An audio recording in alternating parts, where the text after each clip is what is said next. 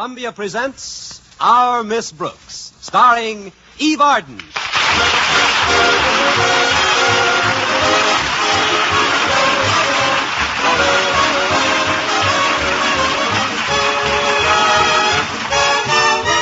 Our Miss Brooks is a school teacher. She's been teaching English at Madison High for about 5 years now.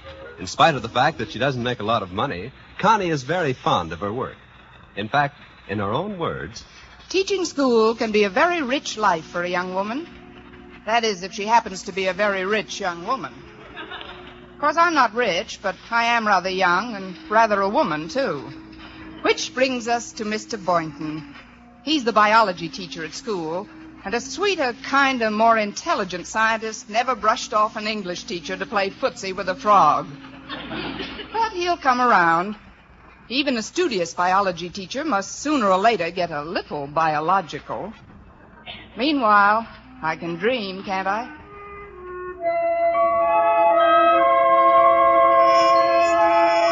yes, Connie Brooks can dream. It's a few minutes before 7 in the morning, and Miss Brooks is fast asleep in the room she rents from Mrs. Margaret Davis. Fast asleep and dreaming. Oh, Mr. Darwell, this is too much. Miss Brooks, as principal of Madison High School, I insist you accept it. But a diamond-studded ruler. For what, Mr. Darwell? Because you have the nicest erasers in school. Why, Mr. Darwell, I didn't think you ever noticed my erasers. I'm also giving you Mr. Boynton, the biology teacher. Oh, Mr. Boynton. Kiss me, Miss Brooks.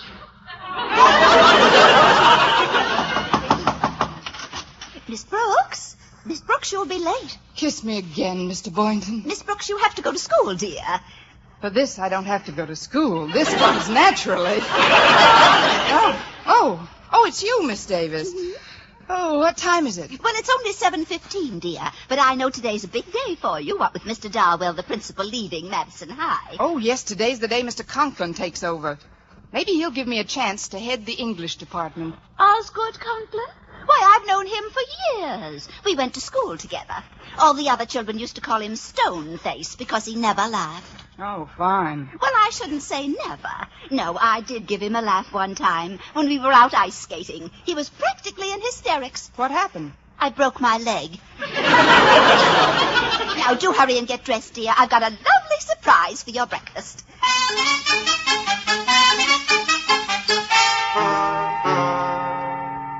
You just sit down and drink your juice. All right, Mrs. Davis. What kind of juice is this, anyway? Pomegranate. Pomegranate? Uh-huh. I was going to bake you a kumquat, but they were out of them at the deli. Now, here's the surprise. Here it is. Armenian pancakes. They've been setting for 5 days. What else could they do? I mean in goat's milk. It takes 5 days for it to get good and sour. Sour goat's milk? Mm-hmm. Here, try a bite off this fork. Don't pay any attention to the smell, dear. Oh, but Mrs. Davis, Please, Mrs. Davis.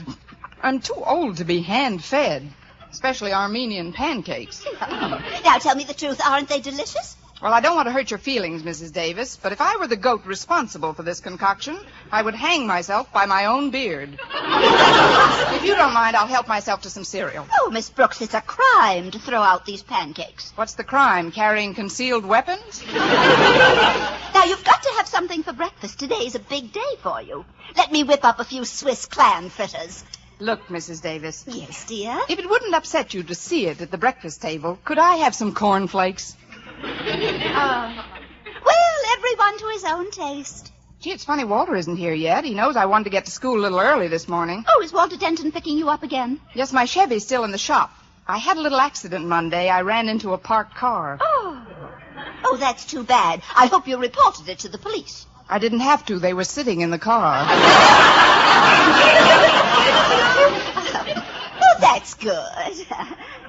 Walter's a nice boy, although he's not too bright. You're right about that, Mrs. Davis. 16 years old, and he gets his heart broken every other week by some jukebox Cleopatra. Then I have to put the pieces together. You, Miss Brooks? Yeah, you know, I pat the little rooster on the head with my motherly wing and make clucking sounds.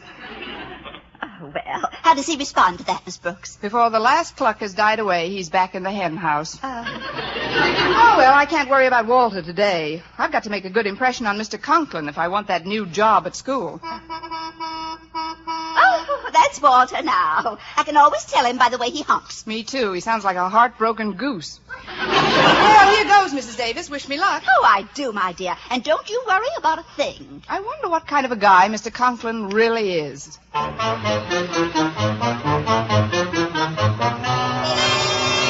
I tell you, I'm not going to stand for any nonsense at this new school, Martha. I've heard about their lack of discipline, and I won't have it, you hear? No one is going to interfere with my making Madison High School a well-run school. No one. If anybody gets in my way, I'll crush them, step on them like so many ants, squash them. That's nice. Pass the marmalade, dear. And help yourself to some more toast. I hate toast. As I was saying, Martha, I'm sure that the faculty at Madison is totally inept. Oh, I don't know, Osgood. I'm sure you'll find a few ept ones. Ept! Drink a little water, dear. It'll go away. Oh, no understanding, no cooperation. Nobody knows what a difficult job I'm faced with. It's awful, awful, awful. Please, Osgood, can't you talk without barking? Honestly, sometimes I think Prince is the only one who can really understand you. Prince! Don't mention that lazy mutt to me. Look at him over there, dead to the world. Well, it's getting late. Now, where's my hat? Confound it, where's my hat? Please, dear, don't bark. I'm not barking, Martha. Once and for all, I don't bark. See? He does understand you. Now be sure to drive carefully on your way to school. Don't tell me how to drive. I'm not, dear. It's just that after all the work you put in, polishing it on Sunday, I'd hate to see... Oh, stop worrying. I did the work, didn't I? Look at her out there. Nothing takes a wax polish like a black touring car. Well, Osgood, you'd better get started. You mustn't set a bad example for your new teachers. I'll show them a thing or two. I'll show them. I'll make them step. Oh, shut up, Prince, shut up. Goodbye, Martha.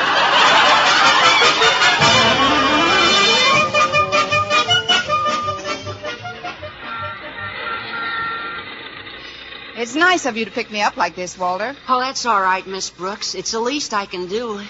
You've been so sweet to me. Besides, there's something I want to talk to you about. A girl? It usually is, isn't it? Yeah, it's a girl, Miss Brooks, but this one's different. You mean she's stuck on you? Oh, not yet. That's what I want to talk to you about. I want you to help me get her stuck on me. Well, here we go again. Who is the girl, Walter? She's the baker's daughter, Penelope Miller. When I kissed her for the first time the other night, I knew she was different. But, Walter, you kissed a lot of girls. What's so different about Penelope Miller? She tastes like caraway seeds. Oh, grand. She's probably built like a pumpernickel. Now, look, Walter, I've got a lot on my mind today. Well, all I want you to do is help me write her a letter, Miss Brooks. You see, she doesn't think I'm mental enough. I can't understand it. And I figured, well, you being an English teacher as well as a woman, well, you'd know how to make her think that I was brainy. You know, intelligent. I hate to trade on just my sheer animal magnetism. You know what I mean? Walter, you are a little beastly in spots. But don't blame yourself. Penelope just doesn't appreciate yet that a man is a thing to be treasured. When will she appreciate it? When she gets to be my age. Oh, I couldn't wait that long, Miss Brooks. Oh, wait a minute, Walter. Just how old do you think I am, anyway? 35? What? 40? Walter! 45? One more bid and I'll throw you out of this auction. I'm sorry, Miss Brooks. I guess I'm not very mental at that, but you will help me out, won't you? I'll come over to Mrs. Davis's tonight and we'll write a letter together. What do you say? Well, I could... Walter, look out! That car! What car? That big black touring car! Big black touring car?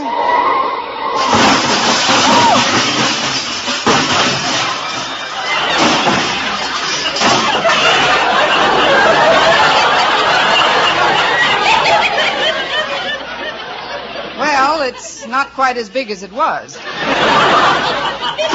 You young idiot! Why don't you watch where you're going? Oh, my fenders. My shining fenders lying in the gutter. Walter, put the man's fenders back on. Oh, gee, mister, I didn't mean to... You didn't mean... Why didn't you look where you were going? Well, gosh, it takes two to make an accident. A brilliant observation. But it just happens that I was only going 15 miles an hour. You should have been going 30. We'd have missed you by a block. Now, see here, you red-haired joyrider. It was probably your fault. My fault? Yes. Why don't you learn how to drive that hopped-up hearse of yours? Hopped-up hearse? How dare you? Walter, I've got to run along. I'll leave you to straighten out Barking Boy. Barking boy? That's the second time today I've been accused of barking. Young woman, I'll have you know I do not bark.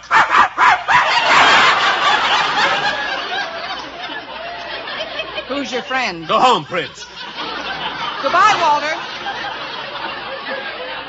And thanks for the joyride, Walter, if you'll pardon the expression. Oh, goodbye, Miss Brooks, and don't forget about tonight. Good riddance. That is one of the most offensive young women I've ever met. Now then, young man, let me see your driver's license.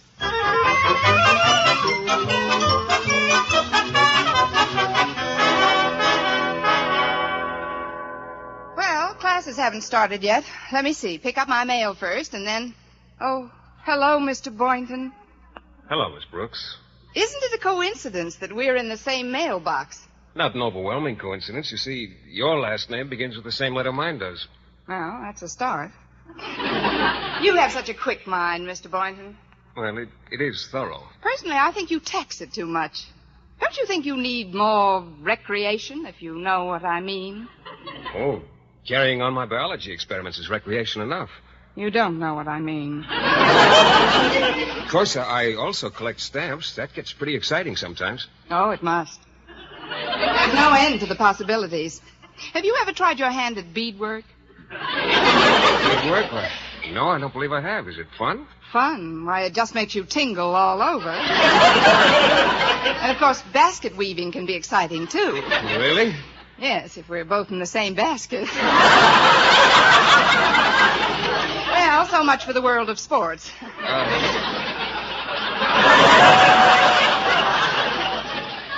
Miss Brooks, if you don't mind my changing the subject, are you going to be busy tonight?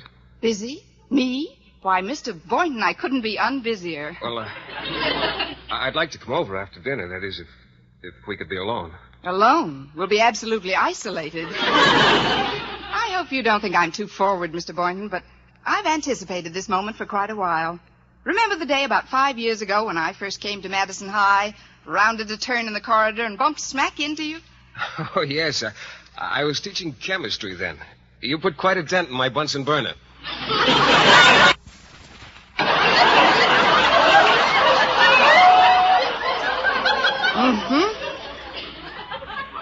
You know, that was the day that I first suspected that we'd be more to each other than just fellow faculty members. Oh?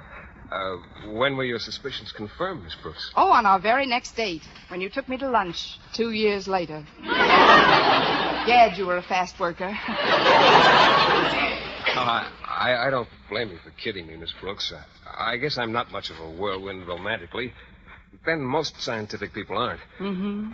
You see, the study of evolution alone tends to slow down any of the more intemperate reflexes. Mm-hmm. You must realize what a tremendous period of time was involved before the single cell divided itself in the sea and adapted itself to the land and air. Mm-hmm.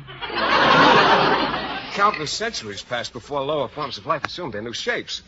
Generations before the mammal family produced the ape family, and before the ape family produced the human family. What have you been waiting for me to do? Slip back a notch? I'm sorry. I didn't mean to lecture, Miss Brooks. You do look very lovely this morning. Well, thank you, Mr. Boynton. Luckily, I come from one of the prettier ape families. Now, about what time do you think you'll be able to come over tonight? Oh, Mr. Boynton, Miss Brooks. Sorry to interrupt, but as you know, today is my last day as your principal, and my successor, Mr. Conklin, is due any minute. Oh, we'll be sorry to see you go, sir. Yes, you've been a wonderful principal, Mr. Darwell. I don't know why the Board of Education had you transferred. Ours not to reason why. Ours but to teach and die. If you'll pardon a mixed poetical reference. And if I may say so, it's been wonderful working with you here at Madison High, and I'm genuinely sorry to leave. However, we're teachers, and teachers can't afford sentiment.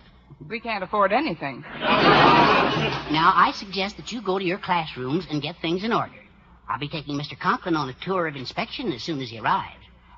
Incidentally, Miss Brooks, your class will be one of the first ones visited. Also, it might interest you to know that I intend to recommend you as the head of the English department. Oh, thank you, Mr. Darwell. Believe me, I'm all set for Mr. Conklin. Good. You know, Miss Brooks, nothing is more important than a first impression.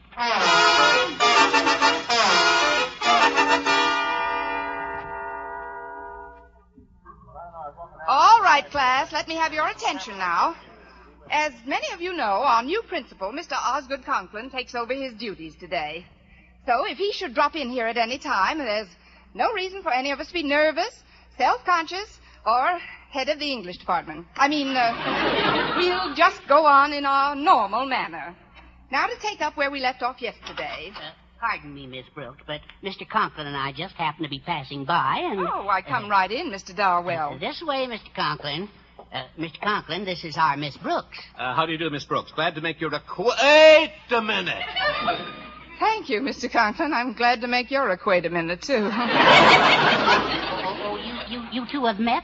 Well, we sort of ran into each other this morning. Yes. Oh, so this is the young lady in the accident you told me about. Mr. Conklin, I have an idea. Now, why don't we skip English and drop in on... Mr. Darwell, now that I know just who Miss Brooks is, I'm particularly interested in watching her conduct her class. Suppose you go right on, Miss Brooks. We'll sit here at the back of the room and probably learn something. All right, Mr. Darwell. Now, class, I'm going to read some lines to you, which I'd like you to... I'd like you to... Well, I want you to tell me who... I'd like the name of the author of the following stuff. So faithful in love, so Conklin in war. So dauntless in war. Never was there a knight like young Lochinvar. Hands, please? No hands? Well, you've all got them, you know. Just look at the end of your sleeves. Oh, there's a hand. Winona. I can always depend on Winona. Who wrote those lines, Winona? I don't know. I just want to leave the room.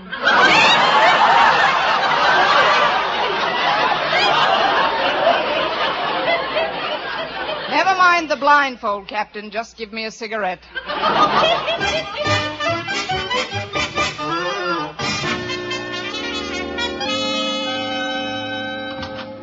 Hello, Mr. Boynton. Oh, Miss Brooks, come right in. Well, if you don't mind, I'll stand by the door. Biology labs make me nervous. I just dropped by to see what time you're coming over tonight.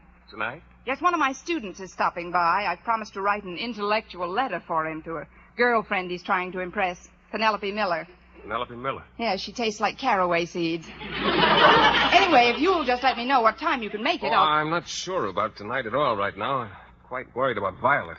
Violet? Yes, the white mouse I use in some of my experiments. Now, steady, Violet. Steady, dear. I'm just going to hold you for a minute. Mr. Boynton. You know, I don't like the feel of her stomach. Mr. Boynton, if It's lumpy. Well, but Mr. Boynton, you told me at the office this morning... frankly, Miss Brooks, at that time I didn't know about Violet's condition. You understand, I have to... I know. You have to sit up with a lumpy mouse. Violet's been awfully cooperative. Obviously. But she's terribly peaked lately. I don't know what it is. I think I better have a look at her cage. Hold her a minute, will you? Miss Brooks, you dropped Violet. She attacked me. Miss Brooks, get down off that desk. I can't. I see her. She's under that table, Mr. Boynton. I'll get her if you just stop that screaming and let go of your skirts. Get her. And this, Mr. Conklin, is our biology laboratory. Where we... Why, Miss Brooks, what are you doing on that desk? And where's Mr. Boynton? He's under the table with Violet. Violet.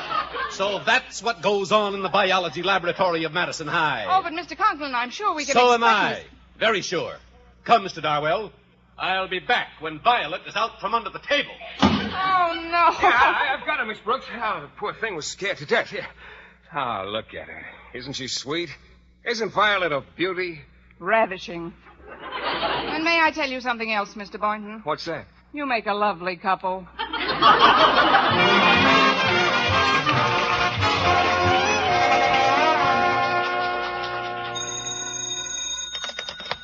Hello? Yes, this is the principal's office. Osgood Conklin speaking. Who's this? Who? Mrs. Davis. Margaret Davis. Oh, the girl who used to go ice skating with me. How's your leg? What's that? You want me to come over tonight? Well, my wife is visiting her mother tonight. I might be able to... you say there's a teacher living here that you want me to meet, Miss Brooks? Miss Brooks! Now, look here, Margaret. I don't think I can... Yes, I know we're old friends, but I don't... But I can't... But I... All right, Margaret. I'll be there for dinner. All right, 7 o'clock. Goodbye. Margaret Davis. Her leg must have been in a cast for 6 weeks.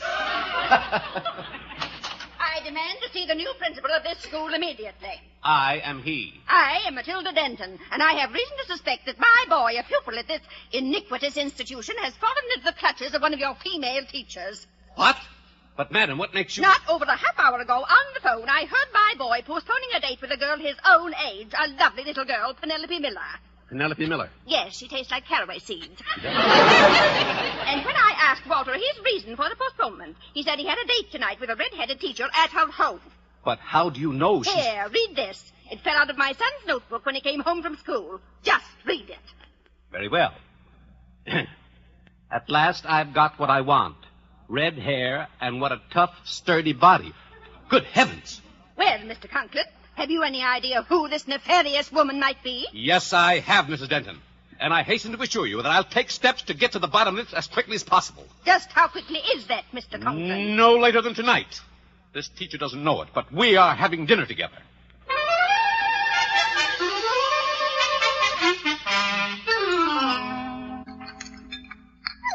Well, Osgood, how did you like your dinner? Very interesting, Mrs. Davis. I've never tasted a seal burger before. It's the goat's milk that does it. Uh-huh. Well, I'll take these dishes into the kitchen and see about the coffee. Oh, I make Bulgarian coffee, you know. It's strained through a grapefruit rind. Naturally. Now then, Miss Brooks, I realize that the events of the day were as unpleasant for you as they were for me. Yes, they were, Mr. Conklin, but that's all in the past. I'd like to think so, Miss Brooks. But unfortunately, a matter of the gravest concern has come up. Really? Really. What would you think of a teacher who would allow a student to become infatuated with her and then lead him on? Why, I think she was pretty terrible, Mr. Conklin. Who's the teacher? We haven't any positive proof, but the boy's name is Walter Denton. Well, I think they both ought to be arrested. Walter Denton? Yes, Miss Brooks, Walter Denton. His mother came to see me today and told me all about it. She has no idea who the teacher is, but... Well, you can't deny that you were in the car with young Denton this morning. Oh, but Mr. Conklin, he was just giving me a lift until my car's fixed. I never see the boy at any other time. Are you sure about that, Miss Brooks? I'm positive. Must be my laundry. Your laundry at 8 p.m.? Well, I deal with the owl laundry. They only come out at night. Will you excuse me, Mr. Conklin? I'll be back in a minute. Hi, Miss Brooks. I keep you waiting? Yes, but not long enough. Look, Walter, come back some other time. Come on. No, Walter, no. Let's get into the living room. I'm anxious to get that letter started. Not so loud, Walter. What's the matter, Miss Brooks? You look like you've seen a ghost. I just had dinner with one. Mr. Conklin is still in the dining room. Oh, the new principal? Yes, and he's convinced that you jilted your girlfriend because you're infatuated with me. Gee, is that good? Good. Listen, Walter, if he finds you here tonight, we'll both be out. Osgood, we'll have our coffee in the living room. Bye, Margaret. Oh, quick, Walter, get behind those curtains by the window. Oh, all right. Oh. Say, they're very pretty. Get in back of them. Oh. Who was it that rang, dear? Oh, it was just a wrong number, Mrs. Davis. On the doorbell? I mean the wrong house number. Why, Miss Brooks, you seem very nervous this evening, dear. You've pulled all the thread out of that tassel. Oh, they don't make them like they did before the war, do they? I remember some tassels you could pull on all day. Oh, come and get some coffee, dear. It'll calm you down. You know, the Bulgarians drink it flat on their backs. I'll be flat on my back any minute, and I wish I was in Bulgaria. Why, Miss Brooks, you're trembling like a leaf, and you're all flushed. Well, it's rather warm in here, don't you think? Yes. Oh, if it isn't too much trouble, Osgood, would you mind pulling back those curtains and opening the window? Oh, no, not the No curtains. trouble at all. I'll be only too happy to open the window. And I'll be only too happy to jump out of it. There we are. Well, where is he? What's become of him? What's become of whom? Bobby Breen. He used to send me. Come on over to the couch, dear. You're still overwrought. There, now you lie right down here and I'll get you a pillow. You know I keep pillows in the window seat just for emergencies like this. I always say you never know when you need them. Hello, Walter. Here you are, Miss Brooks. Just make yourself... Margaret, what is the matter? Walter Denton, you come out of my window seat. Ha! Just as I thought. Miss Brooks, where are you going? I thought I'd run down to the Belgian Congo for the weekend. Sit down, Miss Brooks. Young man, what were you doing in that window? If you'll only give me a chance, Mr. Conklin, I can explain. Go ahead. What were you doing in there? Hiding. Oh, no. Walter, tell them just why you came here tonight. I came here to see Miss Brooks. I thought we'd be alone. Oh, ho! Oh, Walter. Well, she was only going to help me write a letter to my girlfriend. Oh, why, that was very sweet of Miss Brooks. Don't you think so, Osgood? Extremely so, extremely. Now, let's hear you explain this, Miss Brooks. Here, read this page from Walter's diary. Mine? What is this? At last I've got what I want. Red hair, and what a tough, sturdy body. Walter! I wish everybody would stop saying Walter. This isn't even my writing. Here, look at the other side. That's my biology notes from yesterday. I asked Mr. Boynton to loan me a piece of paper. Mr. Boynton wrote that? Oh, my. Miss Brooks, don't you get it? Get what? Red hair. It's you he's writing about. Me? Uh-huh. Just what he wanted? Tough and sturdy. Well, I am strong. Surely you're not pleased, Miss Brooks. I'm not? I'm not. Good evening. The front door was open and Oh, hello, Mr. Boynton. I thought you said we were going to be alone, Miss Brooks. You too? What's happening around here? Haven't you heard? I've been made queen for a day. Mr. Boynton, I'd like to know whether you wrote this or not. Let me see it, sir. Yes, I wrote it. It was supposed to go into my diary. What's wrong with it anyway? She is strong, and I did work hard to get her. Mr. Boynton, please, not in front of everybody. It took 23 generations of crossbreeding to get a red-backed mouse like that. Red-backed mouse? Mouse? Oh, amazing. Well, Miss Brooks, I'm afraid I've done you a grave injustice. You most certainly have, Mr. Conklin. You've placed your own meaning on unfortunate incidents. But... You've accused me of misconduct with no proof whatsoever, and you've acted in general like a narrow, bigoted, unfair person. But, Miss Conklin, I never want to see you or talk to you again as long as I live. Not even about that job as head of the English department? Mr. Conklin, I've done you a grave injustice. Let's sit down on the love seat and talk this thing over, shall we? Well, we'll take it up first thing in the morning, Miss Brooks. I've got to be getting home now. Come on, Walter. We'll take the bus together. Oh, we don't have to take the bus, Mr. Conklin. I've got my car outside. Your car? After our collision this morning? Oh, after I left you, I hit another car, and everything snapped back into place. Well, good night, all. Good night, Walter. Good night, Walter. Good night, Osgood. Good night. Good night, Mr. Conklin. Well, now there's just the three of us, Mr. Boynton. Mrs. Davis and you and I. Gee, it's a beautiful night. Look at that moon streaming through the windows. If one would just take a hint, there'd just be two of us. Two of us and one sofa. I said if one of us would take a hint.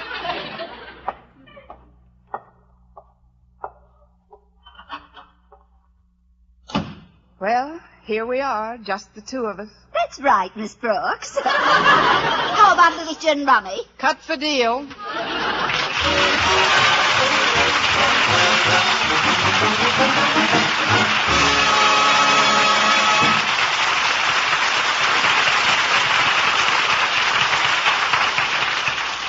Well, I blitzed Mrs. Davis 3 across, but I'd rather have lost to Mr. Boynton. He's certainly naive, my little biology boy. But though he's shy, he's glad of eye, and I'm sure he'll soon realize that the greatest thing he'll ever learn is just to love and be loved in return. Good night.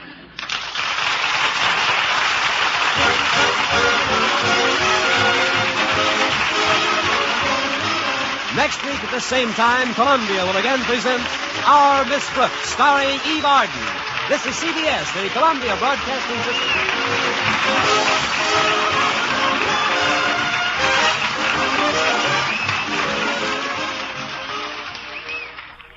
You're listening to HOJO Radio. Stay tuned. CBS presents Our Miss Brooks, starring Eve Arden.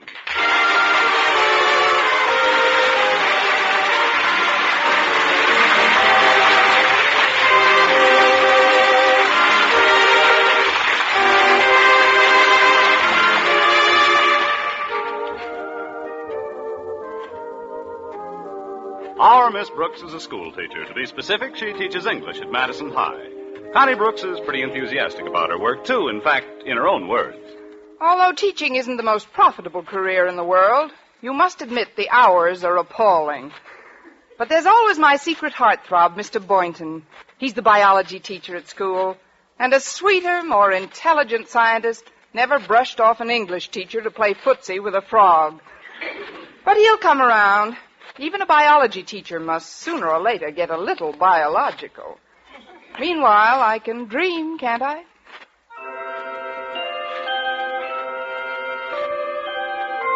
Yes, Connie Brooks can dream. Even now, she's in the middle of the sweetest dream of them all. The one that comes right before 7 a.m. Hold me closer, Mr. Boynton. There. Now kiss me. Oh, how does that make you feel? That's what it does to me, too. I'll shut it off. Miss Brooks, you'll be late. Kiss me again, Mr. Boynton. Miss Brooks, you have to go to school. For this, I don't have to go to school. Oh. Good morning. Well, if it isn't my favorite landlady. Oh, good morning, Mrs. Davis. What in the world were you dreaming about? Oh, nothing much. Just the school. I was giving an English lesson. Well, from the way your lips were puckered, I thought you were taking a bugle lesson. Better get up, dear. Today's the day you're supposed to find out about that new job as head of the English department from your new principal. Oh, that's right, Mrs. Davis. For 3 years I've been waiting for that job. 3 years of scrimping and scraping to get along. Now it's all going to be different. With this raise, I'll be able to run down to Miami once in a while, and after I've had the job a while, I might even go abroad. Paris, the Riviera, Biarritz in the spring, the casino at Monte Carlo. Just how much more money does this new job pay, Miss Brooks? $6 a month. Yes. You better watch your step at Monte Carlo. Money goes pretty fast down there. Money goes fast anywhere. I haven't been able to catch any for years. Now hurry and get dressed, dear. I have a lovely surprise for your breakfast. Another one of your surprise recipes, Mrs. Davis? I hope it's not clam fritters again. You'll see, dear. Come along.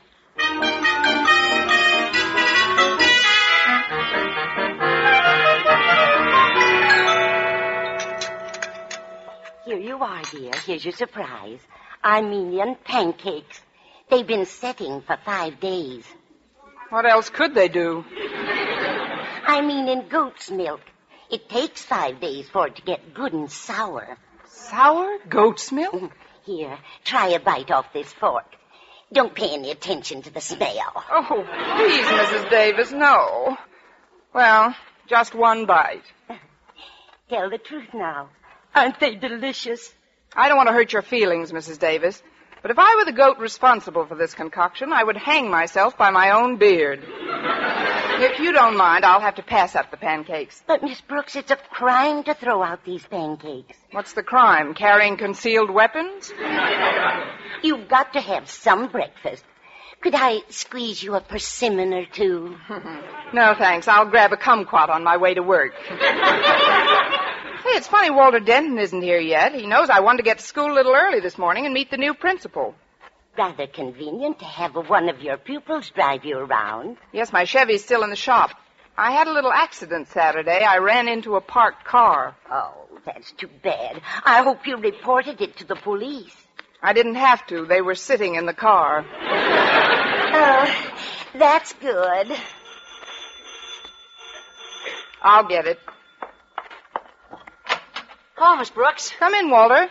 Well, Walter Denton, how you've shot up since I saw you last. You saw me yesterday, Mrs. Davis. My, how time flies.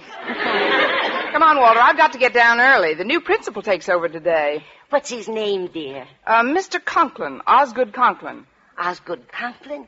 Why, I've known him for years. We went to school together. Really, Mrs. Davis? What kind of a man is he, anyway? Well, the other children used to call him Stoneface because he never laughed. Oh, fine. Well, I shouldn't say never. I did hand him a laugh one time when we were out ice skating. He was practically in hysterics. What happened? I broke my leg. He sounds about as friendly as a subpoena.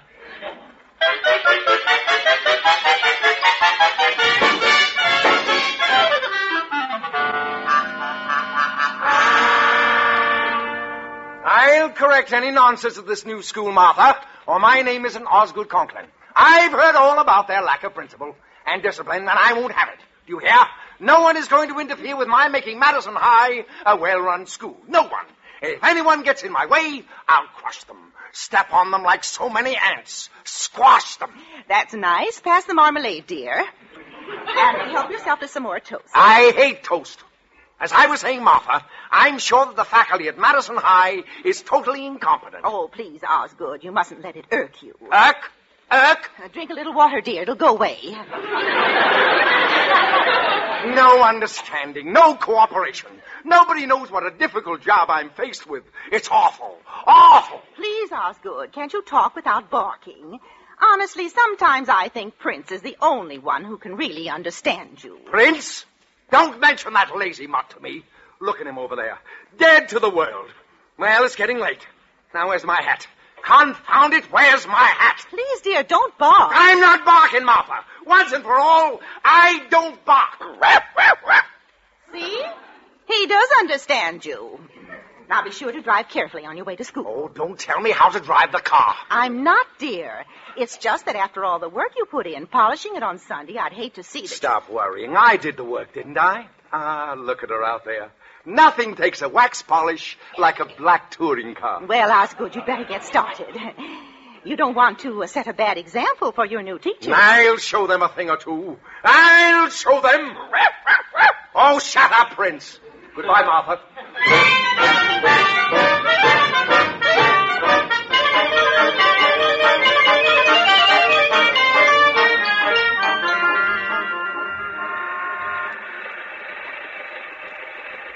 Before we get to school, Miss Brooks, there's something I'd like to talk to you about.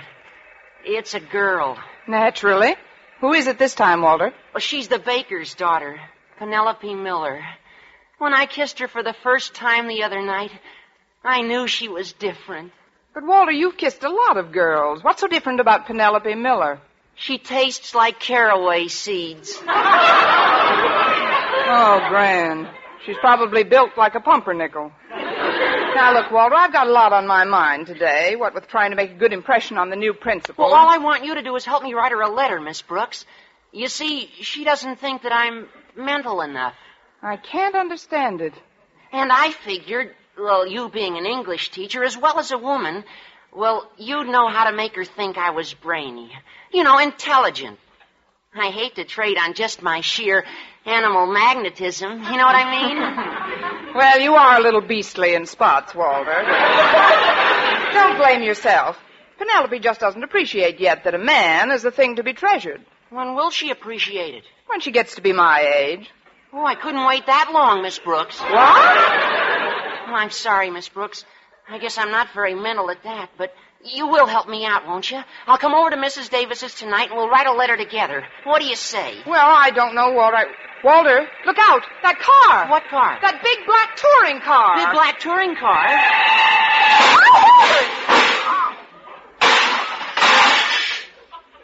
It's not quite as big as it was. You young idiot! Why don't you watch where you... My fenders, my shining fenders lying in the gutter. Walter, put the man's fenders back on. Oh, gee, mister, I didn't You didn't mean. Why didn't you look where you were going? Well, gosh, it takes two to make an accident. A brilliant observation.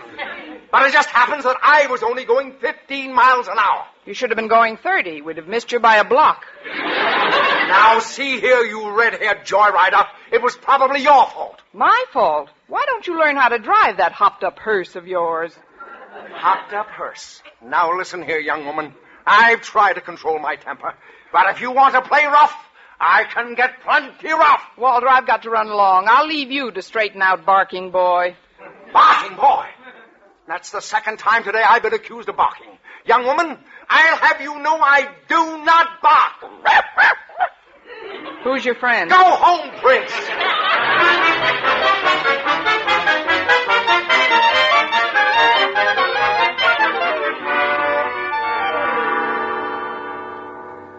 Well, classes haven't started yet. Let me see. Pick up my mail first, and then...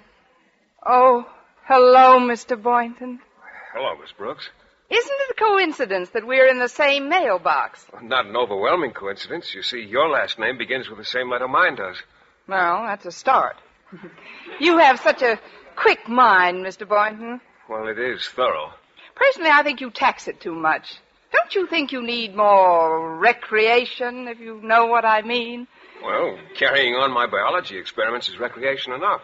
You don't know what I mean. Of course, I also collect stamps. Oh, that sounds exciting. There's no end to the possibilities. Have you ever tried your hand at beadwork? Well, no, I don't believe I have. Is it fun? Fun? Why, it makes you just tingle all over. We must string a few together sometime. Mm-hmm. And basket weaving can be thrilling, too. Oh, really? Yes, if we're both in the same basket. Well, so much for the world of sports. Miss Brooks, if you don't mind my changing the subject, are you going to be busy tonight? Busy? Me? Mr. Boynton, I couldn't be unbusier. Well, I'd like to come over after dinner, that is, if we can be alone. Alone? We'll be absolutely isolated. I hope you don't think I'm too forward, Mr. Boynton, but I've anticipated this moment for quite a while. Remember the day about 5 years ago when I first came to Madison High, rounded a turn in the corridor, and bumped smack into you? Oh, yes, I was teaching chemistry then. You put quite a dent in my Bunsen burner. Yeah. Well, you know, that was the day I first suspected that we'd be more to each other than just fellow faculty members. And when were your suspicions confirmed, Miss Brooks? On our very next date, when you took me to lunch, 2 years later. Gad, you were a fast worker. I don't blame you for kidding me, Miss Brooks. I guess I'm not much of a whirlwind romantically. And most scientific people aren't. You see, the study of evolution alone tends to slow down any of the mere intemperate reflexes. Mm-hmm. You must realize that a tremendous period of time was involved before the single cell divided itself in the sea and adapted itself to the land and the air. Mm-hmm. Countless centuries passed before lower forms of life assumed their new shapes, and generations before the mammal family produced the ape family, and before the ape family produced the human family. What have you been waiting for me to do? Slip back a notch? Well, what time do you think you'll be able to come over tonight, Mr. Boynton? Mr. Boynton, Miss Brooks, let us not tarry. Your new principal, Mr. Conklin, is due at any moment. Oh, we'll be sorry to see you go, Mr. Darwell. Yes, you've been a wonderful principal, Mr. Darwell. Why did the Board of Education decide to have you transferred? Ours not to reason why. Ours but to teach and die. As the great Socrates so aptly phrased it, if you gotta go, you gotta go. Of course, I am genuinely sorry to leave old Madison High, but then we're teachers, and teachers can't afford sentiment. We can't afford anything. As the great Professor Einstein so aptly phrased it, murder, ain't it? You know, I still hope I can land that job as head of the English department, though. Well, that will depend upon the impression you make on Mr. Conklin. I'm taking him on a tour of inspection as soon as he arrives, Miss Brooks. Your class will be the first one visited. Oh, the first class visited?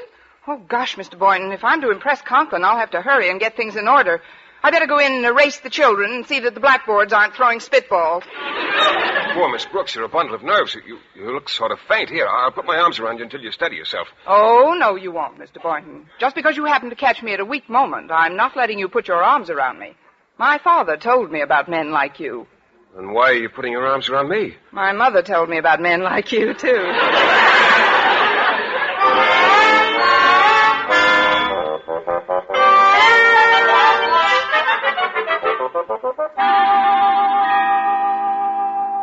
All right now, class, please let me have your attention. As many of you know, our new principal, Mr. Osgood Conklin, takes over his duties today. So, if he should drop in here at any time, there's no reason for any of us to be nervous, self-conscious, or head of the English department. I mean, we'll just go on in our normal manner. Now, to take up where we left off yesterday... Pardon me, Miss Brooks, but Mr. Conklin and I just happened to be passing by. Oh, why, come right in, Mr. Darwell. This way, Mr. Conklin. Thank you. Mr. Conklin, this is our Miss Brooks. How do you do, Miss Brooks? Glad to make your... Wait a minute. Oh, thanks, Mr. Conklin. Glad to make your acquaintance, too. Oh? You two have met? We sort of ran into each other this morning. Well, this is the young lady in the accident I told you about. Mr. Conklin, I have an idea. Why don't we skip English and drop in on the... Now that I know just who Miss Brooks is, I'm particularly interested in watching her conduct her class. Go right on, Miss Brooks. Well, all right, Mr. Conklin. Now, class, I'm going to read some lines to you, which I'd like you to... I'd like you to... I want you to tell me whom... No, who? I'd like the name of the author of the following stuff. Friends, Romans, countrymen, lend me your ears. I come to bury Conklin, not to praise him. That is to bury Caesar. Hand, please? No hands? You've all got them, you know. Just look at the ends of your sleeves. Oh, there's a hand. Winona. I can always depend on Winona. Who wrote those lines, Winona? I don't know. I just want to leave the room.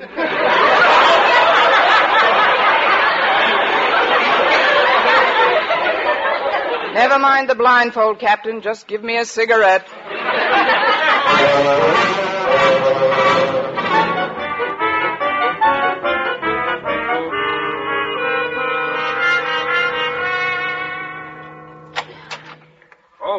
Come in, Miss Brooks.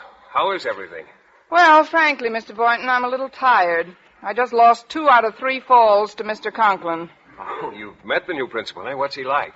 He looks like he was weaned on a vinegar popsicle. Mr. Boynton, I just dropped by to see what time you're coming over tonight. Tonight? Yes, one of my students is stopping by for a few minutes. I promised to write an intellectual letter for him to a girlfriend he's trying to impress, Penelope Miller. Penelope Miller? Yes, she tastes like caraway seeds. If you could just let me know what time you're coming over. Well, I'm not sure about tonight at all right now. I'm quite worried about Violet. Violet? Yes, the white mouse I use in some of my experiments. Steady, Violet, dear. Steady, dear. I'm just going to hold you for a minute. Mr. Boynton, if you could I don't like the feel of her stomach. Mr. Boynton... It's lumpy. Well, Mr. Boynton, you told me this morning... Well, frankly, Miss Brooks, at that time I didn't know about Violet's condition. You understand I have to... I know. You have to sit up with a lumpy mouse. Well, she's terribly peaked lately. I don't know what it is. I think I better have a look at her cage. Hold on a minute, will you? Here. Miss Brooks, you dropped Violet! She attacked me! Miss Brooks! Miss Brooks, get down off that desk! I can't! Oh, I see her. She's under that... She's under the table! I'll get her if you just stop that screaming. And let go of your skirts! And this, Mr. Conklin, is our biology laboratory. Why, Miss Brooks, what are you doing on that desk? And where is Mr. Boynton? He's under the table with Violet. With Violet? So that's what goes on in the biology laboratory of Madison High. Oh, but Mr. Conklin, I'm sure... So am I very sure. Come, Mr. Darwell. I'll be back when Violet is out from under the table. Oh, no. I've got her, Miss Brooks. Poor thing was scared to death. Here. And look at her. Isn't she sweet? Isn't Violet a beauty? She's ravishing. And may I tell you something else, Mr. Boynton? What's that? You make a lovely couple.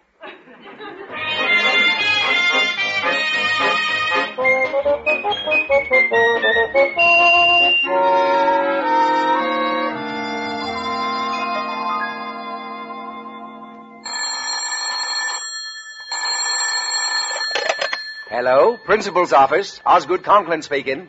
Who's calling, please? Mrs. Davis. Margaret Davis? Oh, yes, the girl I used to go ice skating with. Ha, ha, ha. How's your leg? What's that? You want me to come over to dinner? Well, I'm afraid You say there's a teacher living with you that you want me to meet. Miss Brooks. Well, I'd like... Miss Brooks! Now, look here, Margaret. I've already met that redhead... Mr. Conklin. Hold the phone, Margaret.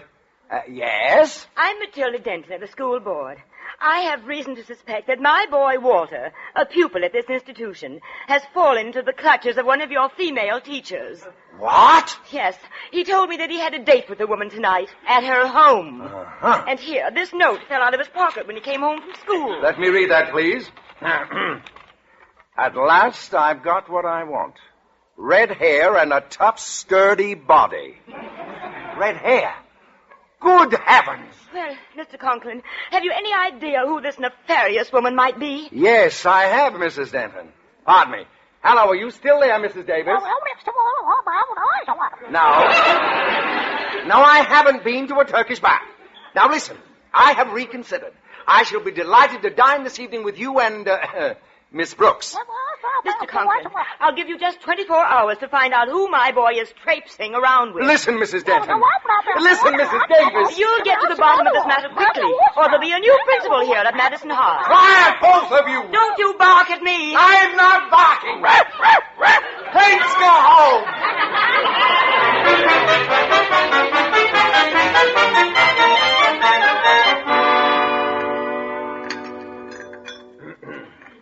Well, Osgood, how did you like your dinner? Very interesting, Mrs. Davis.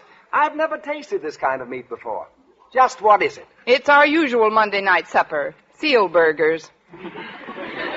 I'll take these dishes into the kitchen and see about the coffee. I make Bulgarian coffee, you know. It's strained through a grapefruit rind. Now then, Miss Brooks, let's get right to the point, huh? What would you think of a teacher who would allow a student to become infatuated with her and then lead him on? I think she was pretty terrible, Mr. Conklin. Who's the teacher? Well, we haven't any positive proof, but the boy's name is Walter Denton. Well, I think they both ought to be arrested. Walter Denton? Yes, Miss Brooks. You can't deny that you were in the car with young Denton this morning? But he was just giving me a lift until my car is fixed. I never see the boy at any other time. Are you sure about that, Miss Brooks? Oh, I'm positive, Mr. Conklin. Must be my laundry. Your laundry at 8 p.m.? I deal with the owl laundry. They only come out at night. Excuse me, Mr. Conklin. I'll be back in a minute. All right, Miss Brooks. Hi, Miss Brooks. I keep you waiting? Yes, but not long enough. Look, Walter, would you come back some other time? Come on, let's get into the living room. room. No, Walter, no. I'm anxious to get that letter started. Oh, not so loud, Walter. Mr. Conklin is in the dining room. Oh, the new principal? Yes, and if he finds you here tonight, we'll both be out. No, good. We'll have our coffee in the living room. Bye, Margaret. Quick, Walter, hide. Get behind those curtains behind the window. Well, yeah, but I'll explain later. Get in back of them. Who was it that rang, dear? Oh, it was just a wrong number, Mrs. Davis. On the doorbell? I mean the wrong house number. You seem quite nervous, dear. Oh, I'm all right. Oh, come and get some coffee. It'll calm you down. Thank you. The Bulgarians drink it flat on their back, you know. I'll be flat on my back any minute, and I wish I was in Bulgaria. Why, you're trembling like a leaf, Miss Brooks, and you're all flushed. Well, it is rather warm in here, don't you think? If it isn't too much trouble, Osgood, would you mind pulling back those curtains and opening the window? Oh, no, not the curtains. No trouble at all. I'd be only too happy to open the window. And I'll be only too happy to jump out of it. There we are. Well, where is he? What's become of him? What's become of who? Bobby Breen. He used to send me. Come on over to the couch, Connie. You're still overwrought. Well, thank you. Lay right down here, dear. Oh, no, I'll thank you. get you a pillow. You know, I keep pillows in the window seat just for emergencies. I always say you never know when you need them. Why, hello, Walter. Here you are, Miss Brooks. Just make yourself... Ow! Margaret, what's the matter? Walter Denton, come out of my window seat. Aha! Just as I thought. Miss Brooks, where are you going? I thought I'd run down to the Belgian Congo for the weekend. Sit down, Miss Brooks. Young man, what were you doing in that window seat? If you'll only give me a chance, Mr. Conklin, I can explain. Go ahead. What were you doing in there? Hiding. Walter, tell them just why you came here tonight. Well, I came here to see Miss Brooks. I thought we'd be alone. Oh, ho! Oh, no. Well, she was only going to help me write a letter to my girlfriend. I see. Now, let's hear you explain this, Miss Brooks. Here, read this page from Walter's diary. Mine? What is this? At last I've got what I want. Red hair and what a tough, sturdy body. Walter! I wish everybody would stop saying Walter. Look, this isn't even my writing. Here, look at the other side. See, that's my biology notes from yesterday. I asked Mr. Boynton to loan me a piece of paper. Mr. Boynton wrote that? Miss Brooks, don't you get it? Get what? Red hair. It's you he's writing about. Mr. Boynton? Me? Just what he wanted? Tough and sturdy body. Well, I am strong. Surely you're not pleased, Miss Brooks. I'm not? I'm not. Oh, Door's open. Mr. Boynton. I thought you said we were going to be alone, Miss Brooks. You too. What's happening around here? Haven't you heard? I've been made queen for a day. Boynton, I'd like to know whether you wrote this or not. Let me see it, sir. Yes, I wrote it. It was supposed to go into my diary. What's wrong with it anyway? She is strong, and I did work hard to get her. Oh, Mr. Boynton, please, not in front of everybody. It took 23 generations of crossbreeding to get a red-backed mouse like that. Red-backed mouse? Mouse? Amazing. Miss Brooks, I'm afraid I've done you a grave injustice. You most certainly have, Mr. Conklin. You've placed your own meaning on unfortunate incidents. But You've accused me of misconduct with no proof whatsoever, and you've acted in general like a narrow, bigoted, unfair person. But, Miss Brooks... Mr. Conklin, I never want to see or talk to you again as long as I live. Not even about the job as head of the English department? Mr. Conklin, I've done you a grave injustice. Let's sit down on the love seat and talk this thing over, huh? Yes. Well, we'll take it up first thing in the morning, Miss Brooks. I've got to be getting home now. Come on, Walter. We'll take the bus together. Oh, we don't have to take the bus, Mr. Conklin. I've got my car outside. Your car? After our collision this morning? Oh, after I left you, I hit another car and everything snapped back into place. Well, good night, all. Good night, Walter. Good night. Good night, Walter. Good night. Good night, Mr. Conklin. Good night, Mr. Conklin. Well, now there's just the three of us, Mr. Boynton. Mrs. Davis and you and I. Gee, it's a beautiful night. Look at that moonlight streaming through the windows. If one would take a hint, there'd just be two of us. Two of us and one sofa. I said if one would take a hint, there'd just be two of us.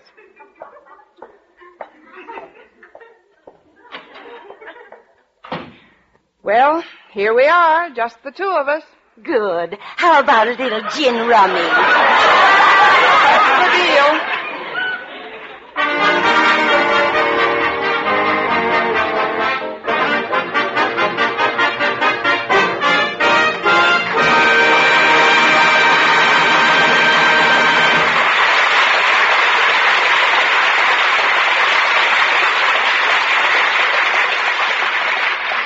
Well, I blitzed Mrs. Davis 3 across, but I'd rather have lost to Mr. Boynton. He's certainly naive, my little biology boy. But though he's shy, he's glad of eye, and I'm sure he'll soon realize that the greatest thing he'll ever learn is just to love and be loved in return.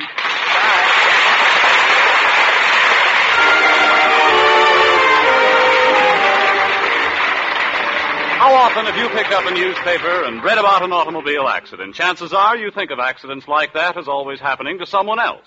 If you could count on that, there'd be nothing for you to worry about. But chances are also that those very people you read about had the same feeling until something actually did happen to them. All it takes is that one brief moment of carelessness, but it can cause a lifetime of anguish. In almost every automobile accident, there are one or more violations of the law. Yet those laws are made specifically for the purpose of preventing accidents. Our Miss Brooks, starring Eve Arden, is produced and directed by Larry Burns. Tonight's script was written by Al Lewis with music by Wilbur Hatch. Next week at the same time, Columbia will again present another adventure in the far from placid life of our Miss Brooks, starring Eve Arden. Bob Stevenson speaking. This is CBS, the Columbia Broadcasting System.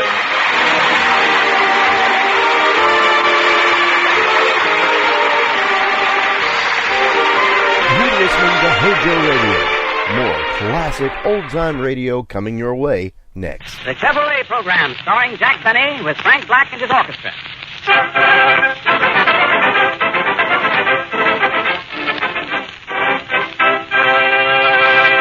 Frank Black opens the program with Charlie's Home.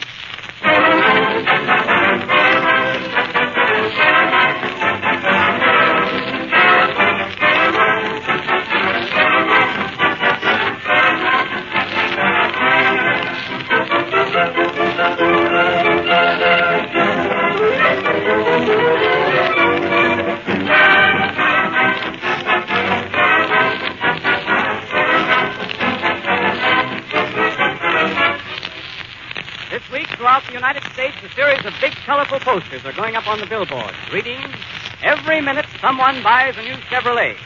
Watch for these new signs, my friends, and bear in mind when you see them, they're signs of better times. They're signs of bigger business for the world's largest builder of motor cars. Also, they're sure signs that the one best buy in the low-price field must be Chevrolet. America certainly wouldn't buy Chevrolets at the astonishing rate of one every minute unless Chevrolet were the one best buy at its price. And that's exactly what it is. The only car in its field with a Fisher body. The only one with Fisher no-draft ventilation, with a cushion-balanced engine mounting, with a time-proved six-cylinder power plant, a starterator, an octane selector, and no other full-size car in the world is so economical on gas and oil and upkeep, or so dependable. In view of all these things, do you wonder why every minute someone buys a new Chevrolet?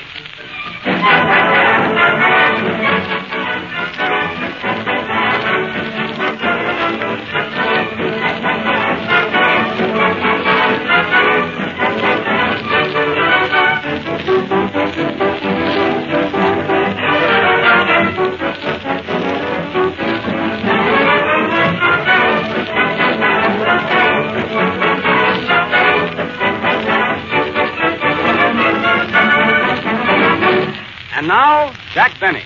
Hello, some more.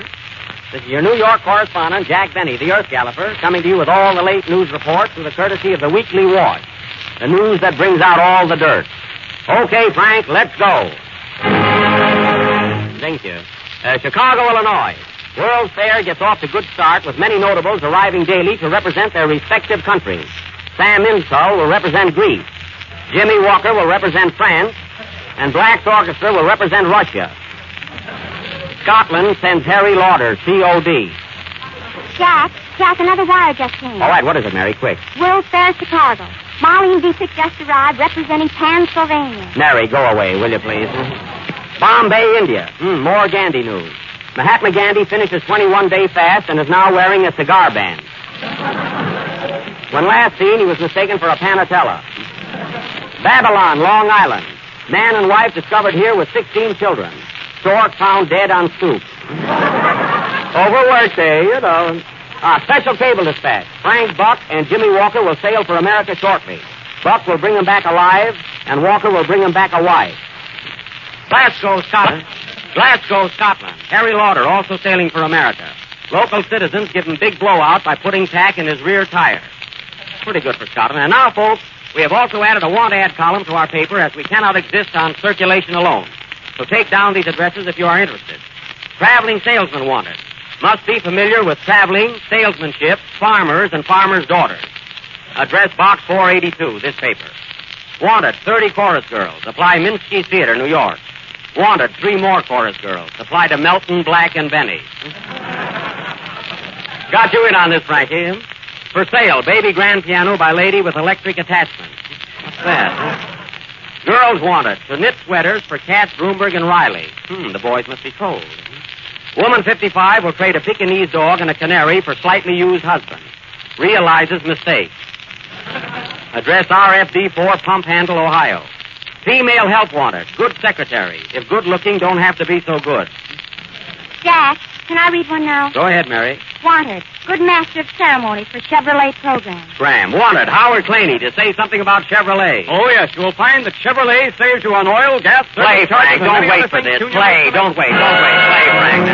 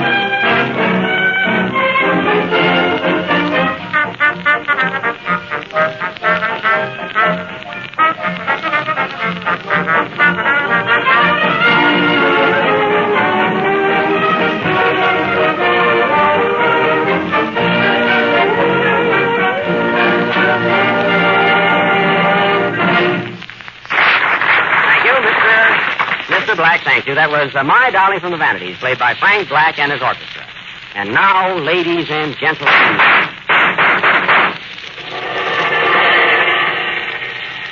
we continue with our penthouse murder that was started last Friday. You all remember our terrible murder mystery last week? Well, it's terrible this week, too. Who killed Mr. X? You remember, folks? Mr. X was killed in his penthouse a week ago tonight between 8 o'clock and the bathroom. And the only clue found was a hot dog running away from a stand in Coney Island. You may also remember that during the trial we were unable to place the guilt where it belonged. Garbo had to go home, Mae West had a date, and the other prisoners were not interested. So it still remains a horrible unsolved mystery.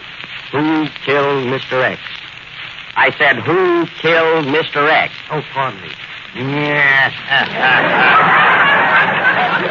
Watch those cues. Huh? Now, what could have been the motive for this crime? Let us analyze it. Mr. X was the landlord of 3 apartment houses, so you see he had no enemies. He lost every cent in the market, his wife was pressing him for back alimony, and he had incurable rheumatism, so there was no reason for suicide. Now, what was it? How old was he, Jack? 95. Then he did not die of old age. Neither will you, Mary. What did he have to suffer the night of the crime? Liver. Then it couldn't have been a heart attack. No, Mary, it couldn't. A pipe was pulled out of his mouth, and he was examined carefully. What kind of a pipe? A gas pipe. Oh, well, a little gas never hurt anyone. I know. Well, anyway, folks, we've had 2 detectives working on this case. Detective Melton.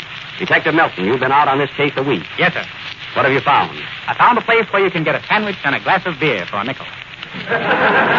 Mary, take down the address, but that doesn't help solve the mystery. Detective Claney, what did you find? I find that every minute of the day someone buys a Chevrolet. Well, now we're getting someplace.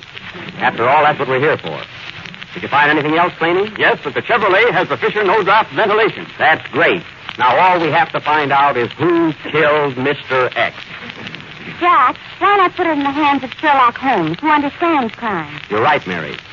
We'll get Sherlock Holmes, the man who sees all, knows all, and plays the fiddle. Hey, Jack. Jack, wait a minute. Yes, Jimmy? I hate to interrupt your mystery, but do you mind if I sing my song now? Oh, no, pardon me, Jimmy. Go right ahead. What are you going to sing? Huh? Franz Lehar's Prostituta Serenade. I know that, Jimmy. I just couldn't pronounce it. Play, Frank, please.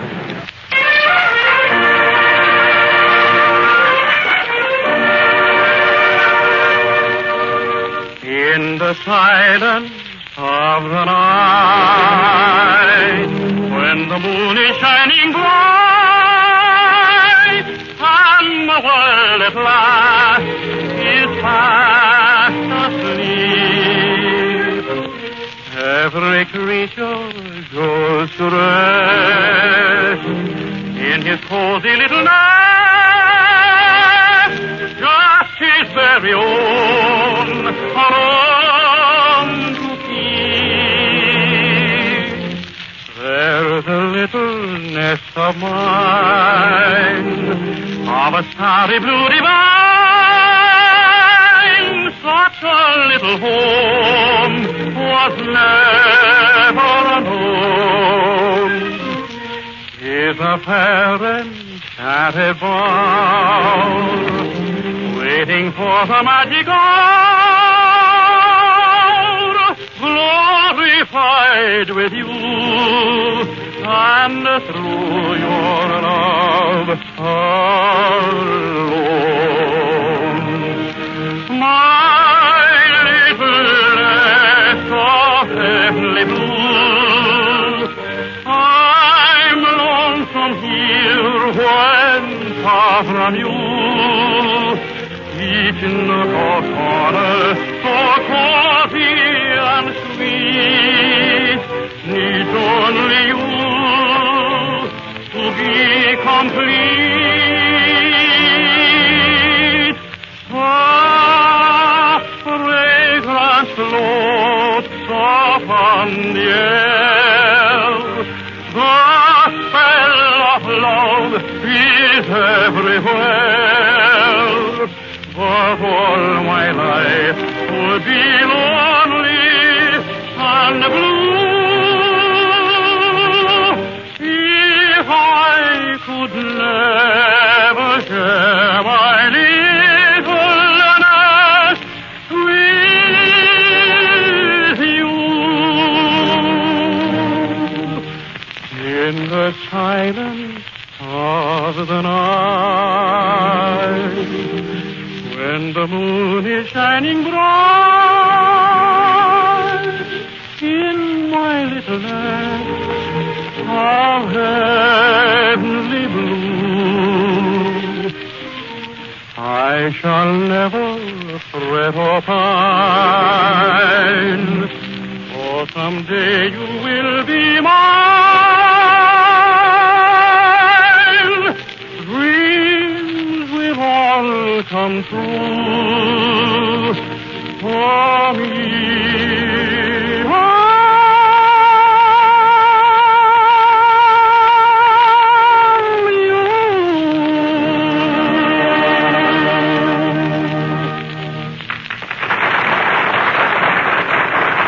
That was the Prostituta Serenade, sung by James Melton.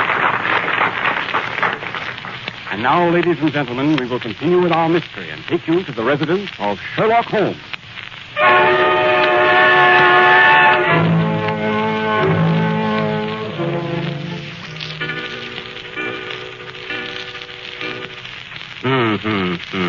A 7:15. Only one more hour until 7:15. And just an hour ago, it was 6:15. What a strange world. Answer that, Mary. I'm not in. Hello? Hello? You want to speak to Sherlock Holmes? Yes, this is Sherlock Holmes, but Sherlock isn't home. He's working on a case right now. Yes, he's on his last bottle. What is it, Mary? It's about that penthouse murder of Mr. X. They want you to start working on it at once. Oh, yes. I was expecting that case. Tell him I'll take it. Hello? Mr. Holmes just came in and said he'll take the case. Tell Mr. X not to worry. Goodbye. Mary, call in Dr. Watson. We have work ahead of us. Mr. Sherlock, I hate to ask you this, but can I draw 5 shillings to payday? That's elementary, Mary. I get it, Sherlock. Sherlock to you. Call Dr. Watson. Dr. Watson, the boss wants you. Okay, I'm coming. Well, Sherlock, what's new? Watson, we have much work ahead of us. By the way, you've been eating herring. Is that right? Sure. But tell me, Sherlock, how did you know it? That's elementary, Watson. Besides, I can smell it. Sherlock, you're a genius. Watson, you're a litvak. You know, Watson, you're really supposed to be an Englishman. Well, I say, Mr. Holmes, I'll try, you know. I like the other dialect better. All right. What do you want? Watson, we have a strange mystery to solve. Mr. X was killed in his penthouse, and we start working on the case today. All right, but before we start, why don't you eat something? You're always working. Now, I just made some nice homemade soup. What kind of soup? I made some chicken, vegetable, and noodle. Which do you want? Quick, Watson, the noodle. We leave, Watson. We leave for the Empire State Building in 10 minutes. The Empire State Building. Pack your bag and hand me my violin. I've got a lot of thinking to do. I must think.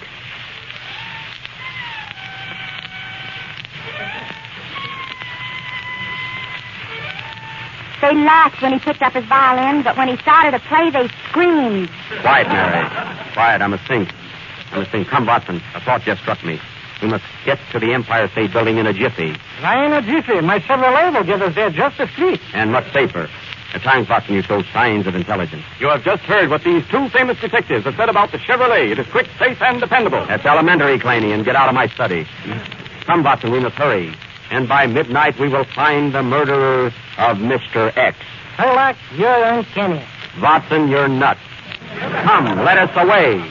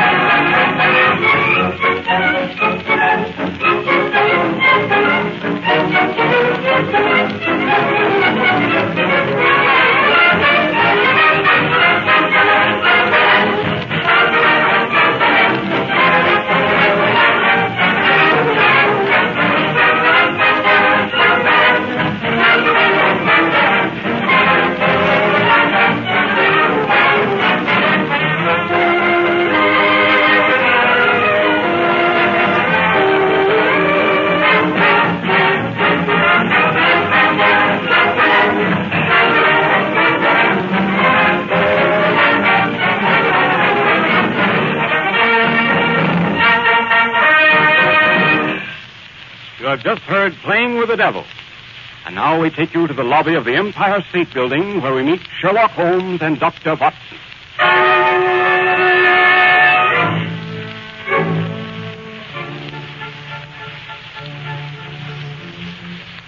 Tell me, Sherlock, why did we come here to the Empire State Building? What has this got to do with the murder of Mr. Hex?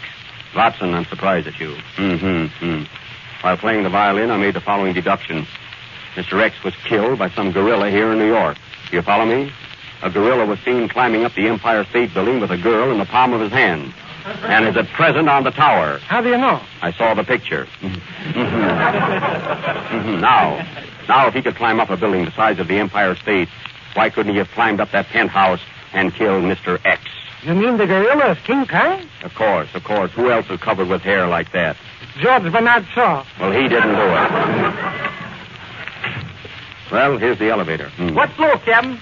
We want to go to the tower. That's the 102nd floor, boss. Yes, I know that. When will we arrive? Sunday night, sir.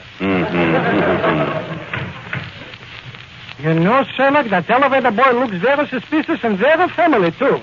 I think so. What's your name, son? My name's Jim Milton, sir. Oh, sure, Jimmy. He's our tenor, Watson. Say, Jimmy, I hate to ask you this, but did you kill Mr. X? No, sir, Captain. I didn't kill him. I was a lady killer. Quick, Watson, the needle. Ow! And cut out those jokes. Well, we have 2 days in this elevator. 2 days. I must keep my mind occupied. Hand me my saxophone.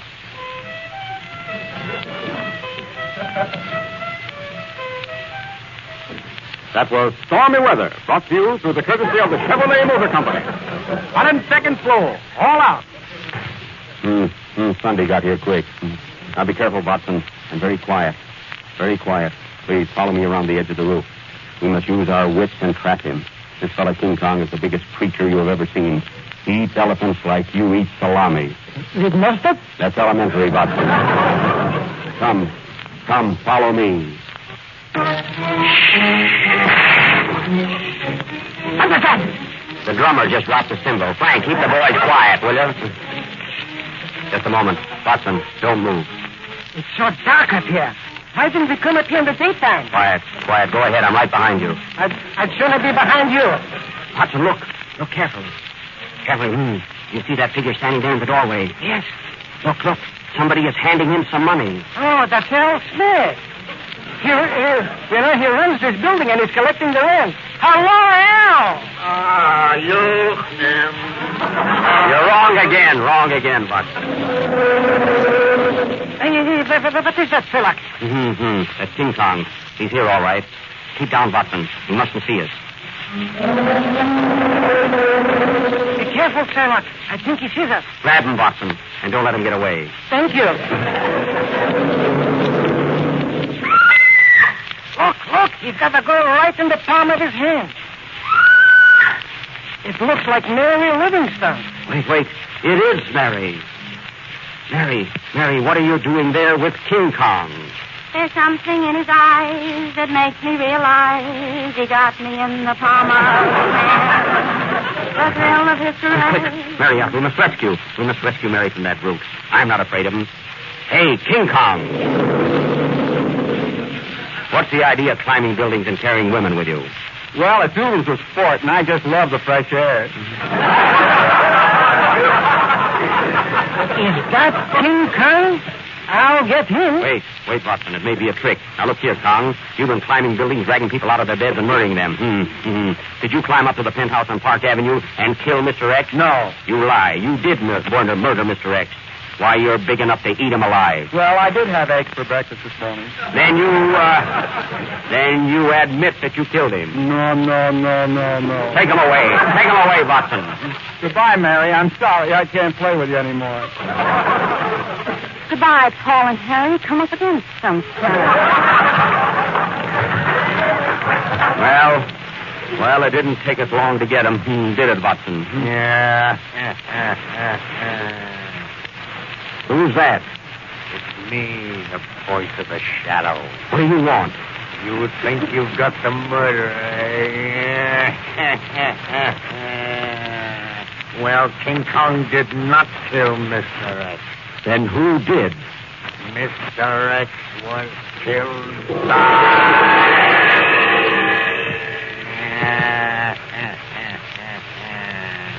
Ladies and gentlemen, this mystery will be continued next Friday night. But there's no mystery about the Chevrolet motor car. It's the best buy in America today and the nation's choice. Play, Frank.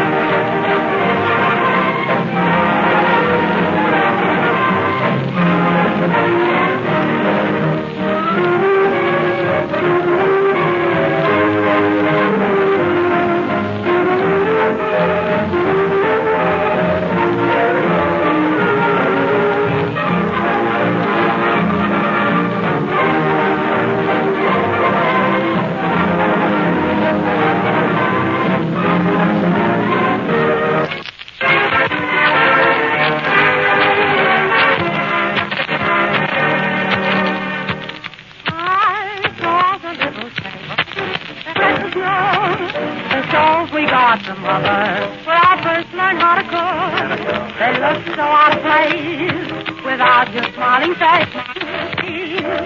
In that little second-hand store, I found a little armchair and the oriental rug. The cold sofa where we used to kiss and hug. My merry folks. So dusty there, and no one there in a little second-hand store. Odds and ends that we got from a friend. How they thrill my heart. I'm screaming. Bringing back a day, wedding day of May, when we said we never part. I seem to hear them whisper, you're to blame for you did wrong. Why don't you kiss and make up, take us back where we belong. It broke my heart to see the home you planned for me in that little second-hand store.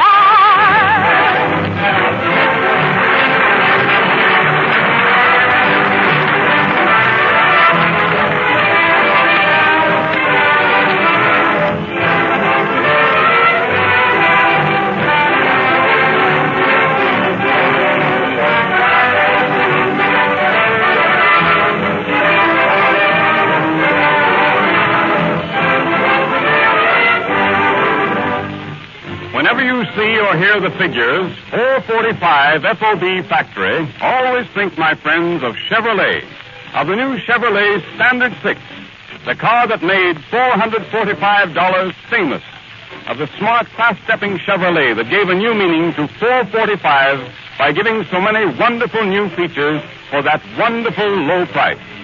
A Fisher body, a big, comfortable interior, Fisher no-draft ventilation, safety plate windshield glass, an octane selector, a low-to-the-road chassis that rides smoothly and steadily, and a six-cylinder valve and head engine that's not only one of the snappiest on the road, but listen to this.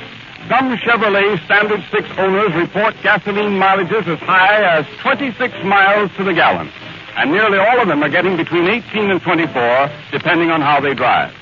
So if you have a minimum of money to spend on a new car and want that money to do you the most good, to bring you the most fun and the greatest savings in return, save with a new Chevrolet Standard 6, the big General Motors value that made $445 famous.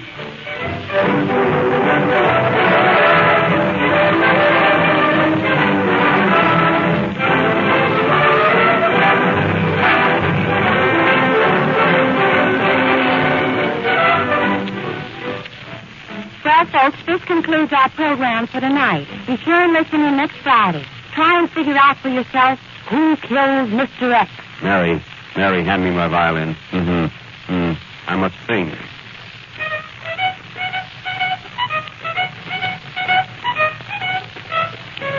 Good night, folks. Good night.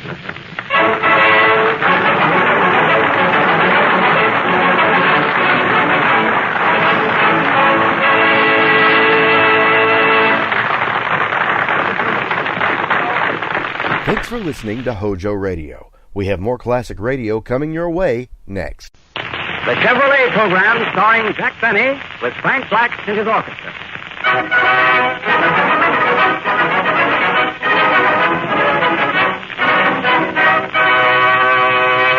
Frank Black opens the program with Roll Up the Carpet.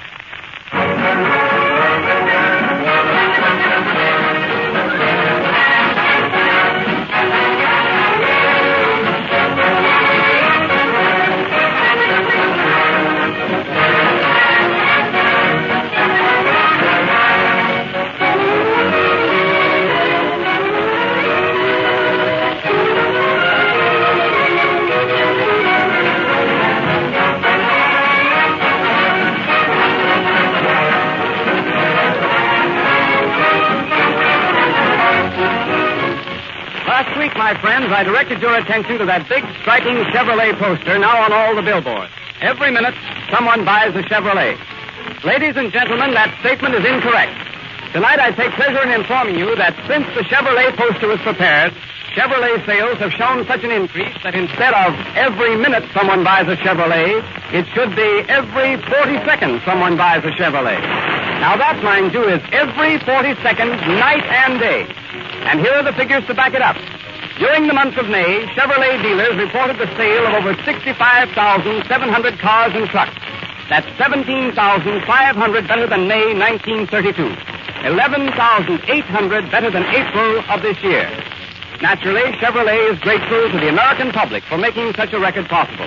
A record which exceeds by 1,000 cars a day the May production of any builder of automobiles. And everybody knows why. Chevrolet is the only car giving Fisher bodies, no draft ventilation, fine performance, proved dependability, and unexcelled economy at prices as low as $445 FOB Flint. That's why, today, more than ever before, Chevrolet is the world's largest builder of automobiles.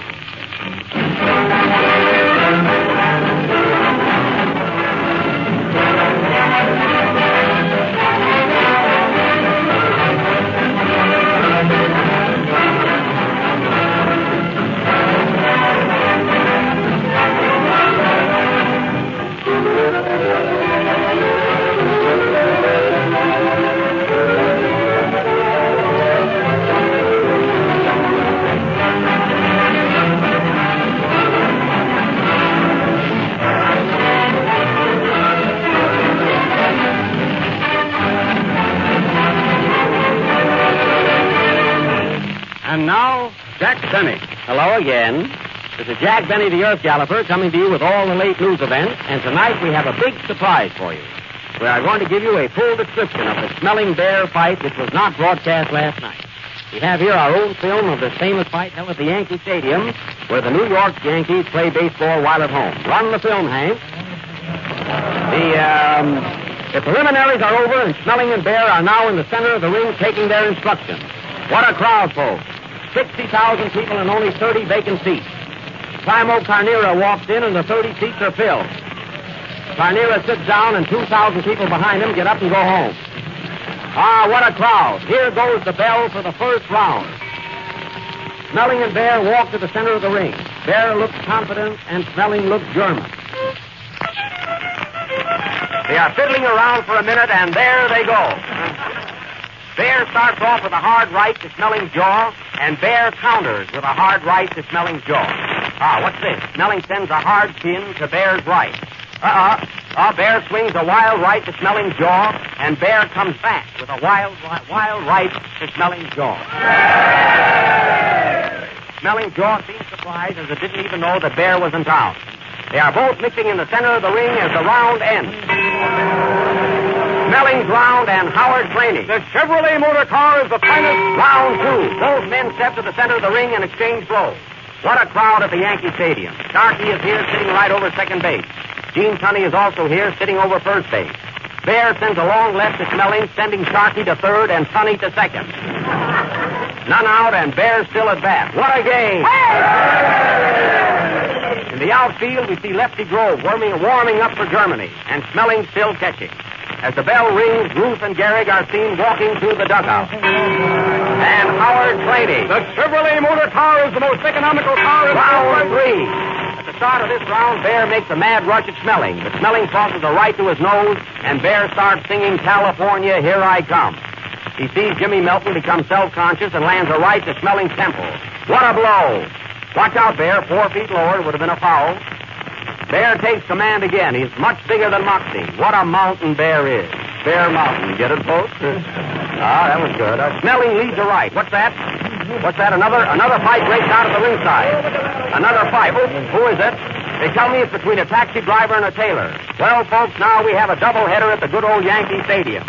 The tailor lands a right to the taxi driver's jaw. Smelling blocks it and crosses a left to Bear's chin. Bear sends a wicked right to the tailor, and the tailor sends a wicked note to his lawyer for a triple play. Lawyer to Smelling to Bear. What's this? Bear sends a dozen assorted rights to Smelling's jaw while we weren't looking. He sends another right to his head, a right to the heart, and a right to the liver. As there are no more places for Bear's right, he rings the bell, ending the third round. Now, the next 6 rounds were nip and tuck. Bear nipped and Smelling tucked. And as there was nothing outstanding in these 6 rounds, I'll tell you a story. Once upon a time, there were 3 little bears. Mama Bear, Papa Bear, and Maxie Bear. They all lived in the woods. So one day, Poppy Bear said to Maxie Bear, "Round 10. Bear opens this round with a right to Smelling here and a left to the jaw. Smelling counters with a nasty look. Bear resents this and starts fouling. The referee warns Bear. Bear warns Smelling. Smelling warns Sharky, and Sharky leaves the stadium.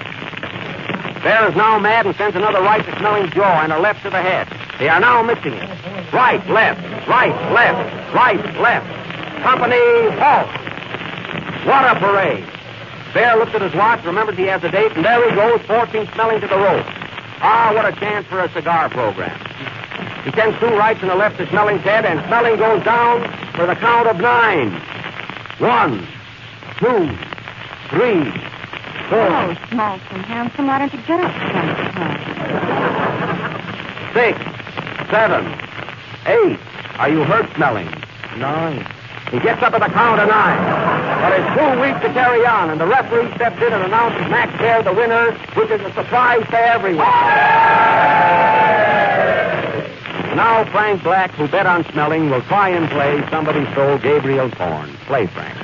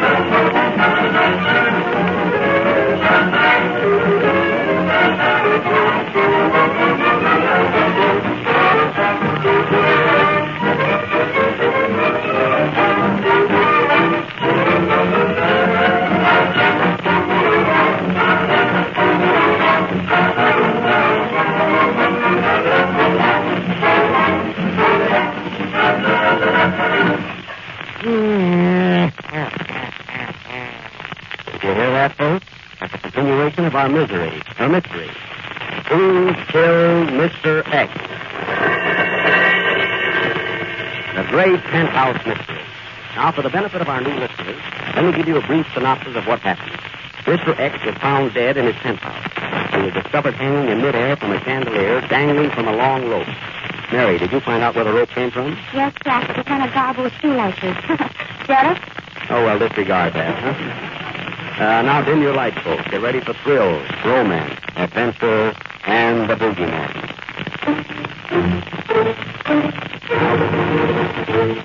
Not yet, Frank. Besides, we're not feeling anything. This is a mystery.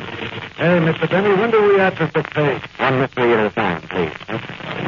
Remember, folks, last week we put the tapes in the hands of Sherlock Holmes, but nothing happened. And if we take Sherlock in advance, we'll have to give him another chance. And those of you who have given Chevrolet a chance will admit there is no mystery attached to it. That was Hawksaw Cleaning, folks, who was always on the trail of a plum. You'll have to pardon me while I put on my makeup now. I'm Sherlock Holmes, you know. Now, while we are preparing for this scene, James Nelson is saying, Our Sweet Mystery of Life. This has nothing to do with our mystery, folks.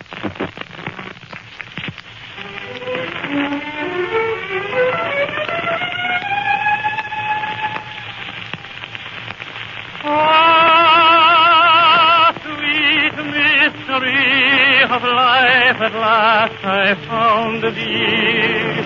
I know at last the secret of it all. All the longing, seeking, striving, waiting, yearning, the burning hope the joy and idle tears that fall. For it is love and love alone the world is seeking. And it is love and love alone that can repay. Is the answer, is the end and all of living. For it is love alone that rules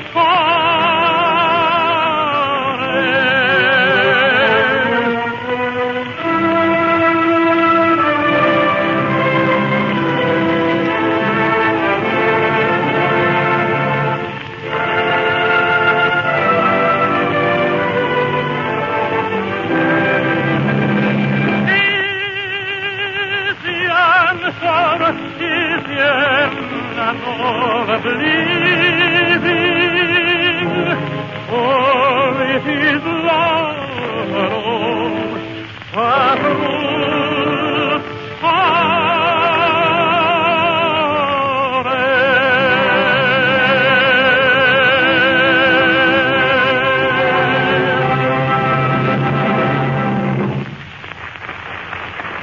That was All Sweet Mixture of Life, sung by James Melton. Now we take you again to the study of Sherlock Holmes, who is working out some new clues in hopes for a speedy arrest of the murderer of Mr. X. The Home of Sherlock Holmes.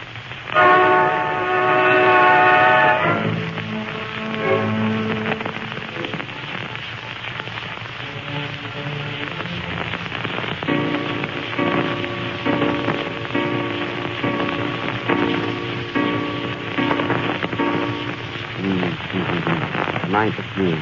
And the murder still unsolved. What seems to be the trouble, Sherlock? I never saw you act like this before. Very mysterious case. Very mysterious, Watson. Very mysterious. Watson, I must think. Bring me my piano. The finance company took it away this morning. Then give me my violin.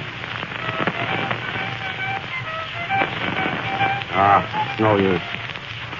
No use, Watson. I will never learn shuffle off the buffalo. Then why don't you try Rochester or Albany? Albany, fine. How does it go? Albany. Why not take Albany? Watson, an idea just struck me. You couldn't loan me $10, could you? Sherlock, you're wonderful. How did you guess it? I felt it. Was there anybody here that you need today? Yes, 3 fellows. What's their name? Sir Arthur, Cohen, and Doyle. Very good, Watson. You better let me get a laugh or you won't be on the program next week. That's elementary, Sherlock. Hello. This is Holmes in Boston, Incorporated. You want to speak to Mr. Holmes? Wait, I'll connect you with the bathtub. I'm not taking a bath, Mary. Well, you should be. Here, it's for you. Who is it? Mr. X, he wants to know how you're doing with his case. Give me that phone. Mr. X? Yes, we'll find the man who murdered you. Just keep your shirt on. Yes, you'll get a report. What's the address? All right. Goodbye. Put down the address, Mary. Box 32, Evergreen Cemetery. See, he lives right next door to my great-grandfather. Mary, see who it is. Be on your toes, Watson. Who do you wish to see, sir? Mr. Holmes, I've got some news for you. Let him in. Well, young man, what can I do for you? I have a clue to the murder of Mr. X. You have a clue, eh? Who are you? I'm a stool pigeon. Oh, a stool pigeon, eh? Sit down. Mary, get him a stool. Here you are. Here, Mr. Pigeon. Mary, lock the door. Close the window and pull down the blind. Now tell me, who do you think killed Mr. X? Well, give me $5 and all I know. For $5, eh? Mary, have you... Certainly not. Watson. No. How much do you want to sell all? $5. Here's 50 cents. Just give me a rough idea. Well, you're a new customer. I'll take it. Now, what's your clue to the murder of Mr. X? Well, I saw a fellow flying over the penthouse less than a week ago. He looked very suspicious. He was flying over 200 miles an hour, and he didn't stop until he got to Oslo, Norway. Oslo, Norway. Yes, and when he turned around and saw me looking, he left quickly for Moscow. Yes. Go on. And as soon as I got to Moscow, he left for Siberia. How did you keep up with him? Don't tell anybody. Watson, a Chevrolet. Mary, a Chevrolet. It was a Chevrolet, folks, the most dependable car in the low-price field. Now, Mr. Pigeon, your face looks very familiar. What did you do before you became a school teacher? You... I thought so. Now, tell me one more thing. Did you get the name of this aviator? Yes. His name is Jimmy Matter. Oh, Mattern, eh? Watson, put down that salami. Get me my aeroplane. There's no time to lose. We'll follow him to the ends of the world. But wait, Sherlock, how did you figure he could have killed Mr. Eggs by flying over the penthouse? Well, I'll tell you, Watson. All those aviators carry sandwiches. Now, he may have had a 3-decker sandwich and dropped it. And that would kill anybody. Sherlock, you're a bear. Watson, you're smelling. Get the aeroplane.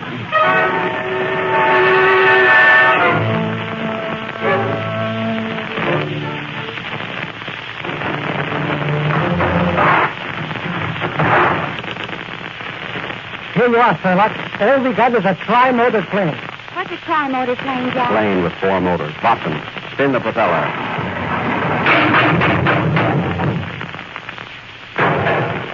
Ah, Watson, you've got her in great shape.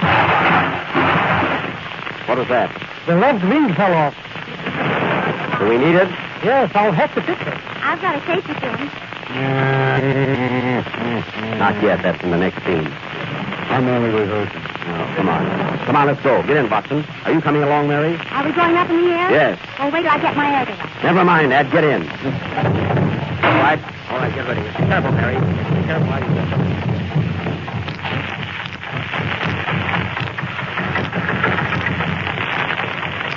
Happy landing! I doubt it!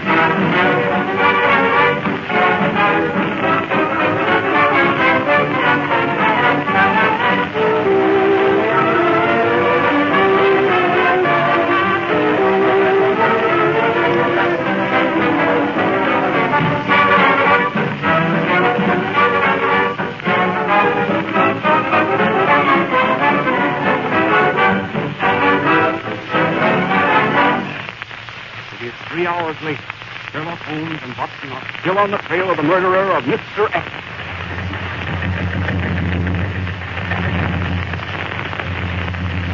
How fast are we going, Watson? 600 miles an hour. 600 miles, and I'm only in second. You're certainly going fast. What country is this we're passing? England. What country? You're too late. France. Look, Sherlock. Somebody left a sack lying on the ground. Pack nothing. It's the Eiffel Tower. Sherlock, you're colossal. Hallelujah, you're a bum. Watson, I'm afraid we're running out of gas. Don't worry, I just put a quarter in the meter. Good work. Look, we're crossing the Russian border. So quick. Remember, this is a half-hour program. Look up. Look, there's another aeroplane. You're right, Sherlock. Maybe that's the man we want. Get closer.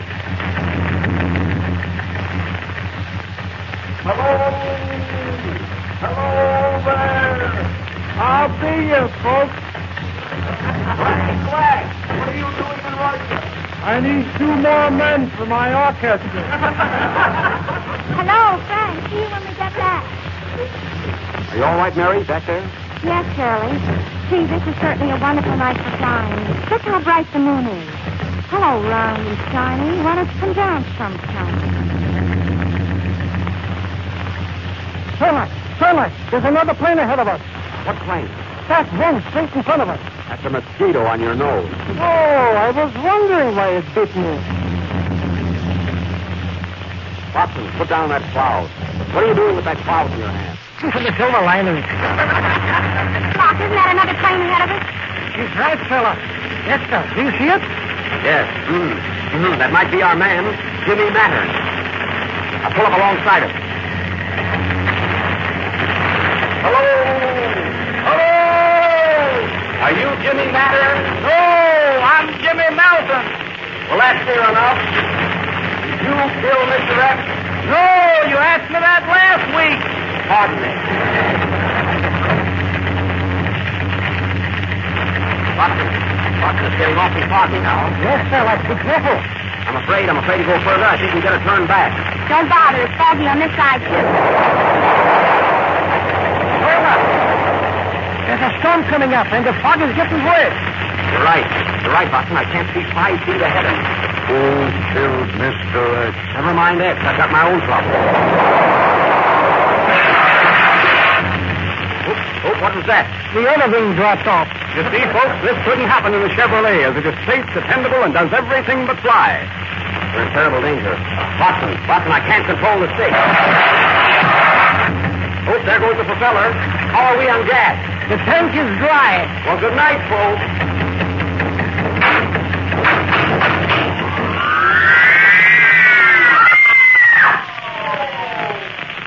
Next week, ladies and gentlemen, we will continue our mystery. Who killed Mr. X? And what happened to Holmes, Watson, and Mary? And smelling. Right, Watson. Play, Frank.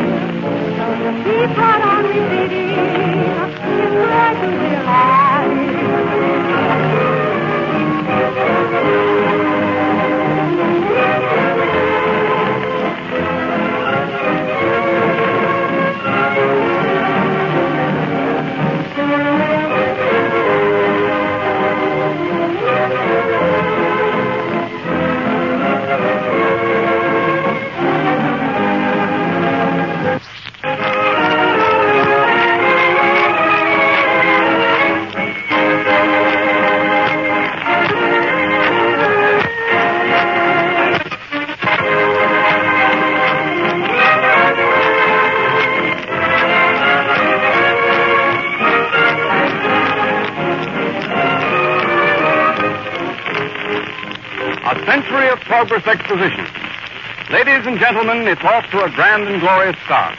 Everybody's excited about it, talking about it, planning and figuring how and when to go.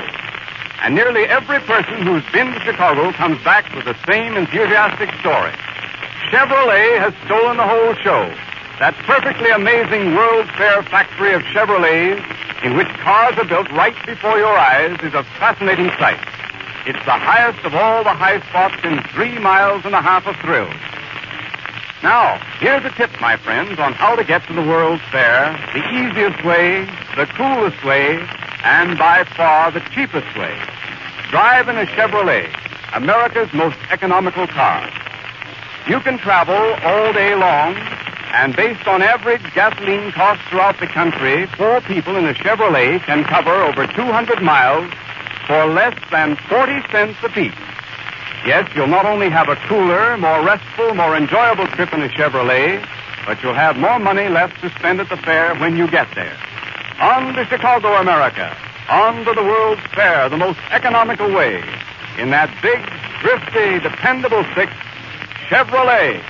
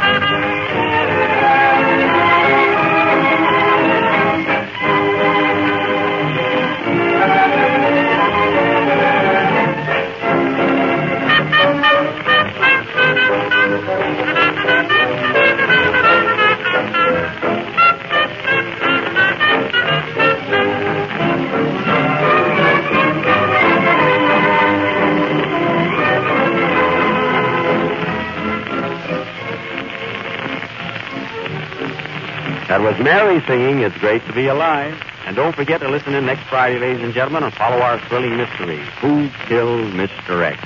Come on, Mary, I'll take you home now. I'm sorry, Jack. I have a date tonight. With whom?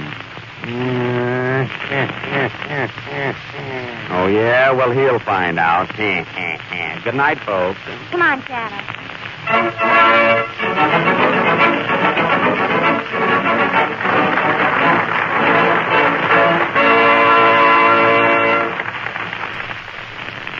You're listening to HOJO Radio.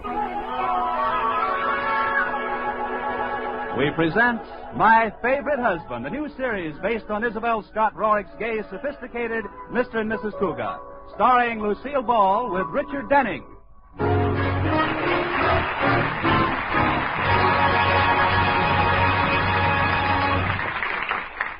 10 years ago, the town's most eligible bachelor, George Cougat, married socially prominent Elizabeth Elliott. The lavish wedding kept the society columns all over the country in copy for weeks. The New Yorker said, "The bride and groom were dressed to the nth degree of smartness. Best man was a polo pony." The Hearst papers said, "The bride and groom were dressed handsomely in attractive comments from guest Douglas MacArthur." And the Reader's Digest said, "The bride and groom were dressed." Well, after the honeymoon, George sold his polo pony, bought a stylish suburban home, took the first job that came along, 5th vice president of a bank. And now the Cougats are just George and Liz, 2 people who live together and like it.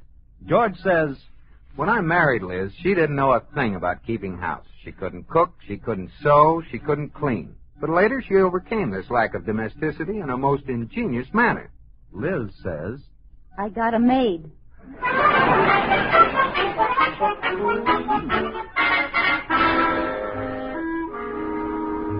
And now, let's take a peek at the Cougats. It's early morning, and there's husband George at the breakfast table. But where's wife, Liz? Oh, there she is, upstairs in the bedroom with Katie, the maid. Well, this is certainly unusual. Liz is getting into a formal evening gown. Let me check again. It's only 5 minutes after 9. Well, surely there's a reason for wearing an evening gown at this early hour. "Oh, a little more, Katie. Can you get the zipper up now? Yes, ma'am. Oh, the zipper's up. Oh, how does it look, Katie? Would you consider it too slinky? Well, there's hardly enough of it to tell. If you'll pardon me, Mrs. Cougat, I've seen more cloth on a rope for cheese. It isn't as skimpy as all that. Now, where's my corsage? Oh, here it is, ma'am. I'll just pin it on here. No, maybe here. Well, what's wrong, Mrs. Cougat? There's no place to pin it. I'll get you a gown that has a little more to it, Mrs. Cougat. But then... Then what, Kitty? You are having your portrait painted today, aren't you? Yes. Well, then maybe you'd better wear the gown you have on. Why? Well, as long as you're paying for a portrait, you might as well have as much of you in the picture as possible. No, Katie, we might move to Boston someday, and I wouldn't want my portrait banned. Oh, here's a more sensible gown, ma'am. Have you told Mr. Cougat about the painter coming today? Not yet, Katie. I'll tell him at breakfast. Now hurry and get me out of this tight thing. I feel like a 10-inch weenie in a 5-inch roll.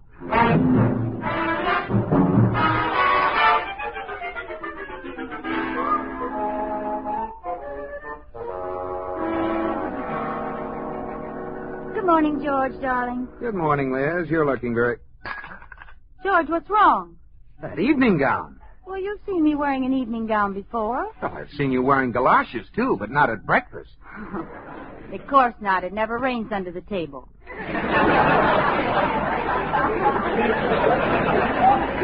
Darling, the reason I'm wearing this gown is because I'm going to have my portrait painted. The artist is coming this morning. Having your portrait painted? Mm-hmm.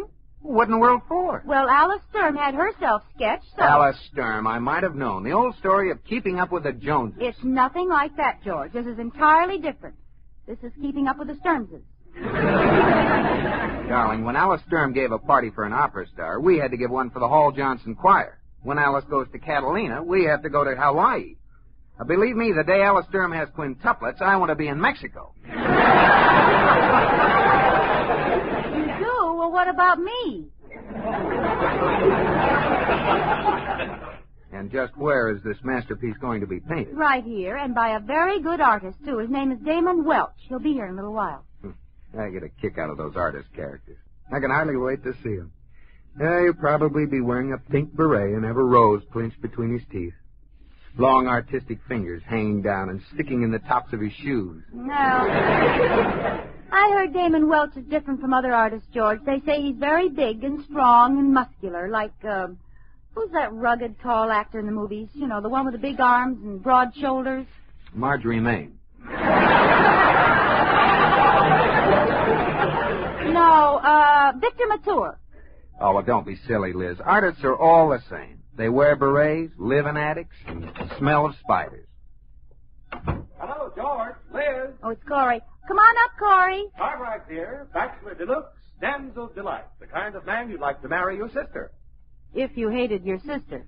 How are you this morning, party boy? No party last night, George, but did I meet a beautiful creature? She had a smile like Lana Turner, a voice like Dinah Shore, and she kissed like Paulette Goddard. What do? Date her or buy tickets to her? Don't speak lightly of this woman, Liz, for I think that at last Corey Cartwright is in love. You, Corey? Yes, George. I feel that this is the real thing. I think I shall marry this girl. Corey, that's wonderful. What's her name? Where does she live? Darn, I knew I forgot something. Hey, Liz, I just noticed you're wearing an evening gown. Yes, do you like it? It's nice, but isn't this awfully late to be getting home? Oh. Liz is having her portrait painted, Corey. Some artist named Damon Welch is coming over this morning. Damon Welch? You've heard of him, Corey? Heard of him? That's all Alice Sturm talks about since he sketched her. I hear he has big blue eyes, curly hair, muscles galore, a tan complexion, and stands about 12 feet tall. Really now, Corey, 12 feet tall. Maybe it is a slight exaggeration, but I understand that before he painted portraits, he used to paint rooftops. Without a ladder. Well, anybody could do that if they had a long brush. Or a short house. Well, what do I care what he's like? Excuse me, I have to make a phone call. Oh, are you calling us early, darling? The time operator. My watch has been acting up again. Well, maybe Corey has the right time. No, I left my watch home on my other wrist. At the tone, the time will be 9:42 1/4. 9:42. Have to be getting down to the bank. Right with you, George. I have a luncheon date with a girl who was a gorgeous blonde yesterday, and I'm anxious to find out what she is today. Kiss me goodbye, George. Your kisses give me strength for the day. When Corey Cartwright kisses them, they stay charged up for a month. Bye, darling. Bye-bye, Liz. Bye. Are you really going to the bank today, George, or are you just faking? Huh? What are you talking about? With that Damon Welch coming to your house today, I figured maybe you're going to sneak out and hide in the garage. I'd forgotten all about it. Doesn't worry me in the least. It would if you heard what Howie Stern calls that artist. Why, what does he call him? A weasel with an easel. Come on, get in the car, Corey. Hey, don't start the motor yet, George. The artist just pulled up in your driveway. Maybe we can get a look at it. Good. I'm still betting he has a rose between his teeth. He's getting out of his car. Holy mackerel, George. He looks like the Empire State Building with a turtleneck sweater. Oh, he's not so much. I bet he pads that sweater with cotton. If he does, he must have the whole plantation and Uncle Tom's cabin under there. Look at those shoulders, George, and that chest. Corey, it doesn't take much to have broad shoulders and a big chest. All you need are muscles. Let's go.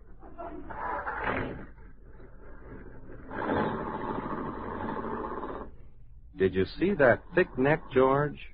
Those pretty blue eyes? Well, so what? My neck isn't as thick, maybe, but I have a nice neck. And look at my Adam's apple, Corey. Oh, that guy didn't have anywhere near the Adam's apple I have. Oh, if there's anything that'll keep a home together, it's a big Adam's apple.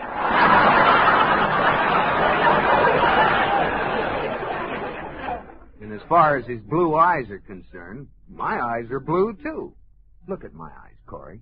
See the pretty blue? It's kind of hard to see the blue right now, George. Your face is so green.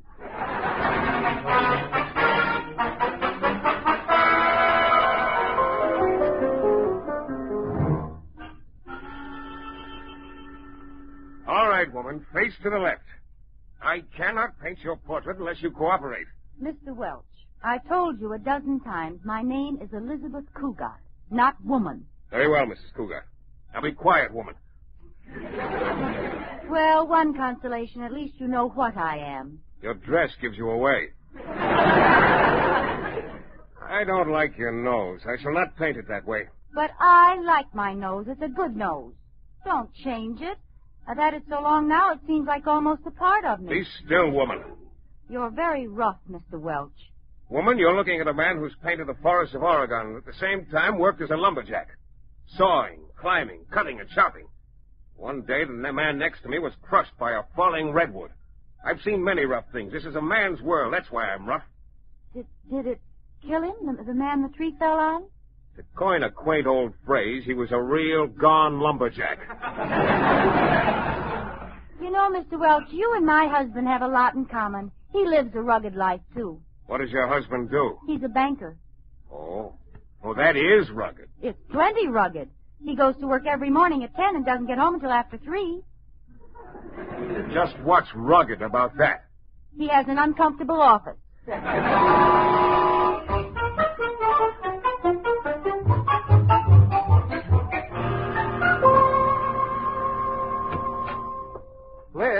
Liz, are you here? Oh, you're home early, darling. Hi, honey. How's the portrait coming? All finished, huh? Oh, no, Damon will be back tomorrow. Damon? You call him Damon? Yes, now. He was terribly cold at first, but he warmed up. How warm did he get? Oh, George, I've just got to tell you all about him. You wouldn't believe that just an artist could have lived so much. Too bad he lived so long. What'd you say, dear? I said too bad he had to run along. You know, men certainly are misleading. Take Damon, for instance. There he is, an artist, but he's worked in the Oregon forest, and believe it or not, he's chopped down giant redwood trees. Well, I cut down the tree in the yard, the one that made the lawn so unsightly. That wasn't a tree, dear. That was a laundry pole. Well, it was a tree once. Did you notice Damon when you were leaving this morning? He came in right after you'd left with Corey. Yes, I think I did. He was struggling to get his car door open. Didn't seem to have much strength. A tall, unhealthy-looking chap, as I recall. A padded sweater. Damon? Oh, George, I don't think so. He's huge with big muscles and a terrific tan. Yes, Liz, but I'm sure that under that tan there's a naturally pale face. George, what are you looking for? Oh, nothing. Oh, say, look at this. My old photograph album. Look here. This picture of me at the beach. You noticed the muscles? Oh, yes. That was the day you and Jimmy Paterno and Howie Sturm and the whole gang made the human pyramid. Yeah. Takes a lot of strength to support all those men. Yes, it does. Look at my muscles. Oh, there you are, right on top. Oh, it takes a lot of strength to stay on top. There was quite a breeze that day. Here's the picture I like. You and me in a rowboat at Simmons Park. Look, your sleeves are rolled up. Say, your arms were pretty big. Of course. Of course. I can't remember why I was rowing. Well, I was saving my strength for the potato race. Are you sure you love me, Liz? Oh, silly. Of course I love you. Why shouldn't I love you? Kiss me. Feel those strong arms around you? Mm-hmm. I'm plenty strong, Liz. Way back in kindergarten, I used to beat up all the little kids. I'll just bet you still could.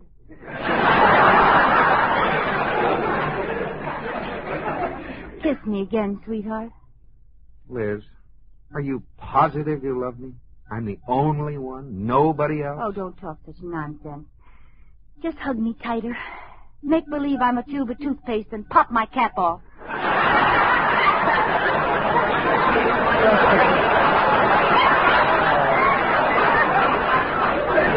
Oh, that's swell. I feel great now. Oh, George, I was thinking today, you don't have any hobbies. I believe I know of an interesting one for you. No hobbies? I have my bird collection.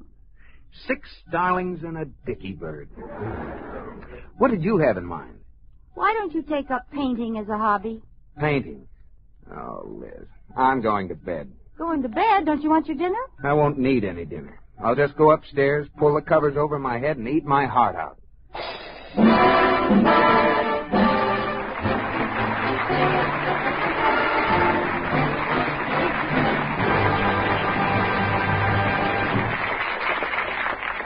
You are listening to My Favorite Husband, starring Lucille Ball with Richard Denning.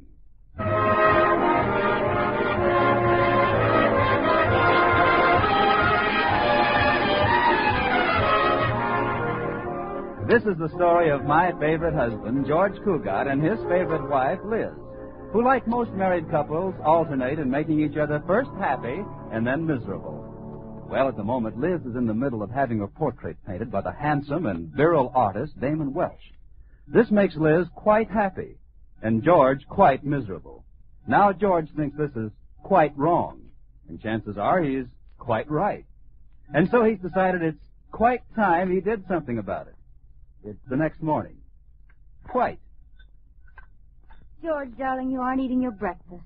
Oh, I'm not very hungry, Liz. Didn't sleep last night. I'm going to stay home today. Stay home? George, are you ill? Yeah, that's it. I'm sick. Awfully sick. What's wrong? Oh, I don't know, Liz. Maybe it's painter's colic.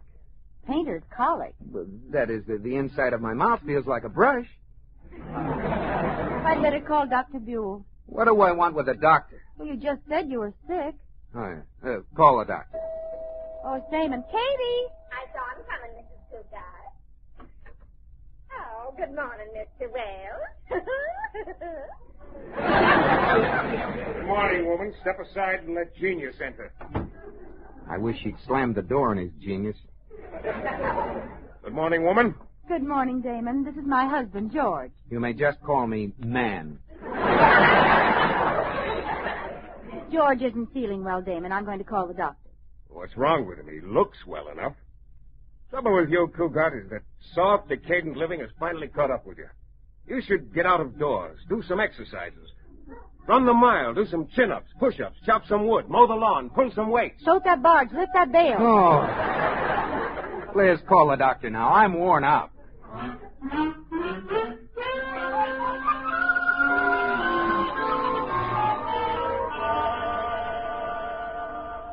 All right, George. Let me have a look down your throat. Certainly, Dr. Bill. Dark down there. Don't swallow, George. This is my best flashlight. There's nothing wrong there. Exactly what seems to be the trouble, George? Well, Doctor, it's... I feel kind of things. First, it starts, then it stops, then it goes again, then it backs up, and then it twists completely around. What does it sound like to you? A woman driver. Come on now, George. Tell me what's wrong. Well, Doctor, you see, Liz is having her portrait painted by some artist who has muscles so big they get up and walk around, and I just... Oh, I believe I can diagnose your case now, George. Acute jealousy-itis. Is that anything like borderline anemia? Jealousy-itis is serious only if it isn't checked early. Fortunately, I believe I have with me the very thing you need to snap you out of it. Miss McCarthy, I just happen to have my nurse with me. Nurse? I don't need a nurse. Yes, Doctor? Marianne, this is Mr. Cougat, our newest patient. I tell you, I don't need it. Oh, how do you do? Forgive me for not standing up in bed, but I only have on the pajama tops.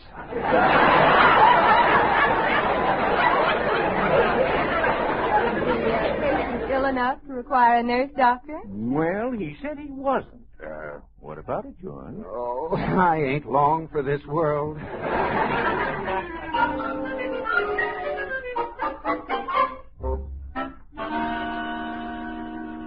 Sit still, woman. I cannot paint your portrait unless you relax. I don't make moving pictures, you know. Well, when are you going to paint in my hair? You still have me bald-headed. I don't like myself bald-headed. I look like my mother was frightened by Guy Kibbe. I'll paint in your hair when I see fit, woman, and not a second sooner. Until that time, you'll remain an egghead and like it. Damon, do you ever smile? I laugh sometimes. My sense of humor is a bit unusual, however, not on the beaten path. Well, what's funny to you? Well, I laughed heartily when my friend Chadwick fell from the roof of the school in Paris. Did Chadwick see the humor in it? Oh, he screamed. Yes, I'll never forget it. Fractured half the bones in his body. Yes, he must have been all broken up.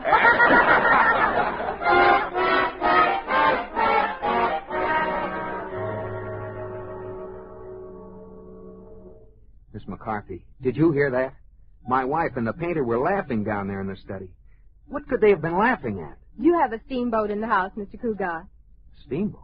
Well, of course not. Well, then they couldn't be laughing at Fulton. Oh, I'm serious, Miss McCarthy. I don't like them to be laughing. I'm going downstairs.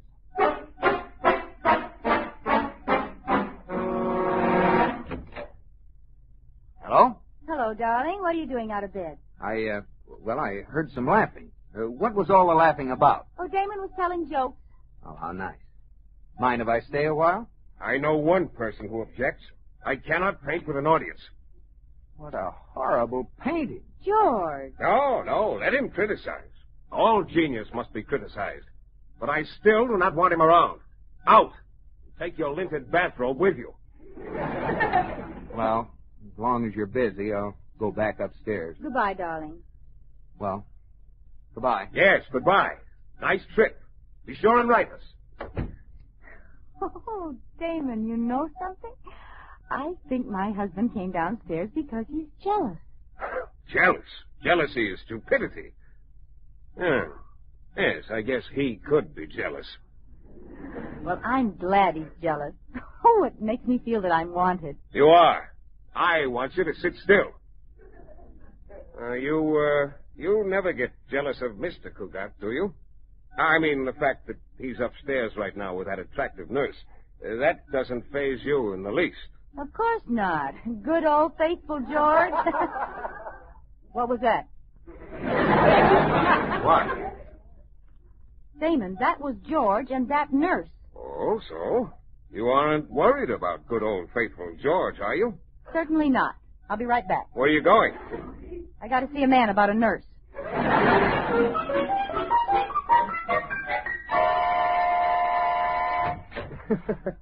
Hello. May I come in? Yes, Mrs. Cougat, but you mustn't stay long. I have a naughty boy on my hands, and I don't want him to get excited.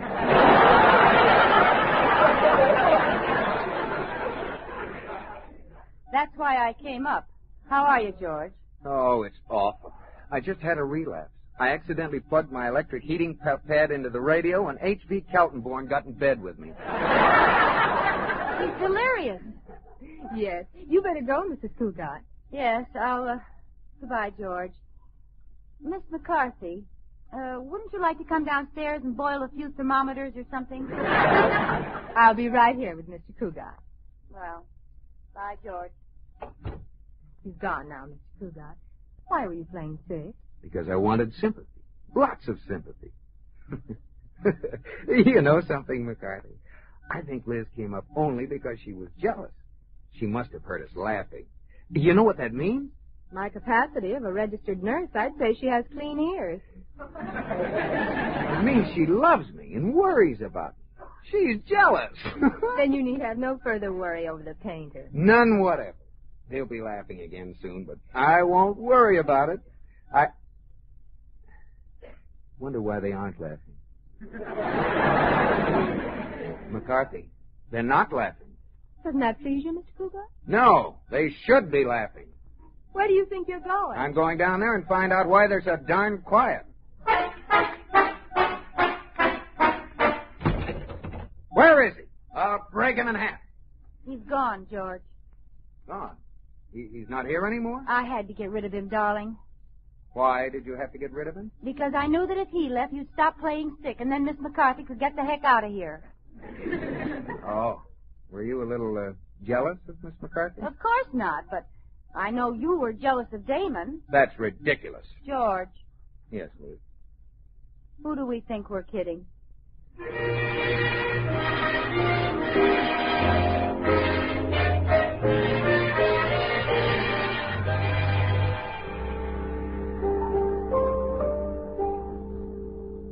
So he left, huh, George? Yes, Corey. He left. And George was really very nice to him. How lucky you were, George.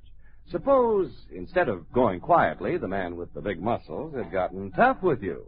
Oh, Corey, you're just trying to stir me up. No, seriously. What would you have done if the painter had wanted to fight? Oh, I'm sorry, George. I shouldn't embarrass you this way in front of Liz. If Damon had wanted to fight, George would have fought, wouldn't you, darling? Wouldn't you, George? Why, certainly. If I had his phone number, I'd call him up right now and tell him a thing or two. Oh, I have his phone number, dear. Here. Oh, well, thanks. When Damon answers the phone, I'll catch you, George. Hello, Damon. This is George Cougat. I've changed my mind about being nice to you. If you want to fight, just come over here whenever you feel like getting knocked for a loop. You got anything to say to that? At the tone, the time will be 9:27 1/4. Well. George Cougat, kiss me. Kiss me this very instant. Why right now? Because you've got your dander up, and you're just dandy with your dander up.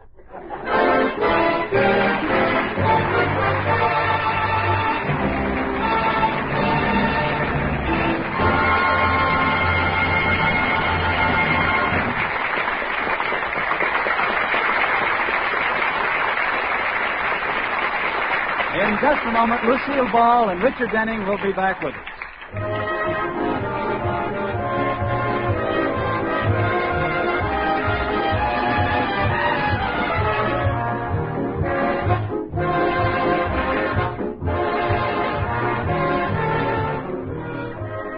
Here's a friendly suggestion that may mean a lot to your own happiness.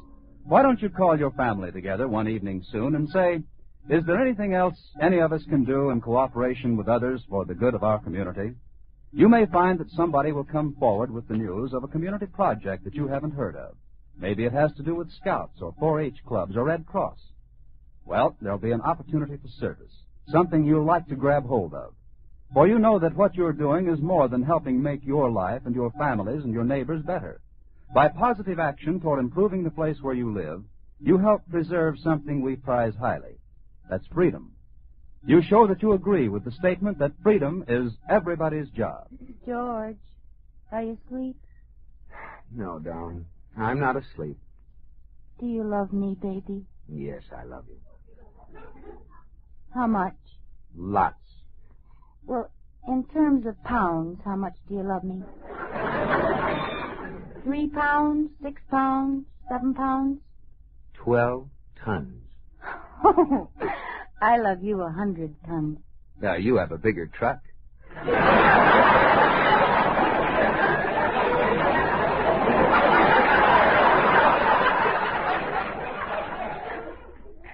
George, no matter what happens, will you still love me, even when I'm old? I'll still love you when you're old. Will you take me out? Yes, dear. I'll wheel you around the block every day. George, something strange happened to Katie tonight. Really? What was that? Well, tonight around 9:27, Katie picked up the phone extension in the kitchen and heard a man shouting at the time operator. Good night, George.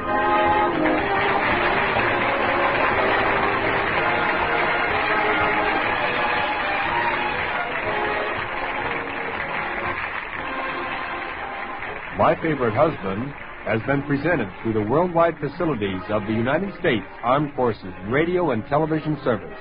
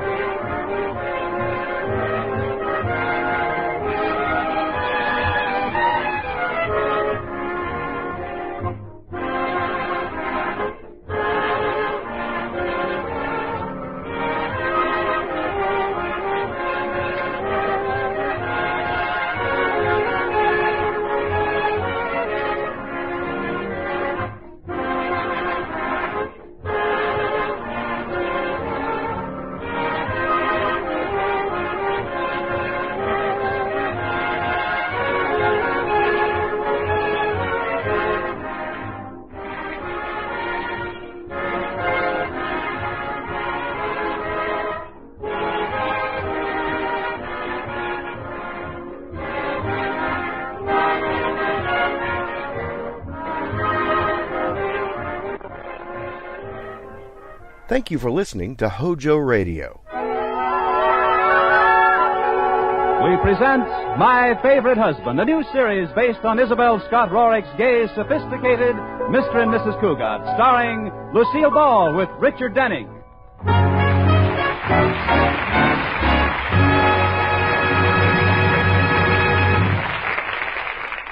Ten years ago, polo-playing George Cougat married debutante Elizabeth Elliott.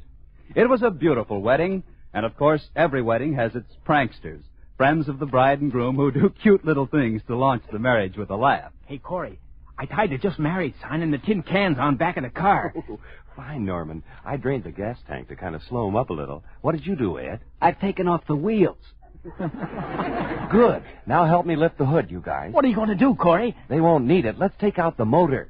Well, it was all in the spirit of fun, and no one really got mad. George didn't. Oh, I got a big kick out of it. I laughed and slapped Corey on the back with a jack handle. And Liz thought it was a lot of fun. Oh, it was jolly. We had a lovely honeymoon right in front of the house. Well, that was 10 years ago. Now the Cougats are just George and Liz, still happy, two people who live together and like it.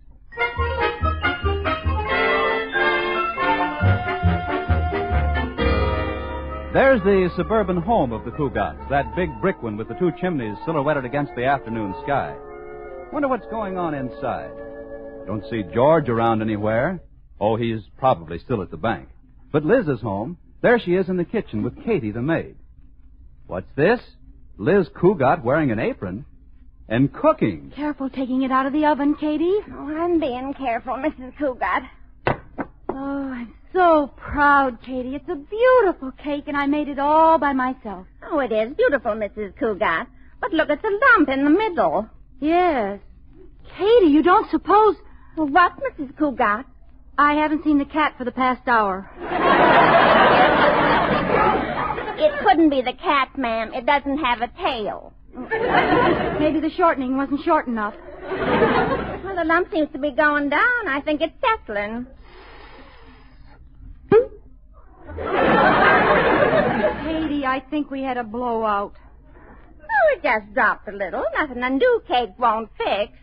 Oh, Katie, now what am I going to contribute to the charity bazaar tonight? Look at that cake. Well, maybe you can make it into something useful, ma'am, like a lampshade. Oh, dear, not only my cake is a failure, but my fudge, too. Have you ever seen such fudge, Katie? Oh, too bad we didn't know how it was going to turn out. We could have patched that crack in the driveway. Well, when I go to the bazaar tonight, I'm determined to take something I made all by myself. Now, what can I make that's sure to turn out all right? I know. What, Mrs. Cougat? I'll buy something at the store. You always go to so much trouble for these charity bazaars, Mrs. Cougat. What do they do with the money they take in? Well, the money from this particular bazaar is going to the old folks' home. Oh, the old folks' home. Well, that's nice. What are you going to buy them? Well, we've been talking about a dance floor. But that didn't seem practical. We'll probably just give them the money. Oh, that's a much better plan. Yes, and they can go out and dance.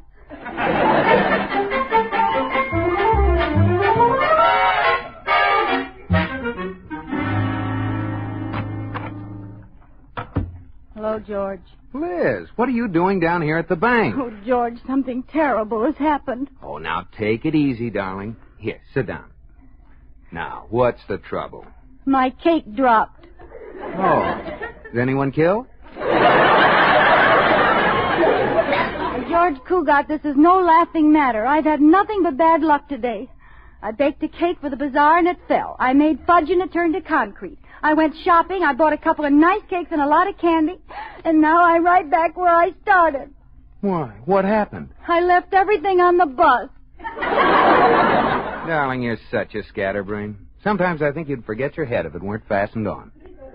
Well, that would be one way to lose weight. I couldn't eat between meals. And your hats would sit a lot lower, too. Oh, George, what am I going to do? I want to contribute something to the bazaar. Honey, why don't you go home and have Katie bake a cake and make some candy and everything will be fine. Well, there's one thing about my cooking. It's always good when Katie does it. Oh, George, why am I such a misfit in the kitchen? Why can't I cook? Oh, Liz, don't talk like that. I think you cook very well. You make delicious peanut butter sandwiches. Thank you. And I'm pretty good at slicing watermelon, too. Well, you'd better run along, darling. I've got to finish checking this money. All right, dear. Uh-oh. I think you've got a counterfeit bill in there, George. A counterfeit bill? Which one? The one right there with Monopoly written across it. Go home.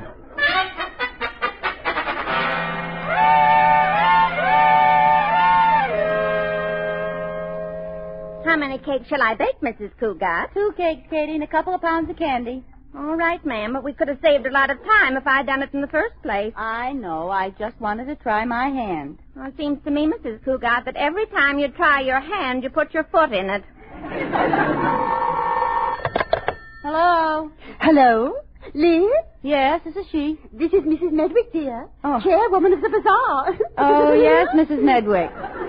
Well, I'm just calling to ask a great favor of you. I need a girl to run a booth for me tonight. Run a booth? Oh, Mrs. Medwick, I'd be more than happy to run a booth for you. I haven't had much success with my baking or candy making today, and if you'd put me in charge of a booth, I'd feel I was doing my part. Splendid, dear. We'll have plenty of cakes and oodles of candy anyway. And this particular booth requires a special product. Which booth will I be in? The kissing booth. Oh. You'll sell them for 50 cents each. Oh, well, I don't know, Mrs. Medwick. I'm terrific in the house, but I haven't had much experience outside. Now, Liz, you said you wanted to help, and we do need you. It won't be a bit difficult. Oh, we'll be more than pleased if you take in, say, $200. $200? That's 400 kisses. Now, Liz, think of the old folks. 400 kisses, and I'll be one of the old folks. Anything for charity, Liz. Oh, and now maybe you can recommend a good man for the booth. A man for the booth? Yes. We decided to have a man in the kissing booth, too. For us girls, you know. Oh, yes. Well, Corey Cartwright. He's the one for that job. He's a bachelor, and I read in the paper he's very good at kissing. In the paper about Corey? Mm-hmm. Really? A scandal of some kind, dear? No, he took a half-page ad. You can probably reach him through my husband. George will know where he is. Thank you, Liz, dear. I'll call George right away. Goodbye. Goodbye, Mrs. Medwick.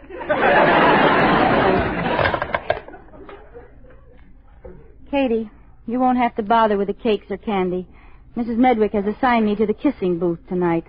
Oh? Well, you look worried, ma'am. I am. I don't know how Mr. Cougat's going to take the news. Well, there's nothing wrong with working in the booth, Mrs. Cougat. I did it once at our high school carnival. Was it a kissing booth? Not exactly, ma'am. They threw baseballs at me. Well, the kissing booth is different. They throw lips at you. I'm afraid Mr. Cougat will fly into a jealous rage when he hears about it. Mr. Cougat in a rage? Oh, that doesn't sound like the mister at all. He's kind and gentle. Remember the mouse traps he bought? The kind that don't kill the mice, just make a noise like a cat to scare them. You don't know Mr. Cougat like I do, Katie. Before we were married, our friend Jimmy Paterno just tried to hold my hand one day, and George just lost his temper completely. Stamped his foot on the ground, put his hands in his pockets, and said, "All right for you." I've heard stronger words than that on Guy Lombardo records.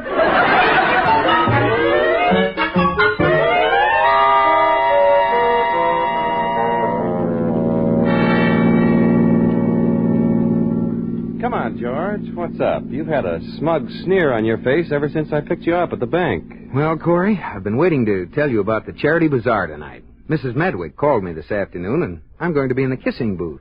You're going to be in the kissing booth? Yes. She said she had you in mind, but I didn't know where you were when she called, so to ensure having someone, she gave the job to me. What do you mean you didn't know where I was? I told you if anybody wanted me, I'd be down at the YWCA, sitting on the steps. Oh, that's right, you did. That must have slipped my mind. Slipped your mind, my eye. You deliberately did me out of my job. Your job? Yes. With you, it's just a novelty, George. With me, it's my life's work. Corey, you may be pretty good at kissing, but face the facts. Sometimes the carpenter can do the electrician's work. Don't be ridiculous, George. You don't have anywhere near the voltage in your buzzer that I have. Mr. Cartwright, dear friend. True, I am now a dignified, respectable banker. But allow your memory to take you back to our wild school days. I was the boy they nicknamed Devil Breath. George, that title had nothing to do with your ability. You got it the night you kissed Myra Ponce and me down at the beach. She was smoking a cigarette, and you had been siphoning gas.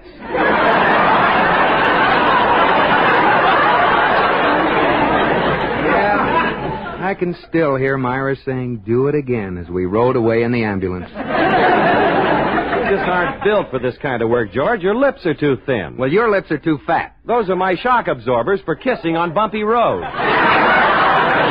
Corey, you're just burned up because I got the job. All right, George. Just forget about it. It's all right with me if you want to break up your home. Or have you told Liz?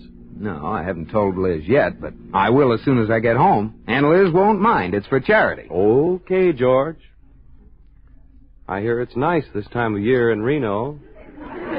Oh, you always try to stir me up, but I'm not the least bit worried about Liz. Why, Liz and I don't know the meaning of jealous. Okay, George. Be gay, be happy. There's so little time left. Oh, Corey, you can't worry me. I know Liz won't get sore. Why should she? It's for charity. Oh, Corey, you can't worry me. Light my cigar for me, will you? I can't take my eyes off the road. Sure, I'll light your cigar, George. You sure you aren't just a little worried? No, not the least bit.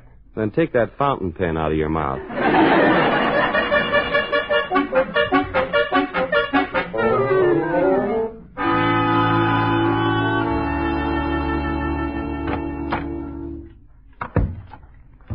waiting for me, honey? Yes, George, there's something I want to talk to you about. Sit down. All right, dear.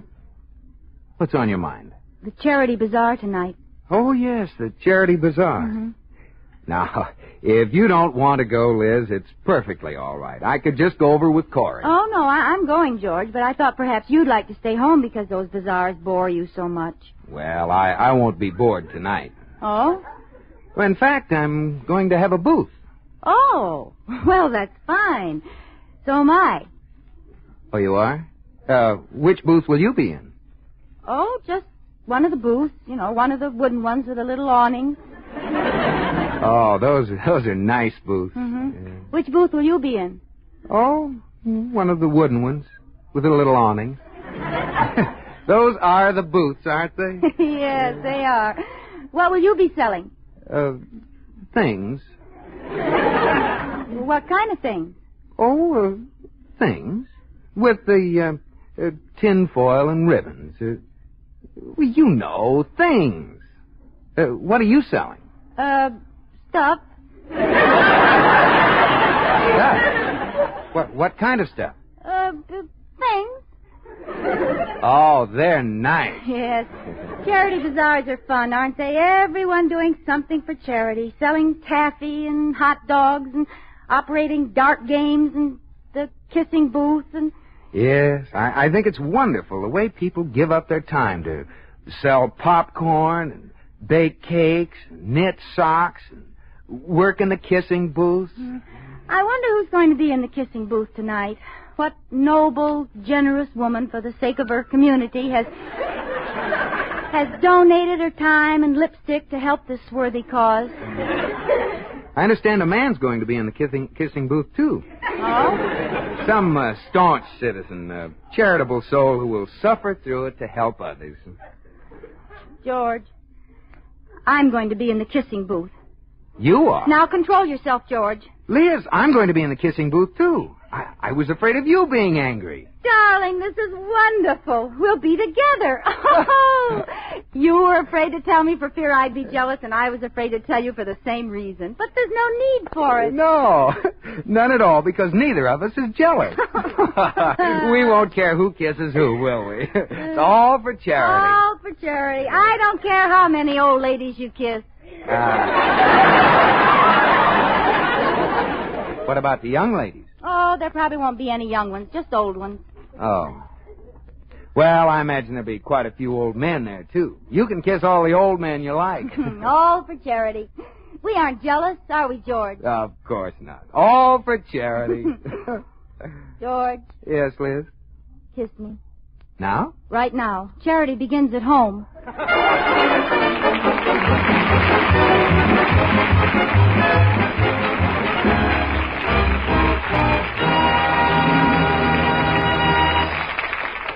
You are listening to My Favorite Husband, starring Lucille Ball with Richard Denning.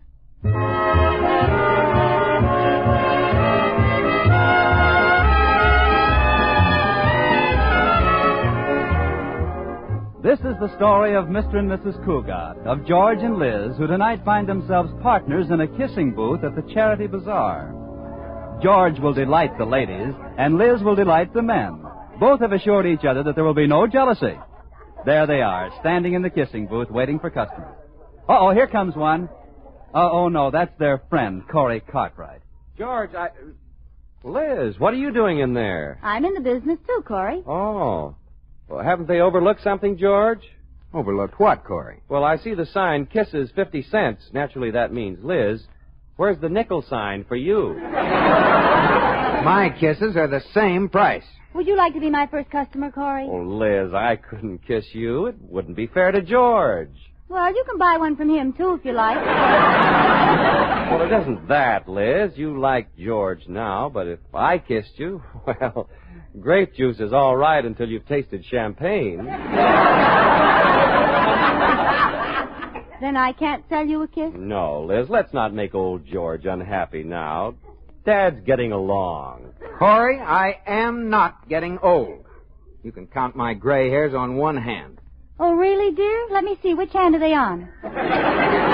George, what are you staring at? Oh, a customer for Liz.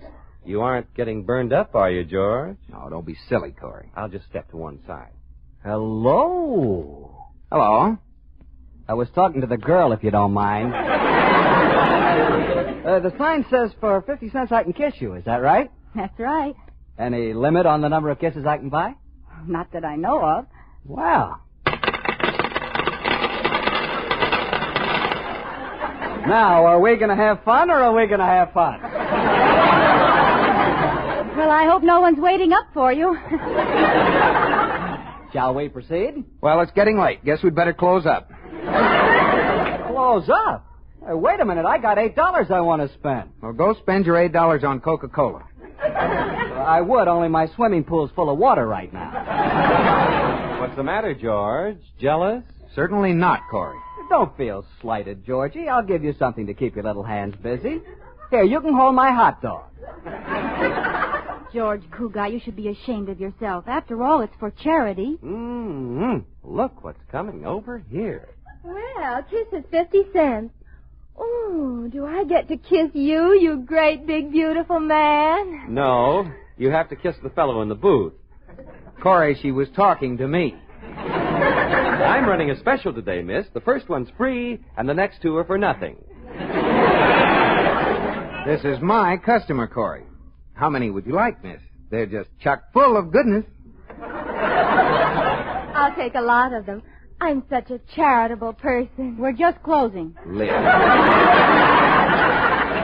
Liz, you should be ashamed of yourself. After all, it's for charity. Well, I'm glad you feel that way, fella. Shall we get started on my $8, lady? We're just closing. I don't understand this. I came over here to do something for charity. Join the Salvation Army. Say, miss, as one would-be customer to the other, may I make a suggestion? What? I'll give you 50 cents and you kiss me, then you give me 50 cents and I kiss you. We ain't going to get nowhere here.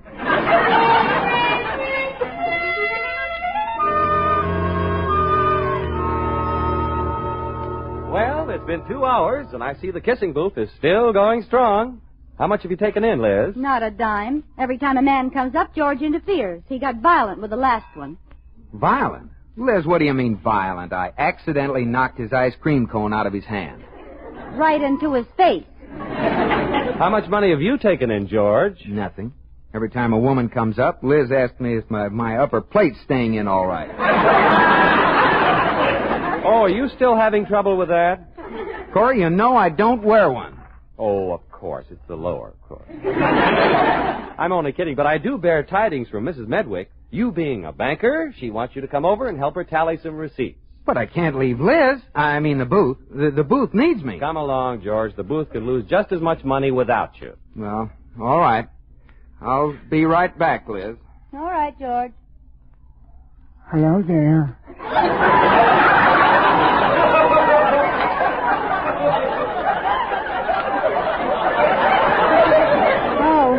Hello. I frightened you. Oh, I'm sorry. It really isn't my fault. This is the only face I've got. Well, there's nothing wrong with your face. No, I have nice features. They're just thrown together hideously. I don't believe I've ever met you before. Oh, my name's Leonard Estabrook. Oh, are you any relation to Helen Estabrook? Well, I'm her husband. Why are you whispering? We were married secretly, and she doesn't want anyone to know yet. How long have you been married? 27 years.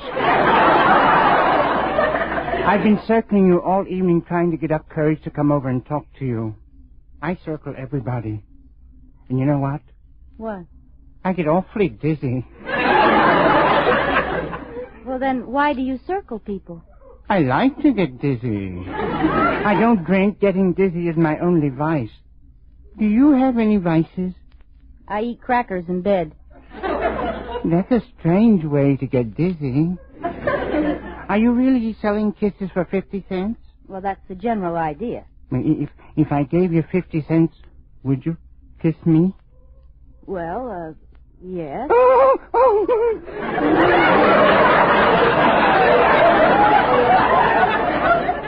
Oh, goodness. What's wrong, Mr. Estabrook? All I have with me is a penny. Could you give me a penny's worth? The rules, Mr. Estabrook, 50 cents. Besides, my husband's very jealous. He hasn't allowed me to kiss anybody all evening. Oh, you're married. Yes. I don't blame your husband for being jealous. You're very beautiful. I wish I were as beautiful as you. But then I guess it wouldn't help. It wouldn't? No. I don't have the figure to go with it. My legs are skinny, but you can't tell it to look at me because I disguised them. Well, how do you disguise them? I wear trousers. Well, if you won't give me a kiss for a penny, I guess I'll just have to scrape up the difference. I wish I could look on the ground and find a 49-cent piece.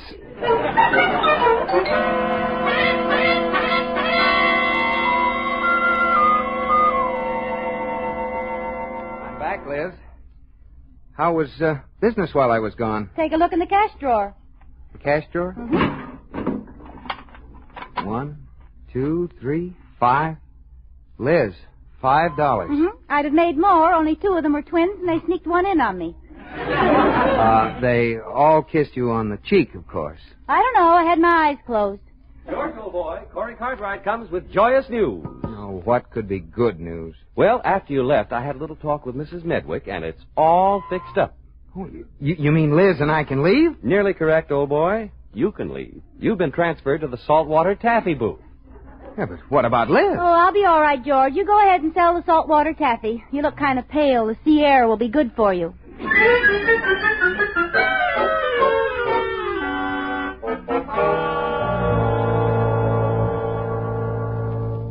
Mrs. Medwick? Oh, Mrs. Medwick. George, why aren't you in the taffy booth? Well, I'm afraid it's too much work for me to handle alone. I'm going to need some help. I'm just swamped. Swamped? I don't see a soul in front of the booth. Well, business is so good, I had to turn them away. Oh, they're really buying that taffy. Eating it up like candy. I don't know who I can get to help you, George. How about Liz? Yes, Liz. Why didn't I think of her before? Oh, she's marvelous at selling candy. Very experienced at it, too. She is? Oh, of course. Have you ever heard of Martha Washington chocolates? Oh, yes. Well, Liz eats them all the time.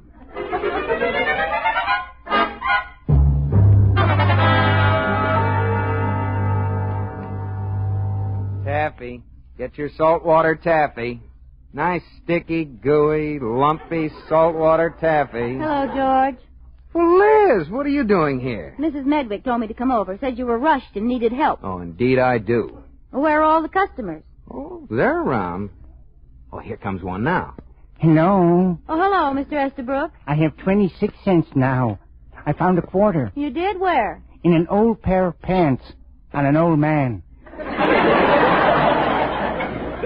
Well, now you're only short 24 cents. Yes, and I'm going to get it. Don't leave till I get back. Where are you going? Chicago.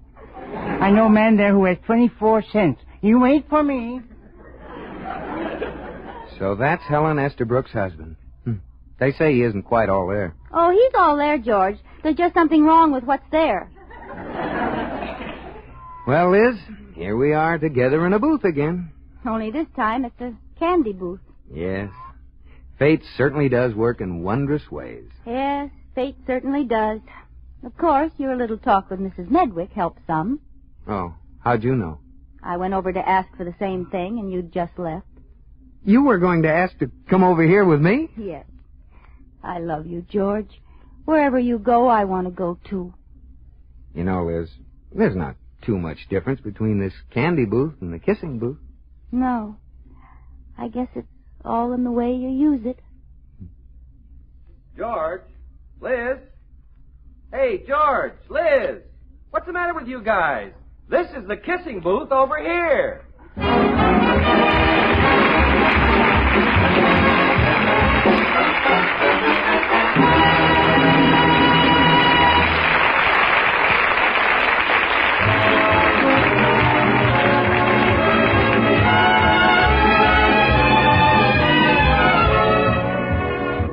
George. Yes, Liz.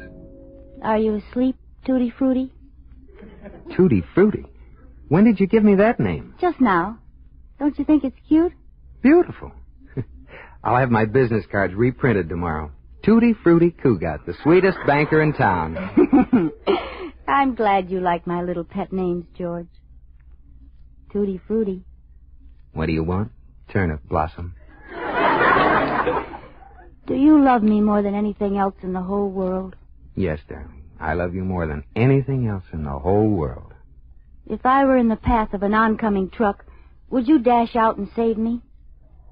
How big a truck? George. I'd save you, honey. George. George is asleep. What? I'm his friend, Tutti Frutti. Oh. Did you see the devil's food cake I made this morning? Yeah, I saw it, Liz. What'd you think of it? It looked like the devil. Oh, I meant to tell you something. Remember tonight at the bazaar when you came back to the kissing booth and saw $5 in the drawer? I'd rather not discuss it. I didn't kiss anybody. That was my money. Good night, dear.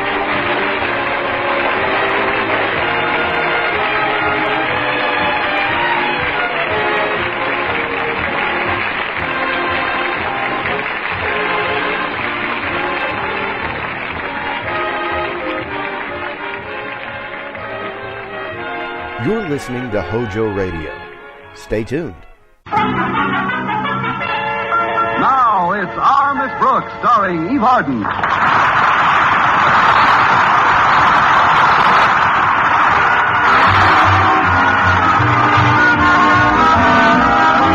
Our Miss Brooks, who teaches English at Madison High School, has been going with Philip Boynton for quite some time now. 6 years to be exact.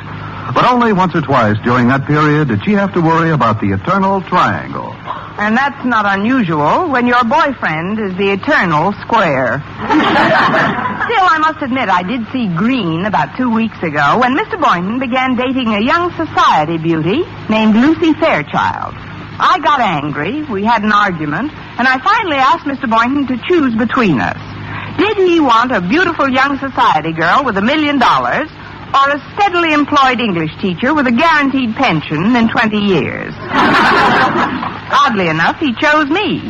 And to make my happiness complete, our beloved principal, Mr. Conklin, invited the two of us to spend this past weekend with him and Mrs. Conklin at their cabin on Crystal Lake. Friday morning, my landlady was in my room with me, helping me pack, when she suddenly began to get sentimental. Connie, do you realize this is the first time we've been separated in almost a year? Oh, I am going to miss you, dear. Promise me you'll write every day. But, Mrs. Davis, I'm only going to be gone 2 days. Why, I'd be home before the first letter reached you. Oh, how nice. Then we could both sit down and read it together. Better still, why don't I write the letter now and let you read it to me while I'm packing? I know just what I'd say in it. I'd tell you what a wonderful time I'm having with Mr. Boynton. I hope it comes true, dear. It's just too bad Osgood will be around to pester you two. You're not kidding. Ever since Mr. Conklin saved Mr. Stone by pulling him out of that open elevator shaft, he's been playing the hero role to the hilt. But to spend the weekend with Mr. Boynton, I can even bear Mr. Conklin. Connie, I know it's a touchy subject, but, well, has Mr. Boynton really given up that society girl? Oh, absolutely. Mr. Boynton is through with the Crepe Suzette's crowd. I think he realizes now that we donut dunkers were made for each other. Still, I wonder... Wonder what, Mrs. Davis? Well, it's probably just my imagination, but this whole thing reminds me of a book I read. Oh? You and Mr. Boynton going up to a lonely cabin in the woods. It's before the regular season opens, nobody around. He's torn between you and that society girl. He takes you out in a shaky rowboat. Connie, it's an American tragedy all over again. An American tragedy? Oh, Mrs. Davis, you certainly have an imagination. What an utterly fantastic thought. Oh, of course it is, dear. Of course it is. It's an utterly fantastic idea. Look, Mrs. Davis, for your information, Mr. Boynton has never even read an American tragedy. Now, let's just forget the whole thing. Oh, that's Walter to drive me to school. Come in, Walter. The door's open. Mrs. Davis, please, not a word to Walter about what we've been discussing, or I'll never hear the end of it. Honey, I give you my word, my lips are sealed. And you know when I give anyone my word, I could be drowning and pardon me, dear. Oh, good morning, Walter. And a good morning to the two fairest ladies of my acquaintance. Hey, it looks like you're practically all set for the big weekend, Miss Brooks. Yes, Walter. A mad, glorious weekend away from classrooms, books, and American-born students who refuse to learn the English language. Yeah, but you'll still have old Marblehead.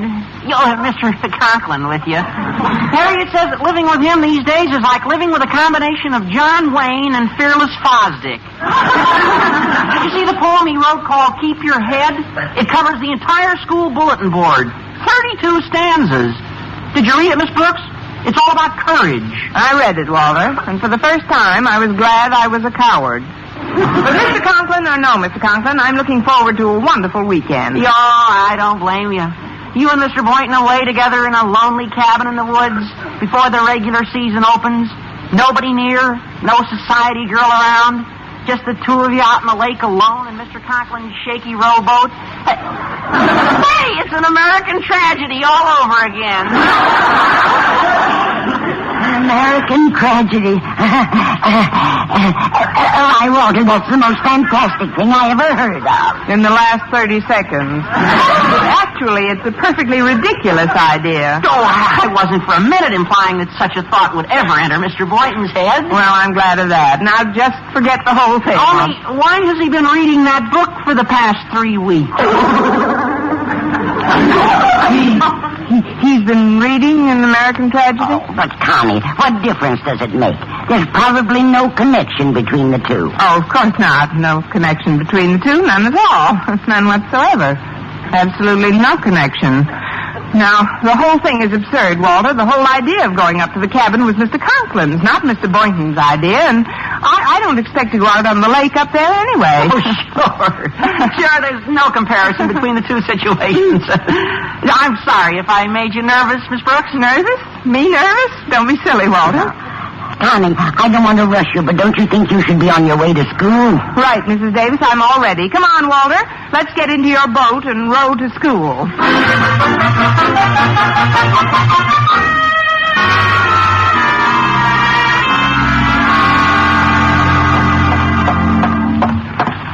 Oh, good morning, Harriet. Oh, hi, Miss Brooks. Why so depressed this morning, dear? I just left Daddy's office. If you were just entering, you'd have an even better reason. Oh, honestly, since Daddy rescued Mr. Stone a few weeks ago, there's simply no living with him. Mother says she's heard so many stanzas of his poem, Keep Your Head, she's losing hers. Gosh, I certainly don't envy you being up at Crystal Lake with Daddy over the weekend. Well, with Mr. Boynton along to keep me company, I'm certain I'll manage. Oh, of course, it should be great for the two of you. Away together in our lonely cabin in the woods before the regular season opens. Nobody around for miles. That society girl forgotten. Just the two of you out on the lake alone in Daddy's wobbly rowboat. Harriet, I won't have you implying this is another American tragedy. But, Miss Brooks, I wasn't implying. You weren't? Of course not. There's certainly no reason to be suspicious of a man just because he suggested to Daddy that he open his cabin and invite you along.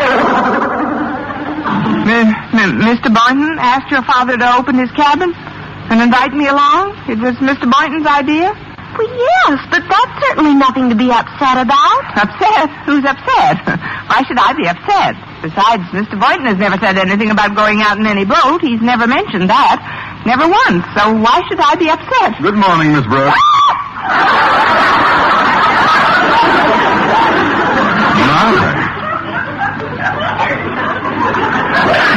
What did I do to deserve such a charming greeting? Now step into my office, please. I want to have a word with you. Yes, sir. I'll see you later, Harriet. Bye, Miss Brooks. You needn't sit down, since this won't take a minute, Miss Brooks. I presume you've seen my poem on the bulletin board. I posted it yesterday, just before lunch. You couldn't miss it going to the cafeteria. Did you read it? Yes, sir, and it saved me lunch money. I read it, sir. The first two stanzas I consider the most important. Keep your head. by Osgood Conklin. When others about you show panic and fear, just keep your head and never lose cheer. The world makes room for the heart that is brave, so just keep your head. Ride the crest of the wave. Miss Brooks, tell me truthfully, have you ever heard anything so inspirational? Not since Casey at the bat.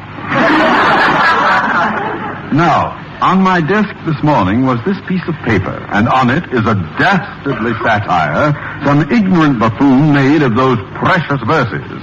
Go on and read it, Miss Brooks. When others about you show panic and fear, just keep your head like a good glass of beer. The world makes room for the heart that is brave, so just keep your head. You'll have something to shave. Who could have done this to me, Miss Brooks? Who could have played this ghastly trick on Osgood Conklin? Who? Miss Brooks, are you listening to me?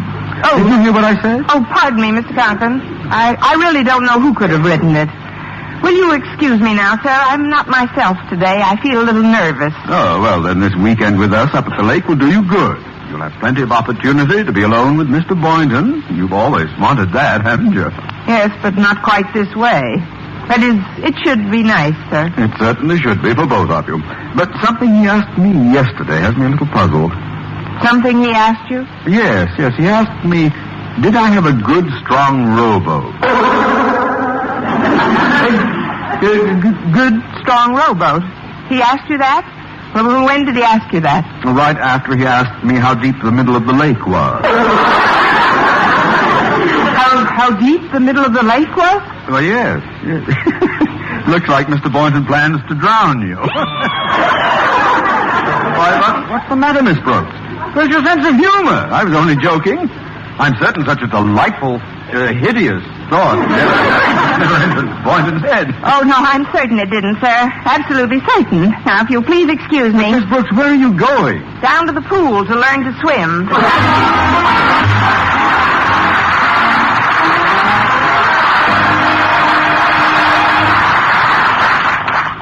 Oh, Miss Brooks. What is it? Oh, nothing at all. Nothing at all, Mr. Boynton. Well, nice bumping into you. On dry land, that is. See you next week sometime. Bye. Next week? Miss Brooks, what are you talking about? You haven't forgotten our trip this weekend, have you? Oh, no. I remember the weekend under Crystal Lake. On Crystal Lake. But frankly, I've been thinking of staying home this weekend. But, Miss Brooks, you promised to go. I thought we'd patched up our little difference, and I really have been looking forward to it. You really have been looking forward to it? Yes, and I've made some plans. Little on the romantic side, if you know what I mean. It doesn't matter. With me, both sides are romantic. Oh, gosh, how could I have been so silly? What are your plans, Mr. Boynton? Well, tonight after dinner, just as the full moon comes out in a perfect blue sky, we'll go out in Mr. Conklin's rowboat. I'll need just one big, powerful oar. And I'll show you how to sit so you don't rock the boat. And even if you do fall into the lake, I can swim. Brooks, why are you looking at me that way? What is it? Oh, I think I know what's bothering you. You're mystified as to my actual reason for this trip. Now, isn't that it? No, I've read chapter 23. My actual reason for going up to the lake is to gather first-hand information on the nocturnal habits of the speckled-throated frog. The nocturnal habits of the speckled-throated frog? I'm doing some highly confidential research work for a biological paper I'm writing. I wasn't even going to tell you until we got up there. And that's the only other reason you wanted to go out with me in a rowboat tonight? What did you think I wanted to go out with you for? To repeat an American tragedy? It was a perfectly crazy idea. How could a thought like that even enter my mind? Of course. Well, I've got a class now, Miss Brooks. I'll pick you up at your house at 4 o'clock sharp. I'll just honk my horn and you come out. I should be all packed by then, but if I'm not right out, tread water wait for a few minutes, will you?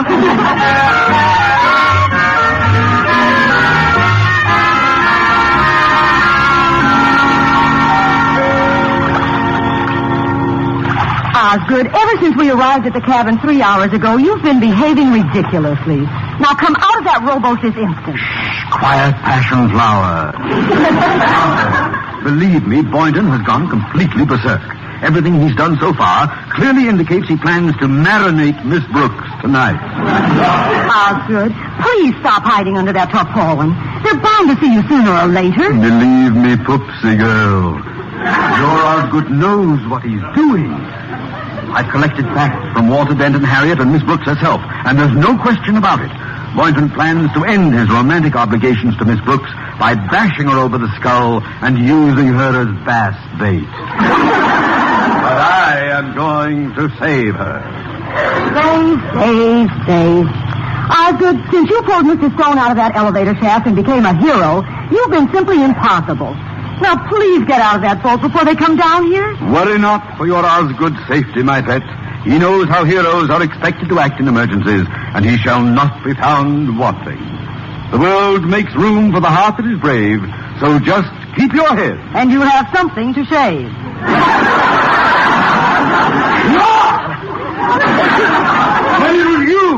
You wrote that satire. For 20 years, I've clasped a Delilah to my bosom. You're coming now. Please get out of that boat. Oh, very well. Be a hero. And when Mr. Boynton finds you hiding under that tarpaulin, I hope he hangs something besides a medal under your eye.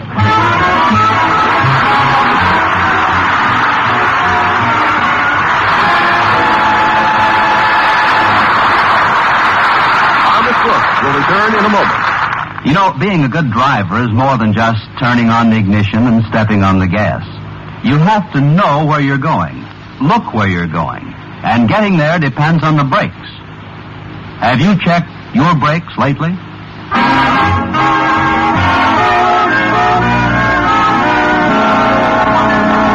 Well, there was no doubt in Mr. Conklin's mind. Mr. Boynton was going to end his romantic idyll with Miss Brooks by using her to fatten up the fishes.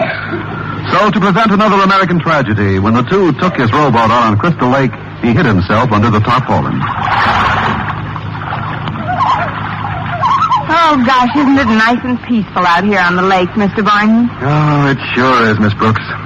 I wonder if you'd mind. That is, well, can I hold your hand? I doubt it. We're about 8 feet apart. You could sit closer. Why don't you sit on that tarpaulin?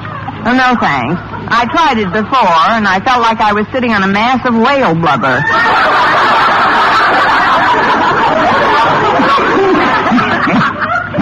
What was that? Oh, probably the mating call of the speckled-throated bullfrog.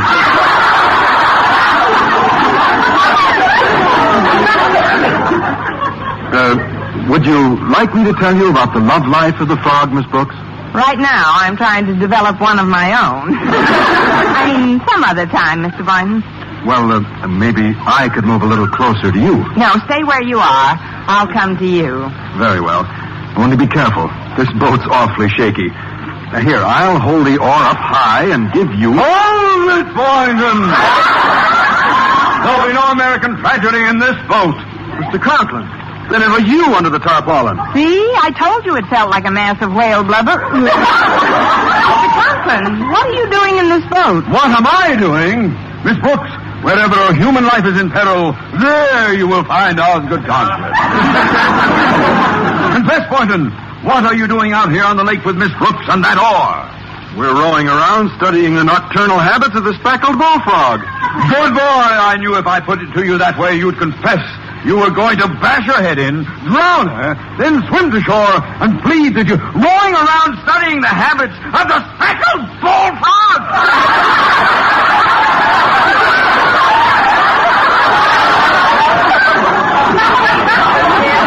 Back under the tarpaulin again? Mr. Conklin, I know it's bad news for you, but let's face it, Mr. Boynton was not trying to drown me. Not trying to drown you? But he can't do this to me. I mean, I worked so hard to be well, just to play it safe, Boynton, I'll take that oar. But, sir, this is preposterous. Nothing will happen in this boat as long as Osgood Conklin is here. That's just the trouble. Oh, but, sir... Very well, if you won't give it to me, I'll have to wrest it from you. Release that oar, Boynton! Oh, good gosh. There goes our only oar. Oh, we'll never find it in the dark. Our only oar? Yes, and heaven knows where we are on this lake. We've been drifting for an hour. We're probably miles from land by now. How are we going to get back without an oar? Sir, frankly, I'm worried, too. There's no one else on this lake. Who knows how long we'll be out here? And why are we all so nervous? True, this is a period of crisis, but luckily you have Osgood Conklin aboard. I shall be your captain. We're dead. What Mr. Boynton said is right, sir. It might be days before we're rescued. There's nothing to eat in the boat. With a little ingenuity, Boynton, we'll find something to eat. Don't look at me, sir. I'm indigestible. But first, I'll run this ship the way it should be run. Mr. Boynton, you will sit fore and keep a sharp lookout for smoke on the horizon. Miss Brooks, you may sit aft and troll for small fish with a bobby pin tied on a shoelace.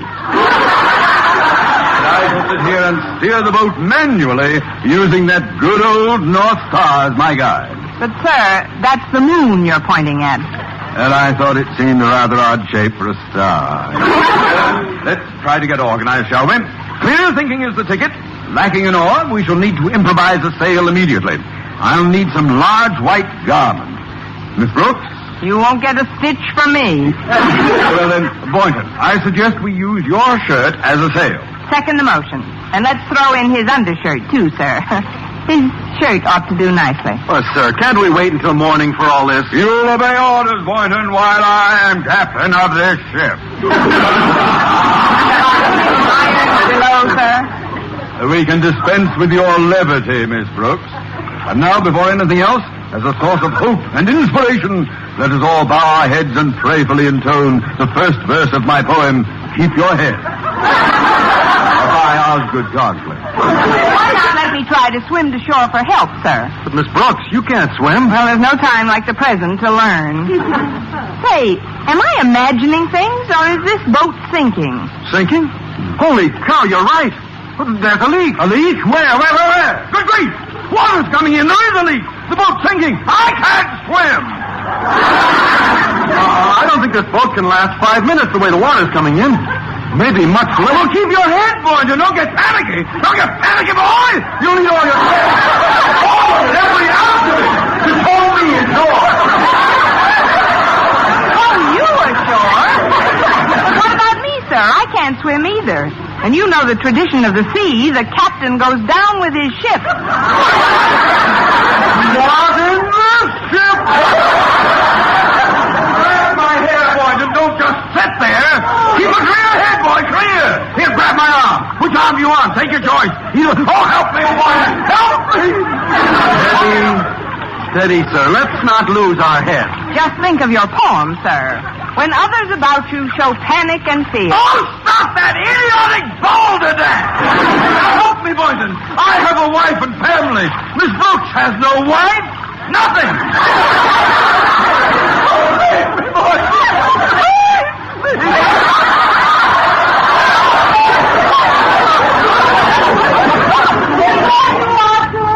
Who's that?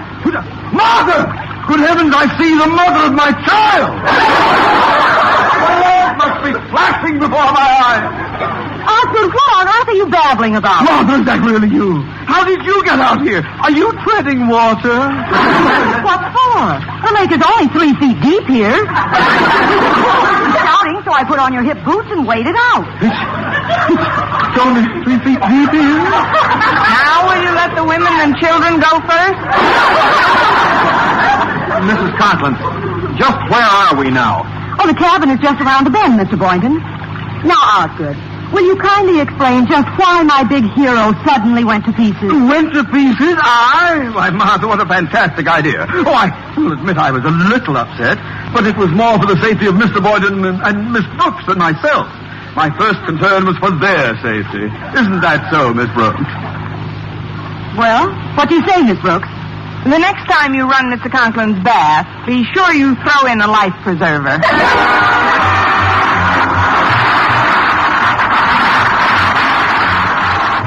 Thank you for listening to HOJO Radio. Palmolive Soap, Your Beauty Hope, and Luster Cream Shampoo for soft, glamorous dream girl hair bring you Our Miss Brooks, starring Eve Arden.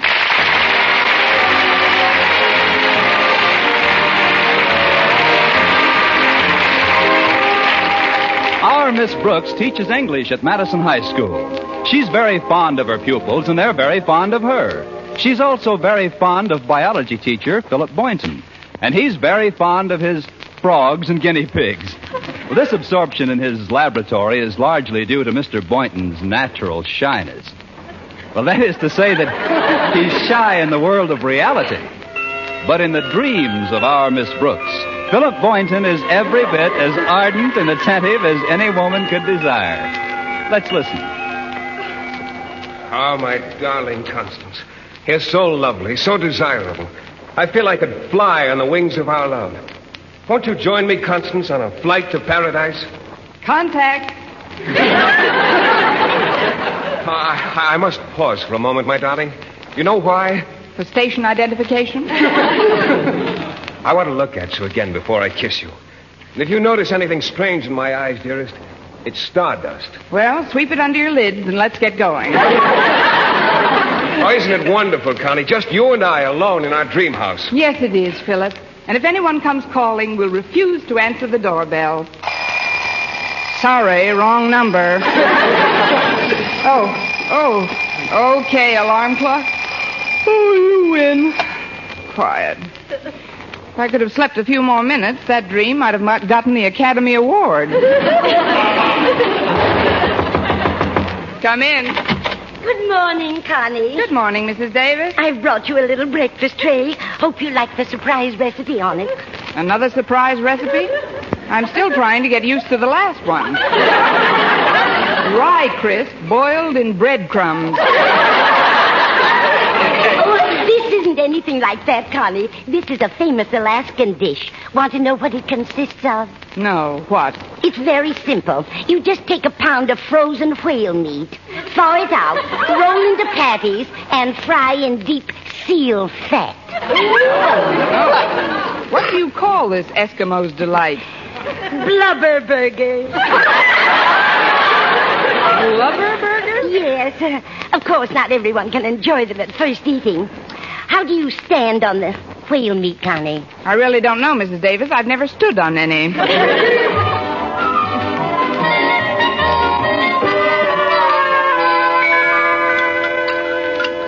It was nice of you to bring a tray into my room, Mrs. Davis, but I'd rather have breakfast out here in the dinette with you. Oh, thank you, Connie. But you haven't had a thing but a glass of milk. I know. You can't fry that. That is, I didn't feel very hungry. Oh, that's too bad. Today of all days. What's so special about today? Don't you know? Let's see. Oh, certainly. Yesterday was payday, so today must be rent day. What do I owe you, Mrs. Davis? I'm not worried about the rent, Connie, although I could use a small loan. How much? Well, $5 would do nicely. It's for a donation I promised the Ailing Newsboys Fund. All right, Mrs. Davis, I can let you have $5. You sure you won't miss it? No, I won't miss it. The people I owe the payment on my car might miss it, but I'll take care of that later. I've had my eye on a bag in Justin's department store, and I've decided to throw caution to the winds and buy it this afternoon. The one you told me about? Green alligator skin? That's the one. Of course, I'll have to postpone a lot of my time payments. The car, my coat, the watch I bought for Mr. Boynton, but it's worth it. Wait till you see that bag, Mrs. Davis. But what about your creditors? What'll you tell them? I'll write them all polite letters. Letters? What'll you say? Oh, I'll think of something. I'm an English teacher, ain't I? I mean, aren't I? Am I not? You certainly must have your heart set on that bag. Oh, I have. Do you think Mr. Boynton will like it? He likes frogs and lizards and things. Then this alligator bag ought to be right up his alley. Lucky alligator bag to be up an alley with Mr. Boynton. Oh, that must be Walter Denton. He's giving me a lift to school. I'll be there in a minute, Walter. Is your car in the repair shop again, Connie? Yes, the garage says they just have to get one more part for the car before I can drive it again. What part is that? A motor. Only if I'm... Hello, Walter. Come in. Thanks, Miss Brooks. I just came in to tell you to be sure and bring a coat with you this morning. It's colder than a school teacher's heart out. I mean, some school teachers' hearts, Miss Brooks. You're a warm one. Thanks, Walter. You can butter me up on the way to school. I'll go get a coat. I'll just be a few minutes. Did someone let that cat in again? It's me, Mrs. Davis. Oh, Walter, I'm glad you came in. We've got to make arrangements for the surprise party. Does she know it's her birthday? No, just like last year. She's forgotten about it completely. Swell. Then the party will go over that much bigger. Did you find out what she wants? Yes, I did, Walter. It's a green bag in Justin's, but she's threatened to buy it for herself. Golly, that's no good. I know. So I've thought up this scheme. If we all borrow some money from her, she won't be able to buy it. Then we can give it to her for a present. I'll call the Conklins and tell them to be sure and borrow something from Miss Brooks when she gets to school. Good. She's so soft-hearted she'll never turn anybody down, as long as there's a hard luck story with it. I'll put the bite on her I'll borrow something on our way to school. Here she comes. I'll go back into the kitchen. I don't want her to think we've been conspiring. Okay, Mrs. Davis. Well, that wasn't such a long wait, was it, Walter? Oh, not at all, Miss Brooks. Gosh, that's a nice coat. Well, when did you buy that? Within the next 18 months. Let's hurry, Walter. I couldn't touch a morsel of Mrs. Davis's breakfast. I'd like to get a bite on our way. Don't worry, you will.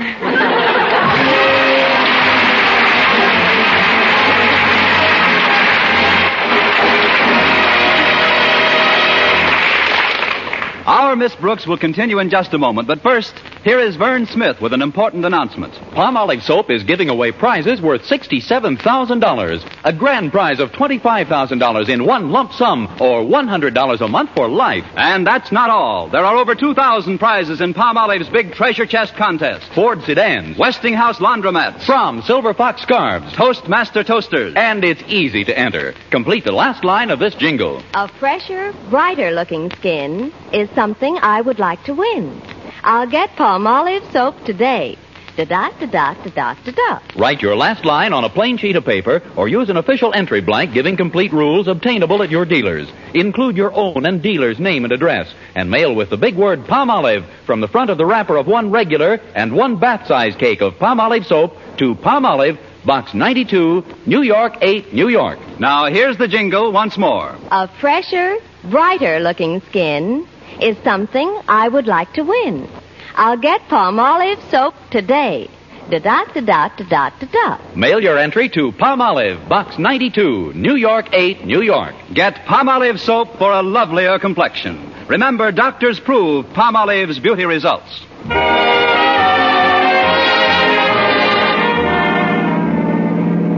I just had a tune-up job done in the car, Miss Brooks. Runs pretty smooth, doesn't it? Yes, it does, Walter. What kind of a car was this? Is this? A 1938 Hudson. Certainly held together for the past 10 years. So have you, Miss Brooks. Not that I'm comparing you with a car or anything, but, well, you're still so youthful. Nature's treated you extremely well. Why, you haven't even got any crow's feet. Nature probably knows I can't afford shoes for them. I don't like to keep bothering you with my personal problems, Miss Brooks, but could I once more? Could you once more what, Walter? Bother you with a personal problem. It's about a financial matter. What kind of a financial matter? A loan? Are you asking me or telling me? I'm telling you? I'm telling you. I'm broke. Really? How long have you been a school teacher? No, I'm serious. I've just got to get some money somewhere. It isn't like it was for myself. I wouldn't even ask if it was for myself. Who is it for? It's for a friend of mine. He's an iceman, and his horse fell down the other day, and he's laid up in the barn now, and my friend hasn't been able to sell any ice. Oh, that's too bad, Walter. He doesn't know when the horse will be on his feet again, and he's just had a baby. The horse? No, the Iceman. Well, that's a switch. His wife is sick, you see, and they haven't got enough money to buy milk to feed it, let alone the other 7 children in the family. plus oats. Ain't it sad, Miss Brooks? Saddest thing since Camille. How much do you want to borrow, Walter? $5 would help a lot. Okay, here you are. Gosh, thanks. Are you sure you won't miss it? No, I won't miss it, Walter. The people who sold me this coat may miss it, but I'll take care of that later. Thanks again. You don't know what this money will do for these people. And you'll get it back just as soon as my friend's foot heals. Your friend's foot? I thought it was the horse who fell. The horse? Oh, sure. But didn't I tell you?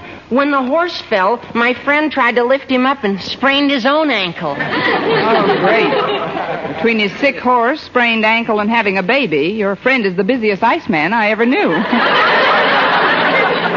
Well, we're right near school. Oh, gosh, I got so wound up talking about my poor friend, I forgot to stop and let you get some breakfast. Well, after that story, Walter, I'd feel guilty eating anything but hay. I'll have an early lunch in the cafeteria. Okay, Miss Brooks.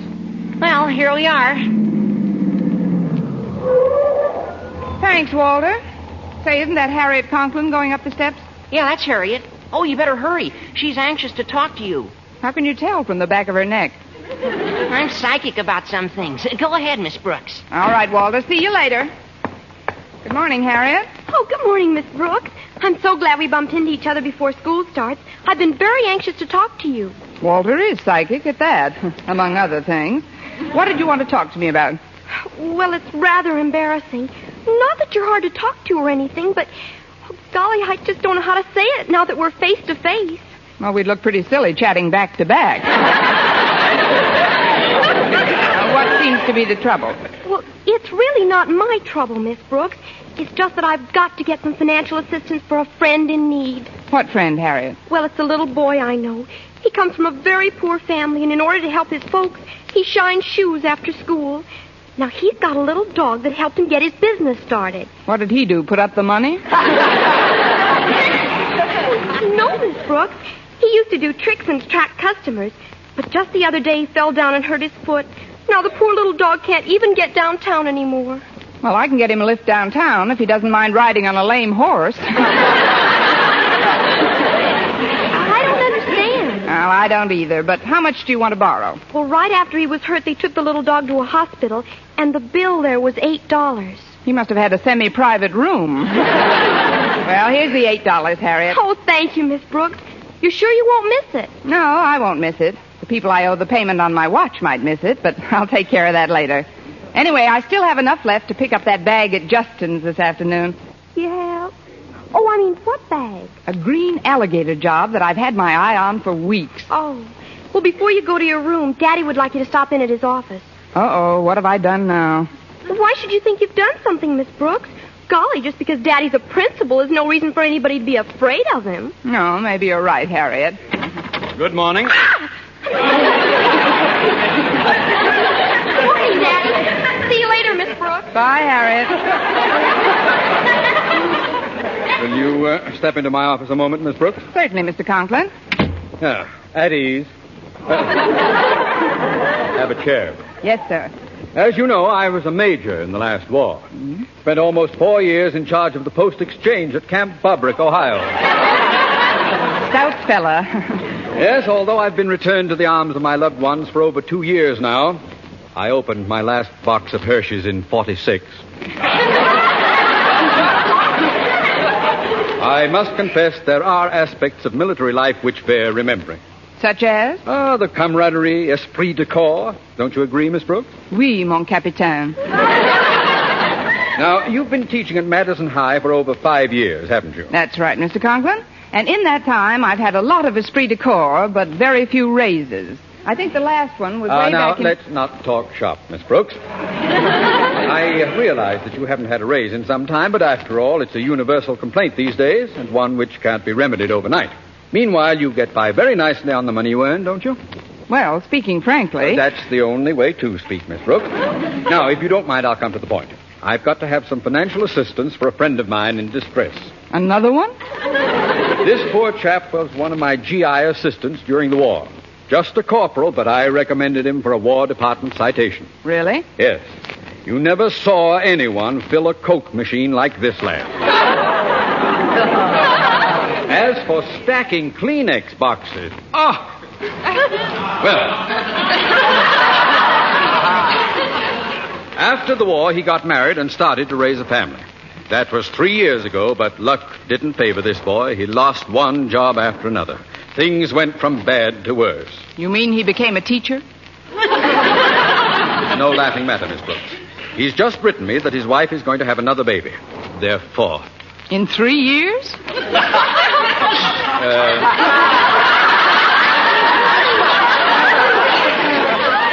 There's a set of twins.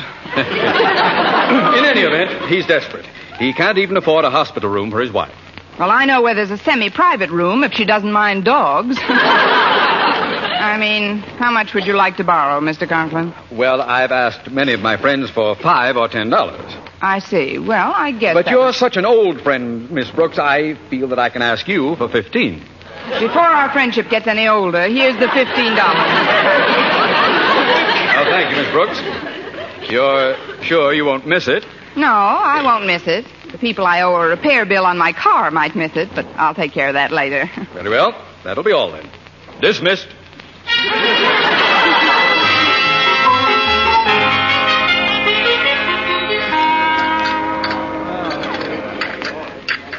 Excuse me, Miss Brooks, but may I sit at this table with you? The school cafeteria is pretty crowded today. Oh, sit down, Mr. Boynton. You'll forgive me if I go ahead with my lunch. Oh, of course. I want to eat this salad while it's still warm.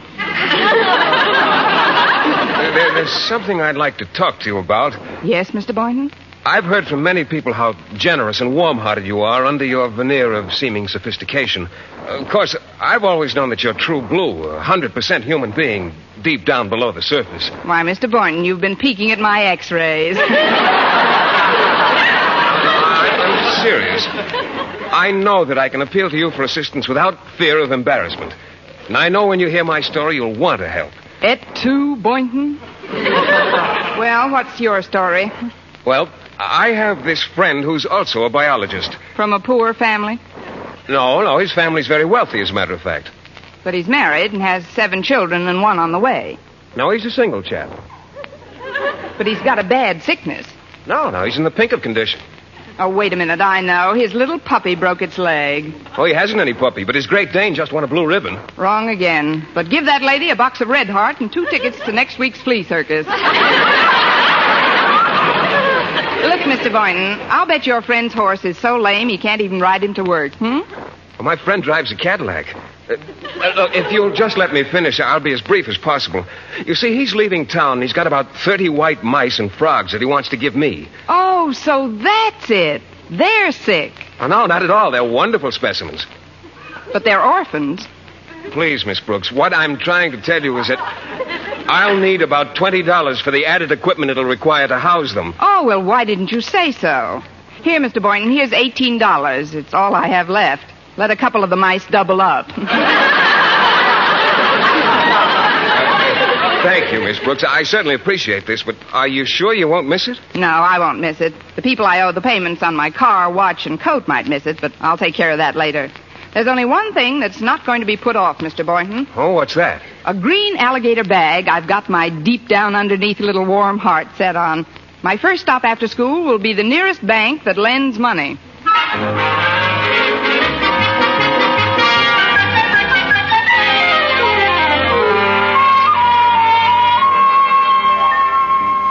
All right. Attention, quiet, please. Now then, Harriet, it was your idea to have this surprise party for Miss Brooks. Suppose you outline the plan. All right, Daddy. First of all, did we all borrow enough from Miss Brooks to keep her from getting that bag she wants? Mrs. Davis and I took $5 each from her. I nailed her for I appropriated 15. And she loaned me $18. Good for you, Mr. Boynton. I'm afraid it's not good enough, Mr. Conklin. She told me at lunch she was going to the bank and borrow the money for the bag. Oh, golly, that'll spoil everything. I know. Why don't we call the store and tell them under no circumstances to sell her that bag? Tell them we're buying it. Excellent, Walter. It's a wonder that agile mind of yours doesn't function quite so efficaciously in the schoolroom. Gosh, thanks, Mr. Conklin. Then I'll run down to the store, pick up the bag, and take it home. Now, who'll get Miss Brooks and bring her over to our house? Oh, I will. I'll call for her at about 5 o'clock and bring her over to your house at 6. Fine. Now, synchronize watches, everybody.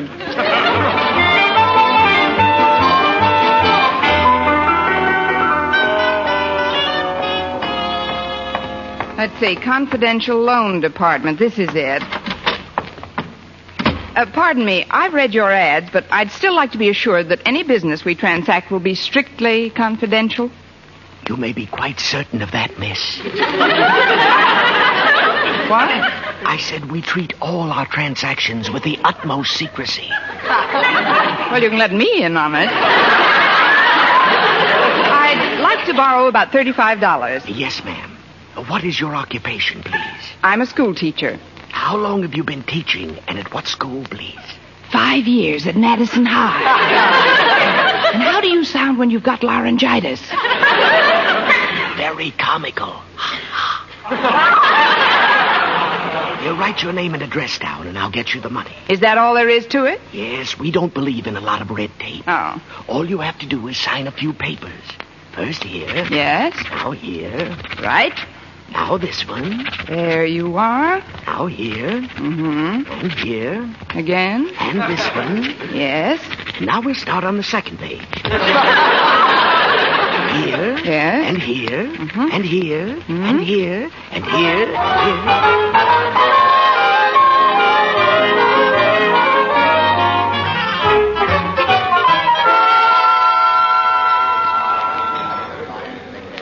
Can I help you, madam? It's Miss Brooks. I'd like to see an item your department has been featuring in your window display. What item is that, Miss Brooks? It's a green alligator. What? A green alligator. I've seen it in your window every day for weeks now. Have you ever heard of Alcoholics Anonymous? Do you mean to tell me you don't know what I'm talking about? Oh, not at all, Miss Brooks. You know you don't know what you're talking about, don't you? Or do you? Of course I do. Let's start all over again. There's a purse made of green alligator skin that's been in your window for the past... Oh, that thing. Oh, you wouldn't want to own that. Why, it wouldn't do a thing for you. It wouldn't have to. I've got a job. May I see it, please? Funny thing about that model, I sold the last one not a half hour ago to, Miss H. Conklin, I believe. Well, couldn't you get one just like it if I... H. Conklin? That's Harriet. Why, that little demon. Maybe if I get her another bag, she'll trade me the green one. No, she wears a lot of green. Besides, she has alligator shoes, too. Well, I might as well go over to her house and see what I can do, anyway. I didn't mean to eavesdrop on your monologue. But, H. Conklin won't be home for a while. She said she had a lot of shopping to do. And then she's going to get a manicure at Antoine's. Well, I'll go to her house and wait. Thank you, and good day, J. Edgar Hoover.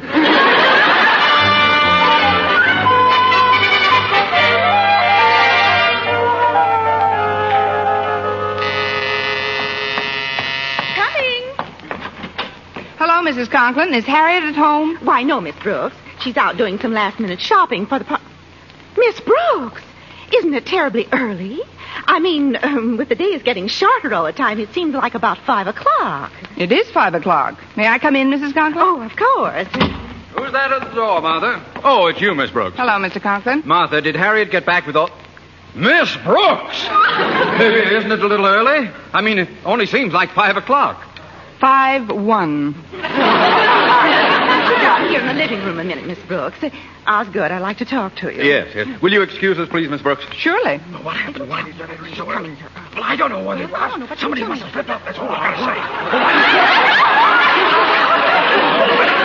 I wonder if they've had a confidential loan lately. I'll be right there. Hello, Walter. Hello, Mrs. Conklin. I got all the stuff.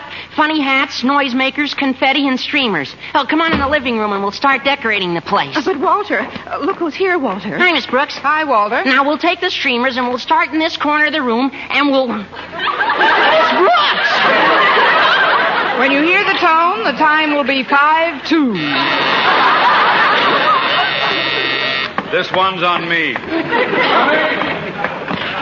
Oh, hello, Mr. Conklin. I was just over to Mrs. Davis's house, but you... Say no more, Boynton. Come into the living room. Hello, Mr. Boynton. Hi. Oh, hello, Mrs. Conklin. Walter. Hello, Mr. Boynton. Oh, hello, Miss Brooks. As I started to say, Mr. Conklin, I went over to Mrs. Davis's to pick up Miss Brooks, but she...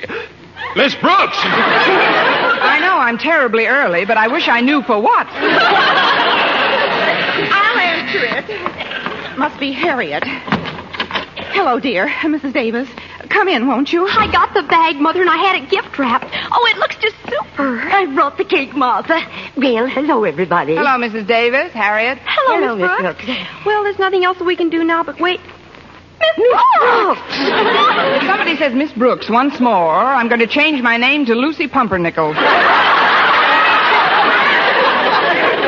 I guess the cat's out of the bag now. We might as well tell her. Miss Brooks, this little gathering is in honor of your birthday.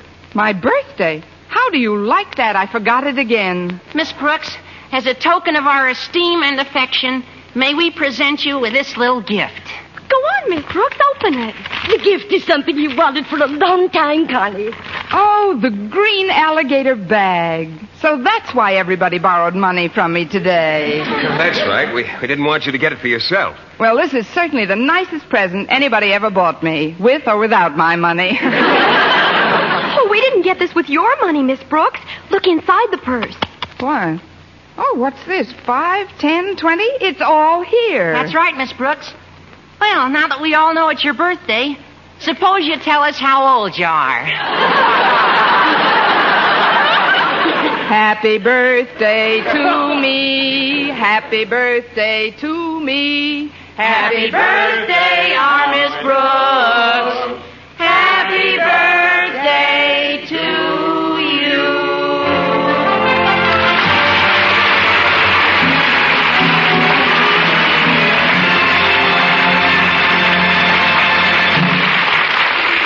Eve Arden as our Miss Brooks returns in just one moment, but first...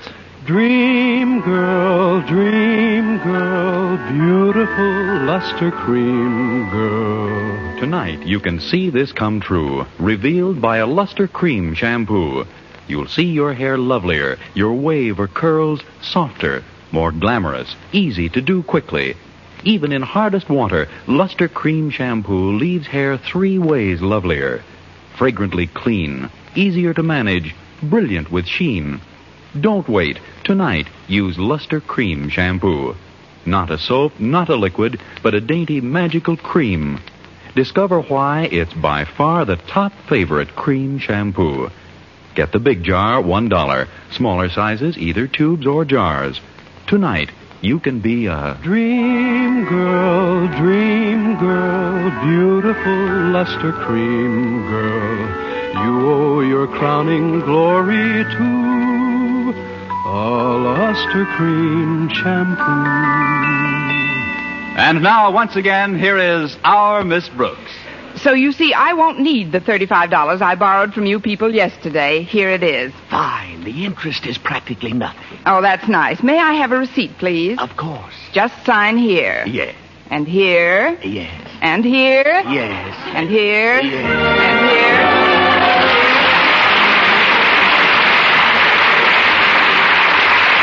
Next week, tune into another Our Miss Brooks show brought to you by Palmolive Soap, Your Beauty Hope, and Luster Cream Shampoo for soft, glamorous dream girl hair. Our Miss Brooks, starring Eve Arden, is produced by Larry Burns, written and directed by Al Lewis, with music by Wilbur Hatch.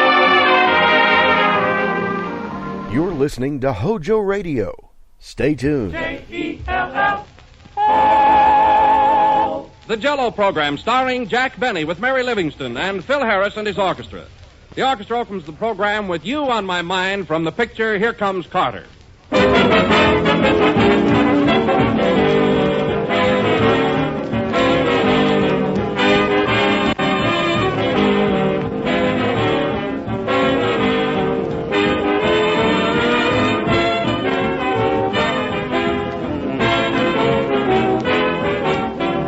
Each one of us has a favorite dessert. But once in a while, some particular dessert becomes everybody's favorite. And that's the way it is with Jell-O. Jell-O is first in favor because it's first in flavor. 6 delicious flavors that come from fresh, ripe fruit. Jell-O brings you added true fruit goodness, and that's why it's the fastest-selling gelatin dessert in the entire world today. But remember that Jell-O and only Jell-O brings you that swell, extra-rich fruit taste. So whenever you want a dessert that looks good, tastes better, and costs very little, serve Jell-O. Only be sure you get the real thing. Look for the big red letters on the box. They spell Jell-O.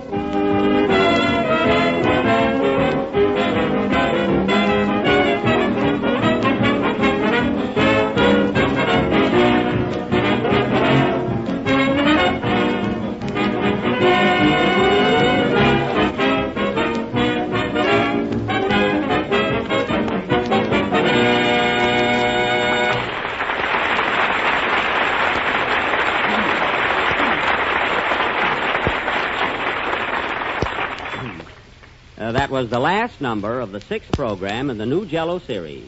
And we'll be with you again next Sunday night at the same time. I hope you all enjoyed our version of Girls' Dormitory. Come on, Mary, I'll take you home. I just got here. Oh, good night, folks. Hey, Jack, what's the idea? You're still on last week's show. Oh, I know, Don, but we were so rushed last Sunday that we didn't have time to finish the program, and I never like to leave things undone, you know. Well, Jack, when shall I start tonight's show? Right now, go ahead. Okay, let's go. Jell-O. The Jell-O program starring you-know-who with Whozus and his orchestra. The orchestra opens the program with whatchamacallit from the motion picture of the same name. And now, ladies and gentlemen, we bring you the man who got up on the wrong side of the program, Jack Benny.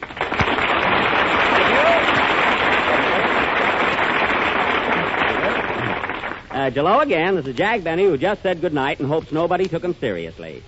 Say, Don, wouldn't it be awful if people heard me say that and thought that the program was really over? Oh, Jack, I don't think people pay any attention to anything you say. Well, that makes me feel better, yeah. Say, Jack. But no kidding, Don. Didn't we have fun last week with our schoolroom play? Oh, we sure did. Yes. Say, Jack. You know, Don, it brought back a lot of memories, and it makes you wonder what became of your old schoolmates. Yes, it does. Yes. Say, Jack. You know, it's good to remember your old friends once in a while and hark back to childhood days. Yes, sir. Yes, sir. Yes, sir. I gotta get in here someplace.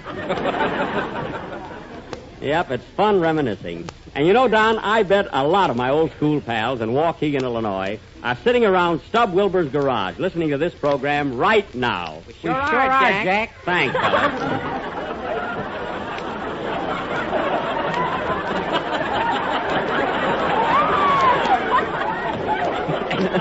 You see, Don?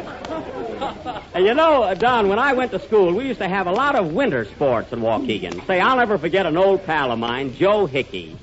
Many of the time, Hickey and I played hooky just to play hockey. You're a little hokey there, Jack. It's true, though. It's true. Oh, I bet those were the happy days. They sure were. And, oh, Don, that little schoolhouse. I can just see that little red schoolhouse nestled in the hills among those sturdy oak trees. What a dump. You know, I happen to have a picture of it here with me. Come here a minute, Don. Take a look at this. Oh, boy, what a quaint old building. Isn't it picturesque? Yes, and look at that old-fashioned pump out in front. That's me, and my nose isn't that long.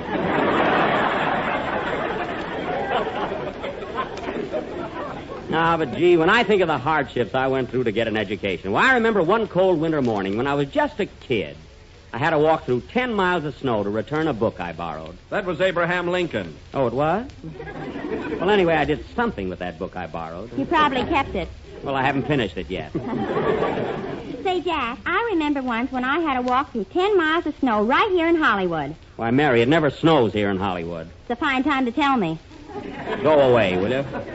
Tell me, Jack, when you were a schoolboy, what were your favorite subjects? Well, Don, you may not appreciate this, but when I went to school, I excelled in spelling. I excelled in spelling. I was very good at it, really. Say, Jack. Yes, Phil? As long as I'm standing around here like a big dope, why don't you ask me about my school days? I was coming to that, Phil. You went to school in Alabama, didn't you? Yeah, and what hardships I went through. Oh. Why, I remember one bitter cold morning I had to walk through 10 miles of cotton to get to school. That's very funny. I didn't like it. Neither did I. Oh, Jack, did Kenny Baker ever go to school? Kenny? Why, of course he did. His teacher must have been Gracie Allen. That's no way to talk about Kenny, especially when he isn't here yet. And that reminds me, I don't know whether you fellas know it or not, but tonight It's Kenny's first anniversary on this program. It is? Yes, and I'm sure he doesn't know anything about it, so when he comes in, let's all give him a real welcome. I got a present for him, too. What'd you get him, Jack? I'm not going to tell you. It's a surprise. Oh, come on, tell us. No, I had to walk through 10 miles of bargain basements to get it.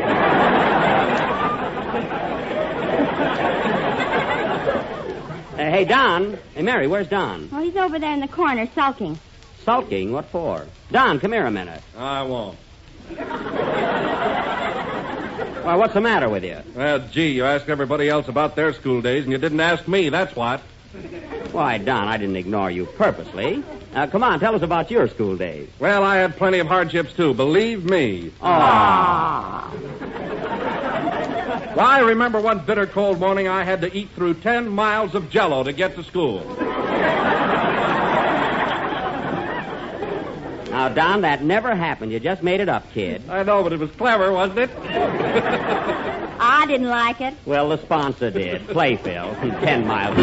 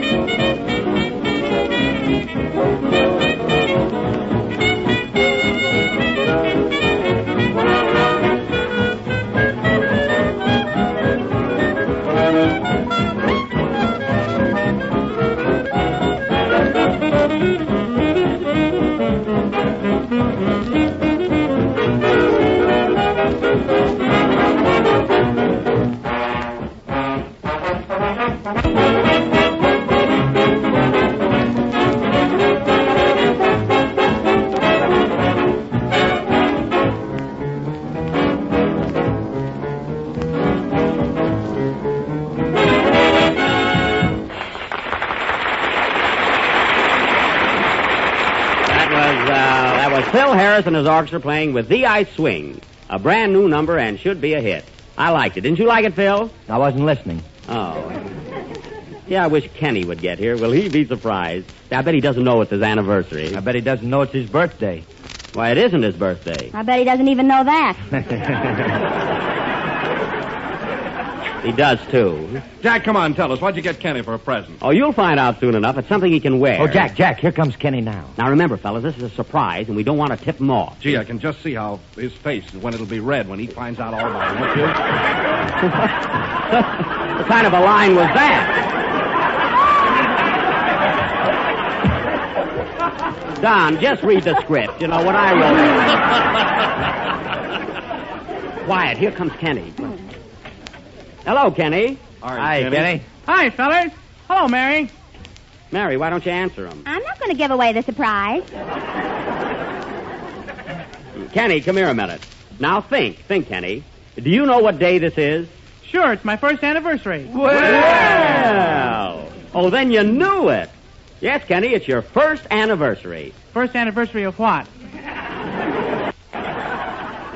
I knew he started out too good. Yeah. Look, Kenny, you've been on the Jell-O show exactly 1 year today. But to us, you're still the baby of our program. Baby? Yeah. Mary, what are you laughing at? Now I know what you bought for him.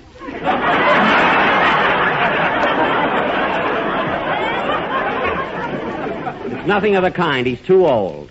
I am not. Well, anyway, Kenny, I want to congratulate you. You've been a great asset to our program, and I hope you'll be with us for a long time. Come on, fellas, let's all give Kenny a big cheer. Hooray! Wait for us, Kenny. Now, all together, boys. Hooray!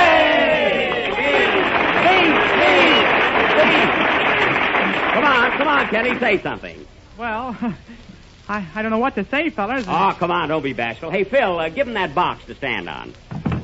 And turn it around so they can all see the big red letters on it. Yes. All right, Kenny, you read that line all right, Don, you know? All right, Kenny, let's have it. Nice speech. Attention, everybody. Well, fellow people, Hmm. I am very happy to be here today, and I think that this, my first anniversary, is even better than my second one, and many more to come, which is certainly some stuff. What's he talking about? I don't know. It doesn't seem like I've been on this program a whole year, but I guess that's because we broke it up into half hours. Attaboy, Kenny. And furthermore, I wish to state that success hasn't gone to my head like it did to my good friend, Jack Benny.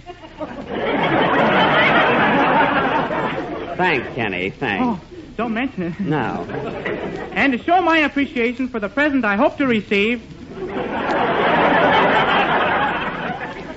I will sing a beautiful number entitled Talking Through My Heart from Jack's last picture, The Big Broadcast. My latest picture, not my last. Knock wood. Ouch. Continue, Kenny. P.S. I dedicate this song to my girl, Lena, who is sitting right here in the first row. Say something, Lena. Gee, her speech was better than Kenny's. Mary. Well, go ahead and sing, Kenny, and when you get through, I've got a little surprise for you. Is it a present? Yeah, but you gotta sing first. Say, Phil, do you know Kenny's number? Yeah, it's granted 3414. Oh. If I answer, hang up. Yeah. Isn't this a silly way to make a living? Sing, Kenny. I hope Norman got my wire.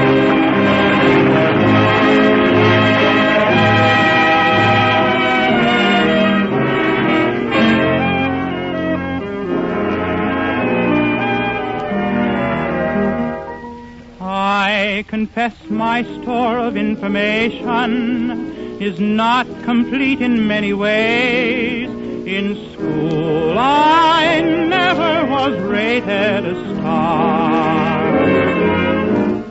I'm a dud at clever conversation. I'm always hunting for a phrase to say how perfectly lovely you are. When I talk of this and that, I'll admit I may be talking through my hat. But when I say I love you, I'm talking through my heart. Though it often isn't right, I agree with people just to be polite. But when I say I love you, I'm talking through my heart. I might say more than I do, but the words refuse to come. Yes, the fact that I'm in love with you, only you, shows I'm not so dumb. Something magic in your eyes makes it hard for me to speak above a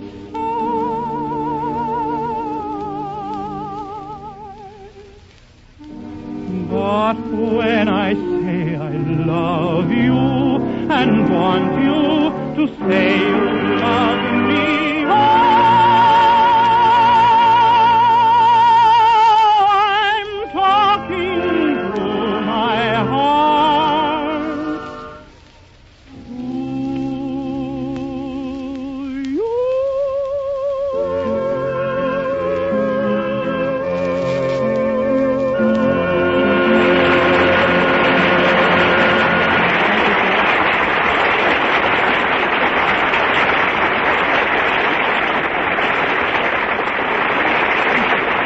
Well, Kenny, very good. That was Talking Through My Heart from the Big Broadcast sung by Kenny Baker. And, Kenny, you sang that as if you were really stuck on Lena. Do I get my present now? Yes, but it's a surprise. Now, first, I want you to close your eyes. Come on, Kenny, close your eyes. Both of them? Yes. Now, I'll give you a little hint as to what the present is. They come in pairs. They're made of metal.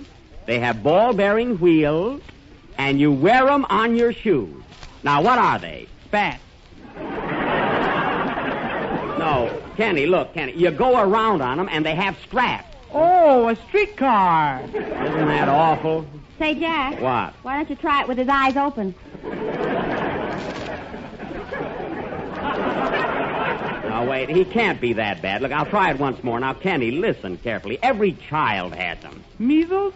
No. Roller skates! Roller skates!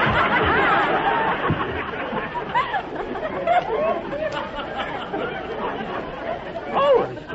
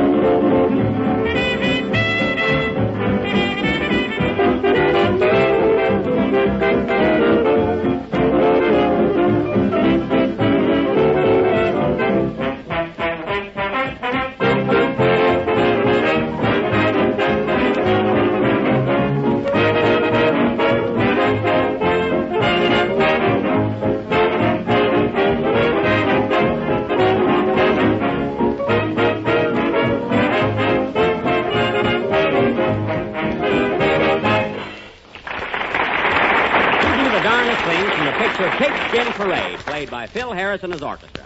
And now for our Western drama, Buck Benny Rides Again. The scene is the Barrow, but don't pay Bacco Rancho.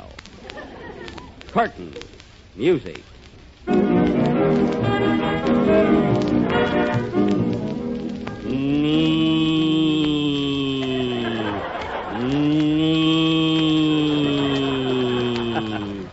Nice acting, Don. It was Don Wilson, folks, just an old cow ham. Come in. Hello, Daisy. Hello, tall, dark, and bow-legged. Looks like you spent a little time on a horse yourself.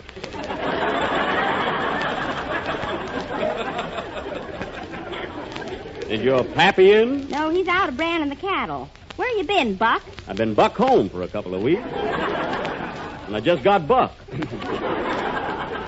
Welcome, Buck, back. Well, I reckon we're going far enough on that dollar. Here comes Pappy now. I said Pappy, not Puppy. Well, here I come anyway. Hello, Sam. Daisy tells me you've been out branding the cattle. Yep, but I had to stop. How come? Ran out of brandy. You know, Sam, there's been a lot of rustling going around here lately, and that's what I'm here to see about, as long as the brandy's all gone. Yes, I know. I'm expecting the sheriff here any minute. Must be him now. Come in. Pardon me, I'm Officer Murphy, and I cover this beat. Are you Jack Benny? Yes, but I can't talk to you now, officer. We're right in the middle of our sketch. Sketch or no sketch, you listen to me. Does a lad by the name of Kenny Baker work here? Yes, why? Well, he was skating down Hollywood Boulevard and knocked over Tony's pushcart with all his fruit on it, causing a lot of damage. He did? Yeah. Come in here, you two. Why, Kenny. I didn't mean to do it. Pobra mia, ma vissuto tu ma business. That's my pushcart. I couldn't help it. My banana, she's flying this way. My coconut, she's flying that way. My wife, she's flying this way. Now, don't get excited. Who's getting excited? I'm going to have this guy put in the jail. Take your skates with you, Kenny. Shut up for you. Gee, I'm scared. Sit down, Kenny. I'll handle this. All of my fruit is a squash. My banana is a squash. Everything is a squash. What am I going to sell? Squash. Shut up for you. Well, what do you want? I want money for damages.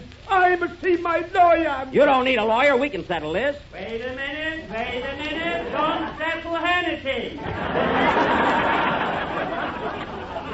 Now what? Hello, is this Jick Barney? Oh, you again. Are you this man's lawyer? You said it, Poochie. Are your hands clean? Yes. Then here's my card.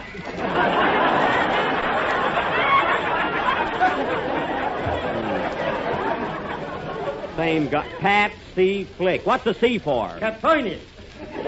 Now, listen here, Flick. I didn't bump into your client's push card. You can't do anything to me. Oh, no? Who bought the roller skate? I did. So what? So this.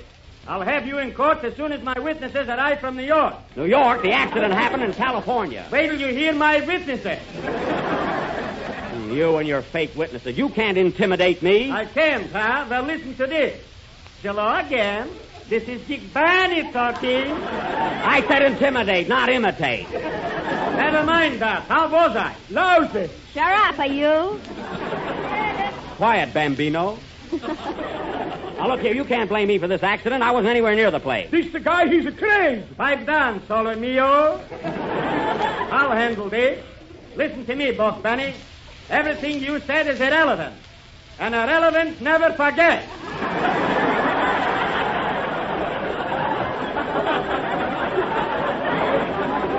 Are you going to settle or yes?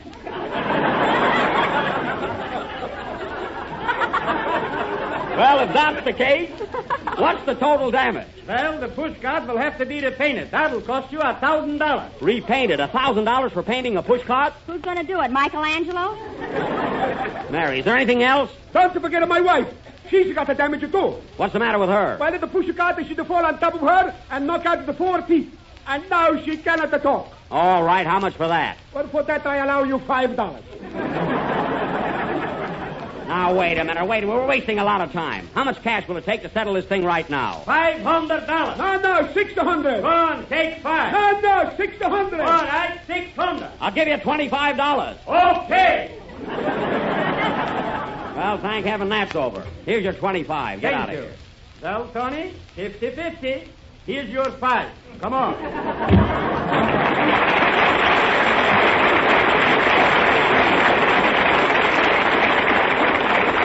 I think that a kid like that had to cause me all this trouble. Now, listen here, Kenny. I hate to do this, but I've got to give you a good talking to. Don, carry on while I speak to Kenny, and talk a little louder than usual. Okay, Jack. Now, come here, Kenny. Jello is the largest selling gelatin dessert in the world. It's economical and easy to make, and every day millions of people eat it. So be sure and insist on genuine Jello, which comes in 6 delicious flavors: strawberry, raspberry, cherry, orange, lemon, and lime. And not only that, you spoil our sketch and practically ruined the entire show. Now, aren't you a little bit ashamed of yourself, Kenny? No.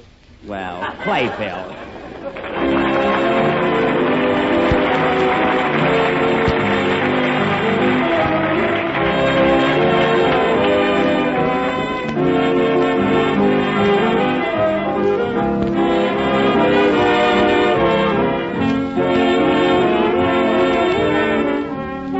Everybody likes chocolate. Everybody likes pudding. And the perfect combination of both is found in Jello chocolate pudding. It's a new product with the grandest homemade flavor you've ever tasted. Smoother, creamier, more chocolatey. That's what everybody will say of Jello chocolate pudding. And it's amazingly easy and inexpensive to make. Here's all you do. Simply mix the contents of 1 package of Jello chocolate pudding with some milk in the top of your double boiler, letting it cook until the mixture is thick and satin smooth. It takes only about 10 minutes altogether. Then, after it's cooled, serve Jello chocolate pudding in sherbet glasses. You'll have a rich, delicious dessert that will win cheers from everyone who's lucky enough to be on hand. And remember, Jello chocolate pudding sells for the same low price as Jello, and 1 package will make enough for 6 luscious servings. Ask your grocer tomorrow for Jello chocolate pudding. And if he hasn't put it in stock yet, be sure he orders it for you.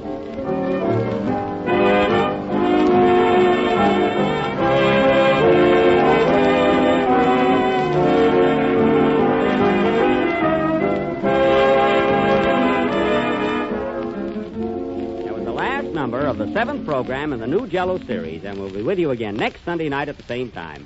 Say, Mary, did you hear me when I bawled out Kenny? Yes, and I think he deserved it, too. I think so. Well, so long, Jack. So long. Why, Mary, where'd you get Kenny's skates?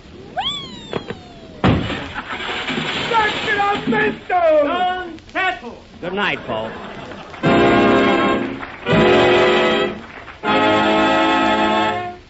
J-E-L-L. Running from heaven is from the picture of the same name. This program has come to you from the NBC studios in Hollywood. This is the Red Network of the National Broadcasting Company. You're listening to HOJO Radio. More classic old-time radio coming your way next. J-E-L-L. The Jell-O program starring Jack Benny with Mary Livingston and Phil Harris and his orchestra. The orchestra opens the program with Plenty of Money and You from the Gold Diggers of 1937.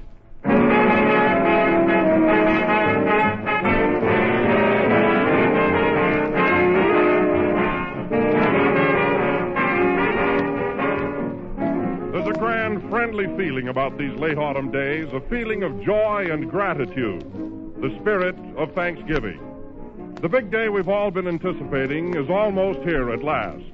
And you will probably be so busy from now on planning your family celebration that until Thursday you'll want to serve simple, easily prepared meals. And there isn't anything easier to make or more enjoyable to eat than Jell-O. Of course, Jell-O can be dressed up to be just as fancy as you please, but it's still delicious. Still wonderfully satisfying and refreshing when it's served perfectly plain. Because no matter how you serve Jell-O, that extra rich flavor is always there, a flavor that comes from fresh, ripe fruit. No other gelatin dessert can equal Jell-O's extra rich flavor. So always remember that there is only one Jell-O. Get the real thing. Insist on genuine Jell-O.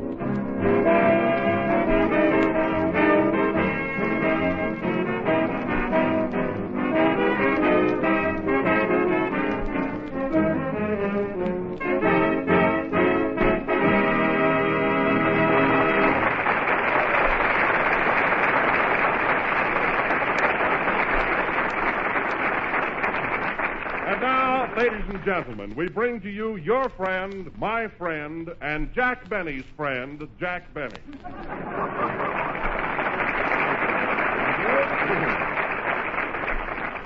Hello again. This is Jack's pal talking. Don, I wouldn't care how you introduce me tonight. You can kid me all you want to. I feel too good, full of pep and everything. Oh, you do? Yes, sir. Well, tell me, Jack, what's the cause of your exhilaration and sparkling effervescence? Well, what was that, Don? I say, what's the cause of your exhilaration and sparkling effervescence? I don't... Well, what motivates this sudden display of exuberance? Well, In other words, Jack, what makes you so gay? Oh, I was hoping we'd get together. Well, Don, you know how tired I've been the last couple of weeks, so I went down to Palm Springs for a rest, and it did me a lot of good. You know, that desert sun is a real tonic. Well, I must say you look greatly improved. Why, even the circles under your eyes are tan.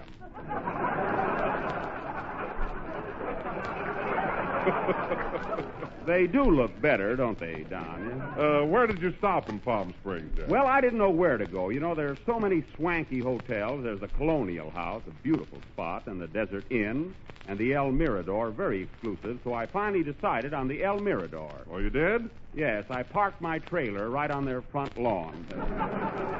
Why, Jack, you can't park a trailer in front of a high-class hotel like that. Not for any length of time. Well, Jack, while you were there, did you go in for a lot of outdoor sports? Yes, Don, I was quite active. I used to get up at 5 o'clock in the morning and watch everybody take a cold plunge. Then a little later, I'd go out to the golf course and watch a few rounds of golf. Then in the afternoon, I'd watch them ride horseback through the hills. Did you watch anyone play tennis? No, Don, that would have been a little too strenuous.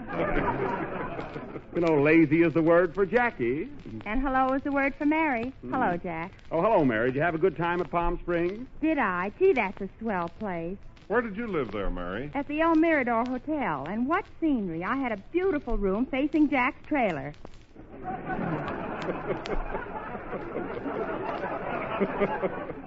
Oh, did that annoy you? Only when you stuck your head out. Well, I had to get a little sun. Jack tells me that he had trouble keeping his trailer in front of the hotel, Mary. Oh, they didn't object to that so much. Of course not. But they got pretty sore when he hung his wash in the lobby. Well, I just wanted to be neighborly, that's all. Jack, do you think you'll go back to Palm Springs next week? No, Don. I want to be here for Thanksgiving. You see, I bought a great big fat turkey. Nothing personal, of course. And I, How do you like that?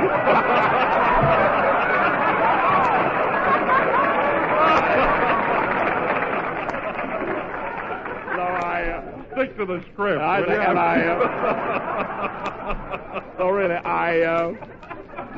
bought a big fat turkey, and I want to be right here to eat it. Oh, a big fat turkey, eh? Well, did you get any trimmings? No, I made a good deal. I'm pretty sharp at those things. Say, Jack, is next Thursday Thanksgiving? Yes, Mary, why? Oh, Thanksgiving. Oh, Thanksgiving. Now, wait a minute. Wait, I thought you weren't going to write any poems this season. Oh, just this one. No, we've had enough of them. Oh, Jack, let her do it. No.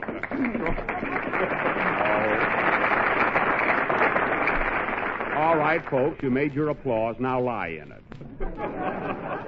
Go ahead, Mary. No, now you'll have to coax me. Well... Oh, Thanksgiving. Oh, Thanksgiving. You are sure my favorite day. How I love your festive spirit. Gosh, gee whiz. Oh, boy, I'll say. Well, you asked for it. Thanksgiving, you are sure a treat. How we love to eat and eat. 'Cause for dinner, we're sure there is turkey stuffing and cranberries. I knew it. Mary, try to get Jell-O in there someplace. I will. Oh. Your friends, they sit around the table and eat much more than they are able. Then your relatives, they come, and what's left over, they take hum. Take hum? Don't forget, Mary. Oh, you do it, Don. Okay. But your dinner's not complete without Jell-O, rich and sweet, and its flavors so delicious. Are you stuck, Don? No, I'll get it. And its flavors so delicious. Eat it there or take it with you.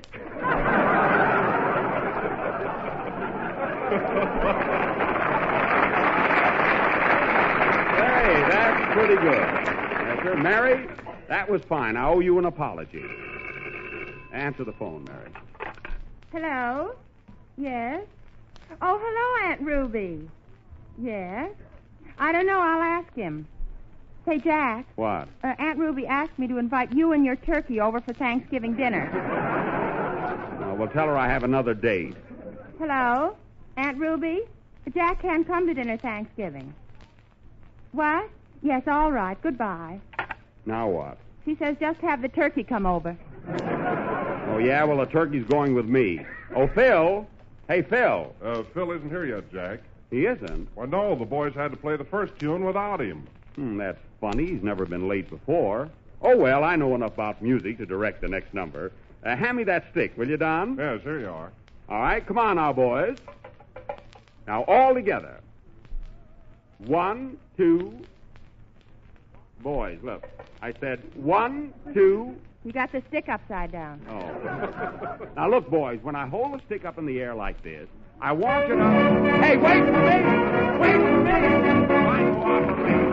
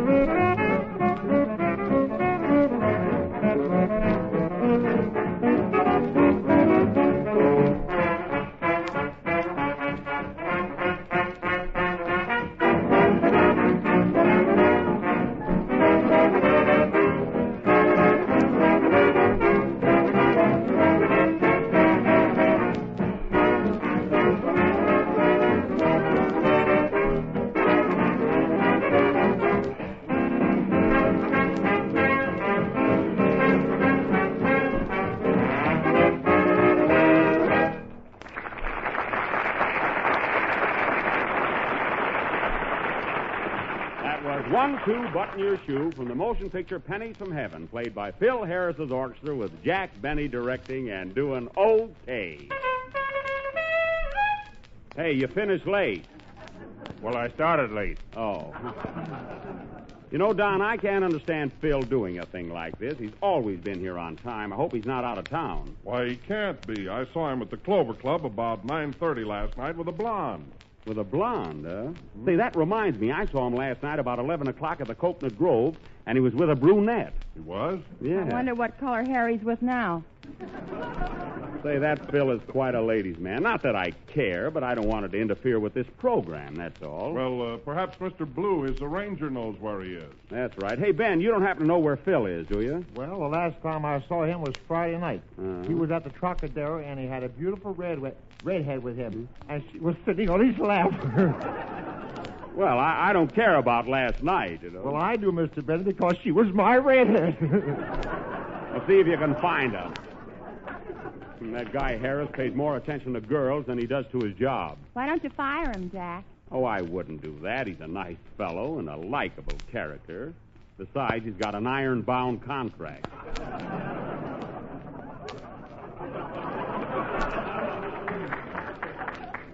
Hello, fellers. Oh, hello, Kenny. Congratulate me. I just won a 20-pound turkey in a raffle. Not so loud. Mary's aunt will invite it to dinner. Say, Kenny, did you see Phil anywhere? Oh, I saw him Thursday night. He was at the Brown Derby with the prettiest girl. Gee, she was cute. Oh, yeah? What color hair did she have? Oh, he wouldn't know. I do, too. It was sort of a plaid.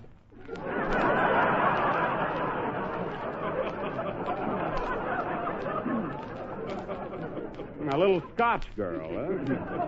Well, wait till he comes in, that's all. When girls start to interfere with this program, something's got to be done about it. You're not jealous of him, are you? No, say I do pretty good myself. Just want a little discipline on this program. People coming to work on time. It's not jealousy. Then stop turning green. So I'm not turning green. Yeah, if you had 3 leaves, it'd be a shamrock. Is that so? Gee, that's clever. How do you know? Stay out of this, Kenny. Hey, Jack, here comes Phil now. Well, that's nice of him. Maybe he dropped in for tea. How are you, fellas? Hi, Jack. Well, it's sweet of you to stop in, Mr. Gable. What's the big idea? Oh, nothing. Only if I had known you were coming, we would have baked a blonde. I mean, a cake.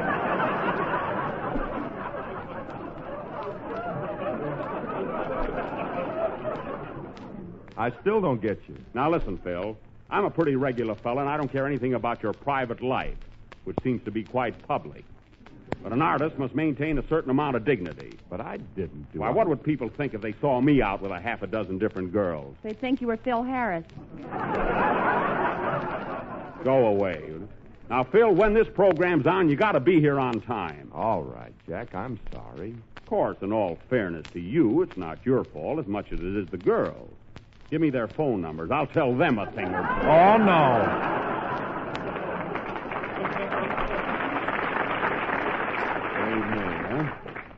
Well, just don't let it happen again, that's all. You ready for your song, Kenny? Yes, Mr. Benny. Well, go ahead. Play it, Phil. You have nothing else to do. These girls, I can get more dates than he can, believe me.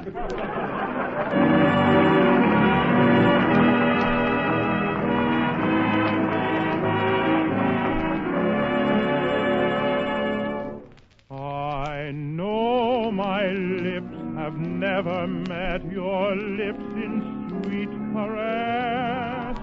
Your hand has never touched my hand with thrilling tenderness.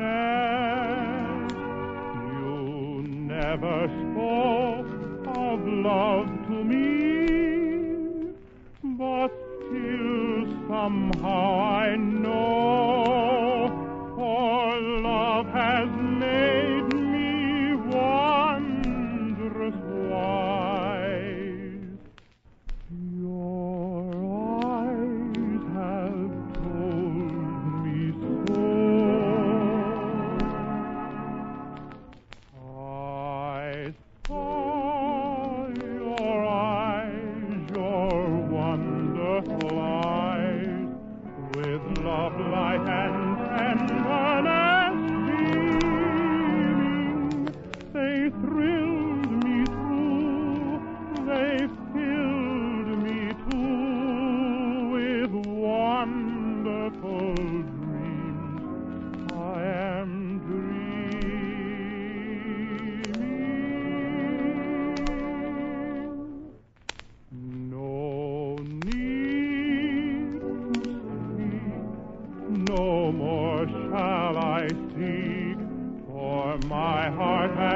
what be their meaning, and love has come at last. I know your eyes have told me so.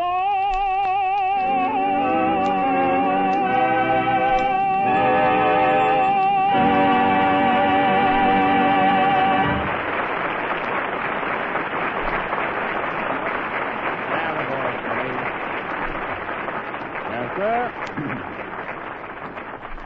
That was Kenny Baker singing Your Eyes Have Told Me So, accompanied by Don Juan and his orchestra. Look at him there, the great lover. Standing there with that green shirt, yellow tie, and that silly look on his face. Say, I can wear a green shirt and a yellow tie, too. You've got the silly look. Oh, yeah? I bet he thinks I'm jealous. I can sit down on the phone right now and call 10 girls. That's nothing. Phil can sit down at the phone and have 10 girls call him. Oh, he can, huh? Thanks, Mary. What are you doing tonight? It's a date. That was quick, huh? And now, ladies and gentlemen, as you all know, last Sunday night, we started a Western sketch which was thoughtlessly interrupted by our tenor singer, Mr. Baker, when he roller skated down Hollywood Boulevard, upsetting a pushcart in our play. So tonight, if I can get a little cooperation from the members of this company, we will proceed with our Western drama entitled Buck Benny Rides Again, or One Man on a Horse. Now, as you may remember... There's the phone. I'll take it. Hello? Yes? Who? Oh, hello, Miss Lombard. It's Carol Lombard, fellas. Yes? Yes, Miss Lombard. You want to speak to Phil Harris? Oh, sure, he's here. Oh, Miss Lombard, I want to tell you how much I enjoy your work on the screen. I thought your last picture was just... Oh, Phil Harris. Yes. For you, rat. Hello. Oh, hello, Carol. How are you, honey? Well, I'm sorry, dear, but I had a previous engagement, and I just couldn't get away. Come on, Phil. You're holding up the program. What's that, Carol? All right. How about tomorrow night, sugar? Yeah, honey. Sugar, honey. What's he doing, ordering groceries? Yes, Carol. Sure I will. All right, dear. Hey, Phil, let me talk to her a minute, will you? I'll be there at 8 o'clock sharp. Yes, honey. Let me talk to her a second, huh? Oh, Carol, Jack Benny wants to talk to you. Here you are, Jack. Hello, Carol. This is Jackie. I just wanted to, hello? Hello? Hello? Hello? I guess we were disconnected.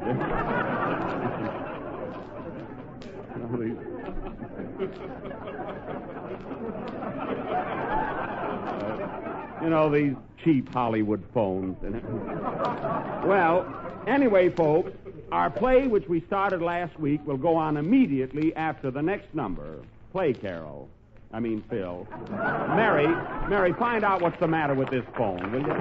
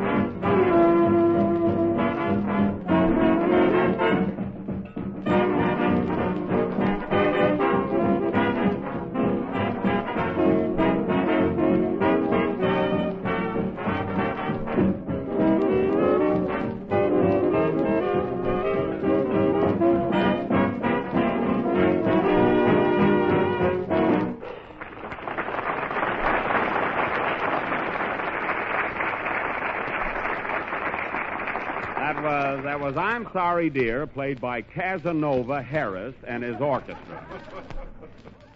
And now for our Western drama, Buck Benny Rides Again. I will play the part of Sheriff Buck Benny, as tough an hombre as ever stepped into a pair of boots. A rootin', tootin', shootin', highfalutin', snootin', bootin'. Well, that gives you a rough idea. The opening scene is the office of the sheriff of Cactus County. Jeeves, my shaft. Curtain. Music.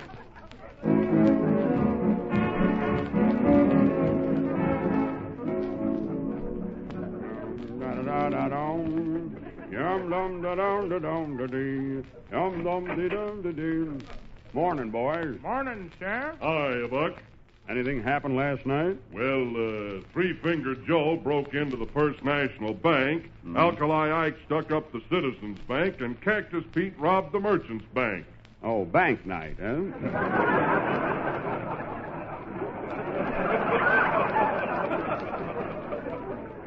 Sheriff, you're a card.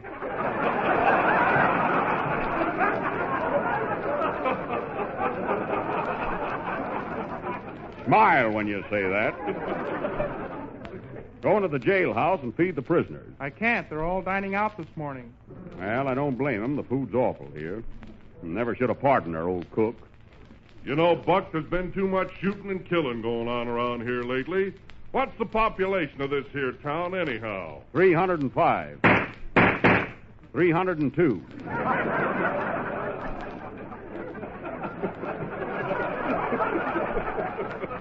Pretty tough town. Man's got to commit suicide here to die a natural death. Better get those prisoners back here, Deputy. Well, if you'd have served them Jell-O like I told you to, they wouldn't be eating out. Yes, you're right. Why, everybody knows that Jell-O is the finest gelatin dessert in the world, and every day millions of people... 301. Well, he was a good man, but he talked too much. Got to have strong, silent men in these here parts. Ain't that right, Deputy? I ain't saying. Well, I don't blame you. Answer the phone. Hello? Yes? It's for you, Sheriff. It's Daisy Carson. Hello, Daisy. Anything wrong? What? They stole your pappy's cows. Tell your pappy I'll be right over. Goodbye.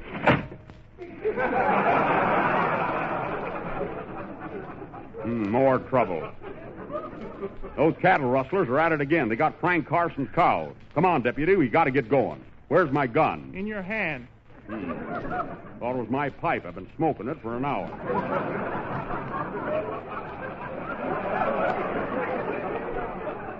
Well, come on. Round up the boys and saddle the horses. We're heading for Carson's house. Where is it? Right across the street. Come on.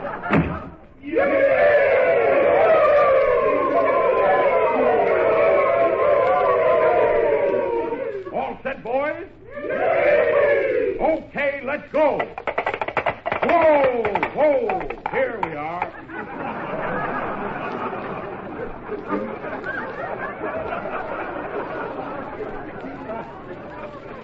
Rest your horses, boys.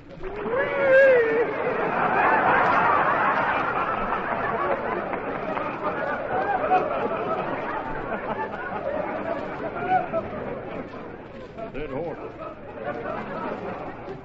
Wait here, men. I'll be right out. Come in. Hello, Daisy. Hello, tall, dark, and knock-kneed. Can't help it. Just got off a thin horse. Where's your pappy? He's down in the cyclone cellar reading Gone with the Wind.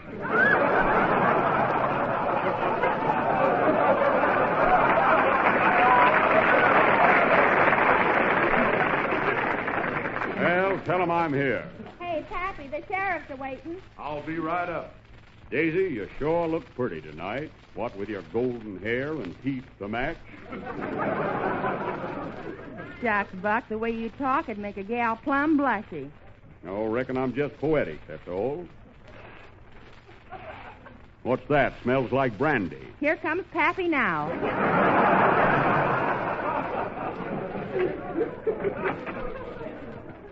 Hello, Frank. Hello, Buck. What you giggling about? Bet you thought I was going to say Frank Buck. Wish you had. Would have been a powerful laugh. Say, Frank, Daisy phoned me that the rustlers got away with all your cows. Got any idea who took them? Yes, I have. It was Rattlesnake Rollo. Oh, yeah? Well, I've been a hankering to meet that hombre for some time. Got your cows branded? No. Well, how'll I know them? I got a slave bracelet on each leg. I know you, but how about the cows?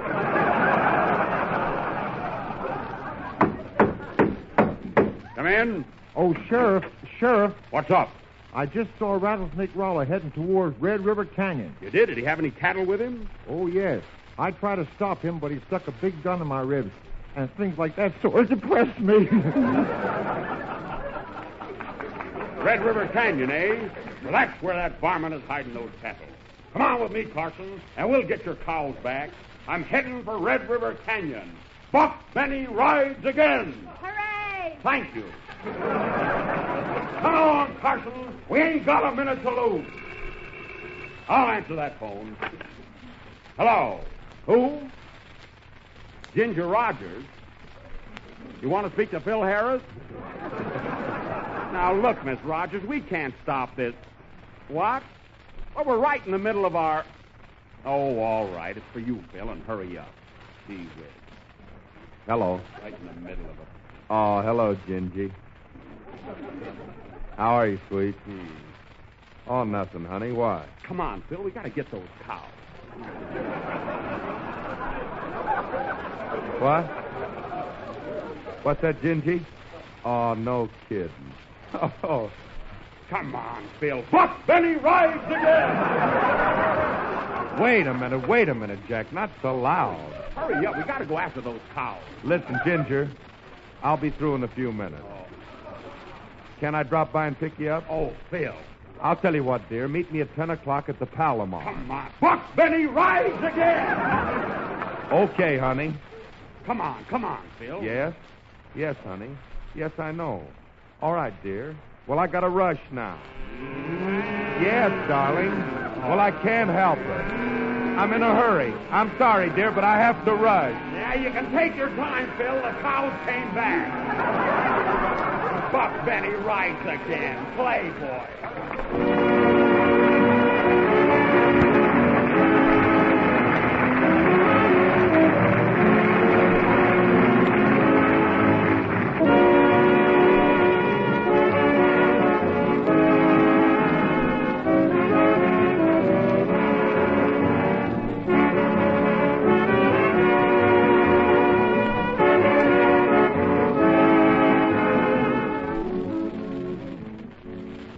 Last number of the 8th program in the new Jello series, and we'll be with you again next Sunday night at the same time. I hope you've all enjoyed as far as I could get with our Western sketch. Hey, Mary, wait for me. I'll call a taxi and take you home. Buck Benny rides again. Yeah, come. Good night, folks.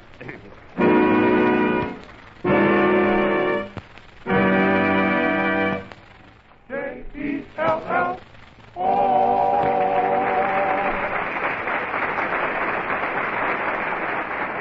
The tune Who is from Jerome Kern's Sonny. This program has come to you from the NBC studios in Hollywood. This is the Red Network of the National Broadcasting Company. Thanks for listening to HOJO Radio. We have more classic radio coming your way next. We present My Favorite Husband, starring Lucille Ball with Richard Denning.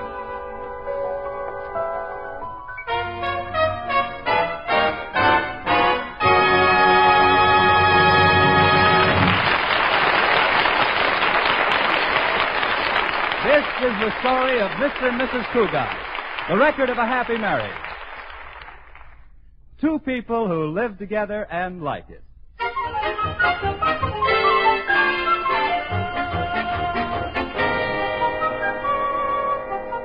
The comfortable front bedroom of the comfortable suburban home of the Cougats doesn't look very comfortable this morning. Articles of clothing are strewn about the floor and across the bed. George hurriedly plows through the debris getting dressed, while Liz tries to cram all of their things into 3 suitcases. Liz, dear, what's all this stuff you're packing? We're only spending the weekend at your mother's, not the whole summer. Well, I'm only taking the bare necessities. Slacks, sunsuit, a few dresses, shoes, cosmetics, hose, undies. Well, what have you packed for me? Your toothbrush and trunks. Is that all? I want you to get a good tan. Pack some clothes for me, Scatterbrain. I wish you were driving out to Mother's with me, George. No, it's impossible, darling. Can't miss my board meeting. I wonder what the surprise can be that Mother's been telling us about. I'm afraid to guess. Her last surprise was the wrestler she was sponsoring. Remember? He called himself the Hawk. Oh, what a wrestler. Yeah, in his first match, the Hawk flew clear out of the ring. Well, if she has another wrestler, I'll just throw him out of the house.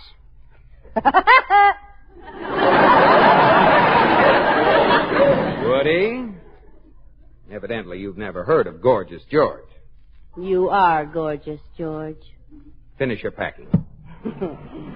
Where's my new bathing suit? I can't find it. Your new bathing suit? Well, maybe a moth had a spare second and ate it.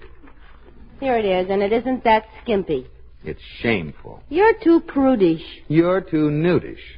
You should see Alice Sturm's bathing suit. She got arrested at the beach. Must be pretty bad. Oh, it was. But they couldn't prosecute. Why not? No evidence.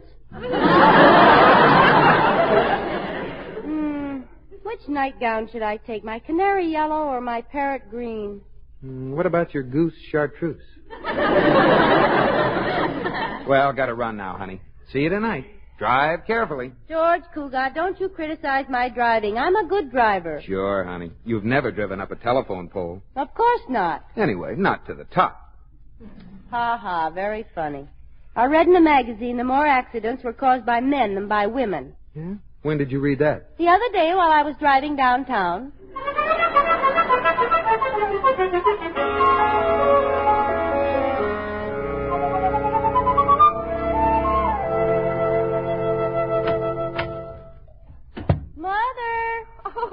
Liz, darling. Mother, you look marvelous, so young and healthy. Oh, it's this country life, dear. I found there's nothing better than fresh milk and clean soil. Well, it's certainly done a lot for you. Yes. Makes a wonderful mud pack. Where's George? Well, he had to attend a board of directors meeting. He'll be up later. Oh, they're having them during the day now. That's nice. Your father always had to go to the board meetings at night. At night? Yes, poor dear. Tell me, are they still holding them at the Whoopee Club? No, Mother. Now the bubble dancer comes to the bank. Oh. Mom, what's this big surprise of yours? I've been wondering about it all the way up here. Oh, well, see if you can guess. Well, some of the things you do, Mother, I'm almost afraid to guess. Oh. Let's see now. Pole vaulting? No. Motorcycle hill climbing? No. Skywriting? Oh, no, you're way off. Well, I'll have to think of something a little more sensible. But this is very sensible. Chickasaw Indian tap dancing. Oh, Liz, really? A Chickasaw Indian tap dancing? Oh, I wonder if they teach that at Arthur Murray. Now, we're not talking about Arthur Murray. What's your surprise? Well, you'd better sit down. I don't need to sit down. What is it? I'm going to get married. I see you decided to sit down. I always do when my knees buckle. You seem so surprised, dear. I suppose you thought that I was too old to get a husband. I thought no such thing. You're very beautiful. Oh, I do have a few wrinkles, though. Of course, just on the outside. That's right, Mother. And they're just happy little crow's feet. Oh, I know you're going to love your new father, Liz. Well, tell me all about him. Who is he? Where'd you meet him? What's he like? Well, his name is Daniel Carson, and I met him in Houston. Oh, he's a real Texan, Liz. He's just like Gary Cooper. Not quite that tall, of course, and a little older, and he wears bifocals. Oh, but he's just like Gary Cooper. Well, they're both men. Well, he sounds grand, darling. How'd you meet him? I was walking past the theater, and as he rushed up to buy his ticket, he knocked me down. He was in quite a hurry. It was a Randolph Scott picture. He really did sweep you off your feet. Skinned both my elbows. He apologized, and he asked me to see the picture with him. But, of course, Young girl couldn't accept an invitation from a man she didn't know. Of course not. But I'm not a young girl, so I accept it. Mother, do you suppose this man could be after your money? Not that you aren't beautiful. Oh, no, dear. He's quite wealthy himself. He owns several oil fields. Oh, he has a huge ranch, factories, and... oh, dear. What's wrong, Mother? You don't suppose I'm after his money, do you? See now. You were in Houston last April. Have you been engaged all this time without telling us? Oh, no, dear. Dan and I have been corresponding, and it just happened. He asked me in his last letter. What'd he say? Dan isn't a man of many words, dear. Well, here's his letter. You read it. My dear Louise, howdy. Love, Dan. P.S. Will you marry me? Oh, I've read it over and over again. I almost know it by heart. Oh, you know, he's coming in on the 5 o'clock train, Liz. And I've made all the arrangements for the church. Now, just a minute, Mother. Before you go any further, I think we'd better have a little talk. A talk? Well, what about, dear? Well, Mother, you're getting married, and I think there are a few things that you should know. Oh, Liz, dear, Liz. Don't you remember 10 years ago when you were going to get married? Didn't I take you into the parlor for a little talk? Yes. Well, I haven't forgotten any of the things you told me. Dear, I thought little Susan Palmer could be the flower girl, and maybe George could be the best man. Oh. Why, Liz, dear, what's wrong? I'm just so happy for you. Well, then why are you crying? Well, you cried when I married George. Well, that was different, dear. Oh, Mother. My little mother. Oh, Liz, darling. Please don't cry. Oh, Mother, I can't help it. You'll understand someday when you have one of your own.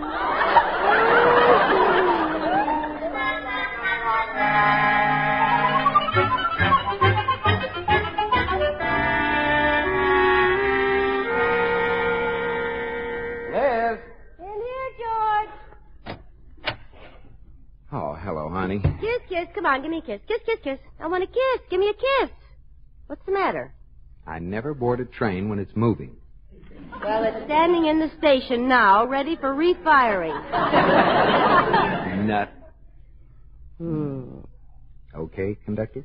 Mm-hmm. Steam's way up. Careful you don't burst your boiler. When there's any danger, the whistle blows. Kiss me again. Watch out, George. Can you carry your bags, ma'am?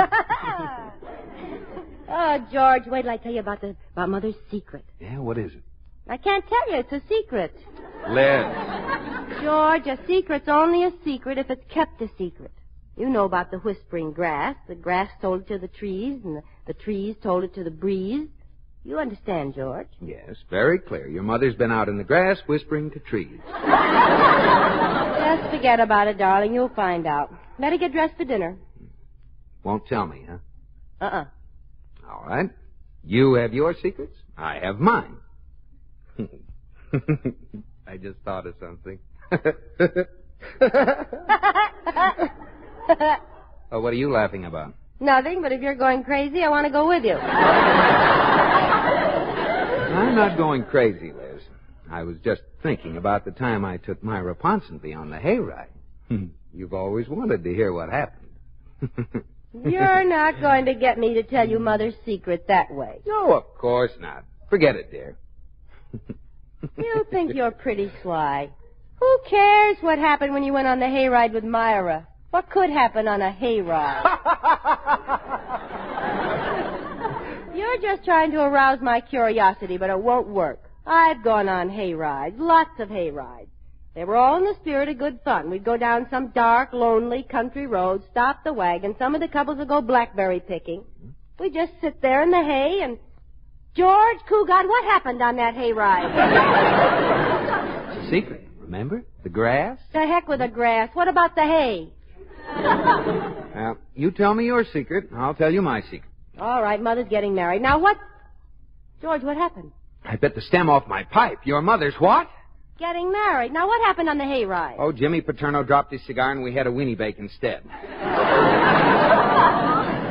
Now, Liz, now what's this business about your mother getting married? Well, we're going to meet her fiancé tonight. Mother met him in April. They've been corresponding, and in his last letter, he proposed. Where'd your mother meet him? In Houston, in front of a theater. You mean he picked her up? He knocked her down first. Now hurry and get dressed, George. We want to look nice when we meet him. All right, but I wish your mother had consulted me first. I might have refused his proposal. I should hope so. You're already married.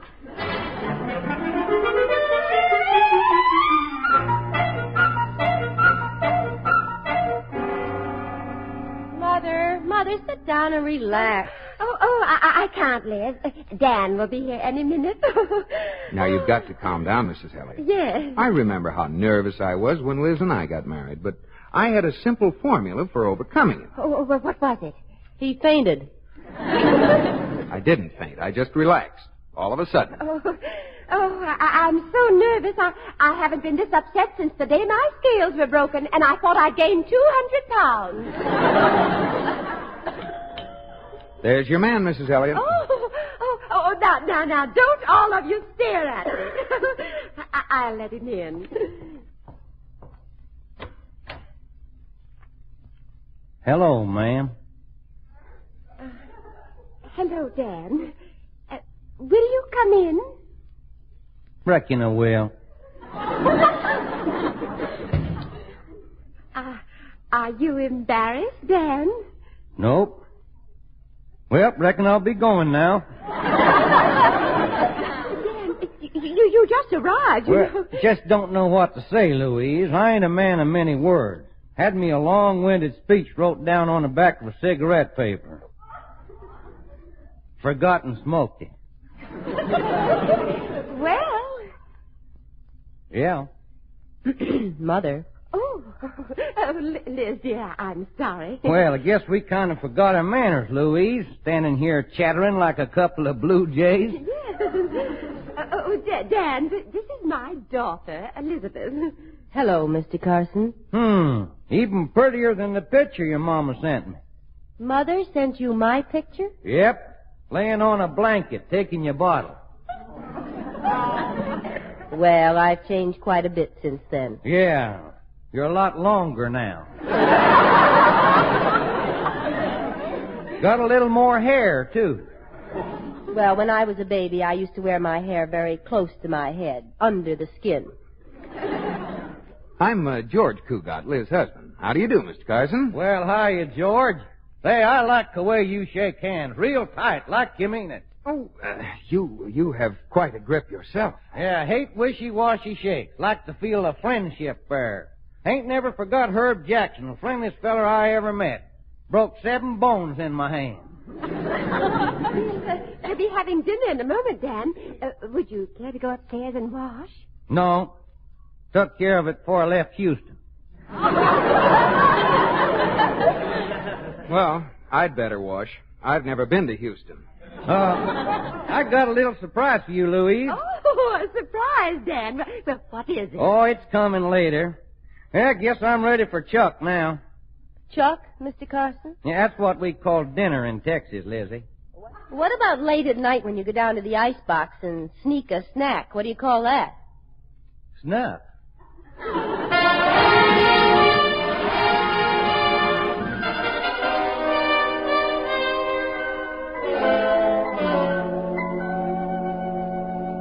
Enjoy your dinner, Mr. Carson? Oh, I reckon it did, George. Mighty fine grub.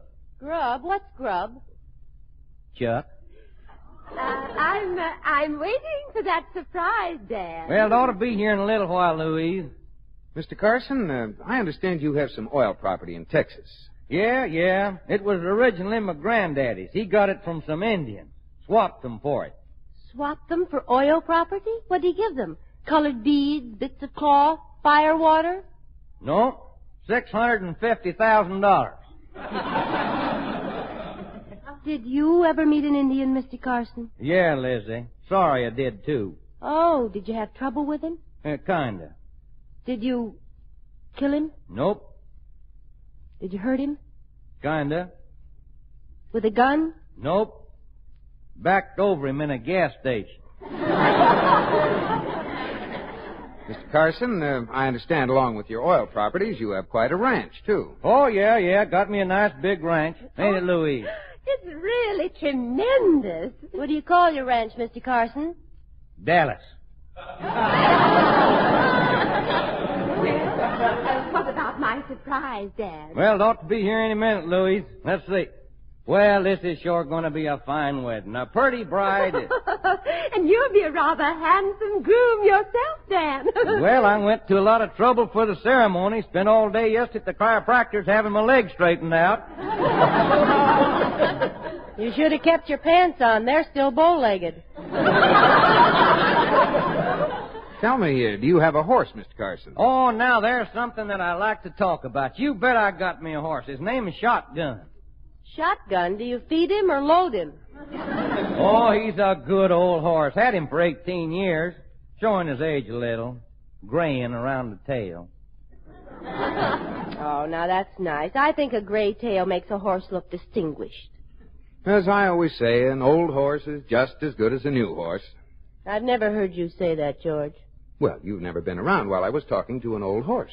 Why don't we all go out on the porch?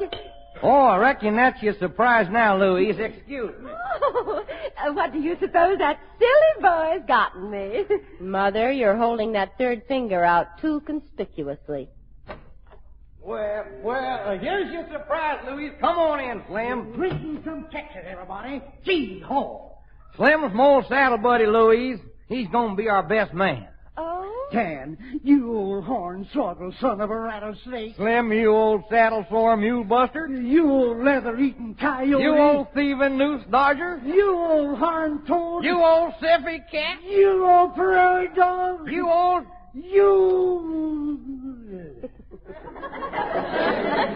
Dan, he's going to be our best man. Yeah, some surprise, huh, Lou? Slim, this year is Louise. So that's her. Well, doggone. Twang my banjo, bust my britches, doggone. Gull dern, ding dong darn. Dan. Slim says he likes your figure, Lou. Oh, Mother's always had nice gall derns. Oh. Here's a little gall dern something I brung you, Miss Lou. For when you and old Ding Dong Dan set up gall dern housekeeping. Doggone. Thank you. Towels. How nice. Aren't they, Liz? Oh, yes. Look, George. A set. Hers and his'n. I'll be right back, Liz. I think we're going to need some smelling salts. I heard that. If you don't like my vapor, just open some windows. Doggone, Dan. Who's the strawberry road? Oh, this is my daughter, Lizzie. God darn it, she's pretty. A ding-dong redhead, too. Makes me want to kick off my boots and jump smack dab barefoot into a doggone tub of sow belly. Bust my britches. Bust my britches. Bend over. Doggone, Dan, I just can't wait no longer. I got a darn surprise for you outside. Music for your wedding. Music, Dan? Just a minute. Oh, I mean, just a doggone minute. Oh, Slim, you brought the sons of the singing sagebrush. You are my sunshine, my only sunshine. You make me happy when skies are gray. You'll never know, dear, how much I love you. Please don't take that sunshine away. Whoa! Howdy, Clem. Dan, what did Slim say about music for our wedding? Oh, I know they ain't the best, Miss Lou, but Spade Cooley weren't available. Oh, there ain't no finer music in the sons of the singing sagebrush. Sing some of that there wedding music for 'em, sons. I'm ahead for the last roundup. Oh, horse, make up your mind. Gentlemen. Dan, son. Carson, have you ever thought that Mrs. Elliott may have other plans for the music at her wedding? Lou? Why, Lou is loco about the sons, ain't you, Lou? Well, Dan, they were all right when we went to the barn dance in San Antone, but I had planned on other music for the wedding, and I more or less thought that George could be the best man. Oh, I'm being the best man. Who's George? I'm George. Now, look at here, George. Shoot him, Slim. George is going to be the best man, aren't you, George? I say I'm going to be the best man. What do you say, George? Well, Liz, I think Slim really has his heart set on it. Is this going to be a wedding, or is this going to be a wedding? That's a very good question. Well, let me hear some more of that wedding music, son. Oh, promise me that someday you and I will take our love together to some sky. Wahoo! Son! Oh, shut up! Shoot him, Slim! Shotgun sure would love this. George, where are those smelling salts?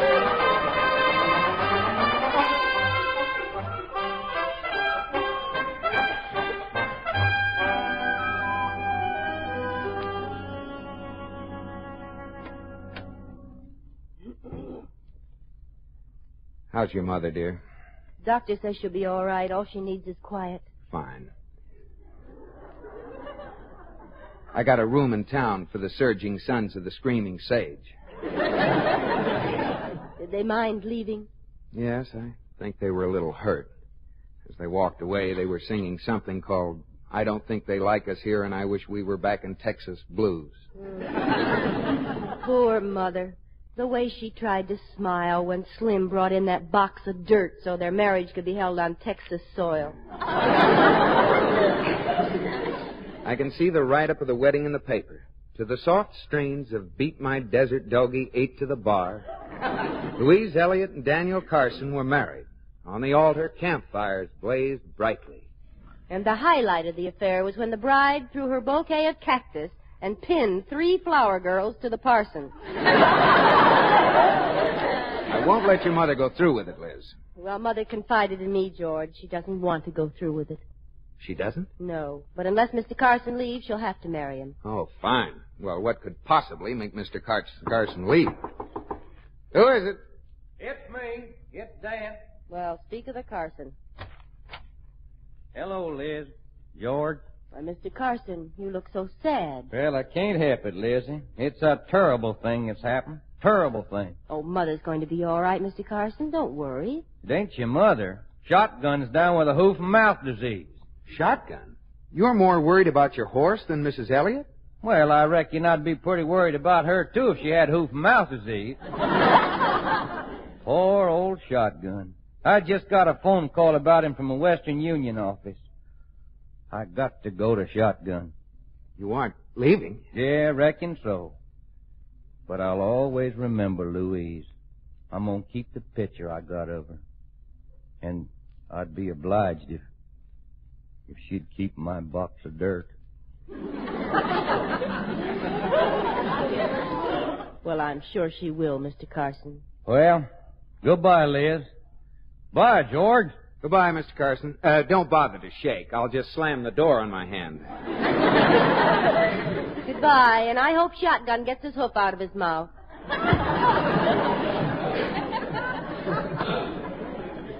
Liz, he's gone. And Mother has a box of dirt.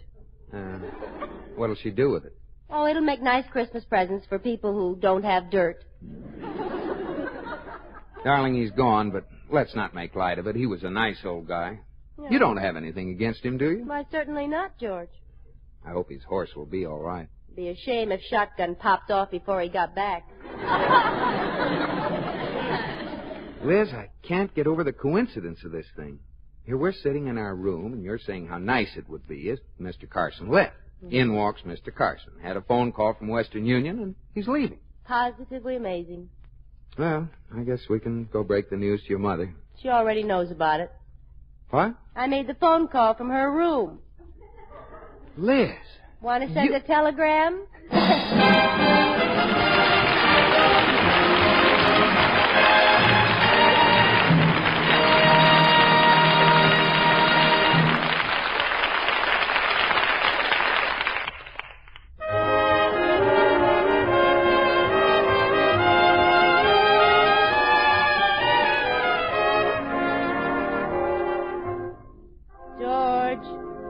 asleep?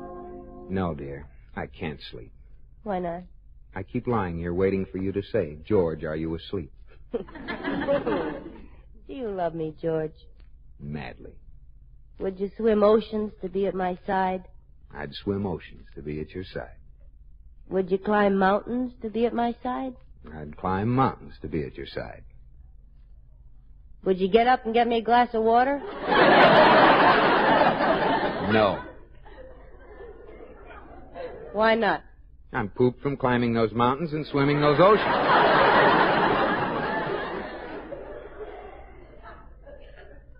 Please get me a glass of water, George. All right. What smells so good? I left the top off my taboo. I thought it was night-blooming jasmine. Why does jasmine only bloom at night? Oh, they have a very strong union. I love you, George. I love you, too. Remember, I want cold water. That's the left faucet. Yes, Liz, the left faucet. Oh, George, I've changed my mind. I'd like a Coke instead. Okay. Which faucet is the Coke? Oh, never mind. You'd have to go downstairs. I don't want you to leave me. I'll take water. Here you are, darling. Thanks, little cuddle puddle. You're welcome, little drip. Good night, honey. Good night, dear. What's the matter, Liz? You got a feather leak in your pillow? No. I was just thinking that I'm pretty clever.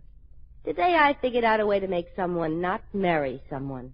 And if I wanted to, I could scheme a way to make someone marry someone. You really think you could? Mm-hmm. I did it once. You schemed a way to make someone marry someone? Yes. Who? Good night, George.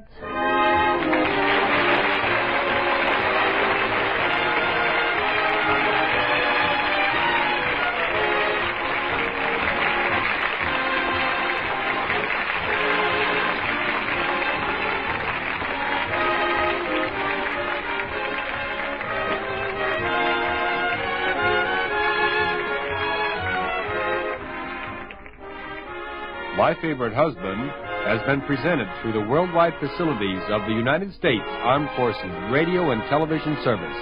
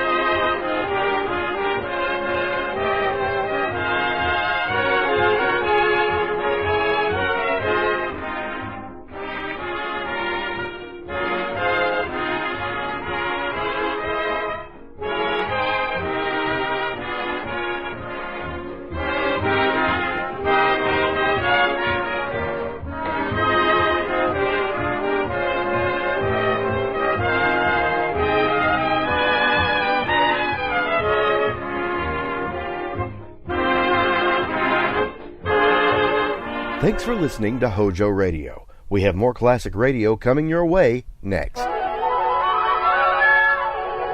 present My Favorite Husband, a new series based on Isabel Scott Rorick's gay, sophisticated Mr. and Mrs. Cougat, starring Lucille Ball with Richard Denning.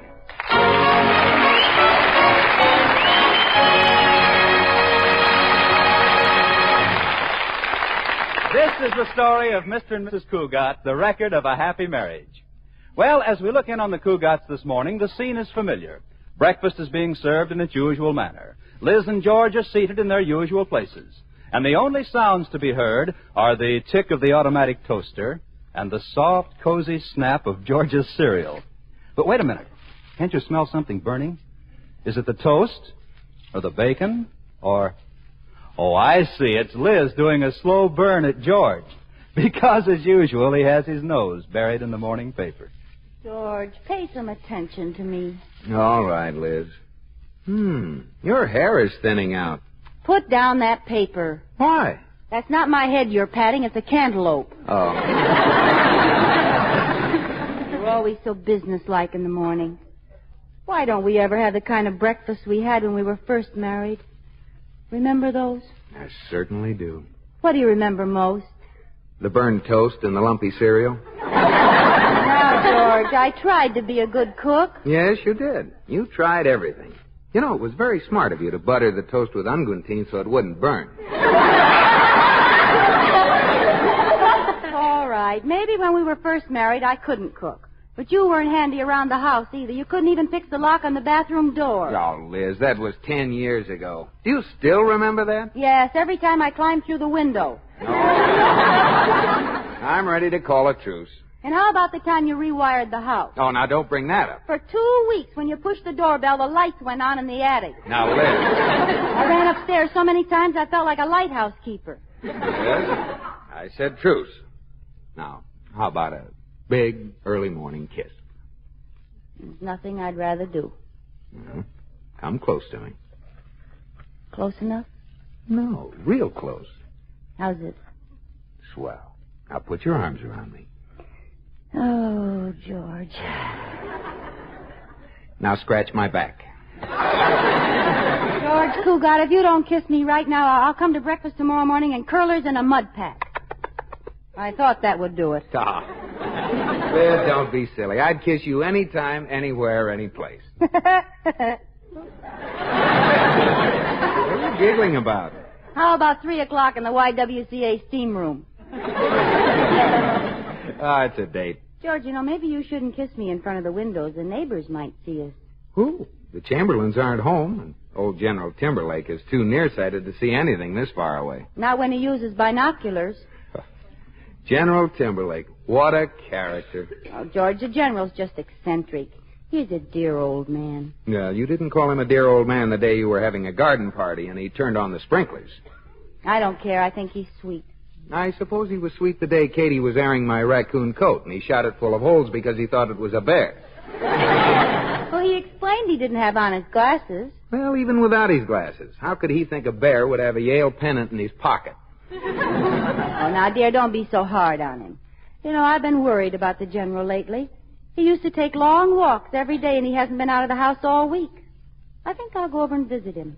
You're really asking for it. He'll bore you to death with those stories of battles he claims he was in. Well, how do you know? Some of them may be true. Anyway, I think I'll go see if anything's wrong. Oh, that sounds like Corey Cartwright's horn. Well, I guess it's time to leave for the bank. George, every time Corey drives you to the bank in that car, I worry. Why? Because that car is built for parking, not driving. It has reclining seats, indirect lighting, hot and cold running chorus girls. That isn't a car, it's a nightclub. Well, Corey does a lot of his entertaining there. Oh, he thinks he's such a Casanova. Oh, Corey's a lot of fun. Good morning, George and Liz. Good morning. Care for a lollipop, anybody? Where did you get a lollipop? I had a friend out for a date last night, and she left it in the car. Corey, it's about time you went out with older girls. Oh, I do, Liz. I finally met the girl. I'm really in love. Her name is Daphne McCormick. Here's a picture of her. Not bad. George, I told you not to read at breakfast. Isn't she a ravishing creature, though? Look at those lines, that color, the modern design, and all those extras, too. Terrific, huh? Terrific. She's the reason Good Sam turned bad. Hey, it's time we left for the bank. Oh, honey, were you serious about going to see General Timberlake? Yes, I feel sorry for him. Well, all right, but I hope you don't regret it. Remember, the last time you went over, you forgot to salute, and he threw you in the guardhouse. Well, if I'm not back in 2 days, send me a cake with a file in it.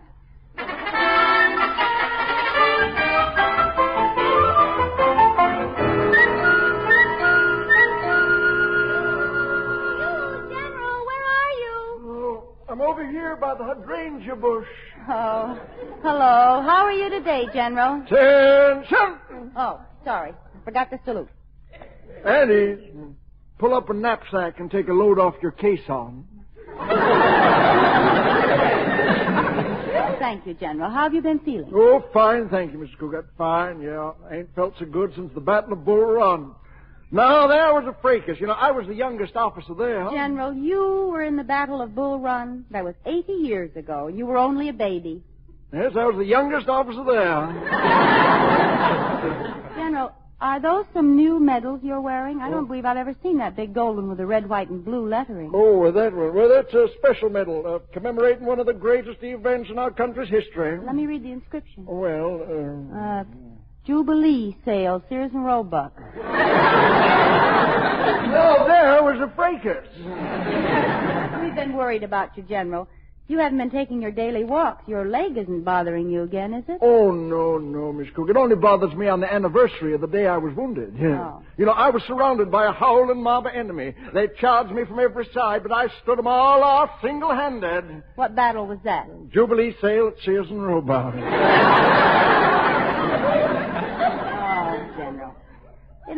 I've really been concerned. I haven't seen you around for a couple of days. Is anything wrong? Oh, well, now that you mention it, there is, Miss Cougat. I've been sort of keeping company, with Winifred Higgins, the librarian, and... Well, now, we had a quarrel, because, I did a terrible thing. Miss Higgins never forgive me. Well, what did you do? I kept a 14-day book, 15 days. Oh, that's too bad. You used to go to the library every night to study history, didn't you? Well, now, frankly, Miss Cougat, I wasn't studying history so much as I was studying Higgins. I know Miss Higgins. She's that gray-haired librarian, isn't she? Yeah. Don't let that gray hair fool you, though. She may be an old edition, but she's still got a beautiful table of contents. Libraries are such romantic places. Yeah. Well, that's all over for me now. Oh, now, General, Miss Higgins won't stay mad if you go to her and apologize. No, I tried that, but didn't work. I'm a lonesome man, Miss Cougat. I ain't got nobody to talk to about my battles.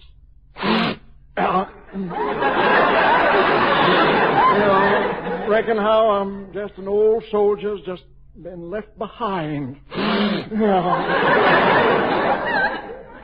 General, you can talk to me if you like. I can? Any time at all. Well, how about this afternoon? Oh, well, that's fine. Well, sound the trumpets. Sound the trumpets. I'll be right over after chow. All right. See you later, General. Miss Cougat? Yes, General? You may go to your quarters. Oh, aye, sir.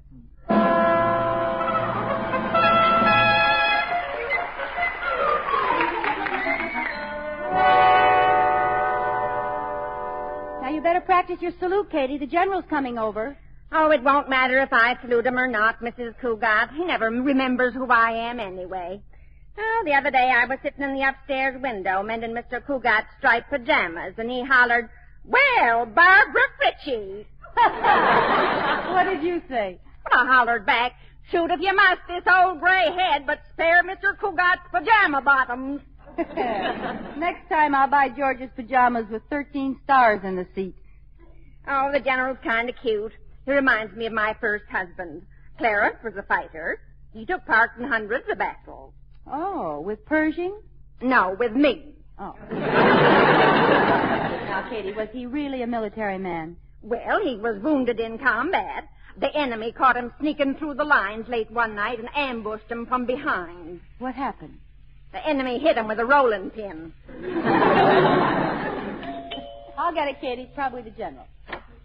Oh, hello, General. Come in, won't you? Attention! Yes, sir.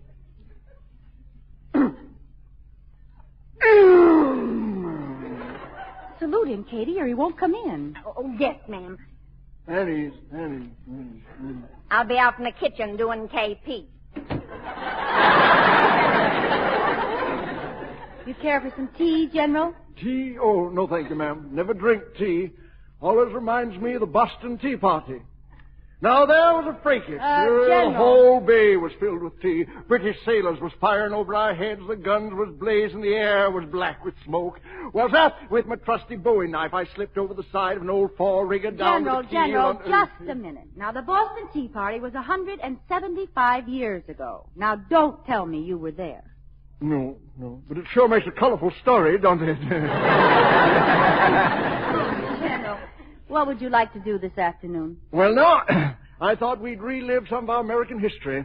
We'll recreate some of the big battles of the past. Now, the sofa there can be the fort. General, couldn't we do something else a little quieter?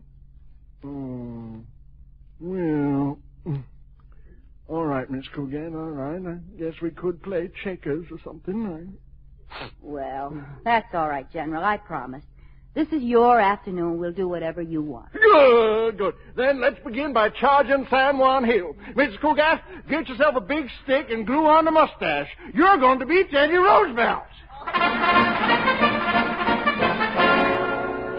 Now, Miss Cogan, this chair is General Lee, and I'm General Sherman. What am I going to be? You're the outskirts of Atlanta. This ought to be fun. What do you do, get a match and set me on fire? No, Miss Cougar. You see, I use this umbrella here as my saber, and I charge past you, like this. What was that? You caught your saber in the outskirts, and now there's a big hole in the south side of Atlanta. Oh, General, don't you think we fought enough battles today? Why, Miss Cougar, we're just beginning to take Bunker Hill. But my troop is starting to droop. Well, we can't lag back now. You're in command on the north side, I'm in command on the south side, and the lamp is Bunker Hill. Now, I'm going to make a frontal attack. Charge! Oh, well, I'm sorry, Miss Cougar. Well, what happened, Mrs. Cougar? Why are you just standing there staring at the lamp? Mrs. Cougar, say something. So long, Bunker Hill. You having a lot of fun, Miss Cougar? Oh, yes. I haven't had so much fun since I got caught in a folding bed. Well, now, sir, what battle should we do now?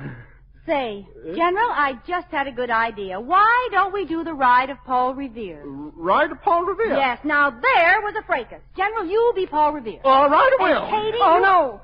I didn't mind when he tied a message around my leg and made me a carrier pigeon. But I'm not going to get down on all fours and be Paul Revere's horse. No, you're the Old North Church. But before you give the signal, open the front door. Paul's going to take a long ride. Yes, ma'am, I get it. Go ahead, North Church. Give the signal.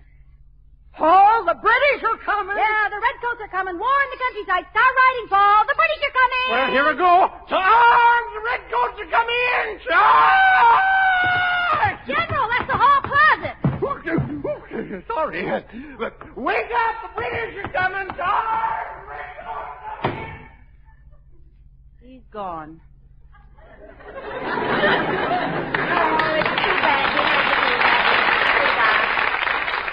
I can't help it, Katie. He was wearing me out. If he comes back, tell him Molly Pitcher deserted.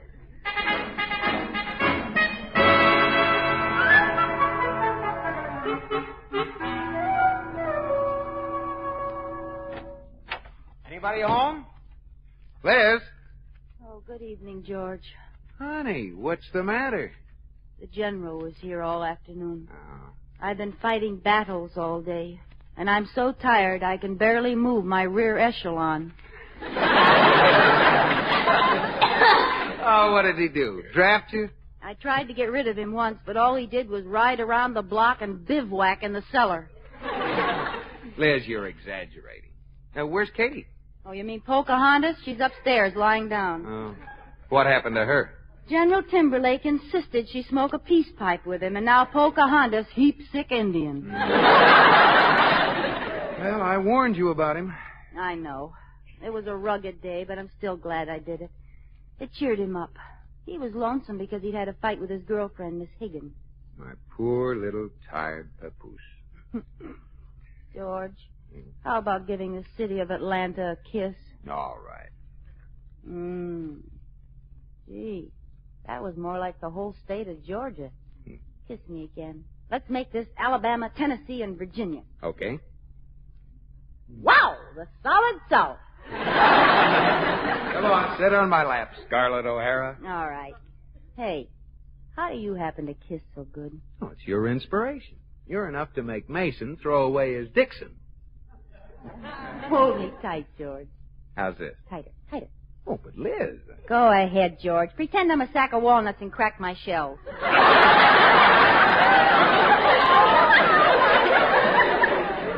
Look, Nutty, move over a minute. You're crushing my carnation. George, you know, sometimes when I'm with you, I get the strangest ringing in my ears. There it is again. No, honey, that's the phone. Oh. Hello. Oh, yeah, yes, General. Yes. Oh, no, I couldn't possibly. You see, well, General, it's just that, well, if you put it that way, General, all right. Goodbye. Well, Liz? That was my commanding officer. We march at dawn. What do you mean? We're going to spend tomorrow at the museum, and we're taking somebody along with us. I pity the poor devil who's going with you. So do I. It's you. Oh, no. I'm not going, and that's final. But, George, he wants you to go so much, and I promised you would. I'm sorry, Liz. I'm not going. George, he gave us a choice. If we don't go to the museum, he's coming over to reenact the burning of Rome, and he wants you to be Nero. I surrender. What time does the museum open?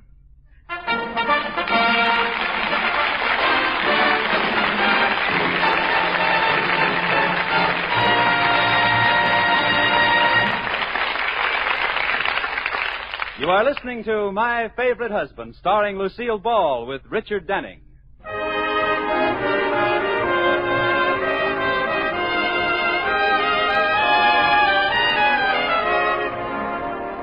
This is the story of Mr. and Mrs. Cougat, of Liz and George, and especially Liz, who made a gesture of friendship to their next-door neighbor, the General, a gesture that was a signal for a full-scale invasion. Well, the General is not only anxious to be friends, he seems to want to form a permanent military alliance. Well, Saturday morning, the General, Captain George, and Lieutenant Liz made an inspection tour of the museum. Well, Saturday afternoon, they all had target practice in the backyard. And now the captain and his first lieutenant are back in their own camp discussing strategy. Where's the General now, Liz? He went home to get cleaned up, but he's coming back in half an hour, so you better fill the bathtub with ice cubes. Fill the bathtub with ice cubes? Why? He's going to demonstrate how Washington crossed the Delaware. Oh, Liz, I can't stand much more of this Army life. Neither can I. On the last march around the museum, my feet felt like 2 blisters with shoes. Well, I've had enough. Oh, he's a nice old guy, but when he asked me to climb inside the barrel of that cannon, that was the last straw. He just wanted you to see if the powder was dry. Yeah, well, if it had been, when he lit that fuse, I'd have been real gone. George, I've got an idea. There's only one way to get rid of the General. We'll patch things up with Winifred Higgins. How? Well, they say the way to a man's heart is through his stomach. We'll have them both over for dinner. Yeah, I think you've got something there. Give them 1 ear of corn between them, and they're bound to get together.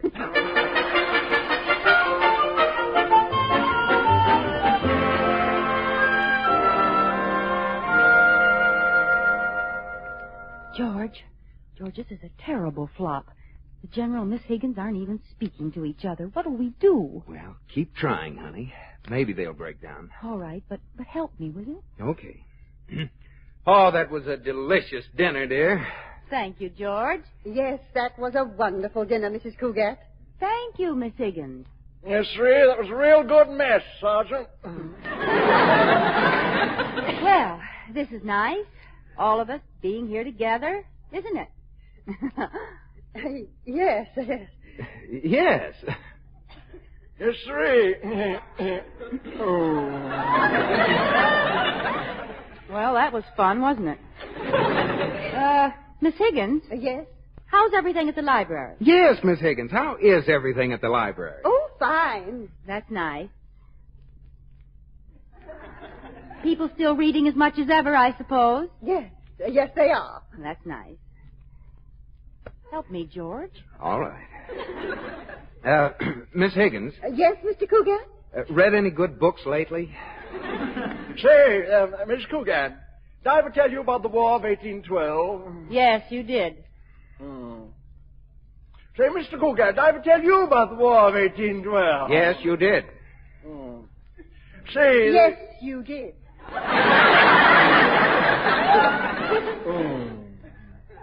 General, there's a moon out tonight, and there's a swing on the porch. Isn't there somebody you'd like to take out there? Well, no. Yes, there is. Well, then. But what'll Mr. Cougar and Miss Higgins do whilst we're gone? General, I meant Miss Higgins. Oh, no, Miss Cougar. I'd much rather talk to you. Oh, please, General. You remember the fun we had yesterday when I charged and ripped your skirt? Well, please, General. And then we knocked over Bunker Hill and spent an hour together in the dark. Well. General, the next thing you'll be telling them how we took Fort Sumter and got locked in the closet. Well. Now, wait a minute, please. George, say something. Hi, Liz. Mrs. Cougar, it's very sweet of you trying to patch things up with a certain party who mutilates books in the public library. But I just don't want to patch things up with a certain party who always has to eat and read at the same time. Well, I like to eat whilst I'm reading. Yes. But how does it look when you open a history book and find the pilgrim setting foot on a piece of salami? Now, Miss Higgins... And the other day, a little boy wanted to know why the Constitution was written on a fried egg. Imagine leaving food in a book. Leave it. I put it there. Them was bookmarks. Learn yourself. George, you'd better say something. Read any good salami lately? General, you know perfectly well you want to be friends with Miss Higgins again. No, I don't. I don't need Miss Higgins now that I found you. You're my new aide-de-camp. You can bring your duffel bag to my headquarters any day. General, please. You don't understand. My duffel belongs to George. I don't care, Mr. Gillette. I don't care. You may be assigned to another battalion, but I can get you transferred for active duty. Mrs. Cougar, if you don't mind, I think I'll go home. Thank you for the dinner. Thanks for everything. Oh, I've had a wonderful time.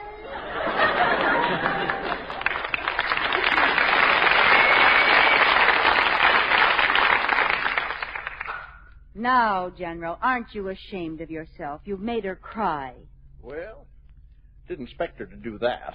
I tried to get you two together, and what do? You ruin it. Now, Liz, it isn't all the General's fault. Don't forget it was your idea. Well, I might have known this would happen. Just when the battle's going against me, my own captain looks me in the face and shoots me in the back.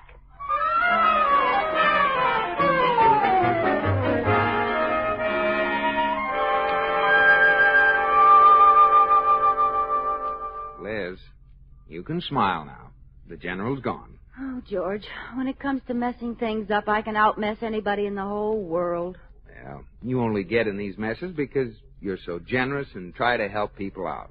George, now the General wants me for his aide-de-camp. Oh, honey, the General's unpredictable. He probably won't visit us again for days. You think so? I know so. Attention! George, salute with both hands. I can't get up. As you were. Just came over to thank you for your courageous and unselfish service to a comrade in arms. General, the only comrade in my arms is going to be George Cougat. It's in our contract. Yeah, well, now, Miss Cougat, don't you worry about me. Miss Higgins and I finally made up. Yeah, we're as close as Kaiser and Fraser. Miss Higgins isn't mad at you anymore. No. She was waiting for me by the hydrangea bush. And she said I could take books out just so long I kept mustard off my bookmarks.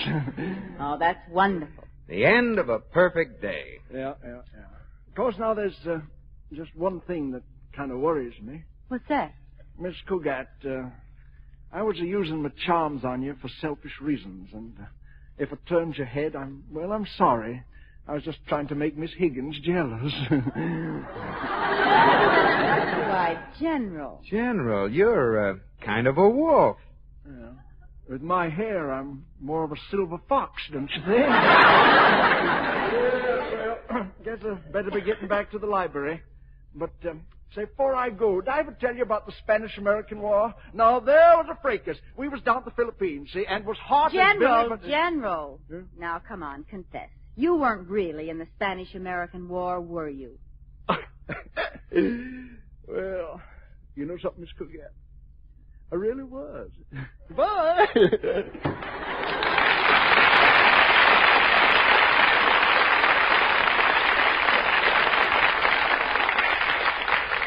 I never want to live through 2 days like this again. It was kind of hectic, wasn't it? It reminds me of our honeymoon. Our honeymoon. Now, there was a fracas.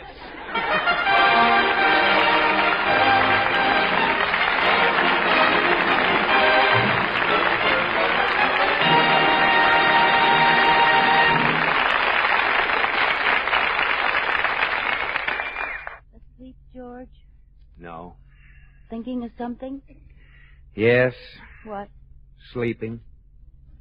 George, it's stuffy in here. One of us forgot to open the window. Yeah. One of us forgot to open the window. One of us ought to get up and do it. Yeah. One of us ought to get up and do it. Well, somebody's got to do it. What are you waiting for? A burglar. Oh, George, please. All right. Now, the window's stuck. I can't raise it. That's funny. There is a burglar.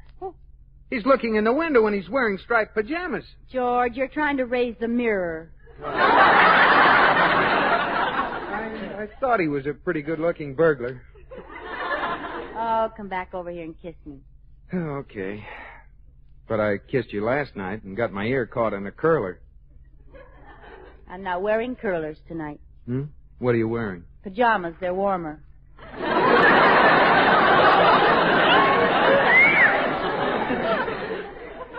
Well, here's your good night kiss. Oh, George, I'm lucky to be married to you. Why? Because if I weren't, I'd get in a lot of trouble sneaking over here every night for a kiss. Good night, George.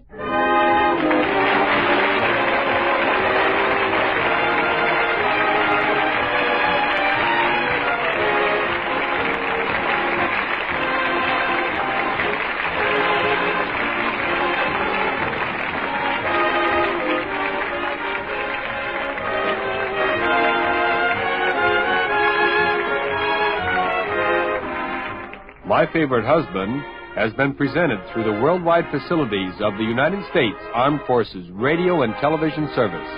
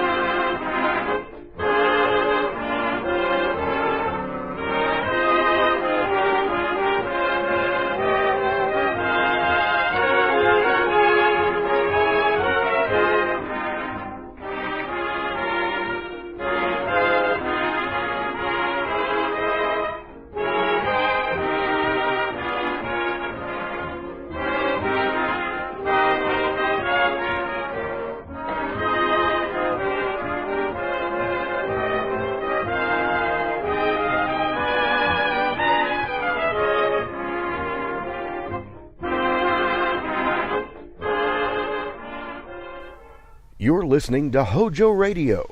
Stay tuned. Palmolive Soap, your beauty hope, and Luster Cream Shampoo for soft, glamorous dream girl hair bring you Our Miss Brooks, starring Eve Arden.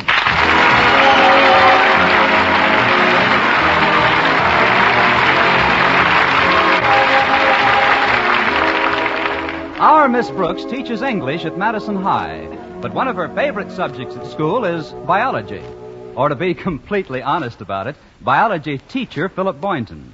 He's tall, dark, handsome, and painfully timid. But Connie Brooks is still hopeful. In her own words, I'm still hopeful that he'll look up from his experiments one day and decide that I compare favorably with some of his higher-type frogs. Somehow I feel that if I could just be alone with him a few hours, he wouldn't mind my not being wart green.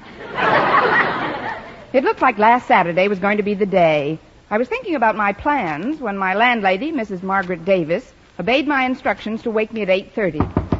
Connie, wake up, Connie. It's 8:30. Oh, come in, Mrs. Davis. Good morning, Connie. How did you sleep? Pretty well, Mrs. Davis. How about you? Well, I wasn't going to mention it, but now that you ask, my insomnia has got me a little worried. You see, for the past 3 nights, I've gone to bed at 9:30 and slept right through the night. Well, what's wrong with that? I missed the sleeping pill I'm supposed to take at 10. But I guess I'll be all right. Tell me, Connie, why did you leave me a note to wake you? What happened to your alarm clock? Oh, it met with an accident yesterday morning. What kind of an accident? I threw it in the bathtub and stamped on it. Thanks for getting me up, though. I've got to be down at Carney's repair shop at 10. That's when they promised my car would be ready. Oh, goodness, it's about time. How long has your car been in that repair shop, Connie? Off and on, about 12 weeks. How long have you had your car? Off and on, about 12 weeks. I hope it holds together today. I'm driving Mr. Boynton to the football game with Clay City High. Madison didn't play them last year, did it? No, this is the first time. They say Clay City's an awfully nice little town. It's about 60 miles from here, I understand. 55 as the crow flies. You ought to make it in a couple of hours, easy. Well, I'd better allow 3. My car makes about the same time a crow does on the ground. Well, hurry and get dressed, Connie. I've got a surprise recipe for your breakfast. I hope it's not as surprising as the last one, Mrs. Davis. Blubber burgers fried in deep seal fat. I'm afraid I haven't time for breakfast today. I'll just have a glass of milk. Well, don't you even want to know what the surprise consists of? Oh, no, thank you. Well, I'll save it for you till tomorrow. It'll keep fine, although a little penicillin may form on the mold. Probably do it a world of good.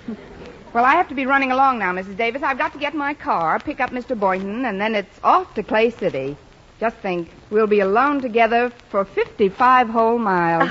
Oh, wonderful, Connie. I hope Madison runs up a big score. Me too, but I'm more concerned about scoring with Mr. Boynton.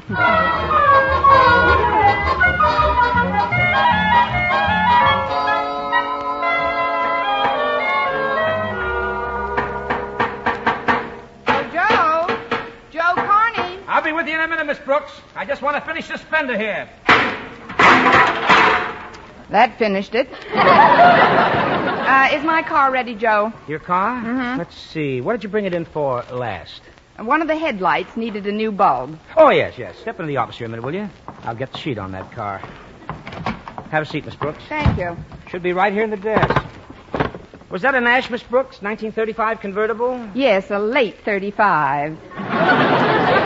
Though it wasn't a convertible until I tried to go through a railroad crossing with the bars down. Oh, yes, here we are. You say one of the headlights needed a new bulb? That's what you told me. Funny, our mechanic found quite a bit of other work to do on the car. What other work? Well, your spark plugs were shot, so he replaced them, and the points were practically gone. Where to? Your valves needed grinding, and the wheels were way out of line. Of course, that could have been caused by the warped axle. Practically no ball bearing action left in the sprockets at all. And your transmission and differential had to be thoroughly revamped. How did I get the car down here? On my back? The steering knuckle was way off, so he had to pack that. But that wasn't too much trouble. I'm glad. He was down there ripping off the old brake lining anyway. The new voltage regulator we put in should help that shorten the wiring considerably, and a new oil filter will keep your motor cleaner. Now, just a minute, Joe. You didn't say a word to me about any of those things when I left the car here. Well, of course not, Miss Brooks. I had no way of knowing about them until our mechanic checked the car thoroughly. Any more than I could have told you about the clutch lining. What about the clutch lining? Let's not speak ill of the dead. It was shredded. And that probably affected the rear end situation. Rear end? It was really dragging. Now, do you want me to total up your bill with the new radiator that's coming, or just charge you for the soldering job temporarily? Like I say, Joe, what do I owe you for the light bulb? Oh, we'll just throw that in. And please don't feel that we invented any of these difficulties, Miss Brooks. Every item on your bill was strictly legitimate. May I never smear grease on my hands and charge for a lube job if it wasn't. I've got a good mind to get the Falcon after you. What's the total? Well, let me see. $14.50 plus $7.98. 46 for parts. 18 for the $9 for the distributor of the crown. Well, it's $112.49, Miss Brooks. Call it $113 even. We'll call it $112 even, and I'll have to pay you off by the week, Joe. Oh, that's perfectly all right. Say $10 a week for 20 weeks. 20 weeks? That would be $200. Carrying charges, Miss Brooks. Plus lawyer's fees. Lawyer's fees? Well, sure, you're a school teacher, aren't you? Yes. Well, you couldn't keep paying $10 a week out of your salary. A lawsuit's inevitable. Well, if I can't make the payments, I'll sell you the car. Are you kidding? With the repair work this heap needs, I wouldn't give you $100 for it. Look, I've got to have the car today, Joe. I'm driving Mr. Boynton to Clay City to see our football team play. Now, what would it cost me if you put back the shredded clutch lining and the gone points? Well, never mind. Never mind that, Miss Brooks. How much cash have you got on you? Well, I got paid yesterday and just took care of my rent and a few small bills, so I've still got about $19. We'll take it. I believe in one price. You say $19, I say $19. Hand it over. Here you are, and Mother will be happy to know you let me keep my locket. On to Mr. Boynton.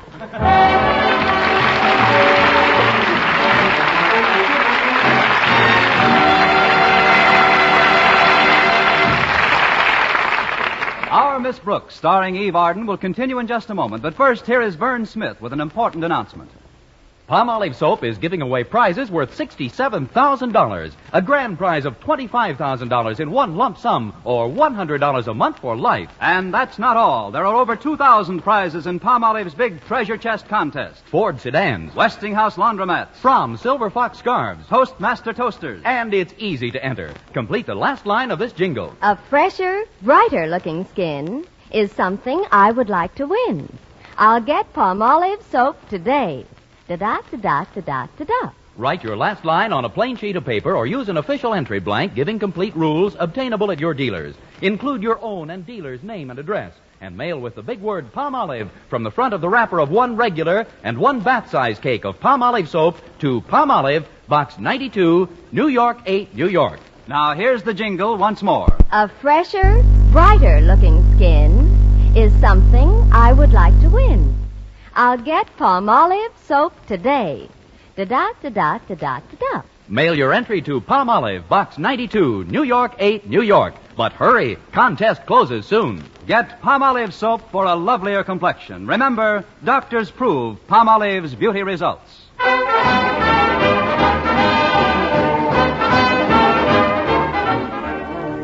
Well, I finally got to Mr. Boynton's apartment house to take him to the football game. He was standing in front of the door holding a big box with a cellophane top, the kind you put an orchid corsage into. I said, Mr. Boynton, you shouldn't have bought me flowers. His answer was typical of the man. With a modest smile, he hung his head, blushed, and said, I didn't. Oh, well then what's in that box? MacDougal. He's a wee one, isn't he? MacDougal's a bullfrog, Miss Brooks. I took him home from the laboratory yesterday. I don't like the sound of his voice. It's kind of raspy. Maybe he's got a man in his throat. Are you taking him with us to the football game? Oh, I'm afraid I'll have to. You see, his neck's pretty sore, and I put a compress on it. Wouldn't want him to scratch it off. He should have had his tonsils out long ago. Maybe his folks couldn't afford it. Well, get in, Mr. Boynton, and put MacDougal in the back. Oh, I'd rather not, Miss Brooks. Let's keep him up here in front, between us. Goody. I've always wanted to go to a football game with a bullfrog. Well, are you all set, Mr. Boynton? All set, Miss Brooks. Then we're off to Clay City. It's a beautiful day for football, isn't it? Oh, yes, it is. Do you like football, Mr. Boynton? Well, frankly, Miss Brooks, I haven't seen many games. Oh, that's a shame. We teachers should set an example in school spirit for the student body. That's why I'm going today. That's one reason, anyway. I beg your pardon? I said I think we should show more interest in school events. Oh, I agree, Miss Brooks. Who's pitching for us today? Well, Well, we tried to get Satchel Paige, but he's tied up. Of course, we have some good backfield men pitching passes. That's what you meant, isn't it? Oh, I guess so. I'm afraid you'll have to explain quite a bit of the rules, Miss Brooks. Oh, you'll get on to it, Mr. Boynton. Meanwhile, we've got 55 miles to travel together. Just you and I. I was hoping you'd feel that way about it. That was MacDougal. Now, quiet, Mac. I want you to rest your throat. Yes, do that, Mac. Now, where was I? You were saying we've got 55 miles to drive together. That's right. Just the three of us. A man, a girl, a bullfrog. Oh, well, we'll have fun anyway. I know a wonderful little restaurant en route where we can stop for lunch. It's called the Blue Goose Cafe. Oh, fine. Look, Miss Brooks, isn't that one of our students pushing that car across the street? Oh, yes, that's Walter Denton. Maybe we can give him a hand. Hello, Walter. Oh, hello, Miss Brooks. How do, Mr. Boynton? Oh, hello, Walter. Something go wrong with your car? Oh, nothing unusual. It just won't go. I think my clutch lining is gone. Oh, well, take a little of mine, Walter. I've got a new batch. Gee, of all times to fizzle out on me. I had my heart set on going to the Clay City football game today. Well, why don't you come along with us? What do you say, Miss Brooks? With us? Well, I'm sure Walter would rather get there under his own power. Maybe we ought to try and get his car started. Oh, it's no use, Miss Brooks. It won't go.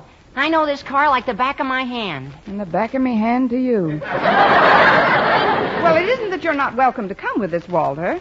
I know. Why don't we tow you in your car? Tow me? Well, I don't understand the point of that, Miss Brooks. You wouldn't. I haven't got any tow rope anyway, Miss Brooks. Well, maybe we could push you in your car. You know, bumper to bumper and shove. Then when we got to a nice downgrade, whee! Like our Walter. Oh, you're kidding me, Miss Brooks. Yeah. I'll sit in the back here. You and Mr. Boynton won't even know we're in the car. All right, Walter, hop in. I wouldn't want you to miss the game. Well, here goes, off to Clay. Did you say we're in the car? Sure, I've got a date with Harriet Conklin. She's a real football bug. Bug? Don't get excited, Mac. It's just an expression. She'll be waiting in front of her house, Miss Brooks. It's just a mile or two out of your way. Naturally. But we'd better hurry if we want to have some lunch before the game. Hang on. Turn right at this corner, Miss Brooks. You better slow down for it. Look out for that milk wagon. Boy, that was close. Oh, are you still in the car, Walter?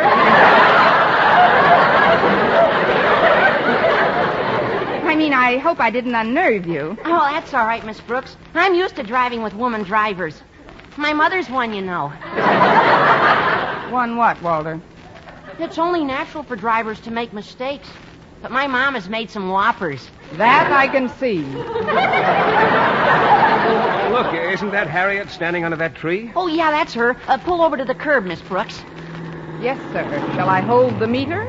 Hiya, Harriet. My car's all tattered and torn, so Miss Brooks is taking us to the game. Well, bless your little pointed head. Hello, Miss Brooks. Hello, Harriet. How are you, Harriet? Mr. Boynton.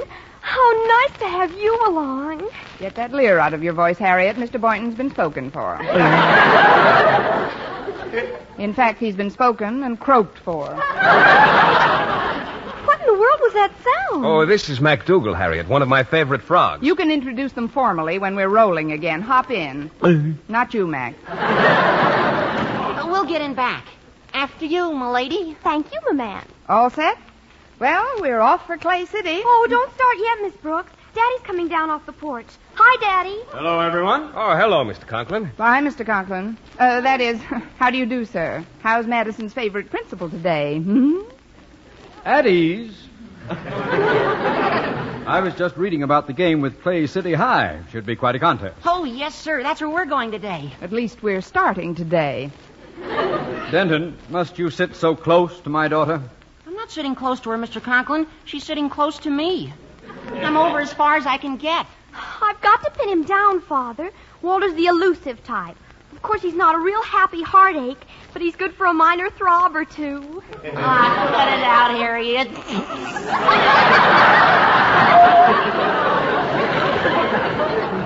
Oh, stop those nonsensical noises. Now, there's quite a bit of work I could do this afternoon, filing reports to the Board of Education and so forth. You have a nice day for it, Mr. Conklin. Well, we'd be getting along now. But I got to thinking. Conklin, I said to myself, or rather, Mr. Conklin, I said, you haven't seen a football game in a month of Sundays. Let's take in this Clay City game. Then you mean you're going along with us? That's just super, Daddy. Isn't it, Walter? Yeah, super. Well, it'll be a pleasure to have you along, Mr. Conklin. Oh, thank you, Boynton. But what about you, Miss Brooks? It's your car. How do you feel about my coming along? Just ginger peachy, Mr. Conklin. Well, let's get started if we're going. It's getting kind of late, and we want to stop I won't be any time at all. I'll go back to the house and ask Mrs. Conklin to speed things up. Mrs. Conklin? Yes. She's been out in the yard all morning planting, and she's quite dirty. I'll tell her to hurry with the bath and not fuss much with dressing. Well, tell her to slip on anything, Mr. Conklin. A loose rug will do.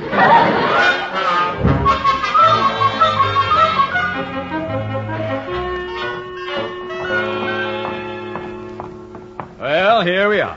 Sorry to keep you waiting. Hello, Miss Brooks, Mr. Boynton. Hello, Mrs. Conklin. How are you, ma'am? Walter's here, too. Hello, Walter. Hi, Mrs. Conklin. Where do you want to sit? Well, I think that you two should be separated. So, Martha, if you'll just sit between Walter and Harriet, I'll sit up front between Miss Brooks and Mr. Boynton. Fine. Now, if we can only get somebody to sit between McDougal. I'd better hold him on my lap. There we go, Mac. Pity he doesn't drive. We could change places. Ready? We're all set, Miss Brooks. Do you know the road? Well, not offhand, Mr. Conklin, but I've got some maps in my glove compartment. Well, I'd better get them out then, Miss Brooks. Should be a very simple matter getting to Clay City. Let's see here. Route 68 into 44, then west. No, it's east, I guess it is, on 106. Well, what are you waiting for, Miss Brooks? For the directions, Mr. Conklin. Oh, I'll give you those as we go along. Just start her up. Well, we're on our way, Harriet. Oh, isn't it fun, Walter? Please, children, you're squeezing me. It should happen to both of us.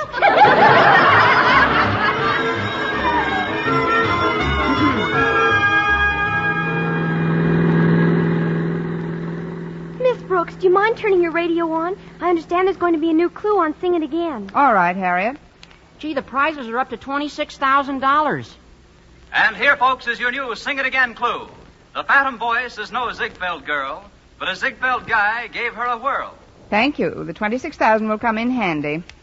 Who do you think the phantom voice is, Miss Brooks? Well, if I knew the answer to that, Harriet, I'd be able to walk right up to your father and say... Yes, Miss Brooks? Hello, Mr. Conklin.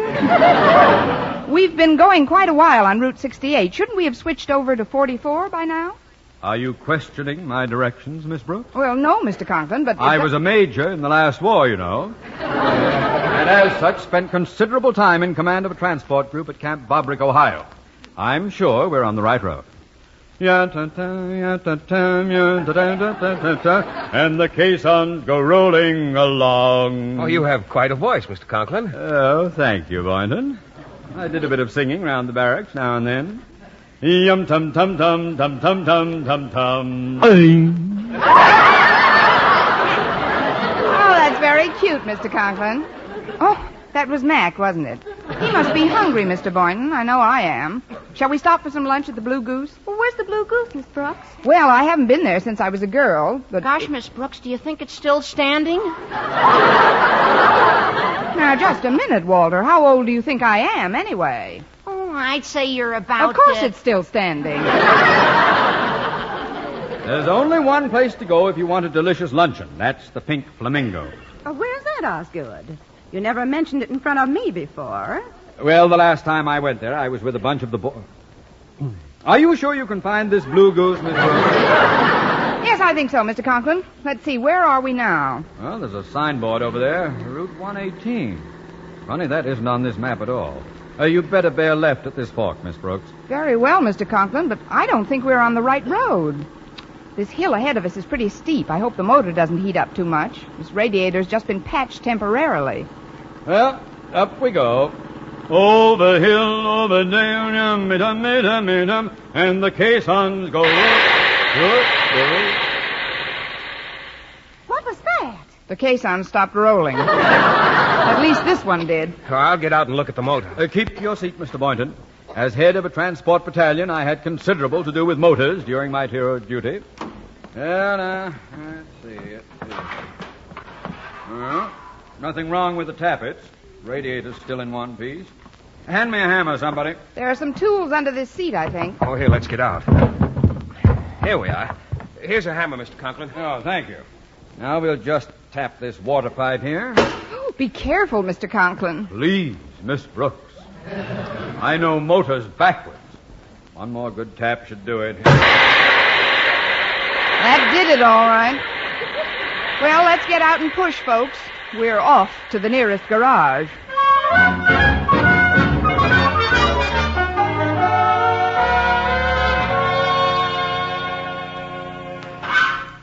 Well, there you are, folks. There you are. Good as new. Nothing would have happened in the first place if some knucklehead hadn't hit the pipes with a hammer. What? Why, how dare... Why, who do you think... Why, I'll have you know... Who's this huffing and puffing? Oh, please. This is Mr. Knucklehead. I mean, Mr. Conklin. He's my principal. Oh, now calm down, Mr. Conklin. Remember, everything's all right now. We're off to Clay City.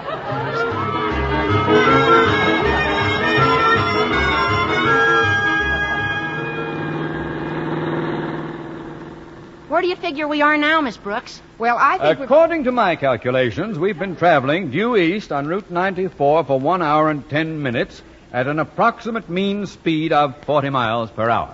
Any tailwind, Mr. Conklin? Oh, look, we're coming into a town. Of course we're coming to a town. It's just as I figured. This is it. Miss Brooks, ask that pedestrian where the stadium is. What pedestrian? Hey, look where you're driving! Oh, that pedestrian. Pardon me. Could you tell us where the Clay City Stadium is? Well, I can't be positive, but my guess would be Clay City. Isn't this Clay City? No, this is Boonville. If you'd be kind enough to give me a lift home, though, I could show you where Clay City is. I live just a few miles from there in Flagton. Well, there really isn't much room. We've got 3 in front and 3 in back now. Well, it's not much of a ride from here. Perhaps I could sit on this gentleman's lap. What? Sit on my lap? Oh, better take him, dear. We've only got a short time if we want to see the kickoff. Oh, very well. Come on. I hope I'm not too heavy. Sorry, I'll change my position.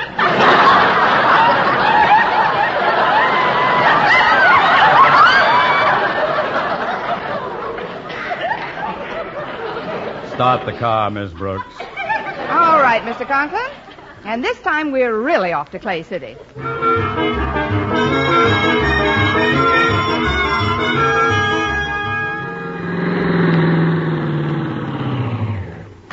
Yeah, thanks a lot for the lift. You're welcome.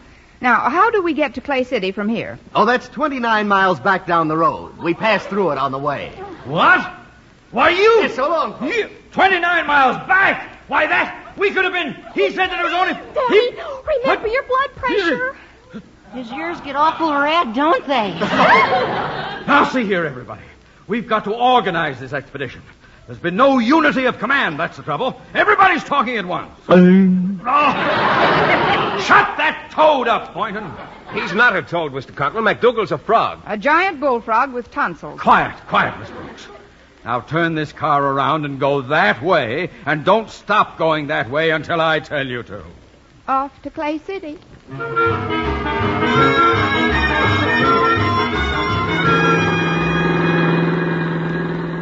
Well, this is Clay City, all right. There's the Clay City National Bank, Clay City Lumberyard.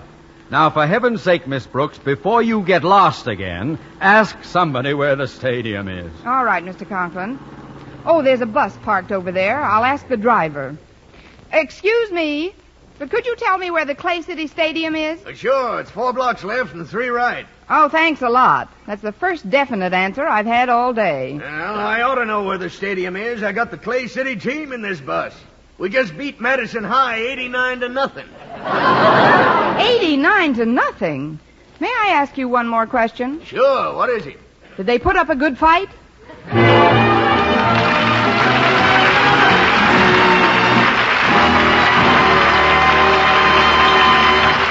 Eve Arden as our Miss Brooks returns in just a moment. But first, Dream girl, beautiful luster cream girl. Tonight, show him how much lovelier your hair can look after a Luster Cream shampoo. Only Luster Cream brings you Kay Dumont's magic formula blend of secret ingredients plus gentle lanolin.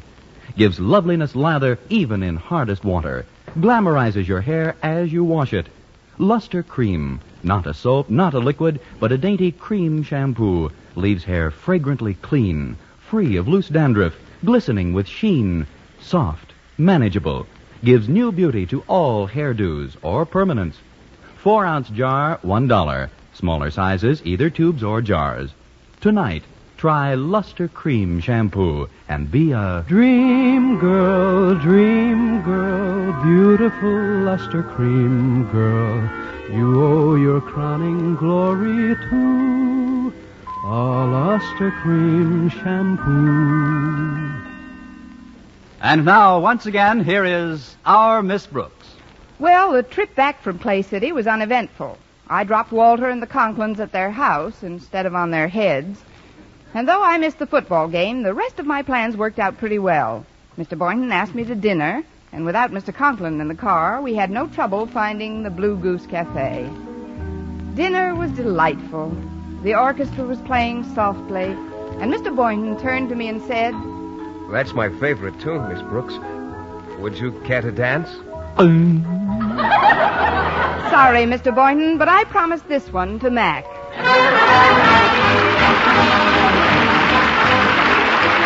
Next week, tune into another Our Miss Brooks show brought to you by Palmolive Soap, Your Beauty Hope, and Luster Cream Shampoo for soft, glamorous dream girl hair. Our Miss Brooks, starring Eve Arden, is produced by Larry Burns, written and directed by Al Lewis, with music by Wilbur Hatch. Dentists know what cleans teeth best, and over 4,000 dentists say Colgate tooth powder with a 2-minute routine gets teeth sparkling and super clean. So to remove dull film and get your teeth shining clean, just brush teeth 2 minutes morning and night with Colgate tooth powder. Brush inside, outside, and biting surfaces. Always brush away from the gums. See how quickly this gets teeth naturally bright. It removes dull film that improper brushing misses. And Colgate tooth powder also sweetens your breath. Try it. Buy Colgate tooth powder today. For mystery liberally sprinkled with laughs, listen to Mr. and Mrs. North, the exciting, fun-packed adventures of an amateur Park Avenue detective and his beautiful wife. Tune in Tuesday evenings over most of these same stations. And be with us again next week at the same time for another comedy episode of Our Miss Brooks. Bob Lamont speaking. This is CBS, the Columbia Broadcasting System.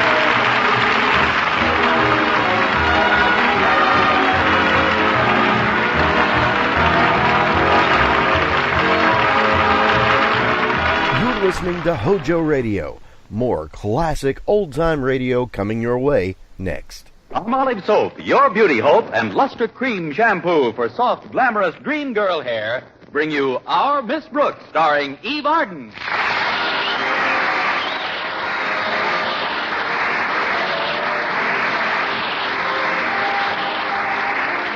Our Miss Brooks teaches English at Madison High, and though she's fond of her work and her pupils, these last few days have been rather hectic.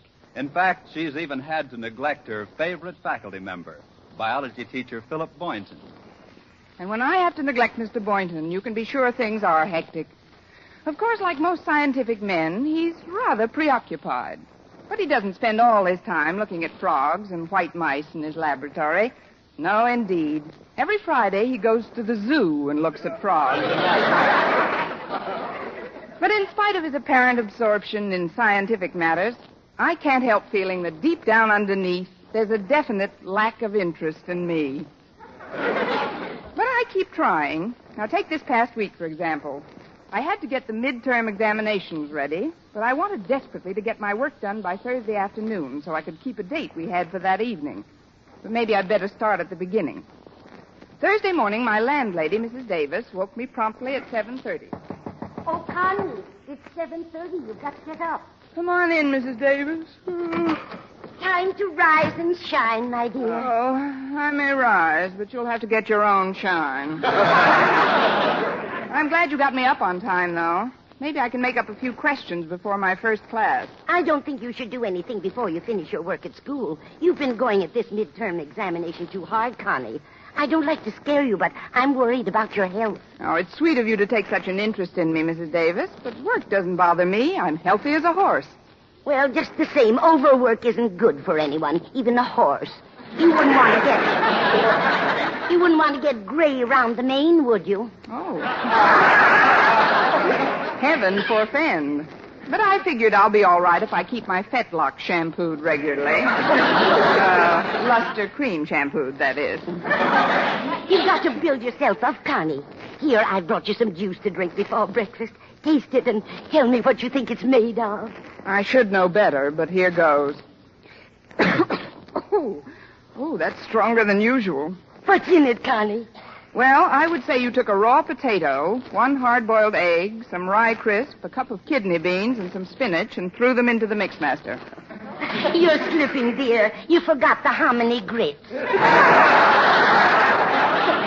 I think I'll skip the juice this morning, Mrs. Davis. I've got to hurry. Walter Denton's picking me up in his car. Oh, is yours in the shop again? Oh, definitely.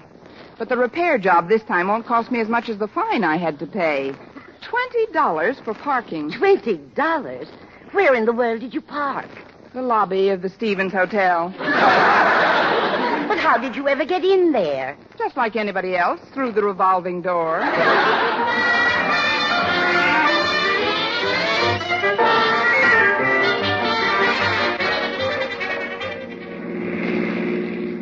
I'm glad you picked me up early, Walter. I've got some work to get done before my first class. Oh, that's all right, Miss Brooks. Glad to be of service. But did you say you've got work to do before your first class? Yes, Walter, I'm preparing questions for your midterm exams. It's rather difficult getting the right ones. Well, if I may make a suggestion, why don't you forget about the difficult questions and think up the simple ones? That would make it easier on you, wouldn't it? Yes, but frankly, I question your motives. I wasn't thinking of myself, Miss Brooks. It's just that I've been looking at you while I'm driving here out of the corner of my eye, sort of, and, well, you... Walter, look out for that truck! Oh! Sorry. Guess I looked out of the wrong corner. Anyway, I've noticed that you've changed a little. Changed, Walter? Yeah. I remember when you first got to Madison High, Miss Brooks.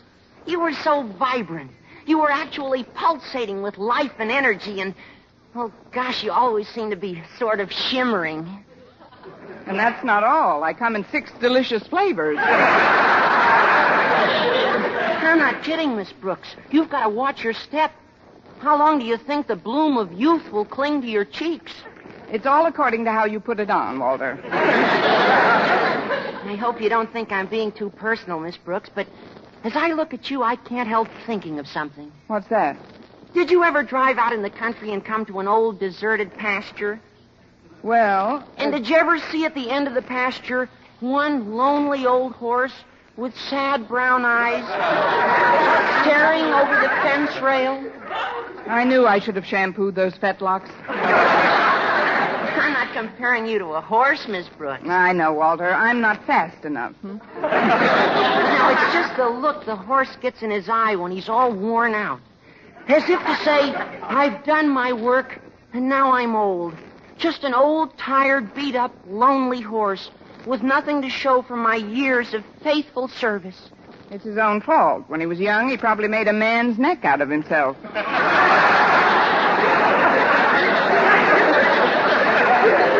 I appreciate your interest in me, Walter, but believe me, I'm not ready for the glue factory yet. I hope you're not offended, Miss Brooks. Oh, of course I'm not, Walter. You know how I feel about you. Gosh, I think you're a thoroughbred. I mean, I just don't want you to get run down. I won't, Walter. I'm used to hard work. I've been working since I was a young girl. Really? I didn't think they let girls work way back in those days. That is, what kind of work did you do then? I helped my mother mostly. They had mothers in those days, too. Well, what did you do for your mother? While Father was out hunting dinner, I used to help clean up our cave. You sound a little sore, Miss Brooks. Oh, don't be silly, Walter. Why should I be sore? Well, the way I word things sometimes, It's a little unfortunate, like the stuff about the horse and all. I know you meant it for my own good. Forget it, Walter. I have. Well, here we are. I'll find a place to park, Miss Brooks. You go ahead. Thanks, Walter. Oh, before you go... Yes, Miss Brooks? Got a piece of sugar?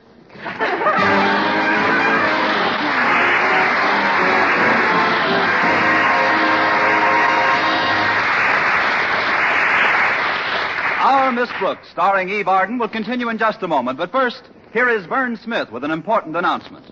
Palmolive Soap is giving away prizes worth $67,000. A grand prize of $25,000 in one lump sum, or $100 a month for life. And that's not all. There are over 2,000 prizes in Palmolive's big treasure chest contest. Ford sedans, Westinghouse laundromats, Fromm Silver Fox scarves, Toastmaster toasters, and it's easy to enter. Complete the last line of this jingle. A fresher, brighter-looking skin is something I would like to win.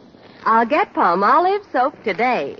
Da-da-da-da-da-da-da-da. Write your last line on a plain sheet of paper or use an official entry blank giving complete rules obtainable at your dealers. Include your own and dealer's name and address and mail with the big word Palmolive from the front of the wrapper of one regular and one bath-size cake of Palmolive Soap to Palmolive, Box 92, New York 8, New York. Now here's the jingle once more. A fresher, brighter-looking skin is something I would like to win. I'll get Palmolive Soap today. Da-da-da-da-da-da-da. Mail your entry to Palmolive, Box 92, New York 8, New York. But hurry! Contest closes November 20th. Enter this week. Get Palmolive Soap for a lovelier complexion. Remember, doctors prove Palmolive's beauty results.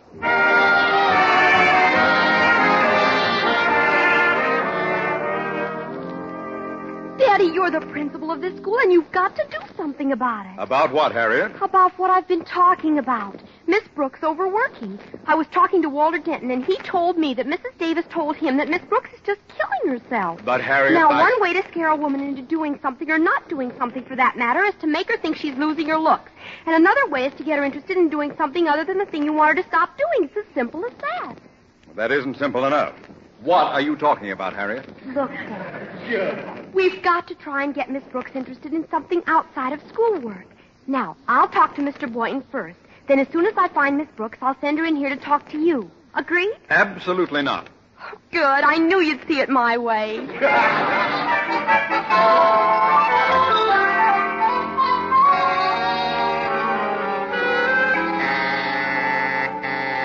That's the end of the period, boys and girls. Class dismissed. Miss Brooks, could I talk to you for a minute? Certainly, Harriet. Come on up to my desk.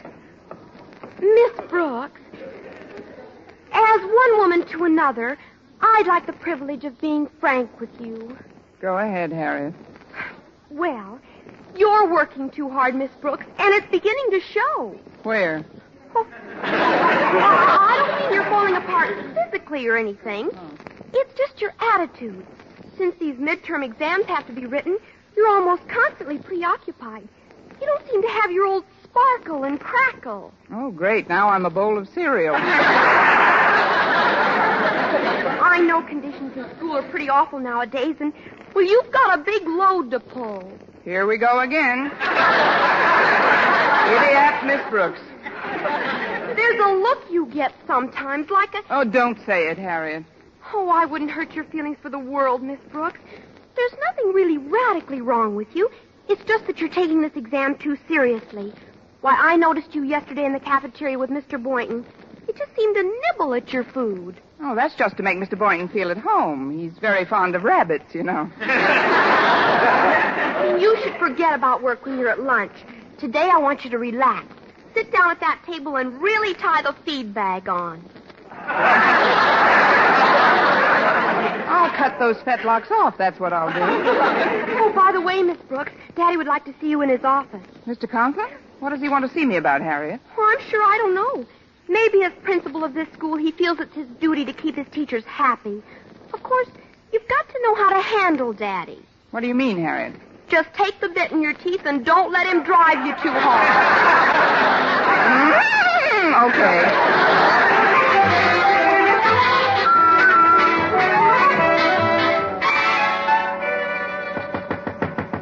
Come in. Oh, it's you, you, Miss Brooks. Have a chair. Thank you, Mr. Conklin. I was just finishing this report from the school board. Will you excuse me for a moment? Certainly, sir.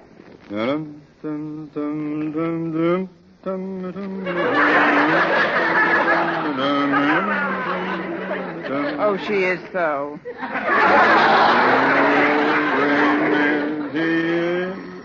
No, excuse me, Miss Brooks.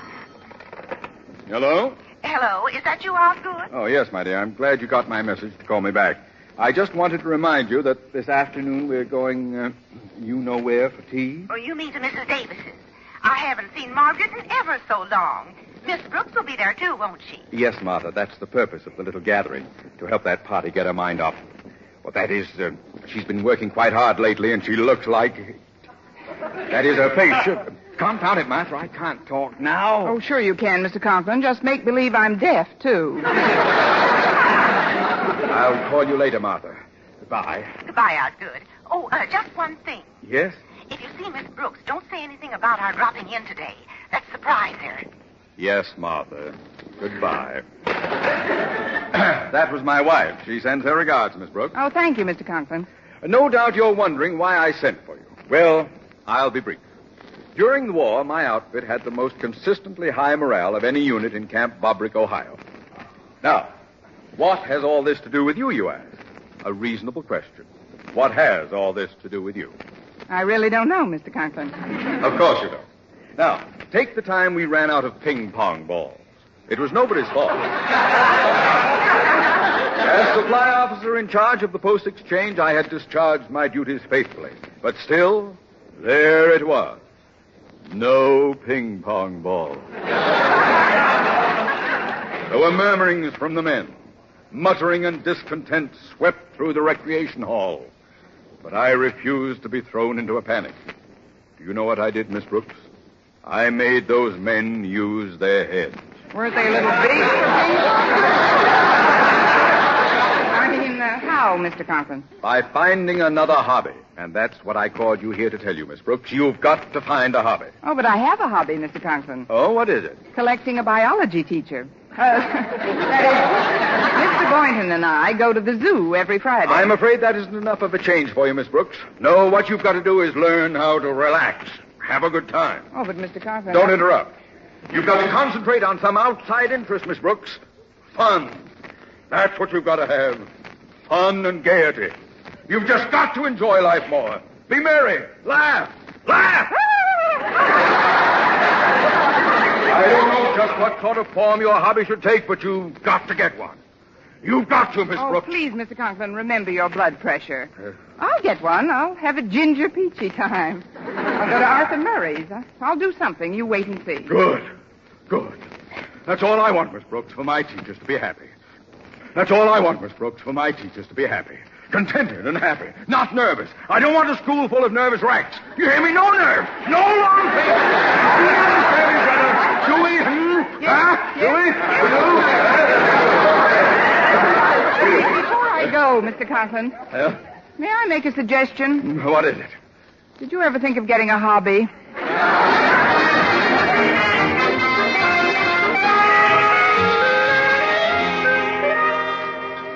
The cafeteria is pretty crowded today, Miss Brooks. I don't know how you managed to get this table. Oh, it wasn't hard, Mr. Boynton. I just told the two students who were sitting here I'd flunk them if they didn't leave. Oh, you wouldn't do that, Miss Brooks. No, not actually. I'll get our lunch, Miss Brooks. Just tell me what you want. Oh, I'll go along. It's fun to shove the little tray along the little railing. Gives me a feeling of power. No, I'd rather you sit here and take it easy. I've noticed how hard you've been working, Miss Brooks, and now that I see you, there's something in your eyes lately that, well, I can't be specific, but they just seem to say... All these years of faithful service, and what have I got to show for it? Exactly. Mm-hmm. Now, I know you've got to get your exam questions set, but the race isn't always to the swift. You've been whipping yourself terribly. Oh, fine. Now I'm my own jockey. I just want you to know, Miss Brooks, that if there's anything troubling you, anything at all, I'd be happy to have you cry on my shoulder. I'd rather laugh up your sleeve. Laugh on that shoulder.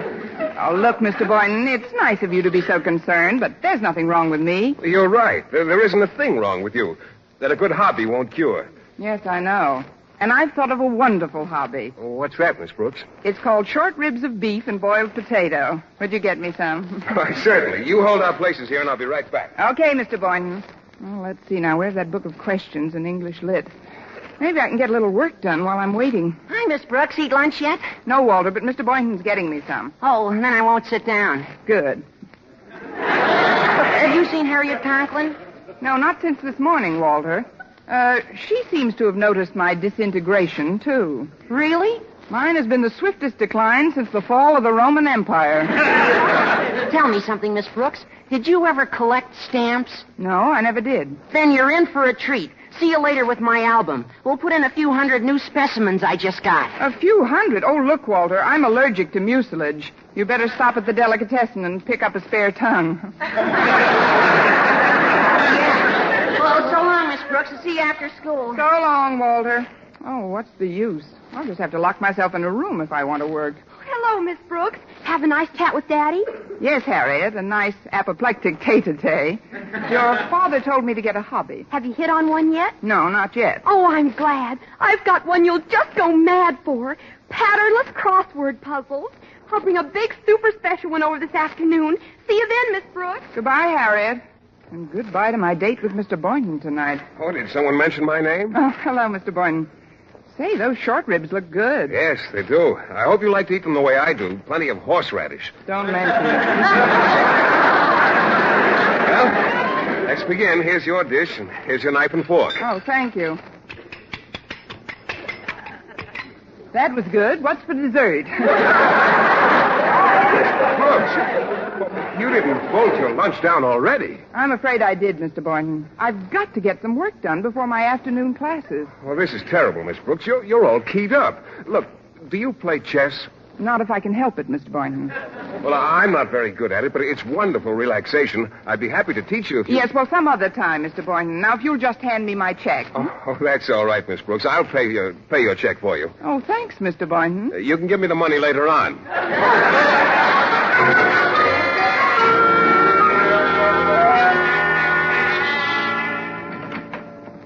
I'm home, Mrs. Davis. Yoo-hoo, Mrs. Davis. I'm in the living room, Connie. Come on in. Well, I didn't get much of my test prepared at school, Mrs. Davis, so I've got to get to work right That can wait. I've got the yarn right here and 2 sets of extra large needles. Just look at them. My seconds will call on you at dawn. What in the world are those foils for, Mrs. Davis? I'm going to teach you to knit.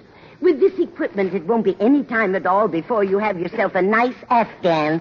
I don't want myself a nice Afghan. Give me an American boy every time. Knitting is just wonderful for the nerves, Connie. Just sit right here and help me roll this skein into a ball. Oh, but Mrs. Davis, I do it for you, Connie.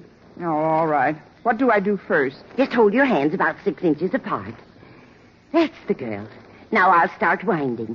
Around and around and around and around and around and around and around and around and around and around and around and around and around. Why, what's the matter, Connie? Nothing. I just wanted to break the monotony.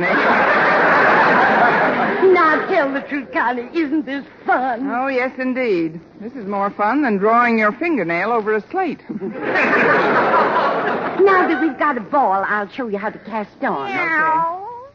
What did you say, dear? Oh, it's the cat. Go away, Minerva. We're busy. Maybe she wants some milk. No, she just had her lunch. I made it for her myself. Maybe she wants some bicarbonate. Now, the first thing we do is catch the yarn onto one needle. So, like this, and like this. Oh, now don't unwind the yarn, Minerva. Be a good girl now. Yes, Minerva, be a good girl, and I'll boost you up to the goldfish bowl later on.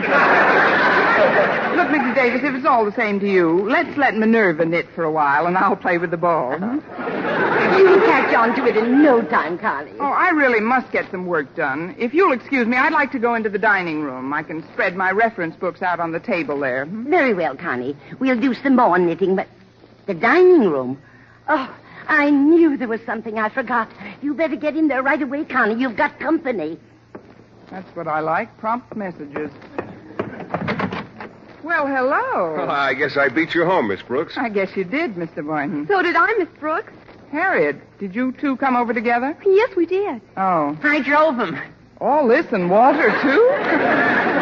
Well, now that we're all here, suppose we all keep nice and quiet while I do some work. Oh, you can work later, Miss Brooks. Here, I've got the board all set up. Let me show you how to play chess. Go ahead, Miss Brooks. I'll start sorting my stamps and looking for prize specimens to show you. And I'll get a crossword puzzle started so it won't be too difficult Oh, for but you. listen, The first row, here, these little ones here are pawns. They move 1 or 2 spaces forward. I know the moves of the pieces, Mr. Boynton, but honestly, Well, I let's just don't play have- one game, Miss Brooks. I'll go first. There. Now, don't rush yourself. Chess is a very patient, easy-going game. Have you got a clean handkerchief, Miss Brooks? I have to clean my magnifying glass. Here you are, Walter. Oh, Miss Brooks. Yes, Harriet? What's a 6-letter word for horse? Have you tried BROOKS? Oh, I've got an EQUINE. Look at this sesquicentennial Dutch Guiana, Miss Brooks. You can tell by the cancellation it's legitimate. Oh, look through the glass. Oh, very pretty, Walter. It's your move, Miss Brooks. What? Oh, the game. I'll just go here. Oh, here's a funny coincidence, Miss Brooks. I need a 6-letter word for hobby. MURDER. Boy, look at this one. I'll bet there aren't 3 like it in the whole country. Is that good? I'll get it. Hello, Margaret. Well, Martha Conklin, and all's good. Hello, Margaret. Where's the hobby room? Oh. We're in the dining room here, Osgood. Come along, folks. Here we are. Miss Brooks, guess who's here? Dr. Gallup looking for a new hobby. Mr. and Mrs. Conklin. Well, let's not waste any time. We'll get right down to our hobbies. I brought over a bag of toys to be fixed for Christmas. I do this work every year. And I help Mrs. Conklin with my portable carpentry set. May I set my vise up over here? Oh, yes, Mr. Conklin, of course. I'll just dump these toys out on the table, if I may. There we are. That's not a legal move, Miss Brooks. Well, I was just... Oh, the chess game. I'm sorry, Mr. Boynton. I'll take it back. I'll move my knight instead. There. This will do you a world of good, Miss Brooks. Give her a broken toy to fix up, Martha. Think you'd like to stuff a few dolls, Miss Brooks? I just love to stuff a few dolls, Mr. Conklin. Before you do that, Miss Brooks, take this glass and look at this early Cameroon. What's a 4-letter word for purgatory? Harriet. Well, that's got 7 letters. Oh, you mean Harriet? The knight can only go 2 squares vertical and 1 diagonal. Oh, look at this cute little mechanical man. He can walk and everything. I'll just wind him up. Give me some of those pool toys to plane down, Martha. Here you are, dear.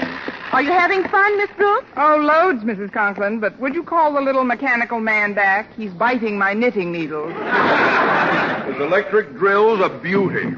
Oh, I think it was a wonderful idea, Daddy, our having a hobby afternoon together. Oh, so do I, Osgood. It's so entertaining. Sure takes your mind off things. I'd better saw some of this down here. What do you mean, Mr. Boynton? The knight can only move 2 squares vertical. Oh, here's an awfully cute little wagon. It'll be as good as new when we fix the bell. There. Martha, could you show me that new drop stitch you mentioned last week on the phone? Oh, that wasn't a drop stitch, Margaret. That was a cable, I believe. These loose nails will never do. Never do. Motor seems to be broken on this. You can tell by the shape of the printing that this is a A genuine. 9-letter word for Billy Go. This horn is fine now. A little more planing and drilling should do it.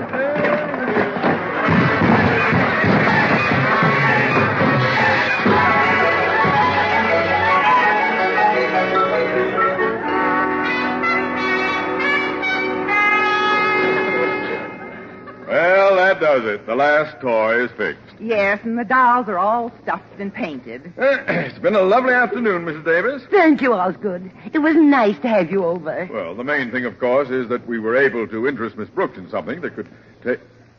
Miss Brooks? Miss Brooks? She isn't here. Oh, that's funny. Where could she be? I'll answer it.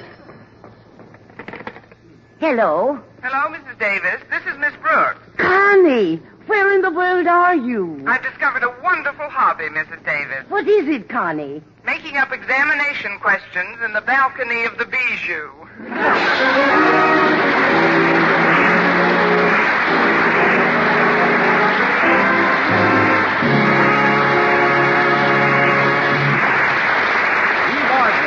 Our Miss Brooks returns in just a moment, but first... Dream girl, beautiful luster cream girl. Tonight, show him how much lovelier your hair can look after a Luster Cream shampoo. Only Luster Cream brings you Kay Daumit's magic formula blend of secret ingredients plus gentle lanolin. Gives loveliness lather even in hardest water. Glamorizes your hair as you wash it. Luster Cream, not a soap, not a liquid, but a dainty cream shampoo. Leaves hair fragrantly clean, free of loose dandruff, glistening with sheen, soft, manageable. Gives new beauty to all hairdos or permanents. 4-ounce jar, $1. Smaller sizes, either tubes or jars. Tonight, try Luster Cream shampoo and be a Dream girl, beautiful luster cream girl. You owe your crowning glory to a luster cream shampoo. And now, once again, here is our Miss Brooks. Well, I didn't get many questions done, but I did see Rita Hayworth in Loves of Carmen. I knew, of course, that with the examination questions still to be done, I'd have to cancel my date with Mr. Boynton. But that was almost inevitable from the beginning. When I finally reached home, I knew I'd have to buckle down. So I headed right to the dining room, opened the door, and turned on the light. Of course, you can move the night too horizontal. Why, Mr. Boynton, if I'd known you were still here, I'd never have turned the lights on.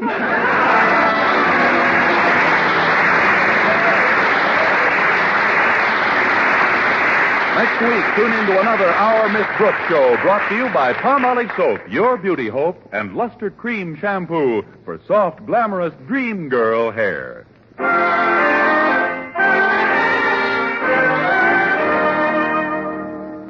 Dentists know what cleans teeth best. And over 4,000 dentists say Colgate tooth powder with a 2-minute routine gets teeth sparkling and super clean. So to remove dull film and get your teeth shining clean, just brush teeth 2 minutes morning and night with Colgate tooth powder.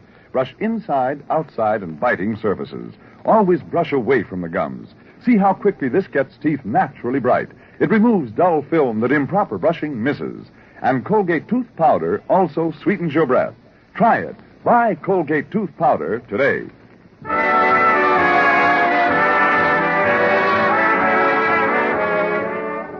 For mystery liberally sprinkled with laughs, listen to Mr. and Mrs. North. Tune in Tuesday evenings over most of these same stations. And be with us again next week at the same time for another comedy episode of Our Miss Brooks. Bob Lamont speaking. This is CBS, the Columbia Broadcasting System.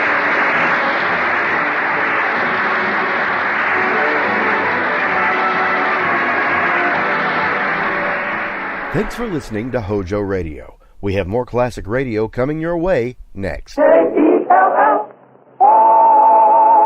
Jello program starring Jack Benny with Mary Livingston and Phil Harris and his orchestra. The orchestra opens the program with Curly Top from the picture of the same name.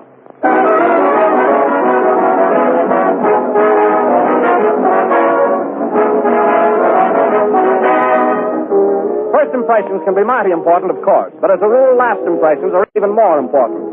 And the last impression of a meal depends largely upon the dessert. That's why it's such a good idea to serve Jello and be sure of a happy ending. Jello is lovely to look at, for one thing. Its bright, glowing color is wonderfully appealing. But that's only a first impression. Your final impression of Jello comes after you've tasted it. And from then on, you'll never forget its rich, delicious flavor. The flavor of fresh, ripe fruit skillfully blended. But remember, Jello, and only Jello, brings you that extra rich fruit flavor. So whenever you want a good-looking, swell-tasting, inexpensive dessert, get Jello. Get the real thing. Insist on genuine Jello.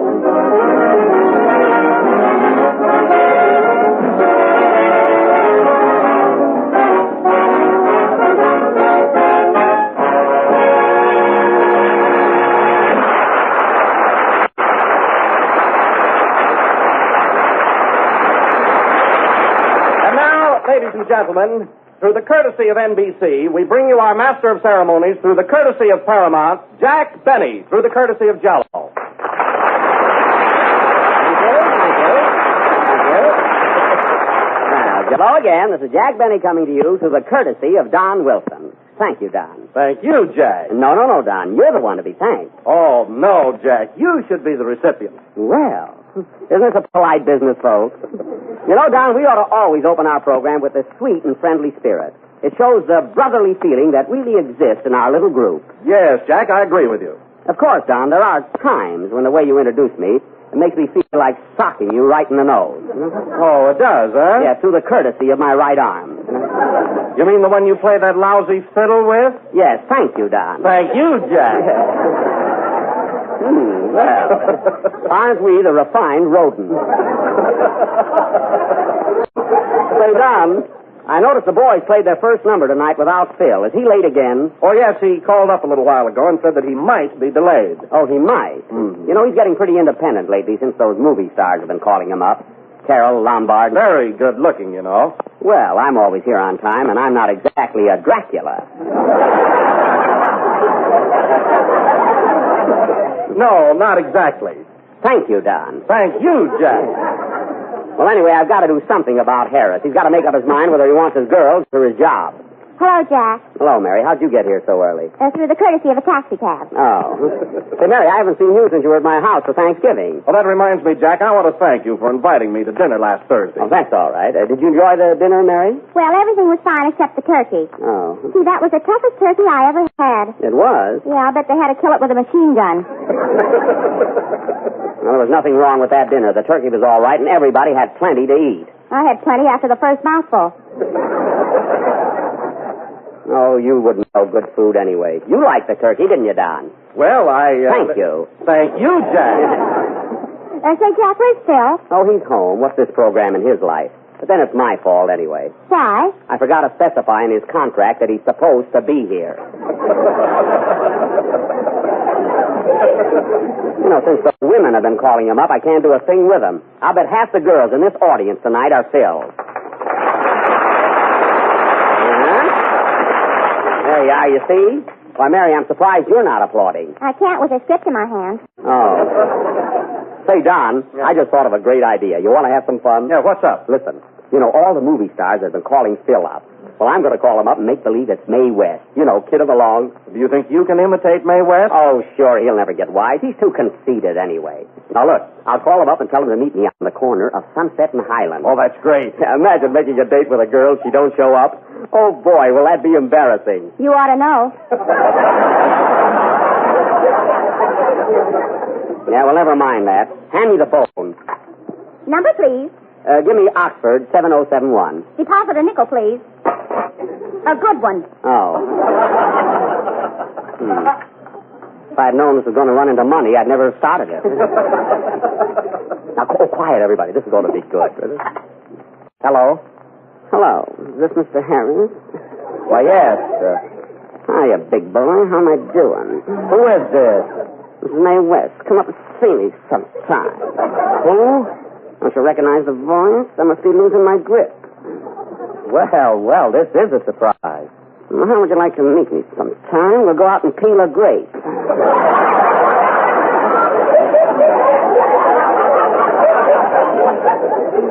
Gee, honey, that'd be great. Are you doing anything tonight? No, nothing special.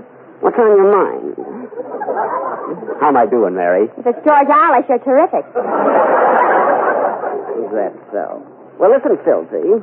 How about meeting me tonight at 10 o'clock on the corner of Sunset and Highland? Okay, I'll be right there. Now, don't forget. I won't. So long, Phil. Goodbye, Jack.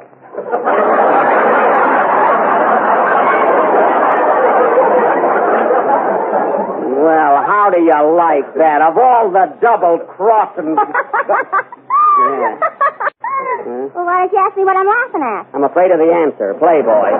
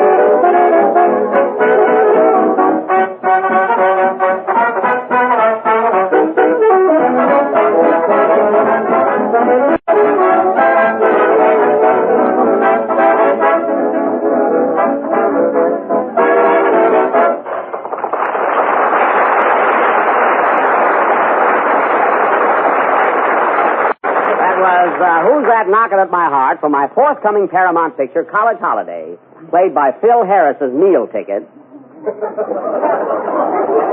with the dashing maestro on his way to work, I hope.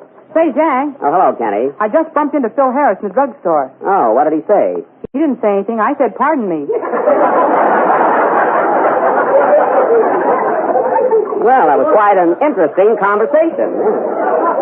Did he infer that there was a remote possibility of his appearing in this vicinity in the near future? Oh, you just said that to mix me up. Yeah. Come in. Pardon me, would you like to buy some Thanksgiving cards? Thanksgiving cards? Well, Thanksgiving is over. Oh, then how about some hash? No, thank you. Thank you, Miss West. Wise guy. Oh, Jack, I almost forgot. I want to thank you for inviting me to your Thanksgiving dinner. You're welcome, Kenny. How'd you like the turkey? Well, I got the wishbone. Oh, did you make a wish? Yeah, I wish there was some meat on it. Where do you keep your soda fountain, Phil? In the living room? Yes, you funny man. Yeah, well, I had you fooled on the telephone anyway. I called you by your name, didn't I? Oh, it was just a wild guess.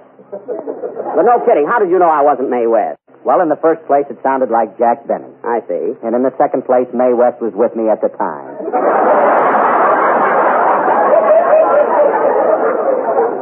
Oh, well, at first I thought my imitation was bad. Anyway, now that you finally got here, play Kenny's song, will you? Okay. That is, unless you've got a date with Garbo. She'll wait. Sing, Kenny. Say, Jack. What? Why don't you just keep still? It's a good idea, man.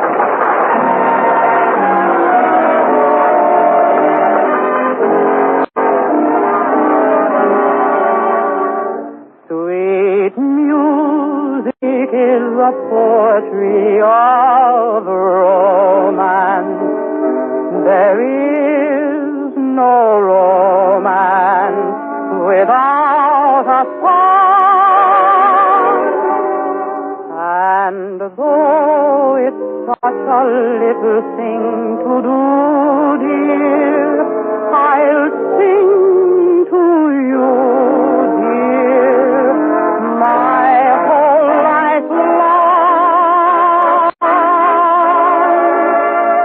I'll sing you a thousand love songs, and still they'll seem so few. For I need 1,000 voices to tell you how I love you. I've only one heart to give you,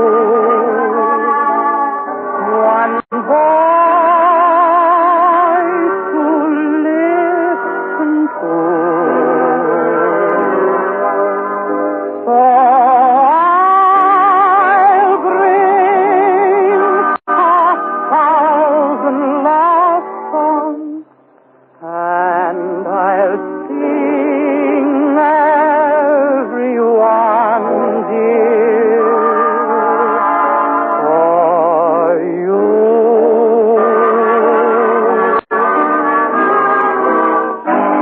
I'll sing you 1,000 love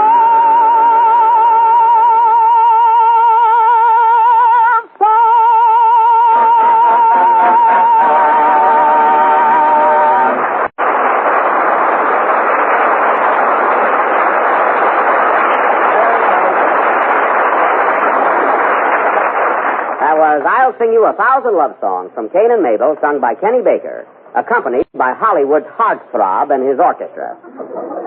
Mary, look at Phil over there with that wavy hair. I bet he puts curlers in it at night. Say, Phil, where do you get your permanent? The same place you get your toupees. Well, that was some snappy retort. Who told you to say that, Carol Lombard? No, I thought of it myself. Oh, you did, huh? Yeah, you want to make something out of it? Well, say, Kenny. Don't change the subject. I said you want to make something out of it. Yes, he does. Quiet. Stay out of this. I'll handle this. Say, Kenny. Come in. That's your niece.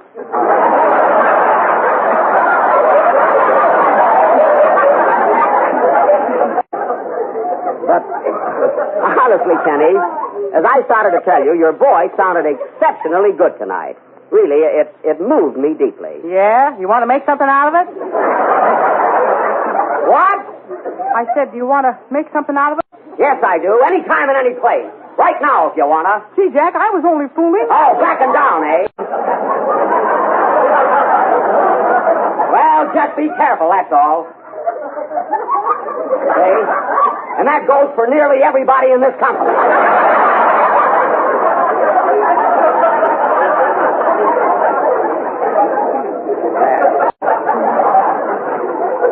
You get me? Attaboy, Tiger. Yeah, you said it. Well, anyway, now that we're all understand each other, tonight, ladies and gentlemen, is our feature attraction for this program. We are going to deviate from the rather strenuous and noisy type of Wild West drama which we have been presenting lately. Tonight we will go from the ridiculous to the sublime by offering a refined, quiet little English drawing room play entitled Lady Windermere's Fan Dance. The locale is Worcestershire on the Source. The country seat of Lord and Lady... That's not my knees. Come in. Special delivery for Jack Benny. Same voice as a car salesman. Here, boy. Who's it from, Jack? I don't know. It's postmarked Baked Potato, Idaho. You read it, Mary, while I look over the play. Will you? Okay. It says, Mr. Jack Benny, care of NBC Ranch, Hollywood, California. Dear Buck. Well, it must be from someone who heard last week's program. For 2 weeks now.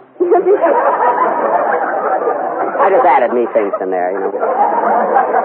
For 2 weeks now, you've been trying to do your Western drama, Buck Benny Rides Again. But something always happens. So please finish it tonight, as my husband is just crazy about Western things. Oh. Right now, he is sitting at the radio eating a Western sandwich and spilling ketchup on his West. That's silly. Please grant my request, and we'll be listening in. Signed, Mrs. W.W. Westover, 446 Western Avenue. What are you going to do about it, Jack? Well, Mary, we can't disappoint fans like Mr. and Mrs. Westover. So tonight, folks, we will continue with Buck Benny Rides Again. And we will have to postpone our English drawing room drama. But I say, old fellow, you can't do this to me. Come back next week. Very well. Cheerio. These actors. Huh? Well, boys, let's get into a real Western mood. Kenny, pass out the bandanas. Shall I peel them? I said bandanas.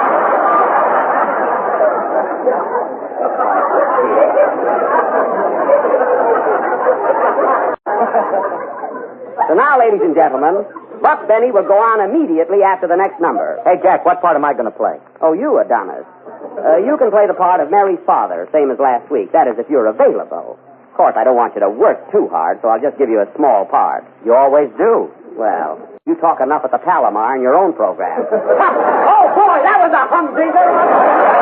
Yeah, shall I play now? You might as well. You'll never think of an answer to that one. Try to match wits with me, will you?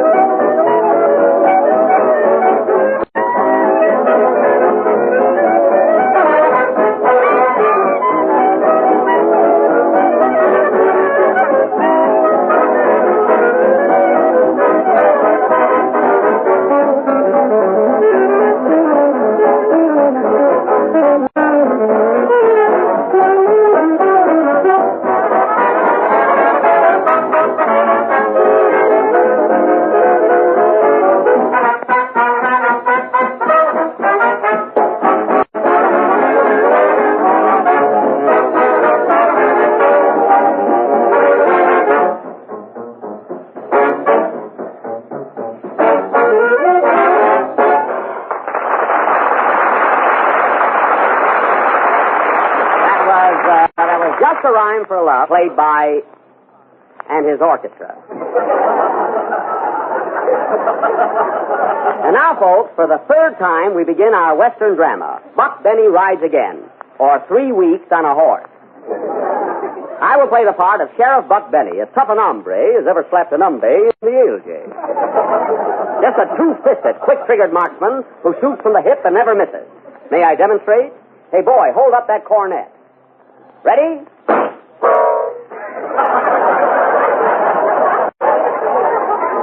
Well, that was close enough. Oh, Jack. What? Can we come back in the room now? Yes. Kenny Baker will play the part of my horse called Partner. Say something, partner. The locale of our little play is Texas, the Lone Star State. And I want to say right now that Texas is one of the finest states in the Union, even if it did only get 1 star. The opening scene is the ranch house of Frank Carson in sudden Death Valley. Curtain. Music.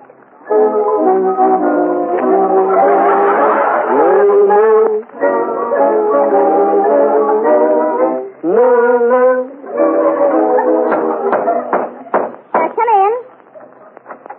Hello, Daisy. Hello, tall, dark, and bow-legged. Well, gal, you wouldn't have any trouble straddling a barrel yourself.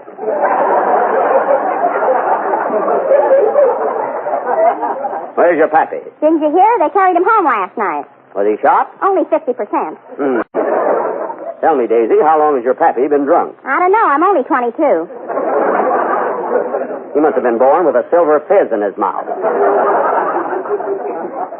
Wake your pappy up. I got to talk to him. He'll be up soon. He's got the cocktail shaker set for 9 o'clock. Oh. Say, Daisy, before your pappy gets here, I want to ask you something that's been on my mind for a long time. What's that? Will you marry me? Well, thanks, Buck. I'd like to, but I can't leave my pappy. He's taken care of me ever since I was a yearling. I know that. So I can't never marry nobody while pappy's alive. That sure breaks me up. Can't nothing be done about it? Well, Buck, you might leave your gun here and ask me again tomorrow.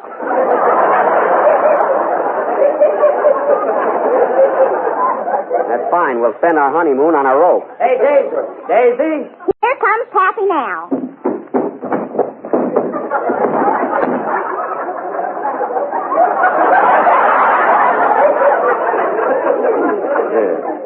Hello, Frank. Hello, Buck. Are you hurt? That was you that fell down the steps. It was. Ouch. Now, listen, Frank. I hear that them rustlers stole some of your cows again last night. How many do you figure they got? I don't know. Well, look out of the window there and tell me how many head of cattle you got left. Can't tell you, Buck. They're facing the other way.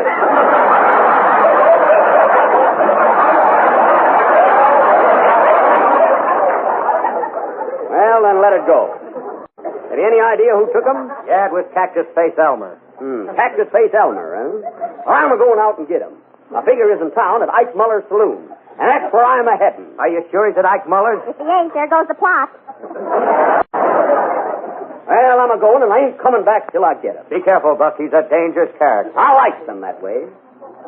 I'm going to shoot it out with that varmint. And if I don't come back, you'll know I've died with my boots on. Goodbye, Frank. So long, Daisy. I'm a-heading for Ike Muller's saloon. Buck Benny rides again. Steady, partner. Giddy up. Yippee! Come on, partner. Here it comes. Come on, partner. Faster, faster. I'm going as fast as I can. Scene 2. We now take you to Ike Muller's saloon, where we find Sheriff Buck Benny just arriving. Ho, ho. I'm going inside, partner. Are you going with me? No, Buck. If you want me, I'll be over by the watering trough.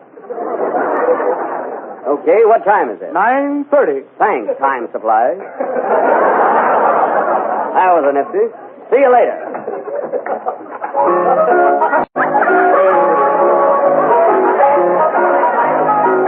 Hello, Sheriff. Hiya, Curly. Howdy, Buck. Hello, Kate. How they treating you? They ain't.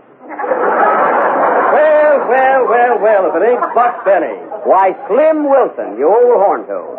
No, I got a newfangled line now called Jello. Jello? What's that? Why, it's an up-and-coming young dessert, and I wouldn't be surprised that someday millions of people will be eating it. Well, shut my Texas trap. Hey, Slim.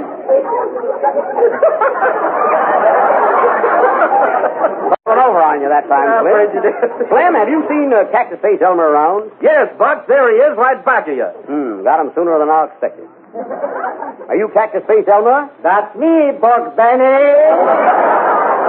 You're a tough hombre, huh? Am I tough, is asking? You see those notches on my gun? Yes. Well, if you get fresh, I'll tell him to move over.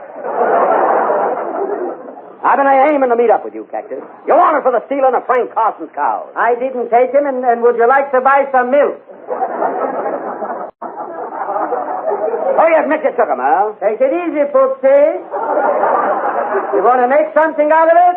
Now, listen here, Cactus. You're at those cows, and I want to know where they are. You know, this country ain't healthy for cattle thieves. I never felt better in my life. Now, listen, Cactus Face, I came here to get you. And I'm going to bring you back dead or alive. Now, which way do you want to go? I think so. Come on with me. Look out, Buck, he's going to shoot.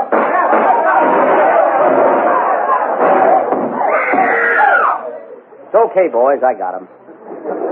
Come on, Cactus. Give me your knife and gun. Here's the gun. Where's the knife? In your back. I thought I fell a draft. Well, you've reached the end of your rope, Cactus Face. Come along peaceable. Look out, Buck! There goes the light. There goes Cactus Face. Cactus Face, right again. I'll get him. Oh. This will be continued next Sunday night. Will Buck get Cactus Face? Will the lights be fixed? Will the cows be contented? That's enough, Don. Make them listen in. Play, Phil.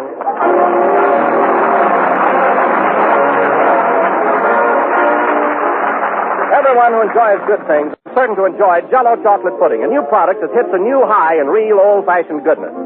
Jell-O chocolate pudding is far smoother, creamier, more chocolatey. And what's more, it has that grand homemade taste that's always so welcome everywhere. Jell-O chocolate pudding is wonderfully easy and economical to make, too. Here's all you do. Just mix the contents of one package with some milk in the top of your double boiler and let it cook till smooth and luscious. It only takes about 10 minutes. Then you need only wait until the mixture has cooled before serving it in sherbet glasses and bringing it to your table. A delicious dessert triumph. Jell-O chocolate pudding sells for the same low price as Jell-O, and one package will give you 6 servings. And that's certainly a lot of goodness for very little expense. So ask your grocer for Jell-O chocolate pudding in the morning. If he hasn't put it in stock yet, be sure he orders it for you. Remember the name, Jell-O chocolate pudding.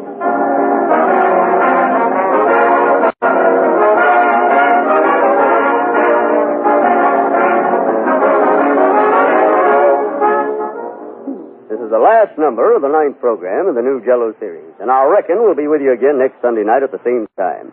Come along, Daisy. I'll take you home on my horse. Oh, we both can't get on, can he? That's right. Good night.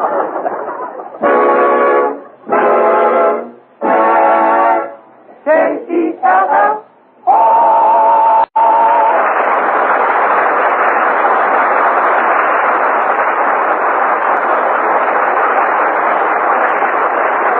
The tune I know that you know is from the show, Oh Please. The Jell-O program starring Jack Benny has come to you from the NBC studios in Hollywood. This is the Red Network of the National Broadcasting Company. KFI Los Angeles Earl C. Anthony Incorporated. 15 seconds before 9. For smart glasses correctly fitted, consult Dr. Unwin, optometrist, 632 South Broadway, Leroy. Lowest prices, terms $1 weekly. You're listening to HOJO Radio. Stay tuned. J-E-L-L. The Jell-O program, starring Jack Benny with Mary Livingston and Phil Harris and his orchestra. The orchestra opens the program with I'm in a Dancing Mood from the picture This'll Make You Whistle.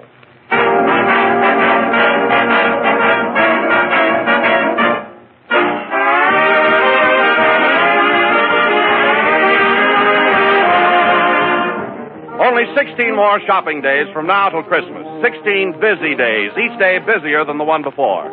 16 days with little time for planning or preparing your daily menus. So stock up on Jell-O right now, because with Jell-O in your kitchen, you'll never be at a loss for a delicious, easily prepared dessert.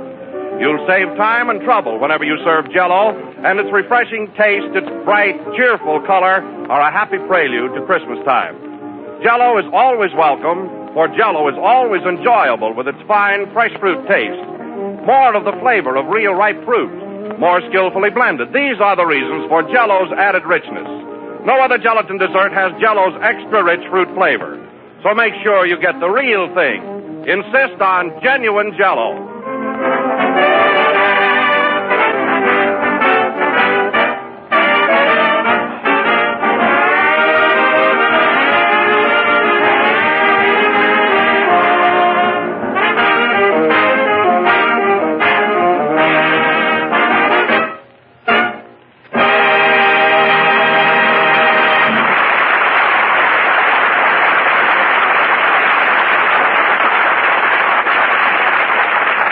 That was I'm in a Dancing Mood, played by the orchestra. And now, ladies and gentlemen, we bring you that, Hey, Jack.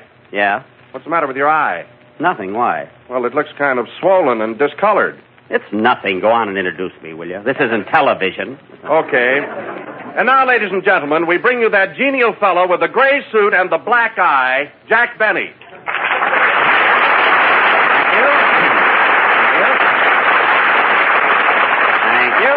Hello again. This is Smiling Jack Benny coming to you in his usual good spirits and never felt better in his life. And tonight, folks... No kidding, Jack. What happened to your eye? Well, Don, if you must know, I was on my way over tonight in a great hurry, and I drove into a filling station to get some gas and got into an argument with the attendant. I finally lost my temper and knocked him down. You did? Yeah. Then I got up and he knocked me down again.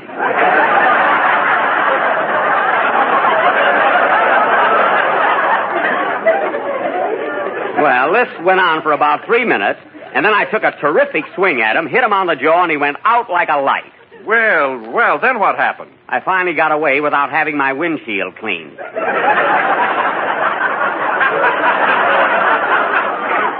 Look, Don, look. All I wanted was a little gas, that's all. Is that asking too much? No, of course not. I didn't want my fenders manicured or any rose water in my radiator. I just wanted a little gas. There's nothing wrong with that. Of course, I'll admit I shouldn't have lost my temper amidst such glamorous surroundings.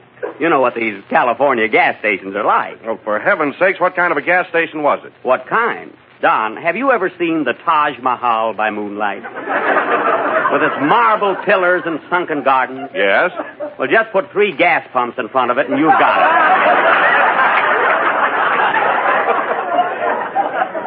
Well, to tell the truth, I didn't mind so much when the man insisted on cleaning my windshield. But when he started to wash my face, that was going just a little too far. I don't blame you, Jack. You know, I must drop in there for gas sometime if it's that swanky. By all means. And if you do, Don, be sure to ask for Oscar. He's the maître de lubrication. Meanwhile, Jack, you better have your eye attended to. It's getting worse. Oh, it'll go away. Hello, Jack. Do you look good? I do. Take a look at his eye, Mary. Oh. Hello, Jack. Do you look bad? What happened? Oh, nothing. I had an argument with a guy who was selling me something, that's all. You're some sap to buy a black eye. I didn't buy it. It was given to me. Gee, I wouldn't have it for a gift. Don't be comical. Anyway, you ought to see the other guy. See, I can always take care of myself. Well, then why do you let that Phil Harris bulldoze you all the time? That guy gets away with murder. Oh, no, he doesn't. After what I told him last week, he's plenty worried. Believe me, Don, there's not room on this program for both me and Phil Harris. Is there, Mary? I'm not talking till after Christmas.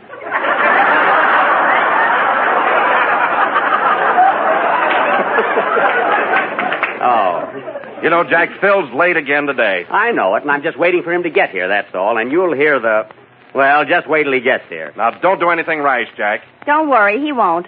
Oh, no? Here comes Phil now, and Kenny's with him. Oh, he's got Kenny that way, too. Yeah, and then I stuffed a pill under my shirt and made off like I was fat. Oh, gee, that's good. You're funnier than Jack. Who isn't?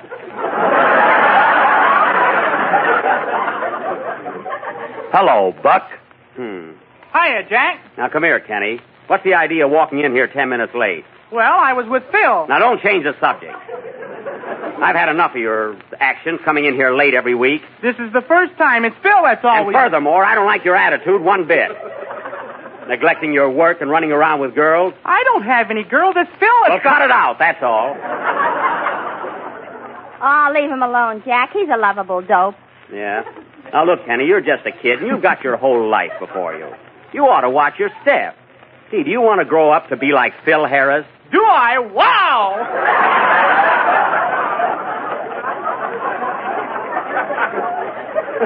Well, you can't do it on this program. Either straighten yourself out or I'll do it for you. Say, Jack, it's Phil's fault. Why don't you bawl him out? Listen, Mary, I'm just ignoring him. That hurts a lot more than a bawling out, believe me. Well, he's standing there kidding with the orchestra. He doesn't look hurt. Say, a smile covers many a broken heart. Oh, Don, while you're over there, ask Mr. Harris to play the next number. Why don't you ask him yourself? I don't want to talk to him. First thing you know, we'll get into an argument, and after all, I've only got one good eye. And you want to keep that open. Yeah.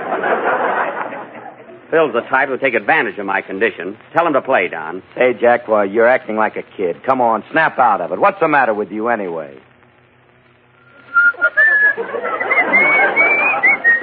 If I did anything wrong, I'm sorry. Let's shake hands and make up. Go on, Jack. Shake hands with him. Oh, no. It's probably a trick to break my arm.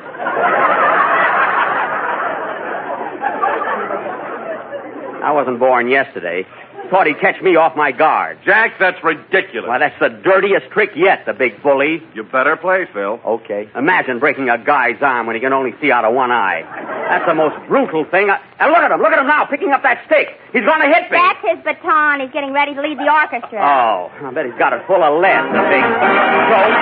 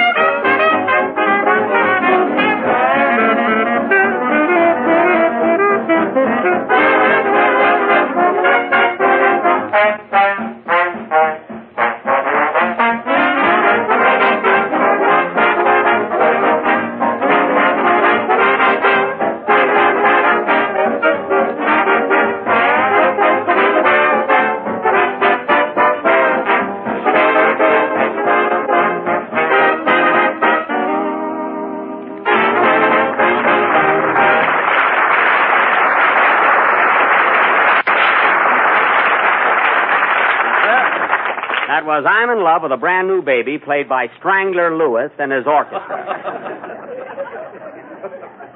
Which would have been rendered much more effectively if their leader got to bed nights.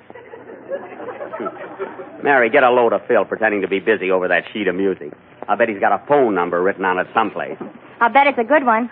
Yeah.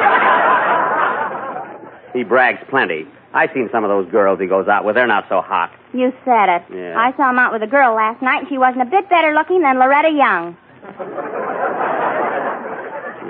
He don't care who he goes out with as long as she splits the check. Hey, funny man, was that last crack meant for me? Huh.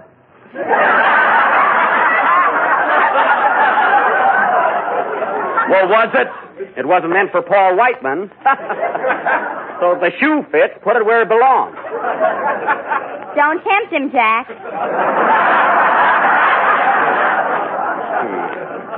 That's so. He talks a great fight. Now, wait a minute, Jack. I've tried to be a regular fella, but you've gone a little too far. Enough is enough. Oh, you've had enough, huh? You see, Mary, he gives up, the coward. That's what he is. Coward. Why, you swell-headed... You swell-headed... Punk. You swell-headed punk. I'll take care of you. Oh, you will, eh? Well, if I had the use of both of my eyes, I'd give you something to write home about. Oh, yeah? Yeah. For heaven's sake, fellas, what's the matter with you? Ladies and gentlemen, when you order Jell-O for your dessert, insist on genuine Jell-O. Look for the big red letters on the box. And remember, it comes in 6 delicious flavors: strawberry, raspberry, cherry, orange, lemon, and lime. Yeah.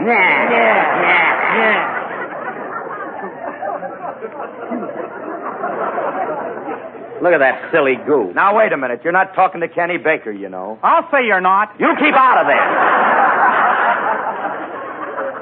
You hear? Don't worry, Kenny. I'll take care of him. You and who else? Ha! Top that one, big boy. Say, Mary, look at him standing there with a chip on his shoulder. Quiet, it might be muscle. Yeah, it would be just like him to hide muscle under his coat. The sneak. I'm so mad my ears are ringing. That's the phone. Oh. Hello? Who? It's for you, Mary. Plainfield calling. Plainfield? Yeah. Hello? Oh, hello, Mama. How did you happen to call? What? Oh, they're fighting as usual. Gee, everybody knows about it. No, don't worry about me. I'll be all right. Oh, it isn't that bad, Mama. I don't have to get under the piano. You see, Phil? No, Mama. Jack didn't break Phil's arm. Phil broke Jack's arm. I did not. I don't want to disappoint Mama. No, that's so. Yes? Yes, Mama, it's too bad about Jack's eye. What? Well, give my love to everybody. Goodbye. Well, what are you laughing at? Mama said if you kept your mouth shut, your eye'd be open.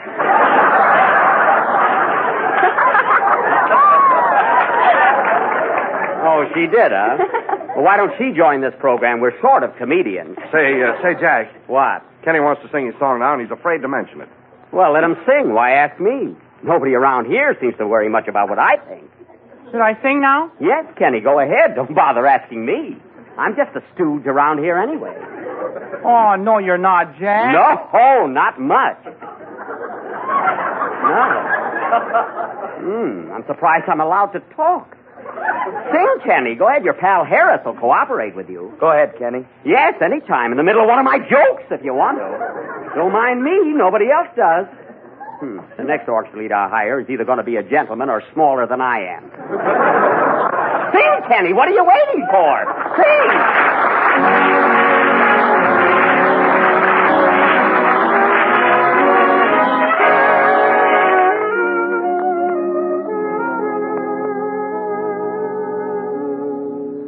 I find my lips meeting your lips until the dawn's early light. I find my arms holding your charms long after we've said goodnight.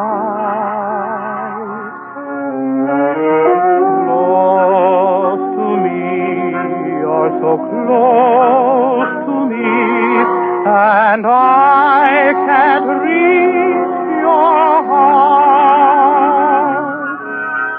Your very wish would be my command. I hold my breath when I hold your hand.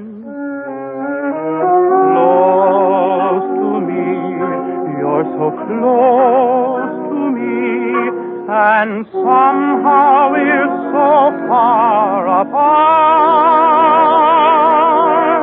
I could reach the top of a mountain or the deepest part of the sea.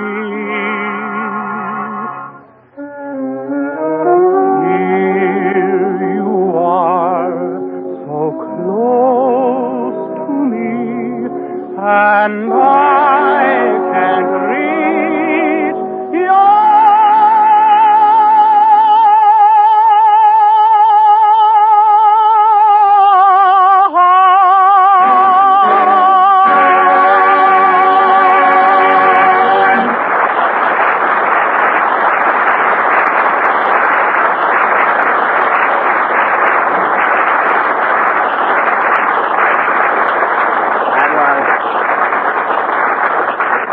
That was Close to Me, sung by Kenny Baker, accompanied by the Jello Orchestra. And now, ladies and gentlemen, as you all know, we were supposed to continue our serial, Buck Benny Rides Again.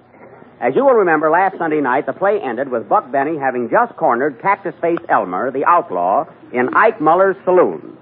But Cactus Face, using unfair tactics, like some other people I'm associated with, made good his escape.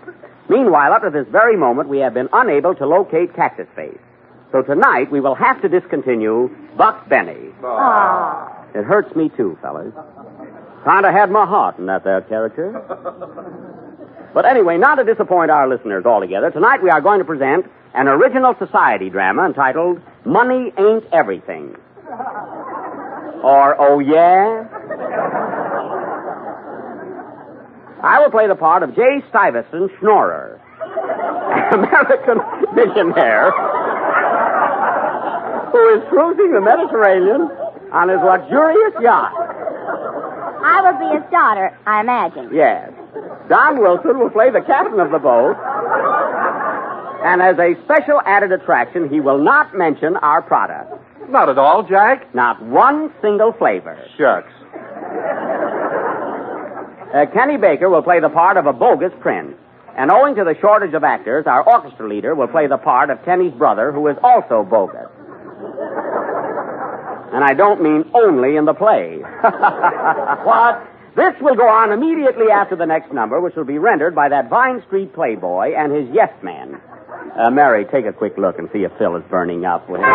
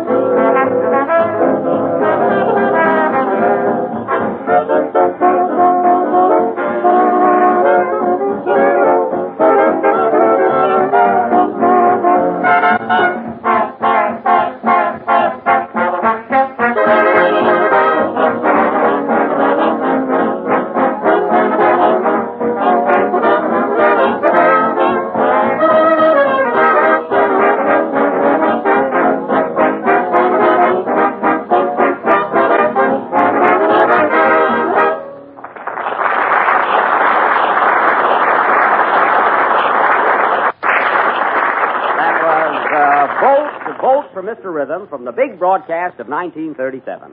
And now for our play, Money Ain't Everything. The scene takes place on the palatial yacht of that well-known millionaire, J. Stuyvesant Schnorrer, which is cruising the peaceful Mediterranean with a gay party of moochers aboard. We now take you to the yacht, Bad Check, which is bouncing all over the Mediterranean. Curtain, music, waves.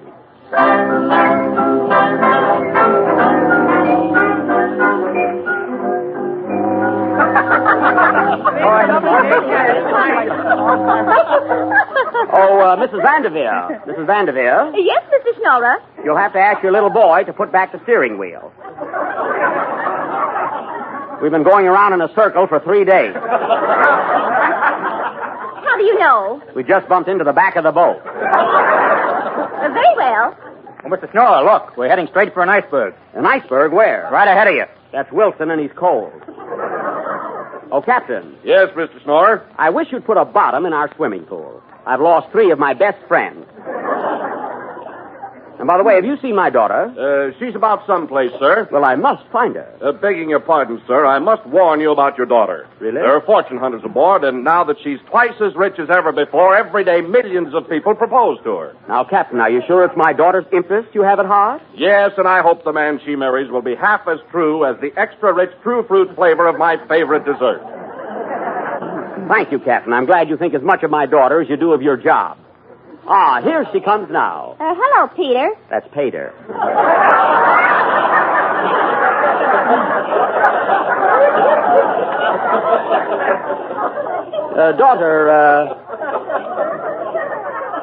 Tell me, daughter, where have you been? Up on the poop deck drinking pop.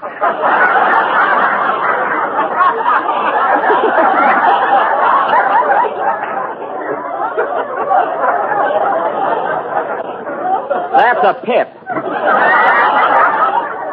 You said it, Pap. My child, you look worried tonight. What's on your mind? Prince Boris and Prince Morris have asked me to marry them, and I don't know which one to accept. You mean those bogus noblemen? Why, they're nothing but fortune hunters. Where are they now? Down in the coal bin playing shovelboard. That's calling a spade a spade. Now, my dear child, why do you want to marry either one of those designing schemers? They're only after my money. That's not true. It is true, and you know that such a marriage cannot last. Oh, you say that every time I get married. And I'm always right. You've had enough rice thrown at you to fill the Hollywood bowl. Weddings, husbands, every year a new honeymoon. Why do you get married so often? I got a boyfriend in Niagara Falls.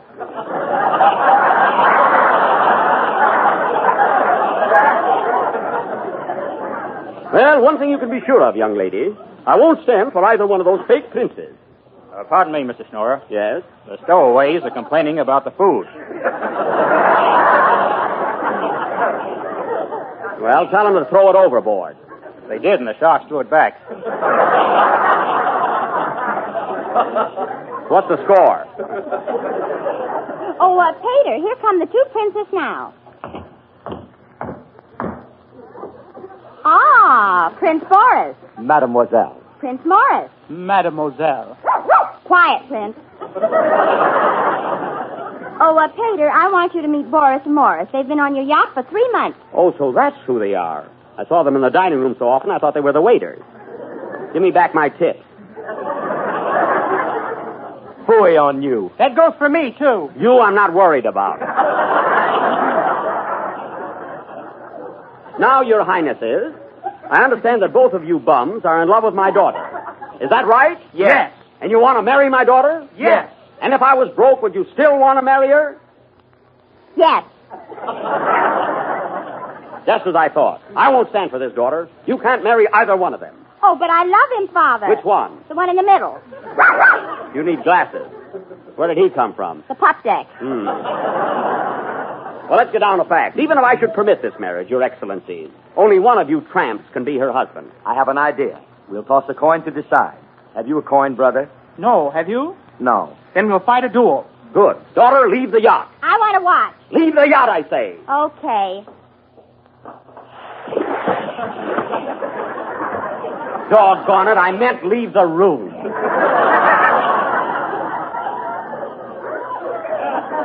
Oh, Captain. Captain, my daughter fell overboard. Fish her out of the water. What'll I use for bait? A mink coat. She'll snap at that. And I'm not kidding, fella.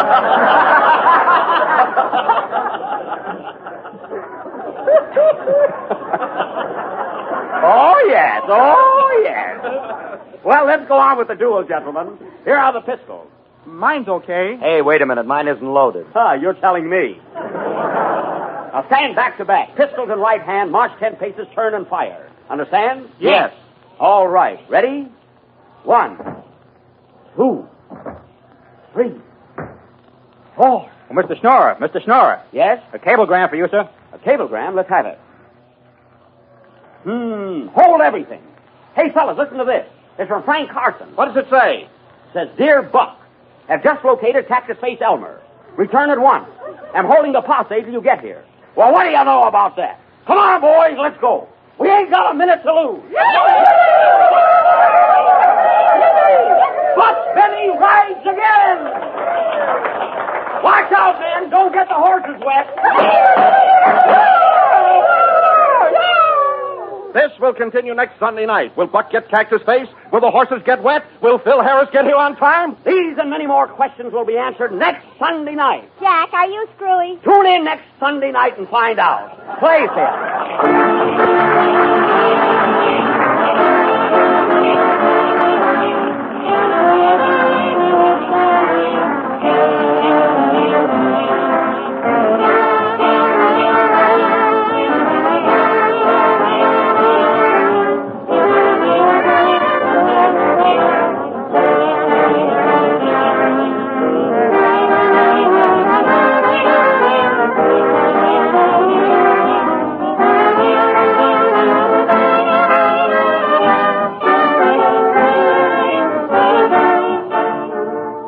For years, chocolate pudding has been one of the most popular desserts, but now it's more popular than ever, and all because of Jell-O chocolate pudding, the new way to make that grand old-fashioned favorite. Jell-O chocolate pudding is smoother, creamier, more chocolatey. It's amazingly easy to make, too, and it brings you delicious, real homemade flavor. Just follow these simple directions. Mix the contents of a package of Jell-O chocolate pudding with some milk in the top of your double boiler and let it cook for about 10 minutes when the mixture will be thick and luscious. Wait for it to cool and then serve your prize pudding in sherbet glasses. It's no trouble to make, and once you've tasted Jell-O chocolate pudding, I know you'll agree that it's one of the swellest desserts you ever served. Your family and friends will tell you so, too. Get some Jell-O chocolate pudding in the morning. It sells for the same low price as Jell-O, and one package makes enough for 6 happy servings. If your grocer hasn't put Jell-O chocolate pudding in stock yet, be sure he orders it for you.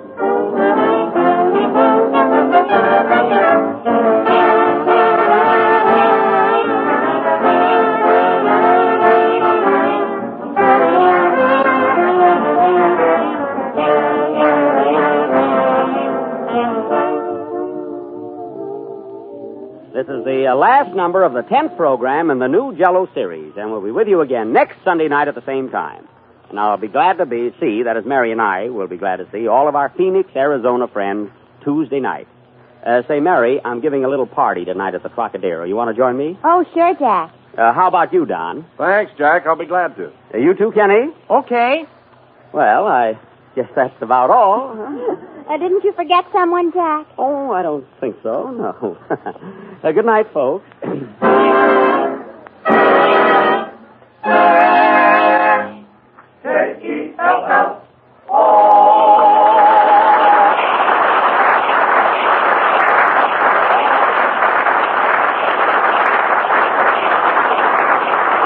The tune, Just One of Those Things, is from the production Jubilee. The Jell-O program, starring Jack Benny, has come to you from the NBC studios in Hollywood. This is the Red Network of the National Broadcasting Company. KFI Los Angeles, Earl C. Anthony Incorporated. 13 seconds before 9. You're listening to HOJO Radio. More classic old-time radio coming your way next. We present My Favorite Husband, a new series based on the delightful stories of Isabel Scott Rorick's gay and sophisticated Mr. and Mrs. Cougat, starring Lucille Ball with Richard Denning.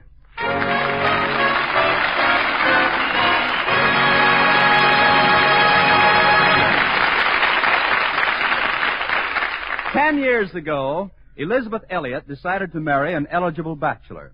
So she picked handsome, man-about-town George Cougat. Because, as Liz put it... George was the most eligible bachelor eligible. Well, since their marriage, neither Liz nor George has said much about children. But then, children have never said much about them either. That's because they don't have any. Children, I mean. In fact, the only time it ever came up was when they returned from their honeymoon, and George was showing Liz around their new house. Wait a minute, George. What's this little bedroom here? Well, I kind of thought it would look cute and pink and blue with nursery rhymes on the walls. But we can fix it up temporarily as a maid's room. What do you mean, temporarily as a maid's room? Well, someday we may want a couple of little ones. You mean a couple of little maids instead of one big one?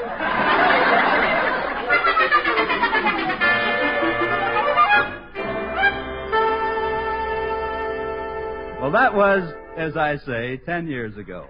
So today, Mr. and Mrs. Cougat are still just two people who live together and like it. Lucille Ball is Liz, with Richard Denning as George in My Favorite Husband.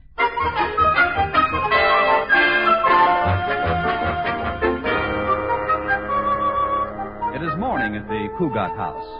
Katie, the maid, has gone out to the mailbox to see if the postman left any ads or blotters, and Liz is cooking breakfast, and George is still upstairs dressing. Finally, Liz goes to the foot of the stairs and calls. George!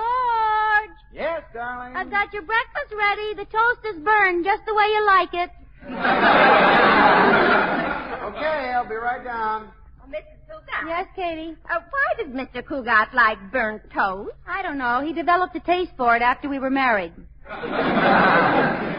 Good morning, Liz, darling. Morning, Katie. Morning, Mr. Cugat. George, aren't you going to kiss me this morning? On an empty stomach? Certainly. Give me a kiss. I'm fresh out. Oh, come on, George. You must have an old kiss lying around somewhere. Okay. There. How's that? That wasn't just lying around. It was dead. That had all the zip of the old George Cugat. Well, the old George Cugat better get a new zipper. What are you laughing about, Katie? I was just thinking about my first husband, Clarence. Now, there was a kisser. Good? No, ugly. Come on, George. Your breakfast is ready. Oh, so am I. Where's the morning paper, Katie? George, are you going to bury yourself in that paper again this morning? Oh, I just want to look at the financial page and see how the stock market is doing. Oh, here it is, Mr. Cugat. Oh, thanks, Katie. Let's see now. Amalgamated Copper, Fisk Tires. AT&T is down 2 points. I'd better get some. TP&L is down 1 point. Well, I'd better get some. SFO&P is down 3 points. I'd better get some. What's the matter? BVD is down 2 cents. You need some. Yes, you've been looking. You've been showing. Oh, here's an item about Jane Kendall. I have to get her something, George. She's expecting her baby. Yeah, baby. I don't want to have any of that last-minute rushing. Yeah, rushing. You know, having a baby must be pretty tough. Yeah, pretty tough. George, are you listening to me? Oh, sure, Liz, every word. What did I say? Say? Why, you said those Russians are pretty tough babies. Didn't you? No, I didn't. Oh. Tough Russians are pretty babies? Wrong again. Pretty Russian babies are tough? Never mind. Yugoslav babies? Never mind. If you weren't lost in that financial page, you'd hear what I said. Well, but Liz, in my business, it's important that I know what's happening in the stock market. I have to keep an eye on the bulls and the bears so that some wolf in sheep's clothing doesn't make me the goat. After all, I work in a bank. Sounds like the Chicago stockyards. I don't see what's so wonderful about that financial page. It bores me stiff. I haven't the slightest interest in finances. No, that's because you're not in business, darling. Say, was there any mail this morning? Katie! Yes, ma'am? Was there any mail this morning? Just the morning mail.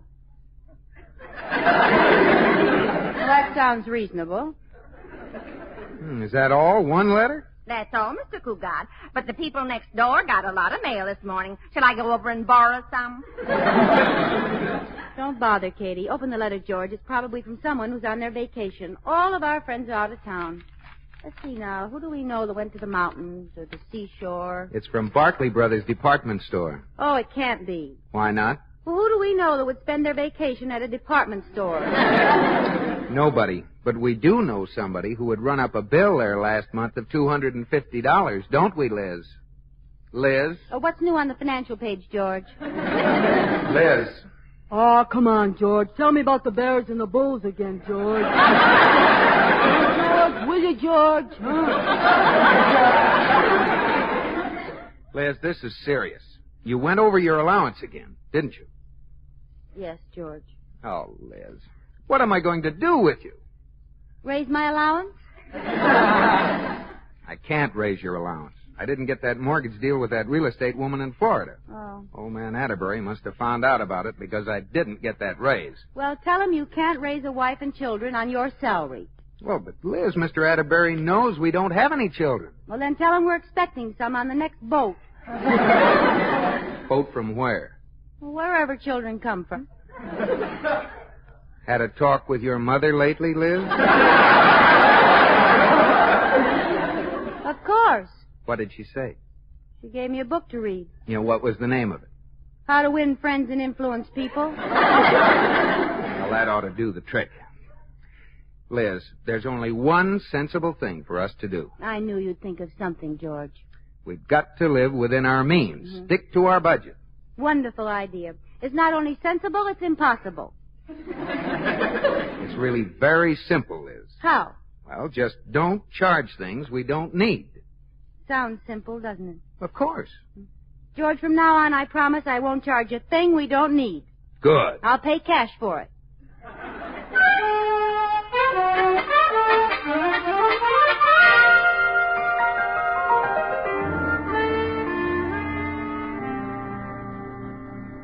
Why, Mrs. Cougat, I didn't know you could knit. Neither did I, Katie. How do you like it? Oh, it's adorable. What is it? Baby booties. They're for Mrs. Kendall. Do you think they'll fit her? Katie, Mrs. Kendall is going to have a baby. Oh, are you going to be there? No, she's just having the family and a few close doctors. Mrs. Cougat, wouldn't it be easier for you to buy Mrs. Kendall some baby booties instead of getting all tangled up in that yarn? Yes, Katie, but I'm trying to help Mr. Cougat save some money. And baby booties cost $5 a pair. But how much did all this yarn cost? $10, but that's for 5 balls.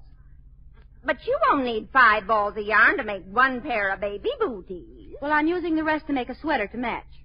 To match the booties? No, a sweater to match the skirt I picked up for $29.95.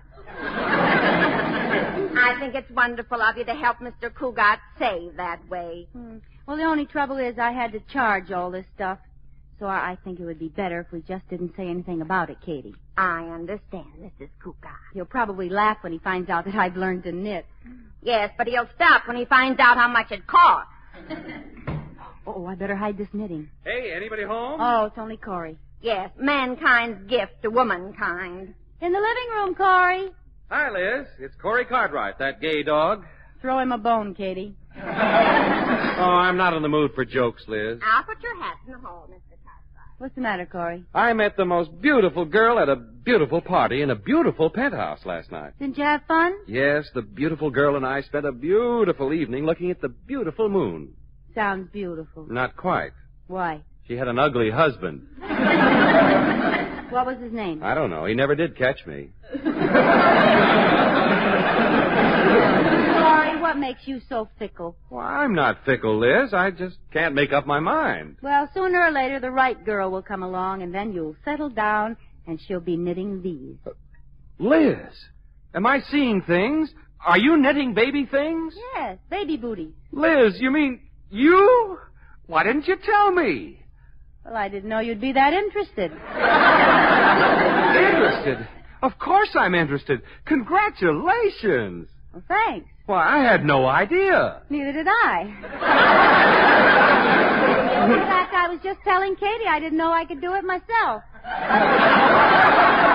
Of course you can, Liz. I think every married woman should. You do? Certainly. Well, what's marriage got to do with it? But good old George, he hasn't said a word about this, Liz. Well, good old George doesn't know about it. I'll bet George... I beg your pardon? George doesn't know about it, and don't you tell him. But why? Shouldn't he know? No, Mr. Atterbury didn't give him his raise, and this wasn't on our budget, so I had to charge it. Time payments for everything these days.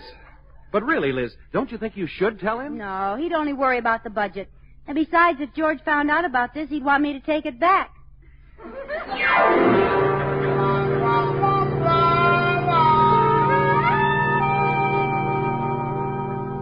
Yes, Cartwright. Well, I'm glad you did call me.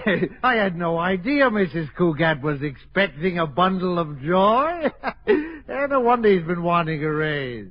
Oh, yeah, sure, I agree with you. Yeah, I'll call him into my office right away. Thanks for calling, Cartwright. Goodbye. Well, So young Cougat's finally going to have an addition to the family, eh? Wonderful, wonderful. Miss Johnson, you come into my office.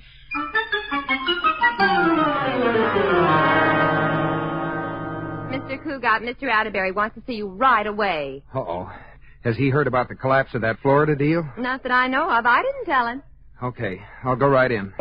I wonder who told the old man about my failure with that real estate woman. I'll bet that's the reason he didn't give me a raise. Well, after all, it might happen to anybody. Huh? Oh, George. George, my boy, come in. Sit down. Thanks. George, I want to have a talk with you. Shall we say, father to son? Well, is it about the raise I didn't get? Yes, sort of. That is, George, I realize that you can't raise children on your salary. Of course, you don't have any children, yeah? No, but we're expecting some on the next boat. What? Oh, nothing. That's just something Liz told me this morning. Look, Mr. Atterbury, I know why you called me in here. Oh, you do? Yes, and I just want to say that anybody can make a mistake. A mistake? Yes, maybe I tried too hard. Now, my boy, you know, it isn't as easy as you think. Then you're not angry? Angry? Oh, on the contrary, you've got my best wishes, my boy. Oh, thanks, Mr. Atterbury. You know, that woman had me worried for a while. I can imagine. She just didn't like the idea. Well, women are funny sometimes, you know. Yeah, she wanted me to do the whole thing by myself. But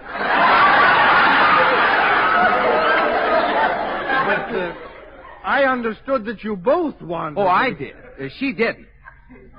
Oh, really? And don't forget, we were 1,000 miles from each other. 1,000 miles? Sure, she was in Florida. Good heavens, now wait a minute. If she was in Florida, then by telephone. See, the whole thing was arranged over the telephone. Well, that's fatality. George, my boy, I'm not only going to give you that raise, I'm going to pay that telephone bill.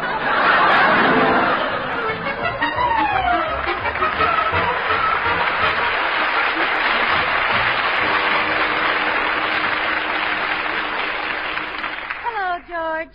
Hi, Liz. Darling, you're looking at a new man, the brand new 1948 model George Cougat. How much did you get for the old one? Plenty. How about a kiss? Aren't you afraid you'll dent your fenders? Come on, darling. How about a kiss for your hard-working husband? Nope, not in the mood. Since when? This morning. I'll bet I can make you kiss me. I'll bet you can. Okay. Well, don't let me convince you. All right. Well, first I'll put my arms around you like this. Mm-hmm. Now you put your arms around me like that. Mm-hmm. Now tilt your chin up. Mm. There. Now when I say a word, you say the name of the first fruit you think of. Mm-hmm. Ready? Okay, but I won't kiss you. Candied. Orange. Baked. Apple. Stewed. Prunes. I win. You kissed me. But you tricked me. That was a dirty, mean, low-down, underhanded trick. Trick me again, George. You might get to like it. George Cougat, there's only one word for a man like you. What is it? Prune. Okay, scatterbrain. There. Prune is a beautiful word, George. Oh, wonderful word, prune. I love you. I love you too, Liz. Guess what happened at the office today? I don't know. Sit down and tell me all about it. Well, old man Atterbury called me in and... Hey, Liz, what's this? What's what? Well, this knitted stuff behind the chair. Knitted stuff, George? Yeah. Looks like baby shoes. Oh, that. Probably dust balls. Liz, knitted dust balls? Oh, you may not know it, George, but we had the best-looking dust balls in town. Oh, wait a minute. There's a whole lot of yarn down in here, too. Look, what is it, Liz? All right, Sherlock, you win. They're baby booties. Baby booties? Mm-hmm. Liz, you mean you? Didn't think I could do it, did you?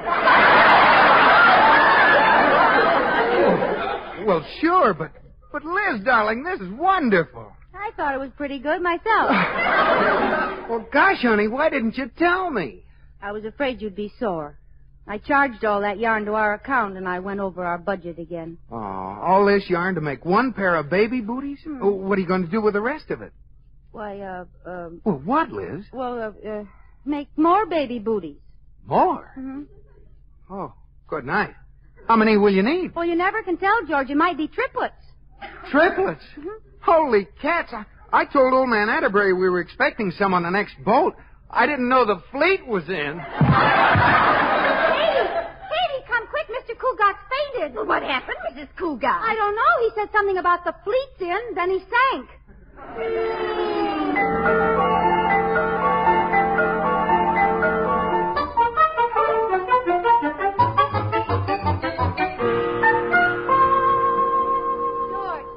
George, can you hear me? Oh. George, this is Liz. This is Liz. Glad to know you, Liz. I'm George. Oh, I think he's coming too, Mrs. Cougat. Yeah, come on, George. Oh, where am I? You're in bed. Oh, good night, Liz. Come on, George. Sit up. Up the daisy. That's it. What happened? You fainted, Magnolia Blossom. Oh, yeah. Oh, but Liz, you're the one that should be in bed, not me. Now, just stay where you are, George. You're as pale as a ghost. How did I get up here? Katie and I carried you. She carried, Mr. Cougat. I dragged. You put on a little weight since the last time we carried you upstairs. Oh, Liz, you shouldn't be lifting anything heavy now, especially upstairs. Well, Katie helped. Who brought me in here? Katie and I. Who put me to bed? Katie and I. Liz. What's the matter? Who put on my pajamas? That brought the color back to his cheeks, Mrs. Cougat. Katie went downstairs, George. Oh. And I brought back this. Here, Mr. Cougat, take a sip of this brandy. It'll make you feel better. Are you sure that's brandy, Katie? Yes, ma'am. Remember the last time I fainted, you got hold of Mr. Cougat's bottle of Vitalis. My Vitalis? It went down all right, but I had to give my stomach a 60-second workout. Oh, don't worry, ma'am. This is brandy, all right. You're sure? Yes, ma'am. Positive.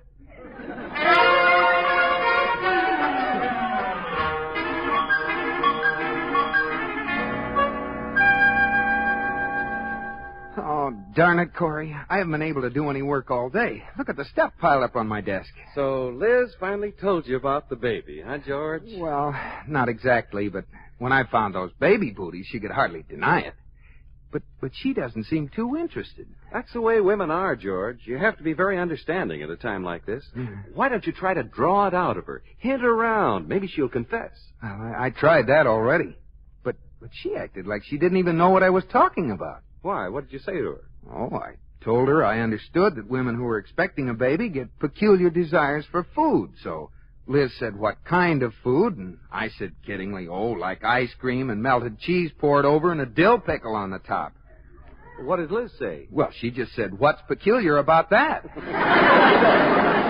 sounds like something Liz would say. I think I'll call her and see how she feels. Go ahead. You've only called her about 30 times today. Hello, Katie. How's Mrs. Cougat feeling, Katie? What? The hospital? What's the matter, George? Oh, Liz has gone to the hospital. Already? Hello, Katie. Which hospital did she go to? Yeah? To phone her there? Well, I'll do better than that. I'll go over there. Goodbye, Katie.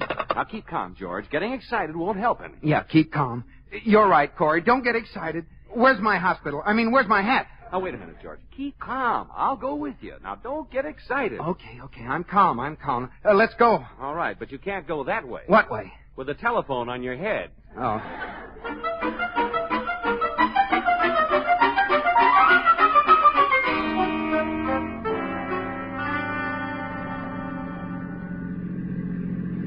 Thanks a million for coming to the hospital with me, Liz. It was wonderful of you. Well, you're welcome, Jane, honey. I'm only glad I could do something to help. You have.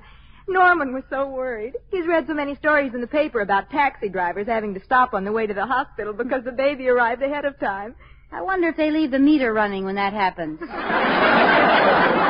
Oh, you make me feel good, Liz, when I probably should be feeling horrible. Do I, honey? I guess you're always a little anxious with the first one. Well, you haven't anything to worry about, Jane. You'll be all right. And when it's all over, you'll realize that this has been a very wonderful experience for you. Something you wouldn't take $1 million for. Do you think you could stay with me, Liz? I mean... Until the baby arrives? Of course, honey. I wouldn't think of leaving. Thanks. Norman should be here pretty soon. What do you want, Jane? A boy or a girl? Well, I'd sort of like a little girl. How about Norman? Oh, he says he just wants a boy or a girl. Well, I hope he isn't disappointed.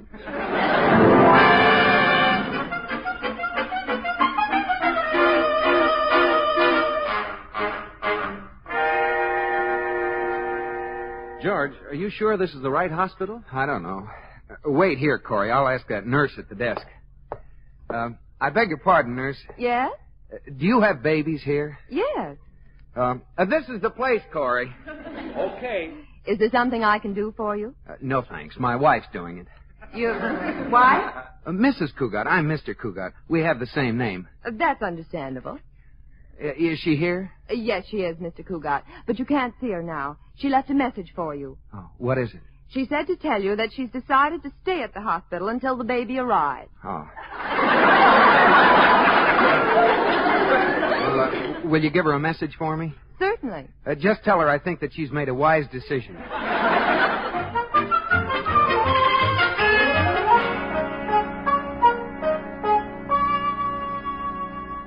George, don't you think you should go home and wait until you hear from Liz like the nurse told you? Oh, of course, Corey, but I have to get this stuff before I go home. Well, isn't it a little premature? Of course not. I want to be ready. But look at all the stuff you bought already. Electric trains, baseball bat, drum and bugle, football helmet, boxing gloves. Maybe I should get him a football, too. George, do you realize that a newborn infant can't even stand up, much less play football?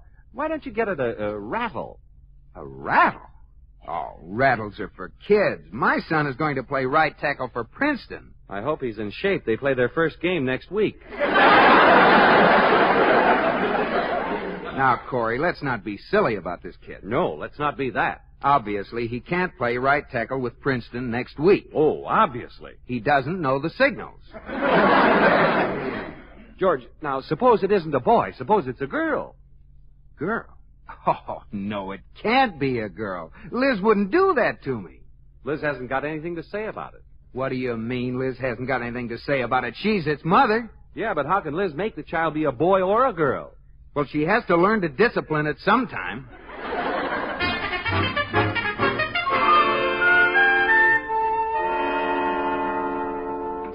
Hello, Katie. Oh, Mrs. Cougat, did Mrs. Kendall have her baby? Yes, she did. Is Mr. Cougat home? Yes, ma'am. He and Mr. Cartwright are in the study and acting mighty strange, if you ask me. Oh, really? I'll go in. Will dinner be ready soon? Yes, ma'am, in about a half hour.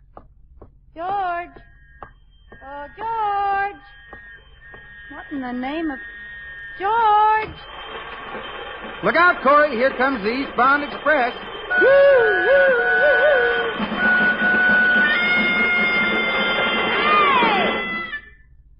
Liz, darling. Hi, Liz. Liz, what are you doing home so soon? What do you mean soon? It's after 7. Oh. Yeah, but what about the baby? It was born an hour ago. An hour ago? Sure. But how'd you get out of the hospital? I walked out. How do you think? Oh, but didn't the doctor say anything to you? Yes, he said goodbye. Well, I knew medical science had made progress, but I didn't know it was anything like this. What about the baby, Liz? What is it? It's a boy. A boy? Oh, what did I tell you, Corey? Oh, Liz, who does he look like? He looks like Norman Kendall. Yeah, I knew it. Who? Norman Kendall. Who'd you expect him to look like? You? Well, as a matter of fact, I did. Well, after all, I am his father. What? Now listen. Excuse me, Mrs. Cougat. The hospital just phoned to tell you that it was twins. Twins? Oh, give me time. I just became the father of a boy. This one's a girl. Congratulations, George. Now you're a mother, too.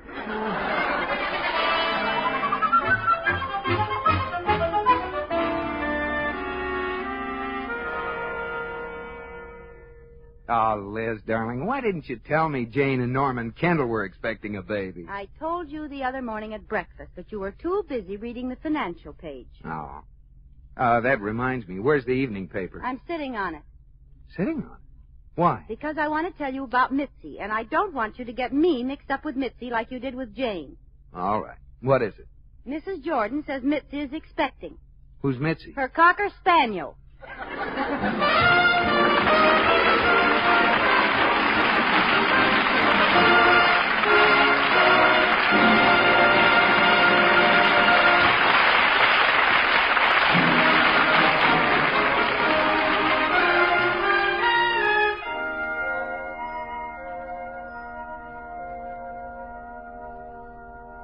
George, are you asleep?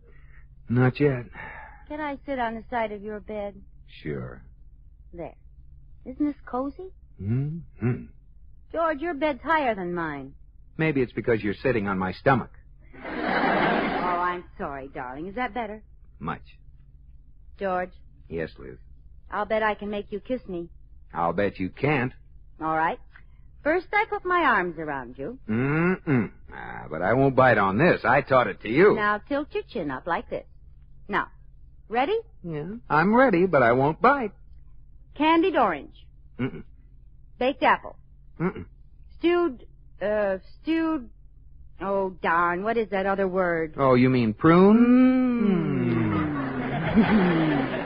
Liz, you tricked me. Good night, George.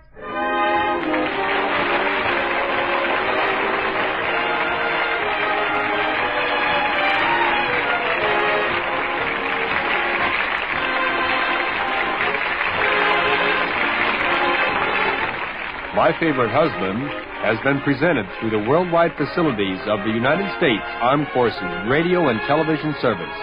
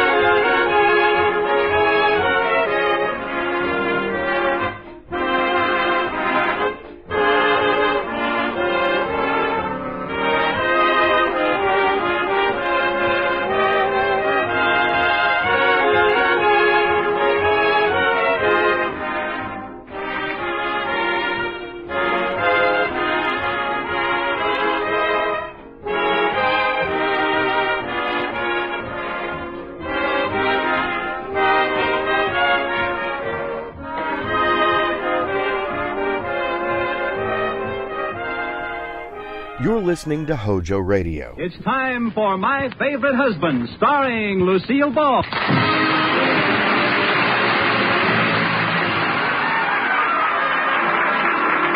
Yes, it's the new Gay Family series, starring Lucille Ball with Richard Denning as Liz and George Cooper, two people who live together and like it.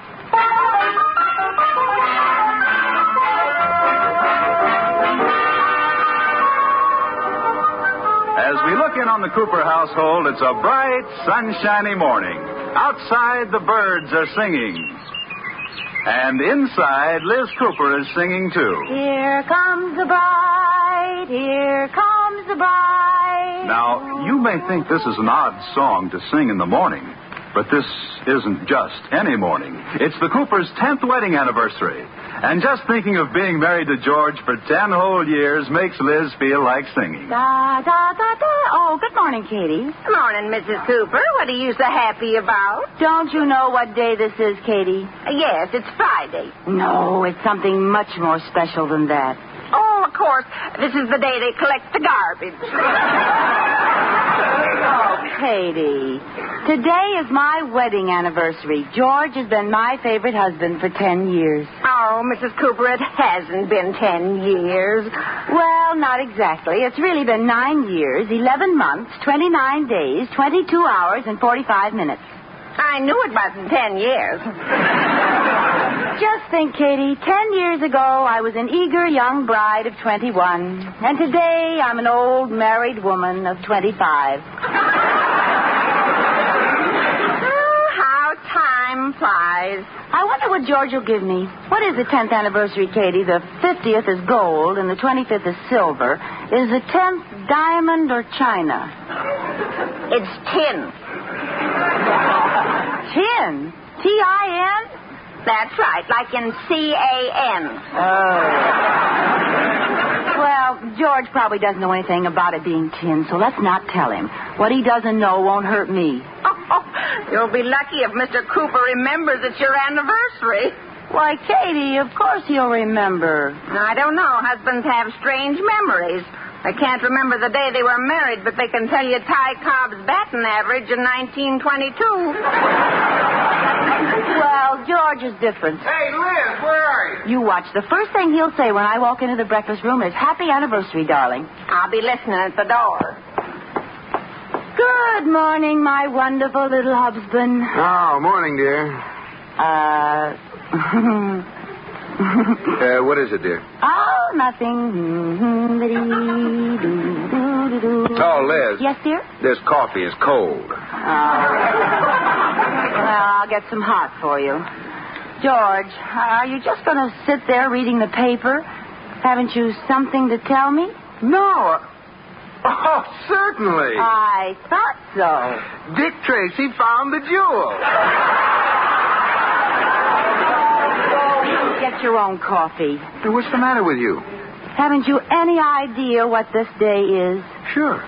Oh, my gosh, this is the day I have to send in my car payment. George, what was Ty Cobb's batting average in 1922? 385. Oh,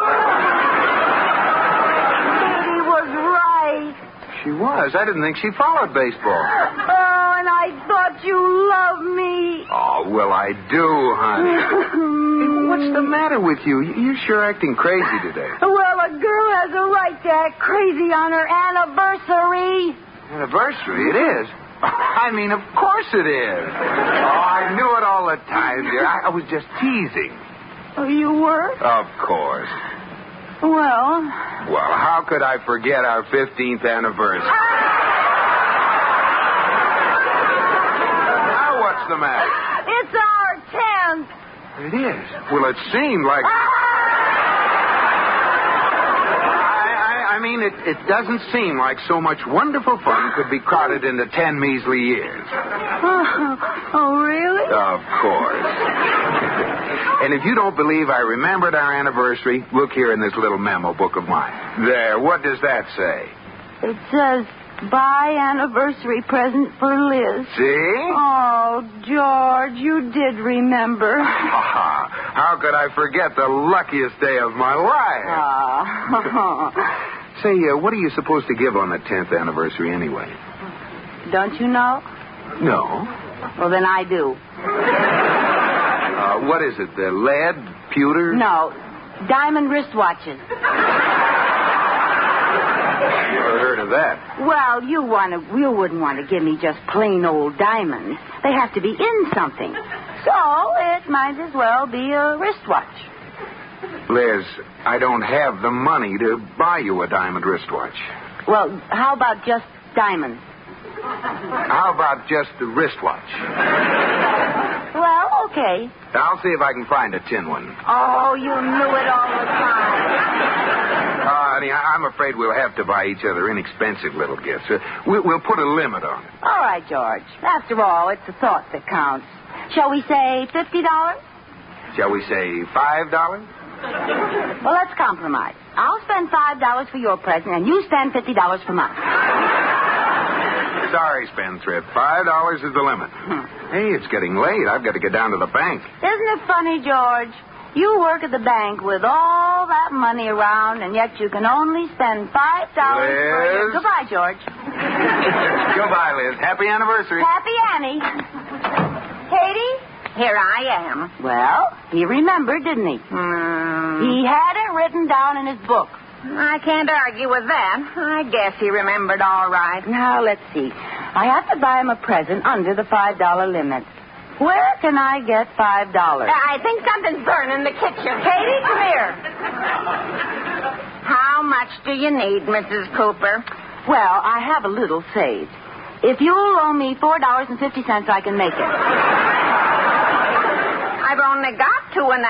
I'll take it. But that only makes $3. Well, it works out. Don't you see? He gives me a $5 present. I give him a $3 tie, and he owes me $2. Oh?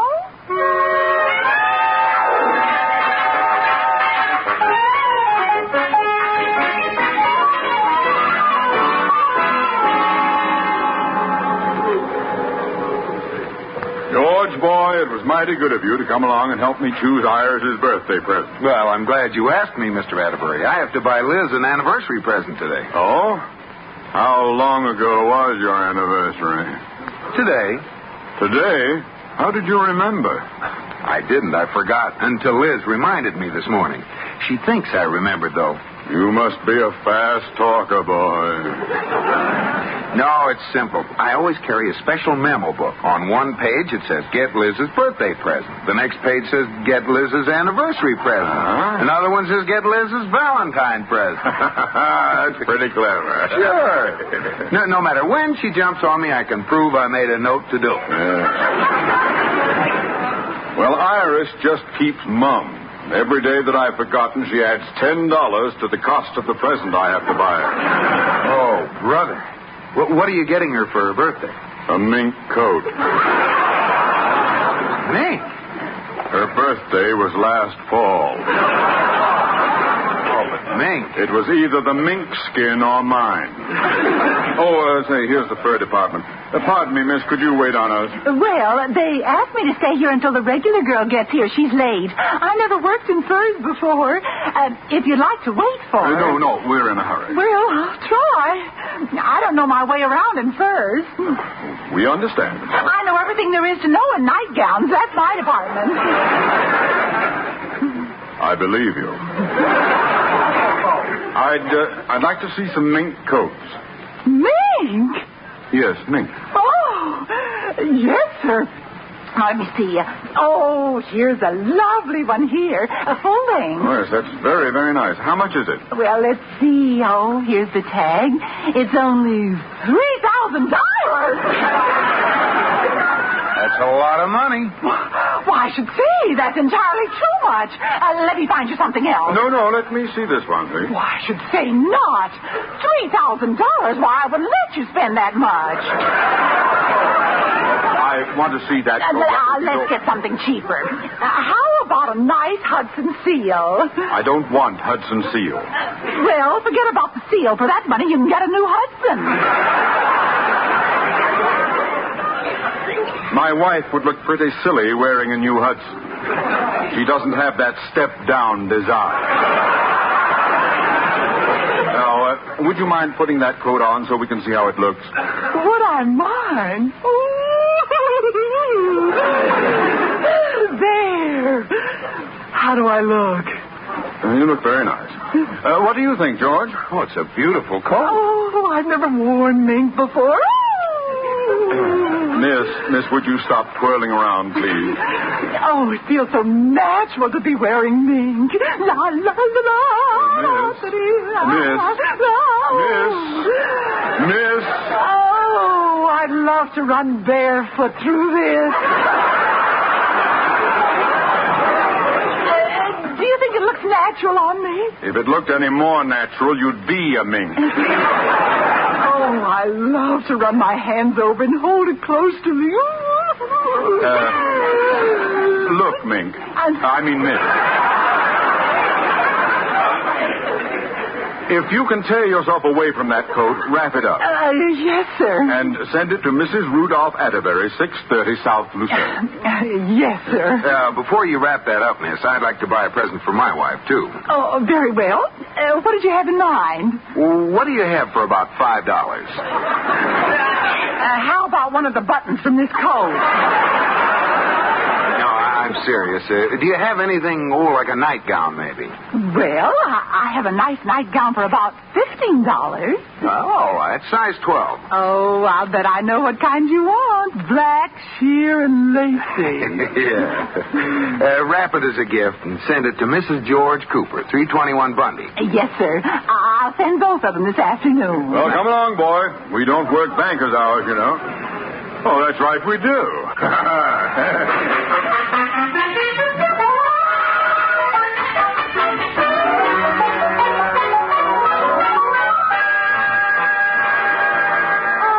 I can't wait. What do you think George will give me for my anniversary? I don't know, Mrs. Cooper. What can he get for $5? Yeah, that's right. All I could find for him was a belt. Well, that's practical. Well, if he doesn't spend more than $5 on me, I'll really give him a belt. And I won't say Hickok on it either. Look, Mrs. Cooper, in front of the house, a delivery truck. Oh, it's my present. I know it is. See, the driver's getting it from the back of the truck.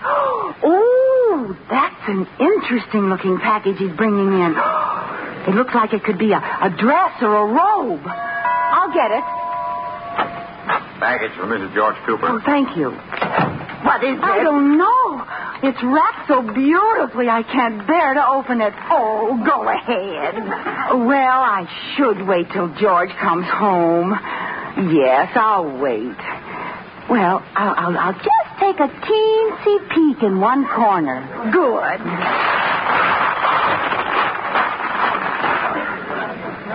Some peek.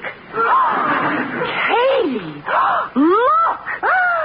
Mr. Cooper didn't buy that for $5. Oh, it's the most beautiful one I've ever seen. Oh, Katie, I have the most wonderful, loving, sweetest, the most adorable husband in the whole world. And this is just what I wanted for an anniversary present. My first mink coat.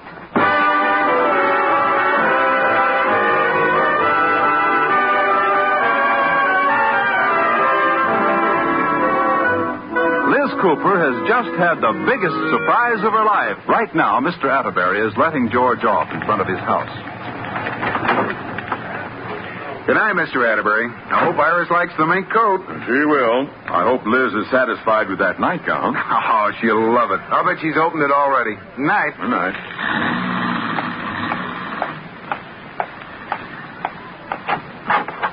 Hey, honey, I'm home. George, darling. Hey, what is this? Oh, you wonderful husband. I love it, but what's it all about, honey? Oh, my present came this afternoon. Well, honey, I'm glad you like it. Like it? I almost lost my mind over it. But, George, all that money. Oh, well, so I went a little over the limit. A little over? Oh, George.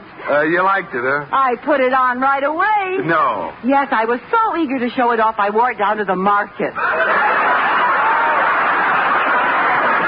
You wore it to the market? You mean you wore that to the... Oh, I know it isn't the thing to wear shopping, but I just couldn't resist. Didn't people stare at you? They couldn't keep their eyes off me. Oh, George, you should have seen everybody.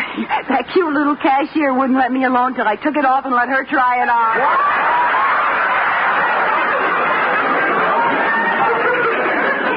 Anything, dear. Now, don't worry. I kept my eye on it all the time. Oh, that's great. I hope you didn't catch cold.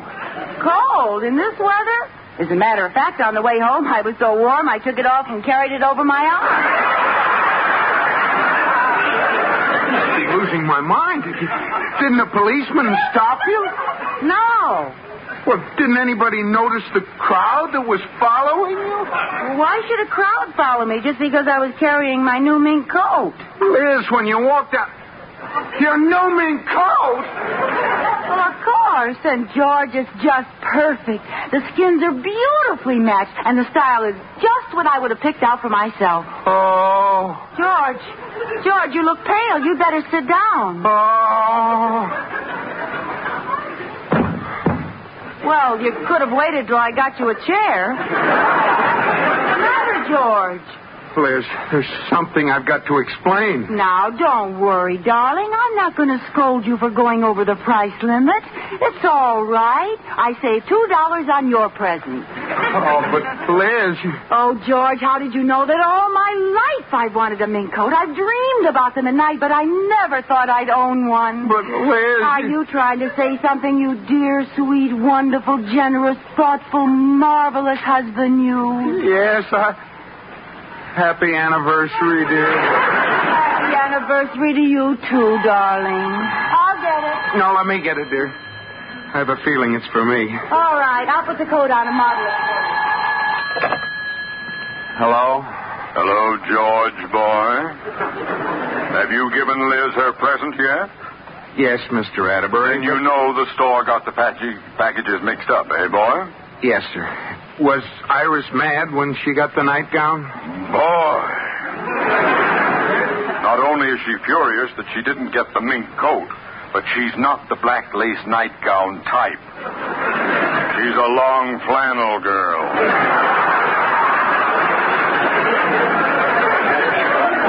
Well, wait till I tell you what happened here. Look, I'm calling from the drugstore. Iris locked me out of the house. Now, how soon can you get that coat down here? Well, I've been trying to tell you, Mr. Atterbury. Liz thinks the coat is her anniversary present. What? Oh, you should see the look on her face. I don't have the heart to tell her. I'd like to see the look on her face when you tell her you're fired if you don't get that coat down here. I'll tell her, but can't I have a little time to sort of break it to her gently? Certainly, George. Take all the time you want. Oh. As long as you have it down here in 10 minutes. Goodbye. Oh. Where are you, dear? Oh, well, how do you like your wife in a mink coat? Pretty, huh? Oh, no. They didn't send that one, did they? Why? What do you mean? Oh, that isn't the one I bought. I wouldn't have you seen in that cheap old thing. Oh, come on, take it off. I'll send it back. Well, George, you're the luckiest man in the world because I like this one. Think of all the money you'll save. Yeah. Let's go someplace. I want to show the coat off. I know. Let's go call on the Atterbury. Oh, no. Why not? Well, it isn't insured. It isn't safe to wear it out. Oh, well, then I'll call up and invite them over here. No. Let's just spend a quiet evening at home, dear. Oh, I don't want to stay home. I'll get it. I wonder how my new hat would look with this coat. Yes, Mr. Atterbury? Where are you, boy? You haven't given me any time. But besides, she won't take the darn thing off. Well, make her take it off. Turn the heat up. Hit her over the head. Chloroform her. I don't care wait a minute. That turning the heat up might do it. I'll put it up to 110 degrees. You just wait there. You'll have your coat. Wait here, nothing. I'm coming to your house. Now, please. I'll stand under the dining room window. If you don't hand that coat out to me in 15 minutes, I'll come in and tell Liz the truth. I'll have it, Mr. Atterbury. I'll turn the heat up right now.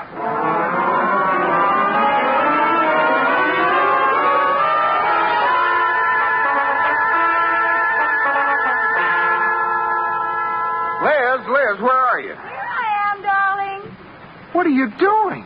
And why is every light on in the house? Oh, I was just going around seeing if my new coat went with each room. It clashes with the dining room, George. Well, let me change it for you. All right. Gray wallpaper would be nice. Aren't you a little warm, Liz? No, I'm just comfortable. Well, I guess it takes a while. What does? Nothing. Why don't you go to bed, Liz? Oh, I couldn't go to bed. The coat would get all crushed. Well, you don't have to wear it to bed, you know. I wonder if I could hang myself on a hanger and sleep in my coat all night. Liz, are you sure you aren't warm? I'm stifling. Phew. I guess it is a little warm, George. Look at the windows. They're all steamed up. Yeah, I don't know how you can stand it. Oh, I'm so happy with my little mink, I can't feel anything. Oh, how do you you do, Mrs. Astorville? Reggie, darling, how are you? Oh, what was that? Sounds like someone throwing pebbles at the window. Oh, you're hearing things. No, George, there's someone outside. Oh, they want to steal my coat, and it's not insured. Don't worry. I'll see who it is. Wait a minute. Are you insured? Yes. Well, go ahead then. What? Don't worry. Nobody's going to steal anything while I'm in this house. Mr. Atterbury, where are you? Over here in the bushes. Don't you recognize me? I'm wearing a hibiscus over one ear. Now, give me the coat. I don't have it yet. Oh, you idiot. Oh, you idiot. I'll go in and tell her. No. She thinks there's a prowler out here. Now, I'll get her to give me the coat for safekeeping. You must stay right there. Hurry up. I've been here so long now, some ivy's growing up my left leg. I'll hurry. Did you see anyone, George? Not a soul, dear. Well, I'm sure there was somebody there. Liz, if there is someone there, they're after the coat. Oh. Now, you'd better let me take it and lock it in the closet until morning. Well, all right, dear. Here you are. Good night, little mink. Ah, thank you. Hey, what's that? Boy, that was fast action. Huh? Well, what are you talking about? The police, while you were outside, I called and told them there was a prowler in our garden, and they've got him. Oh, no. Don't get excited, George. We're safe now. They're taking him off to jail.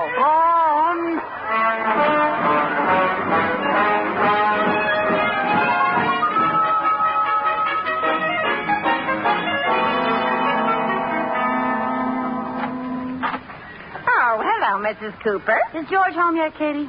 No, he called a few times, though. I'm glad he isn't here. Katie, I felt awful about George buying me that beautiful coat when I had practically nothing for him, so, well, I made a compromise, and I bought him a wonderful present. Liz! Oh, George, I've been waiting for you. Liz, I have no time to waste. I have to tell you something. Not until I give you your anniversary present, dear. It's a day late, but I think you'll like it. Here. Why, Liz, that's the most beautiful watch I've ever seen. It's platinum, George. And it tells everything. The hour, the minute, the second, the day, the year, and the phases of the moon. Oh, Liz, honey. Oh, gee, it makes me feel like a heel to tell you this now, but, well, that mink coat doesn't belong to you. What? Well, Mr. Atterbury bought it for Iris, and I bought you a black lace nightgown, and the clerk got the packages mixed up. There, I said it. Oh! Oh, I'm sorry, honey, but where's the coat? Well, what's the matter? I haven't got it. You haven't got it? Well, where is it? I exchanged it for a mink jacket and bought your watch with a difference.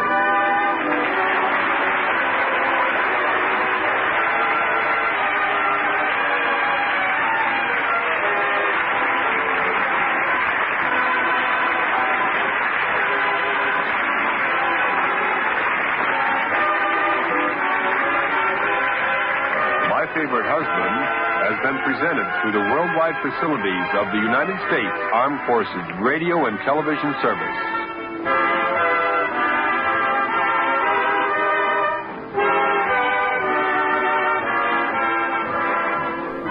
Thank you for listening to HOJO Radio. We'll be back again very soon.